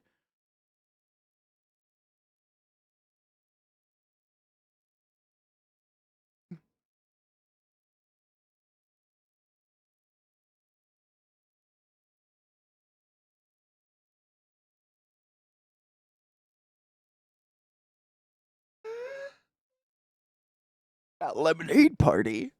Look at it. Oh my god, I love it so much.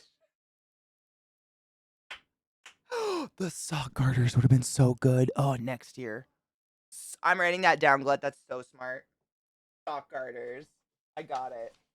We've already started a list of things like to add to next year, you know, little things.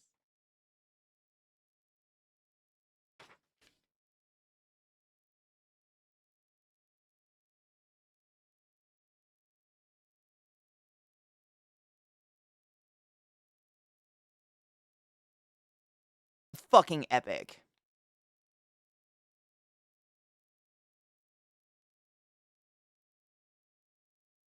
Yeah.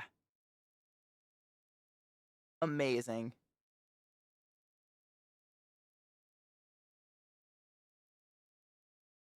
Yeah, it was one of the girls in our camp regularly volunteers as fire safety around any art sculpture that's going to light up. So she was part of the perimeter and she saw him painting while she was part of the perimeter and she was like, holy shit. Yeah. Fucking talented.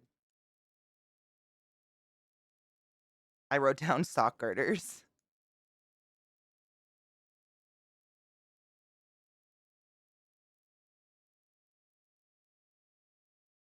Oh, yeah, I didn't see this one. Oh, sick. Looks like a wolf skull, kind of.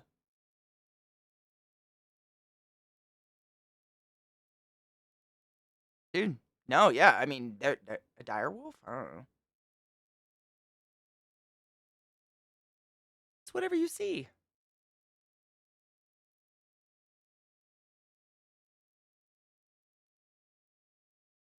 Sweep it up. Fucking cool.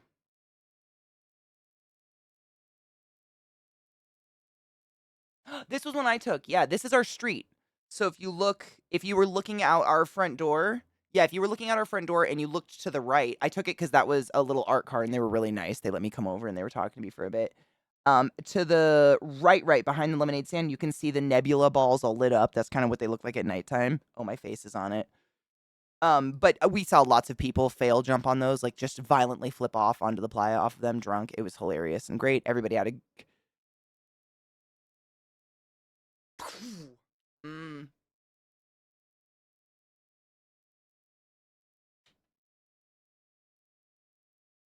It was amazing. Literally, it was amazing. So this is just I like to take pictures like this because this isn't necessarily like one thing in particular, but this is a good feel and look of just not wild club neighborhood in the neighborhoods. Like we're really close to the Esplanade. We're only 2 streets down, but it's just like you can see all the bikes lit up. I think down the road from us they were having like a blind date, like find your playa soulmate thing going on. And it just gives you kind of this idea of like the energy and the bikes everywhere and how everything's kind of lit up so you're not crashing into fuckers. The babble. We really liked this one. Yep. It's just so much to look at. ADD pleasure. Yeah.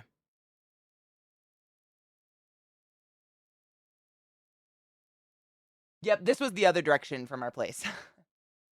And it just gave you an idea of where it was quiet. So like if you where that yellow light is to the right, the blue light that's like on the same latitude, longitude, latitude. Up above your cursor a little bit, up. Move your cursor up a little bit, up, and then to the right, to the right, to the right. All there, bathrooms. That is the only way you could tell where porta potties were, and it was the dimmest fucking little twinkly blue light on the playa. Oh my lord.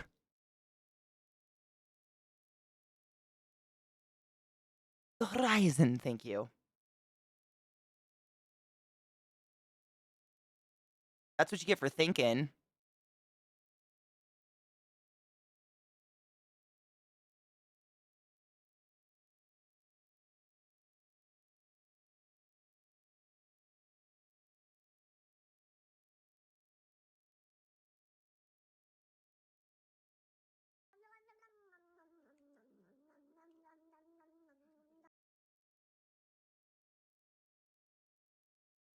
It was literally a joke. But if you knew what you were looking for, it wasn't too bad. But there were bathrooms everywhere. That just goes to show, like, we were a half a block from some Portos.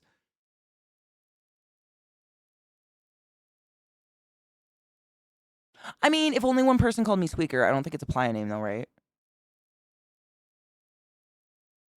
Strangers, I guess, yeah. I don't know. I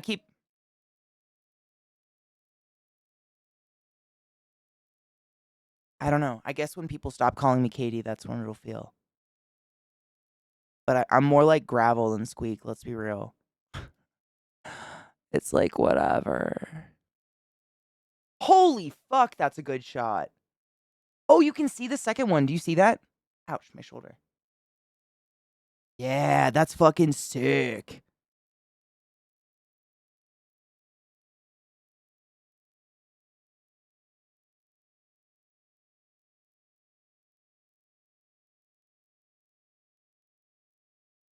Look at that shit, though. Holy crap. Rogue, 100%. I mean, that's what I thought too. And I grew up going to like barter fairs and little hippie fairs up at like wineries and stuff when I was a kid with like, the moms that wore the flowy batik skirts and probably smoked pot in the garage and sewed on their free time. And I kind of thought it was going to be a massive amount of that, but really it was a whole bunch of human beings you could feel at a very visceral level just seeking to connect with other human beings on a real human level. And not meaning like let's make best friends, but just like can we just sit and talk in person for a second? And it's impossible for you to pick up and look at your phone because there's no fucking service.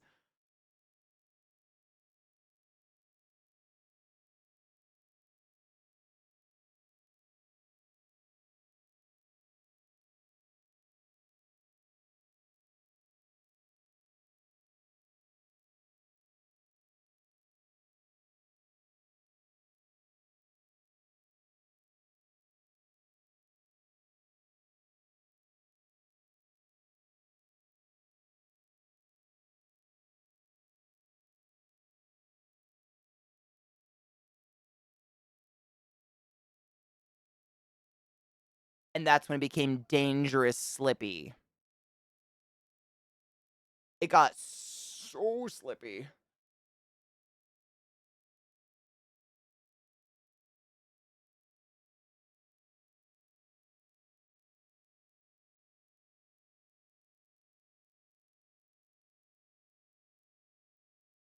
Mark! What up, bitch?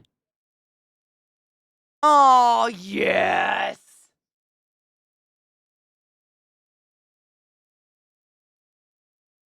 It literally was the most precious thing I've ever seen in my life. It was it was like handshake between like bro, like sorority brothers or whatever, but like one of them would just like peek their shirt up like, and the other one would be like, and it would be like this little boop, and then they just go about their day. It was fucking adorable, and I loved every moment of it.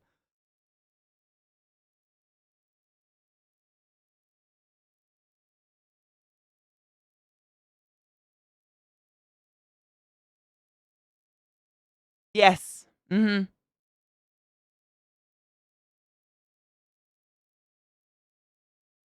Mm-hmm. No one's gonna walk by and be like, no homo, am I right, bro? Ha. No one. That's cute.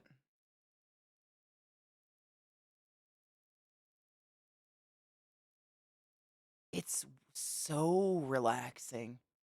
I think it's very Are you gonna unmute it for us or not?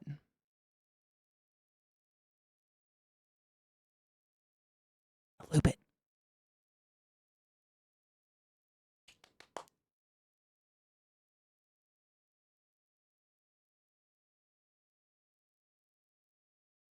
Right.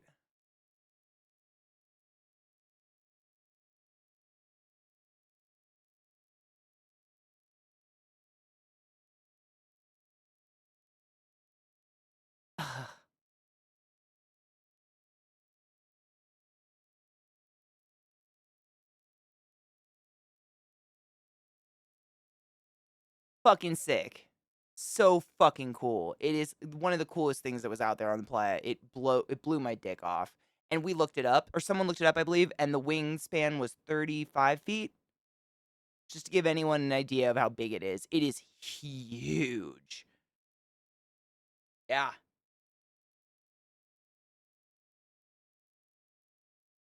It's screeching because it's literally an enormous steel construction that is activated when 4 people push a button simultaneously underneath it. Yeah. You die if this falls down. You know what I'm saying?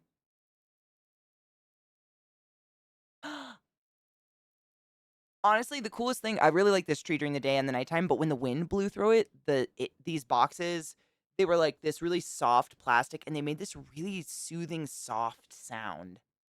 Do you remember that? It was like a soft clacking when the wind blew through them.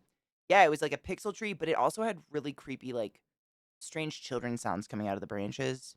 But if you ignored that, it was dope. Yeah, it is a pixel tree! The temple. That's incredible.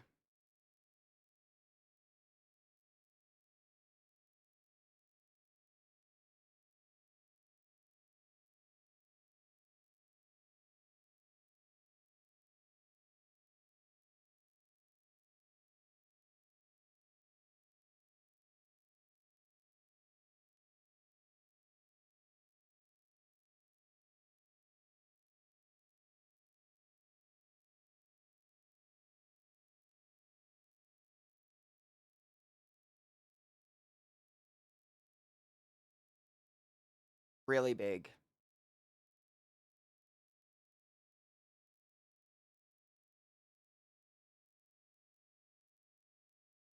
There you go. Yep, I'd say that. And you could walk into the furthest corners of it, you know, you weren't like cut off by walls.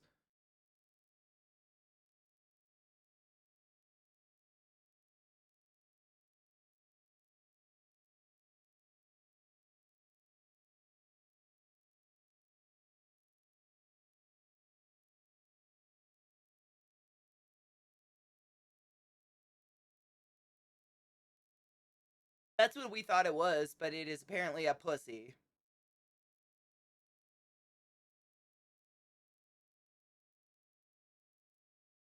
Yeah, I think it's the nerve bundles inside, right?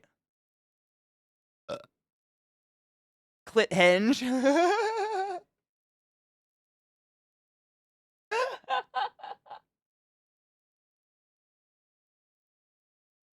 Clit henge is so good.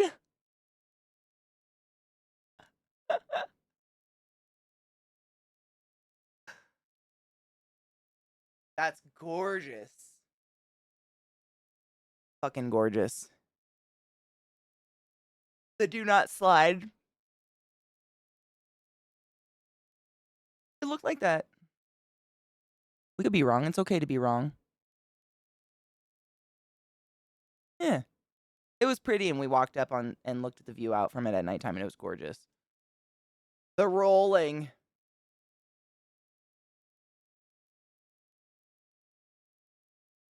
We did. Yep. They're in there. Yep.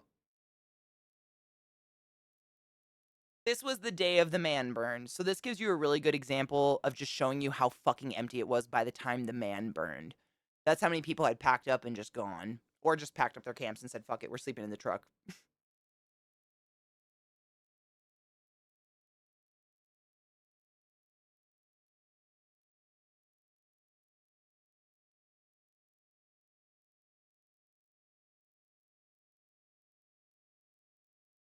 Oh yeah, I've reminded you, you know, once.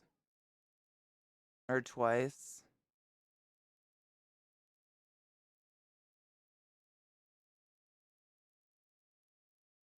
Yes, ma'am? What are you doing, you wiener butt? Wiggle, wiggle, wiggle.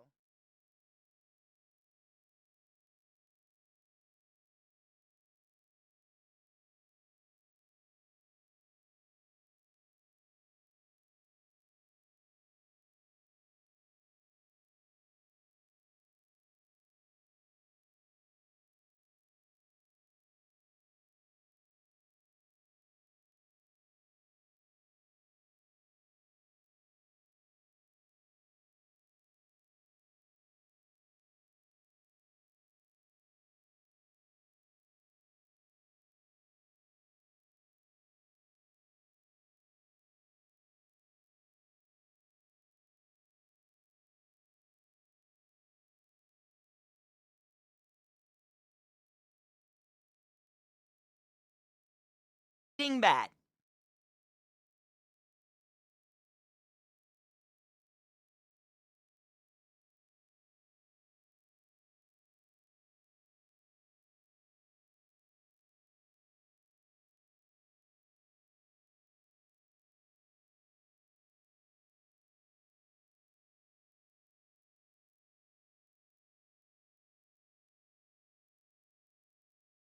Similar to like a Capitol building or something. It's like a round circle of flags.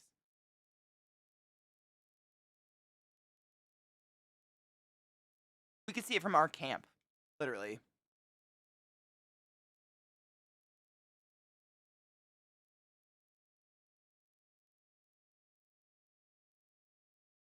Yep.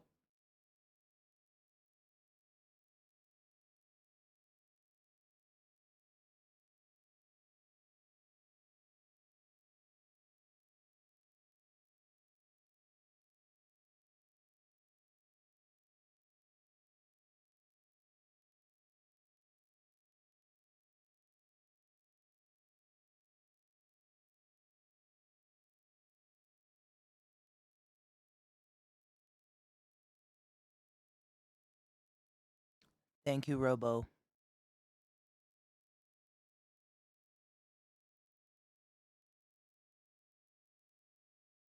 And it doesn't feel crowded.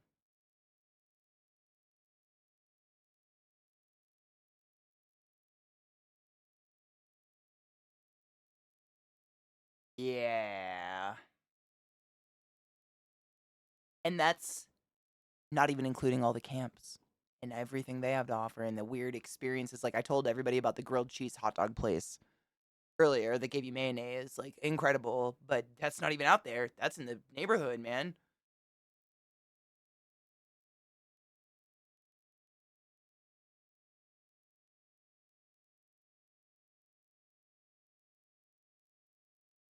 Yeah. Oh my god. Okay, so Zach and I saw this like the second night, I think, and it was driving out and it was playing awesome music and it looked there's the zebras. There I couldn't get a very good picture of it because it was moving. I know, that's the best we have. But this is essentially the best I could get of the face. When we saw it out there, if you guys have ever seen, I think it's like a Black Mirror episode or one of those really cool shows that's like awesome CGI animation, where a guy like works at a dump and he keeps talking about his dog Spot or whatever, but actually it's like this giant monster that comes out of the trash and is trash. That's what we thought this was because it's epically huge, has weird shit hanging all over it. But at nighttime, I was able to get up way closer and see it's got little gremlins all over it. And we figured out it's a green man. So, like the man of nature, you know, he's got branches and like swamp shit hanging off of him. So, the stripy, beautiful zebra here is my friend Jen. She's the other nurse that was part of our camp. She's a badass. But this is the one I was telling you guys about earlier that had hammocks all throughout the branches. And this was the zebra we met. We met another fucking zebra. So, of course, we had to take pictures. Literally. Exact same, which was Love, Death, and Robots. Thank you. Yes. That was the one. Yeah. So Jen and I were just out trying to look at all this stuff before the man burned, and we found a couple empty hammocks. And Jen was like, quick, sit on it. Like the one thing you didn't get to do at Burning Man that was essential was sitting on a fucking art car because the rain hit. And when the rain hit, the art cars absolutely said fuck that and did not go out at all. So I got to sit on it, and I shit you not, a second after she took this photo, you can kind of see his arm. The artist came up behind me and asked if I wanted a push, and he swang me. It was sick. Yes, he asked if we liked his art car, and he was like he looked like a little old man tinker with like a leather top hat and like a duck-tailed, leather suit thing that was all like patched up, really cool looking. He looked like a steampunk like engineer or something. It was fucking sick. But yeah, I got to that was a goal. I got to sit. There he is. There he is coming. I fucking said it. That was him. That's his car. It's fucking cool. And like I was saying to my chat, like because of the non-commodification, there's no tags, there's no handles. It's very rare you're ever going to actually see the artist or know who the fuck made anything. So that was kind of special. We got to talk to him for a little bit.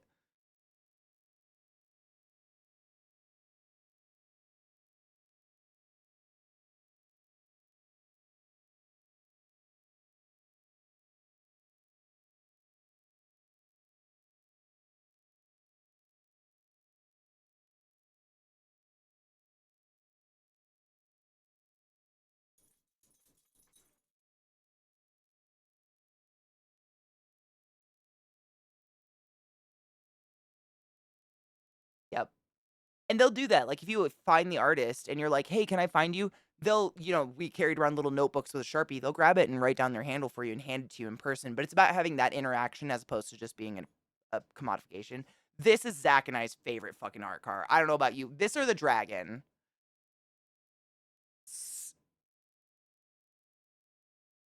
The eyes move!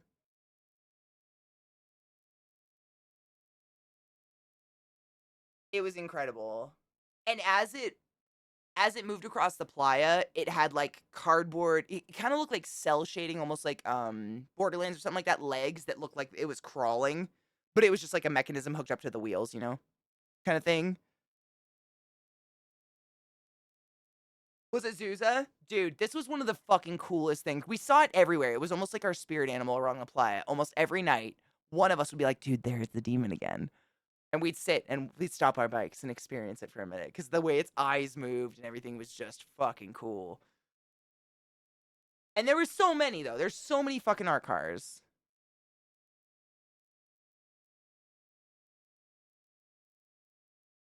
They're all amazing. It's so hard to remember them, but that fuck. Oh my god, I was meaning to take pictures of the fire shit, and I got a real good picture of Popo. Nice.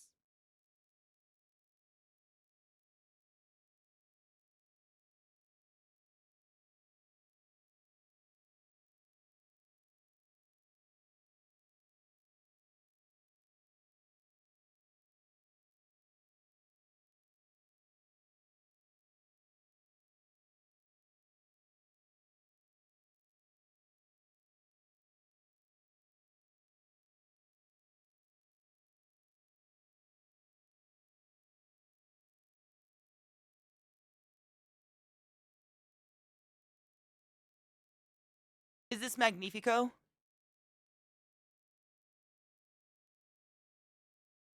I thought it was Pulpo.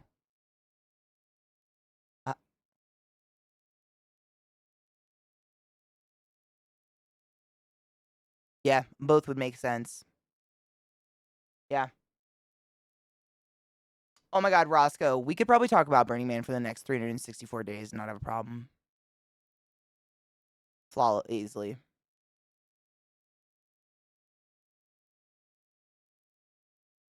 Oh, no shit!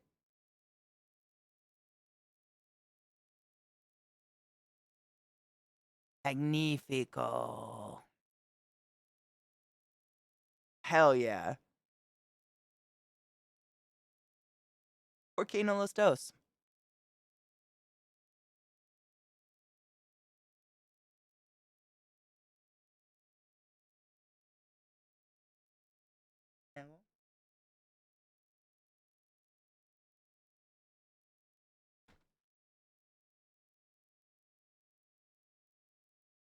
I took that for Zach. Jen and I saw that and I was like, oh my god, is that the fucking Final Fantasy sword? I gotta get pictures. There's a video coming, don't worry. Yes. Because this person flips this shit around. It's incredible. Did I send you the video? I'm gonna make sure I sent it to you. Hold on, because it was Discord. It's worth it. They dance with the fire. What I was explained is when the burn isn't fucked up by rain, what normally happens is in a half circle around the man, or an entire circle, I don't know if it's a half or a full circle, an enclave of fire dancers, fire breathers, fire artists perform dances and celebrations and rituals and shit by fire dancing that they have been practicing literally for the entirety of the year. And it goes on for hours before the man burns. It's like a celebration of fire. And because that didn't happen, I'm sending it to you. Keep going then. I'll send it to you while you're doing shit. It's going to be quick. Don't worry. It's one of there you go. Oh, fuck. That's good. That's a really good picture.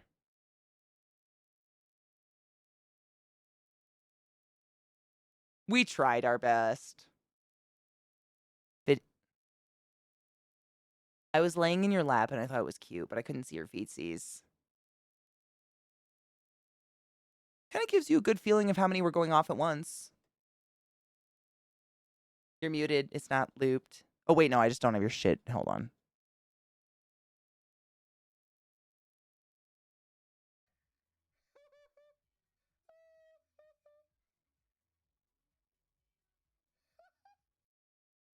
fucking sick.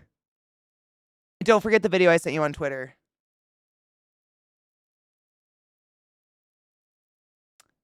In your Discord, there's a video of the fire dancers. In Twitter, there is a video, a professional video of the man exploding that Robo Blake sent us. I thought that would be a good finale.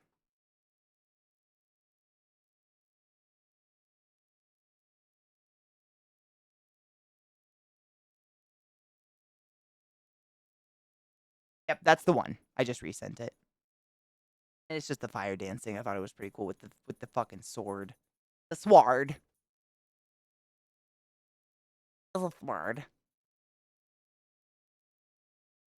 Accidentally paused your stream like a moron. Yep, thank you, Echo. I literally just noticed.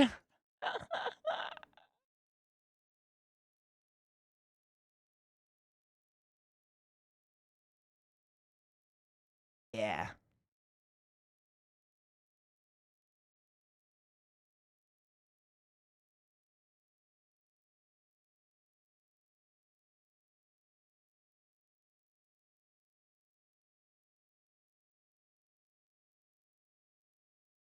And that would, like, I don't know if they get up and dance again because I had to, of course, pull my phone out. But still fucking cool. Yeah.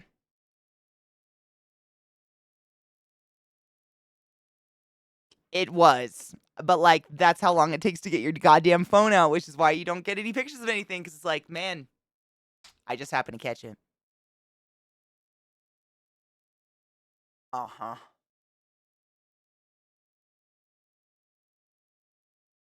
Yeah.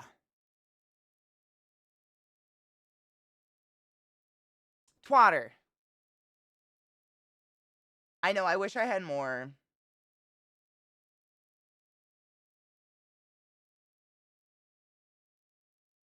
Seeing if I had a better one of that. Fuck out of here.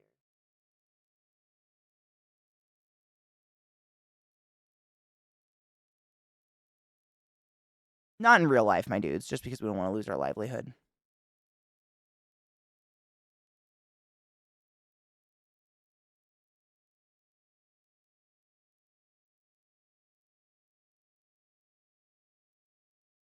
Yeah, it was a lot.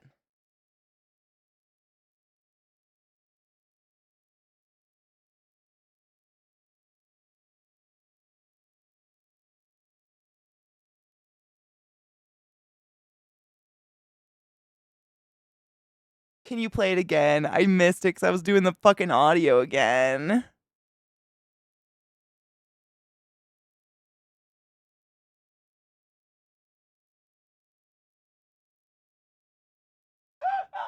Yeah, I did. I mean, I didn't expect such huge explosions.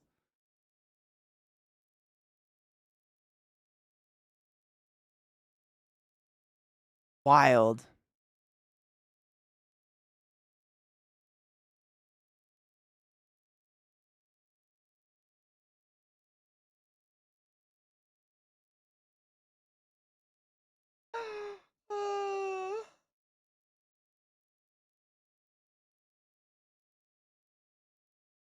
Fucking cool, though.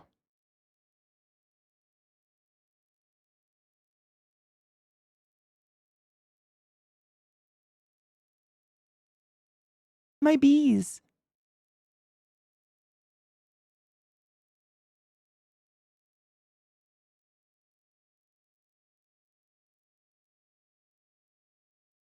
Same. If you guys want to see it, you should go.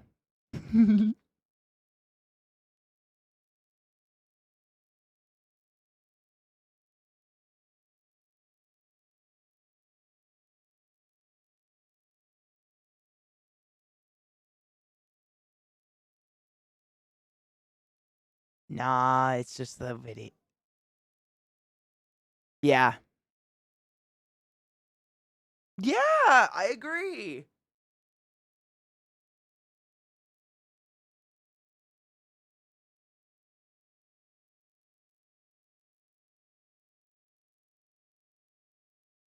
Facts.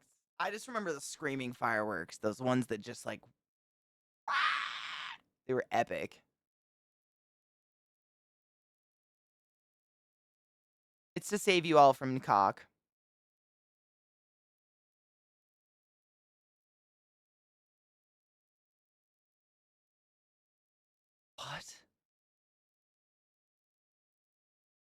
Is there such a thwong? We love ourselves some comes. I look like I'm a member of your background right now. Yes. Well, no, I put it in your DMs in the Twitters.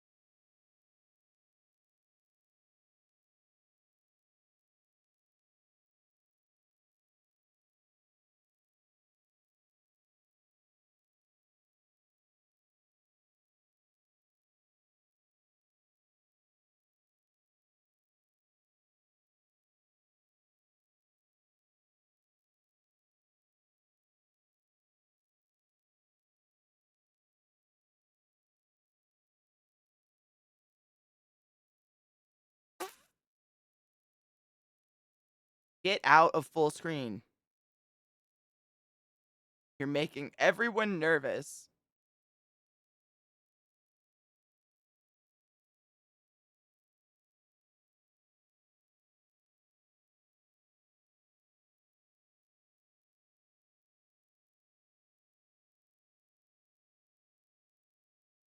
Lifted always and forever, Honeybean. Just trying to relive it for every moment of every minute of my life.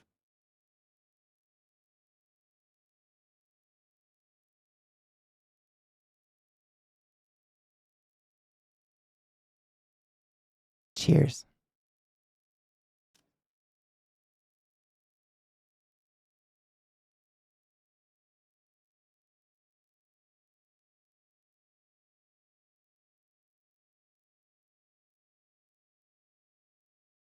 Some gifts camp is having a minister to do weddings.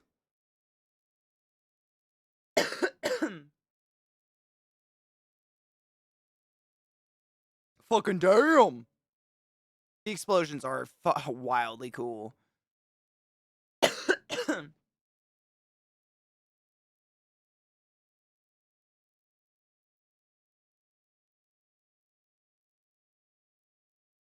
Man, I got chills again.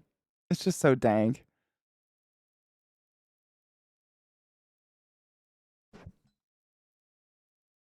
Eventually it lit on fire though, and it all kind of evened out.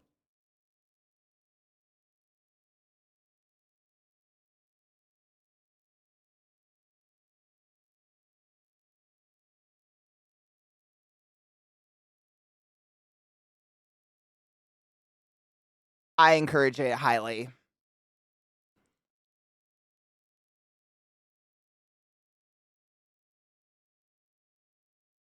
I think the screaming fireworks are coming up.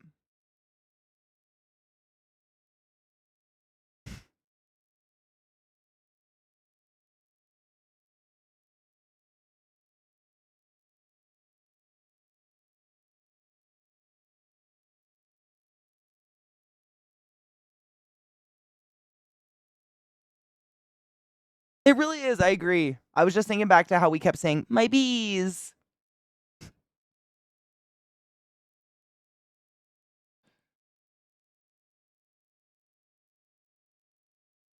Yeah, that's the Fireline volunteers. Absolutely. They hold a perimeter the entire time that thing is burning.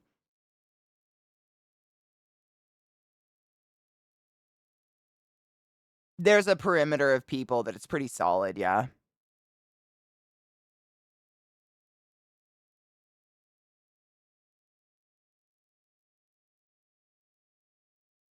My bees!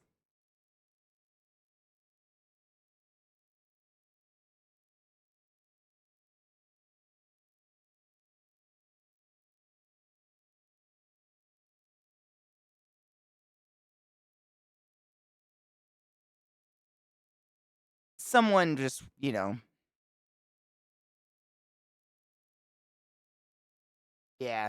Some people are just sad. I'm telling you, these fireworks went on for what felt like forever, and it's the most I've ever seen. It was crazy.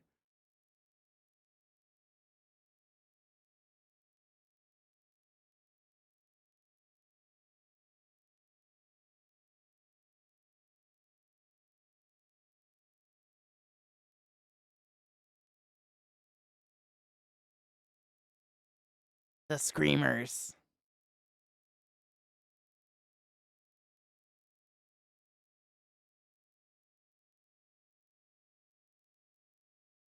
My bees!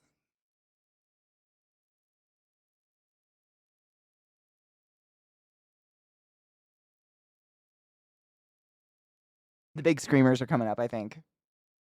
They're my favorite.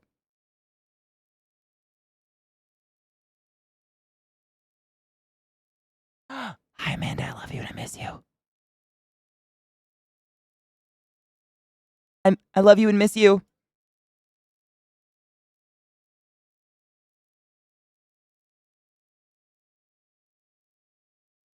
It might also be a donated gift. Those fireworks could be a gift.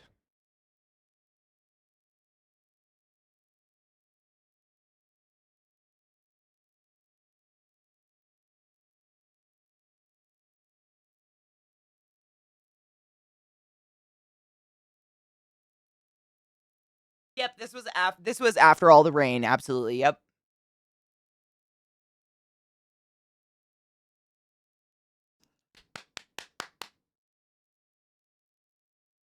Those screamers, dude.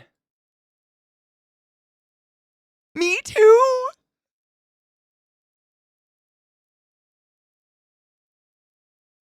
Wasn't that fucking dank? Those are my favorites, man. No, it was not. We were fucking wrong.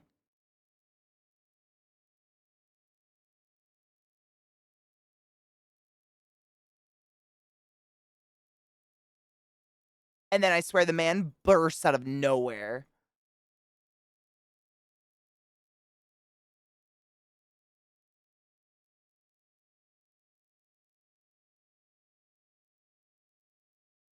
Again.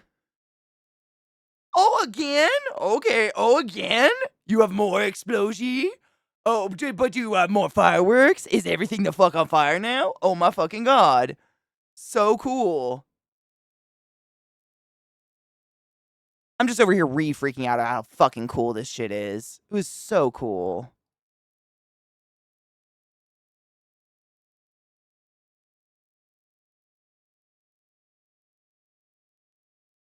He's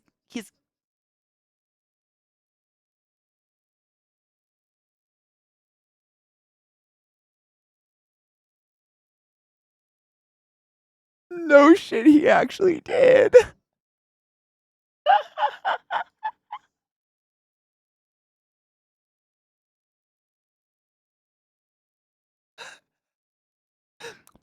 Who's got the key to the deep? Robbie P. BB.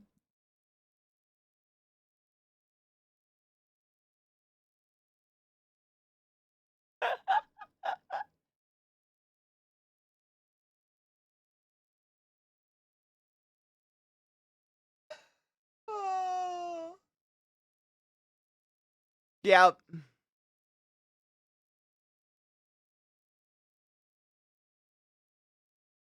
And we literally were driving immediately after this, so.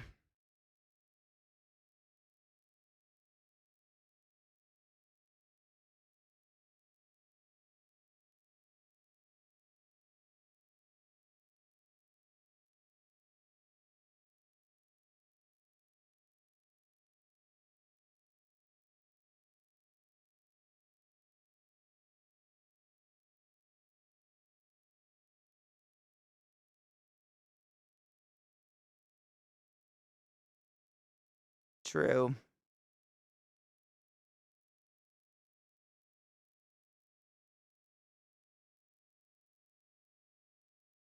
And the best part was, like, all fireworks just kept going off. Sorry about the echo.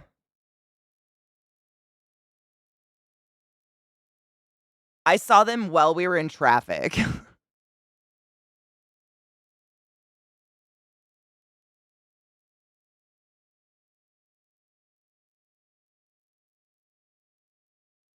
You don't get the burn you want, you get the burn you need.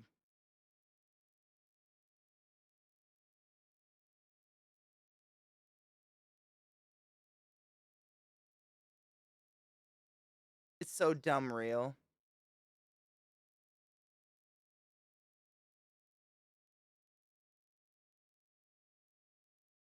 Fuck you and your correctness.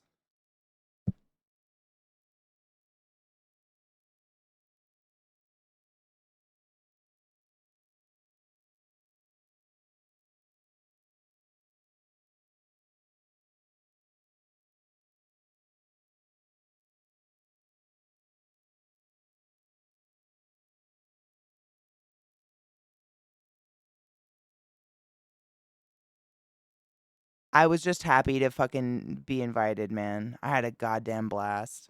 I don't look at the burn and think, wow, I worked hard. I look at the burn and think, Robbie P knows, BB.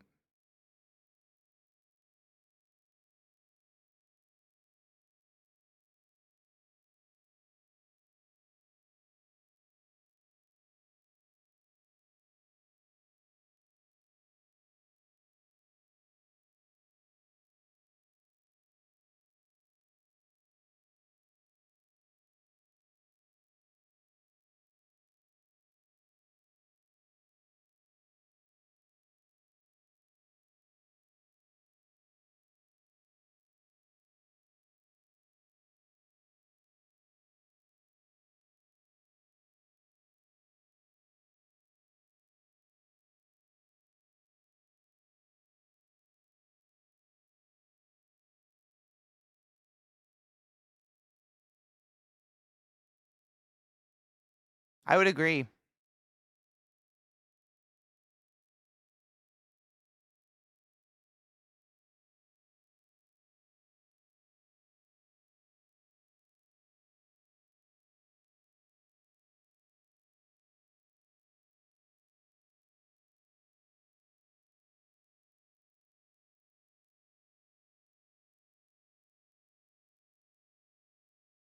Going out of their way, even.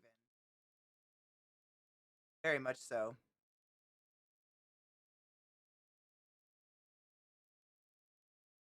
Mm-hmm.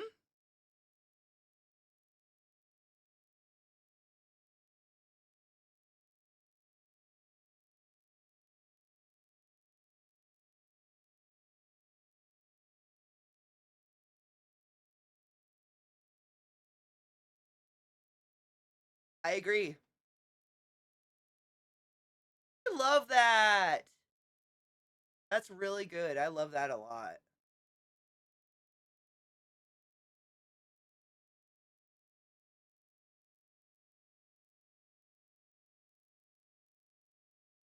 Mm-hmm. 2 months, you came back. You came back. $5 trash dump. Dude, for real though. Yeah. Kill some Satan motherfuckers.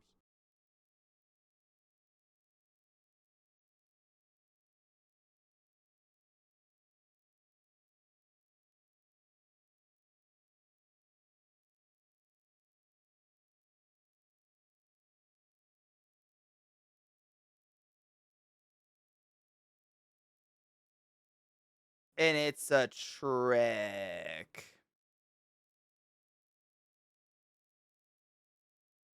It wasn't the worst though. We did listen to a very good audiobook. We listened to one of Ron or not Ron Swanson, Nick Offerman's book, like make fuck your own canoe or whatever. It was awesome. That one. He has poodles. We have everything in common.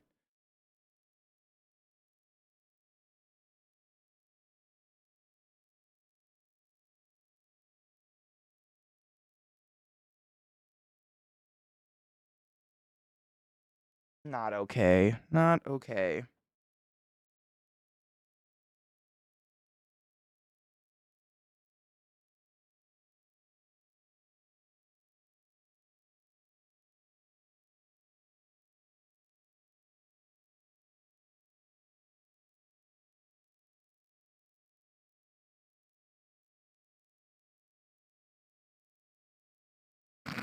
God knows. Now get back inside, bitch.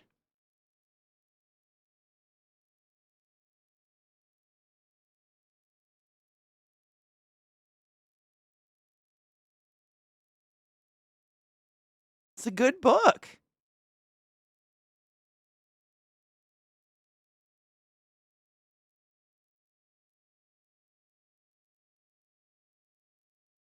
I had a fucking blast. What?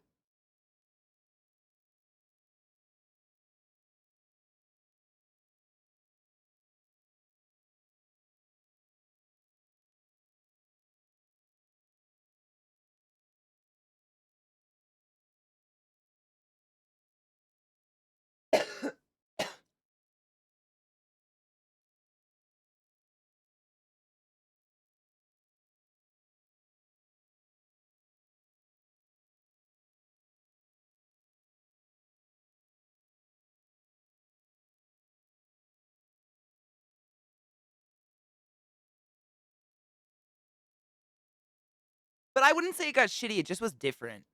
Like, I still had such a good time the whole time. Really, other than the moment I cried trying to pee in a bag.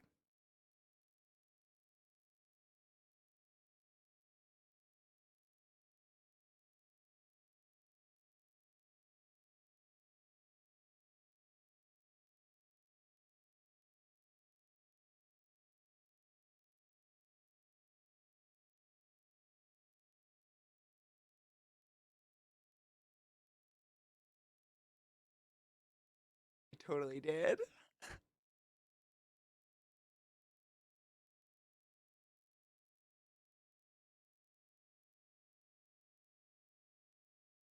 I didn't mean to be lectury about it, but it was kind of like getting me down. And I was like, dude, nothing's getting me down except people talking about what I might be missing out on. Like, I was having a great time. Yeah.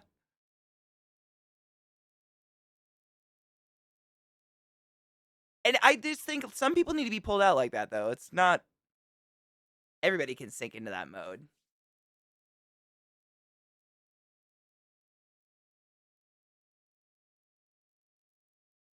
And yeah.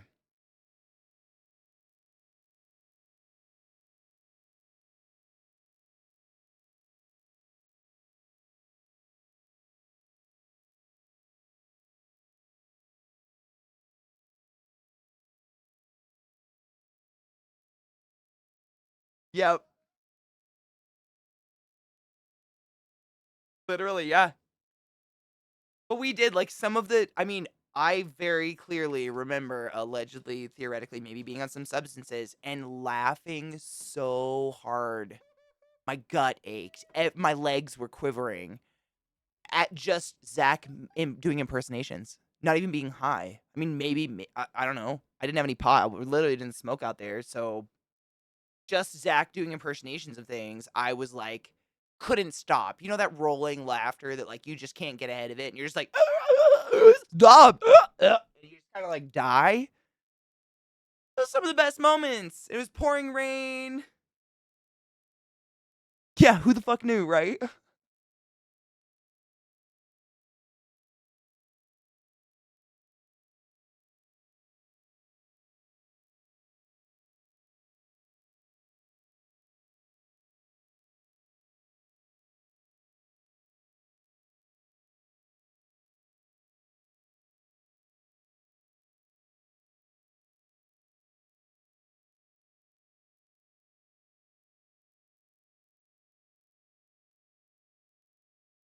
The hot dog diner was so great. Wait,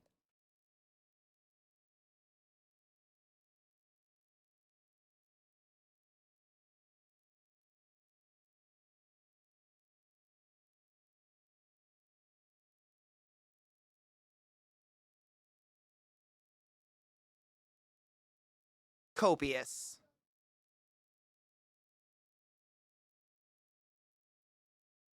There are no fucking hot dogs.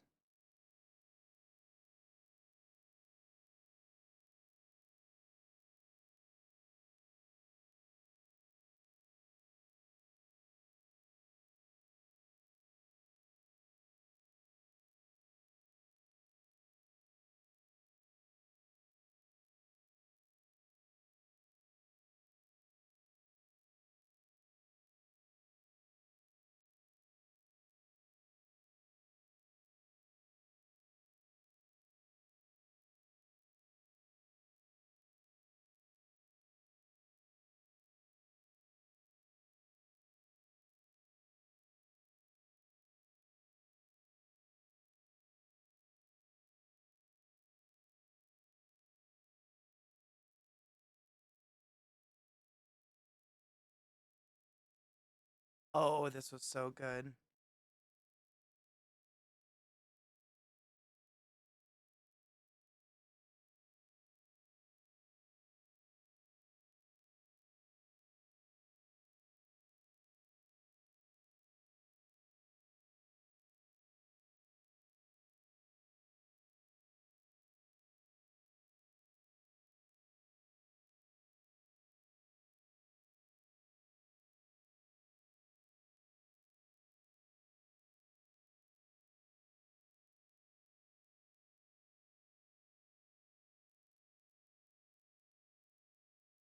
No shit.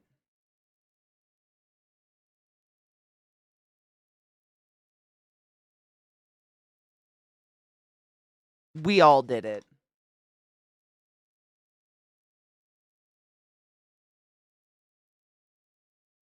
Treat yourself.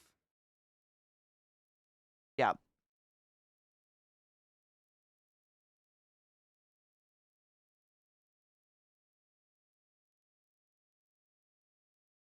Yeah, let's be honest. Dude, the rest of the world fucking got it with mayo. I don't know what we did wrong.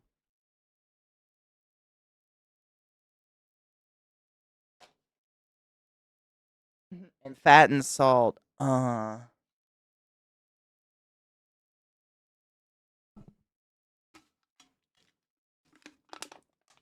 fucking hate mayo too. But for some reason, mayo and relish with ketchup. Choice.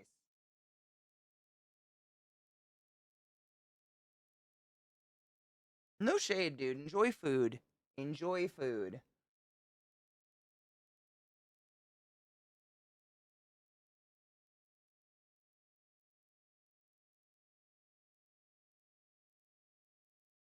Hard same. I think I've hit my sitting threshold for the rest of my life today. Butt fuck! I said butt fuck. Ha ha ha ha ha. Love you, bye.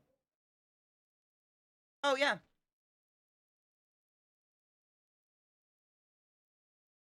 Who's asking? Koala Slot. The future of Burning Man as a whole, like the organization, or like in terms of my personal experience while there?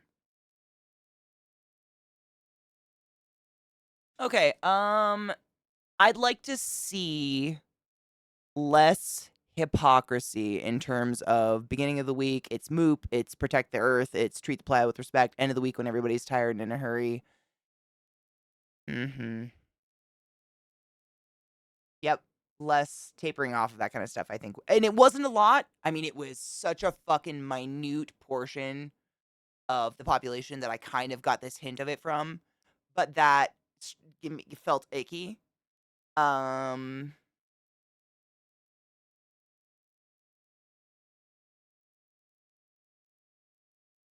yes. And you watch a bunch of people walk over it because, under the breath, they're like, I can't believe someone threw that can there. And you just kind of like, you go just pick it up. In terms of personal experience, this is my first burn, and I had a fucking incredible time. Like,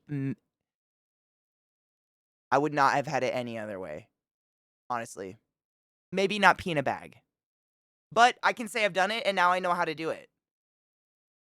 I can do it. Like, if I'm ever on the road, if I have a Ziploc bag in my car, I don't have to look for a bathroom, and that's kind of a skill that I don't regret learning. You know? You live, you learn. Life is crazy.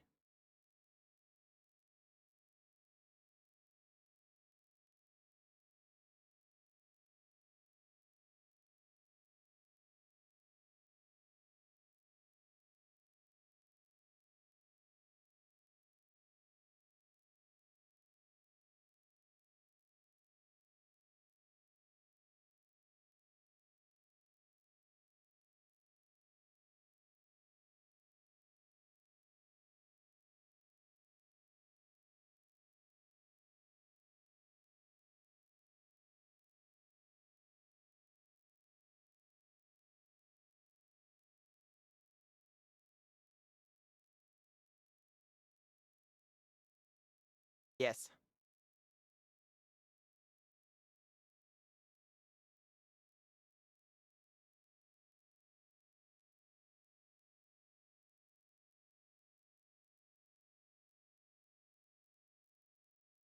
Agreed.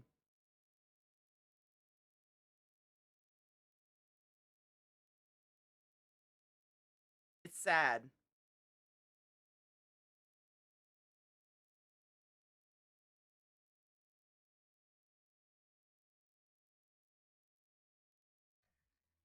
I think this year will halt a lot of people from returning. The softer types. You know what I'm saying? Yep.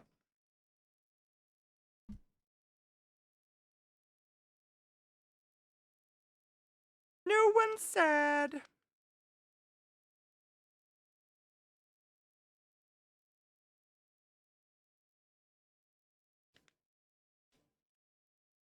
Sock bag sock. Sock bag sock. Sock bag sock. Sock bag sock. Not a cult.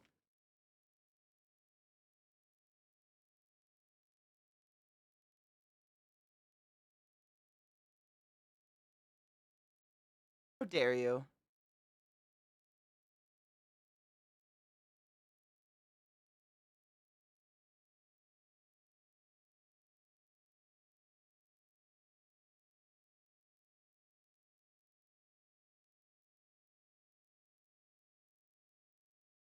Yep. I love you. Thanks, Sakonia, for being awesome. Bye. Your mom's box. Today was fucking dope, my dudes. I will probably be open to talking about Burning Man at any time for the foreseeable future because I mean, even just what we went over today was such a small portion of everything we saw and experienced out there. We didn't even get into half the Robbie P stories. Like there's so much going on in my head. I gotta sit and like literally not like journal it, but lay out every day of the week and remember what actually happened because there's just so much. I don't want to forget it. It was amazing. It was truly a life-changing, amazing experience. I don't know how else to explain it, but we have officially been live for almost 10 hours, and I'm fucking exhausted. I'm exhausted and hungry. I need to go have a snack or something like that, but today was a blast. You guys were amazing. I had a really good time. Yeah, tomorrow, bright and early, we hang, we chill, we smoke, do the usual. Maybe we paint this wall behind me. I don't know. It depends on if we're feeling spicy or not. Maybe I'll stream for 48 hours because my phone is broken and I need to buy a new one. I don't know what to do. Subathons? What? Help. I have to go. My brain is dying. Thank you for being amazing. I care about you. I miss the living fuck out of you. And I talked about my community on Twitch so much so that I'm sure I got labeled by a few people as one of them influencers. But holy shit, you guys are important to me and like a core of who I am and my personality and shit. Enough of that sappy stuff. I went into a bathroom where someone shit on the lid of the toilet and then flipped it up as fast and as violently as they could and smacked it against the wall behind the toilet so it looked kind of like a starburst pattern. And in the dark, I thought someone did it with a Sharpie, but they didn't.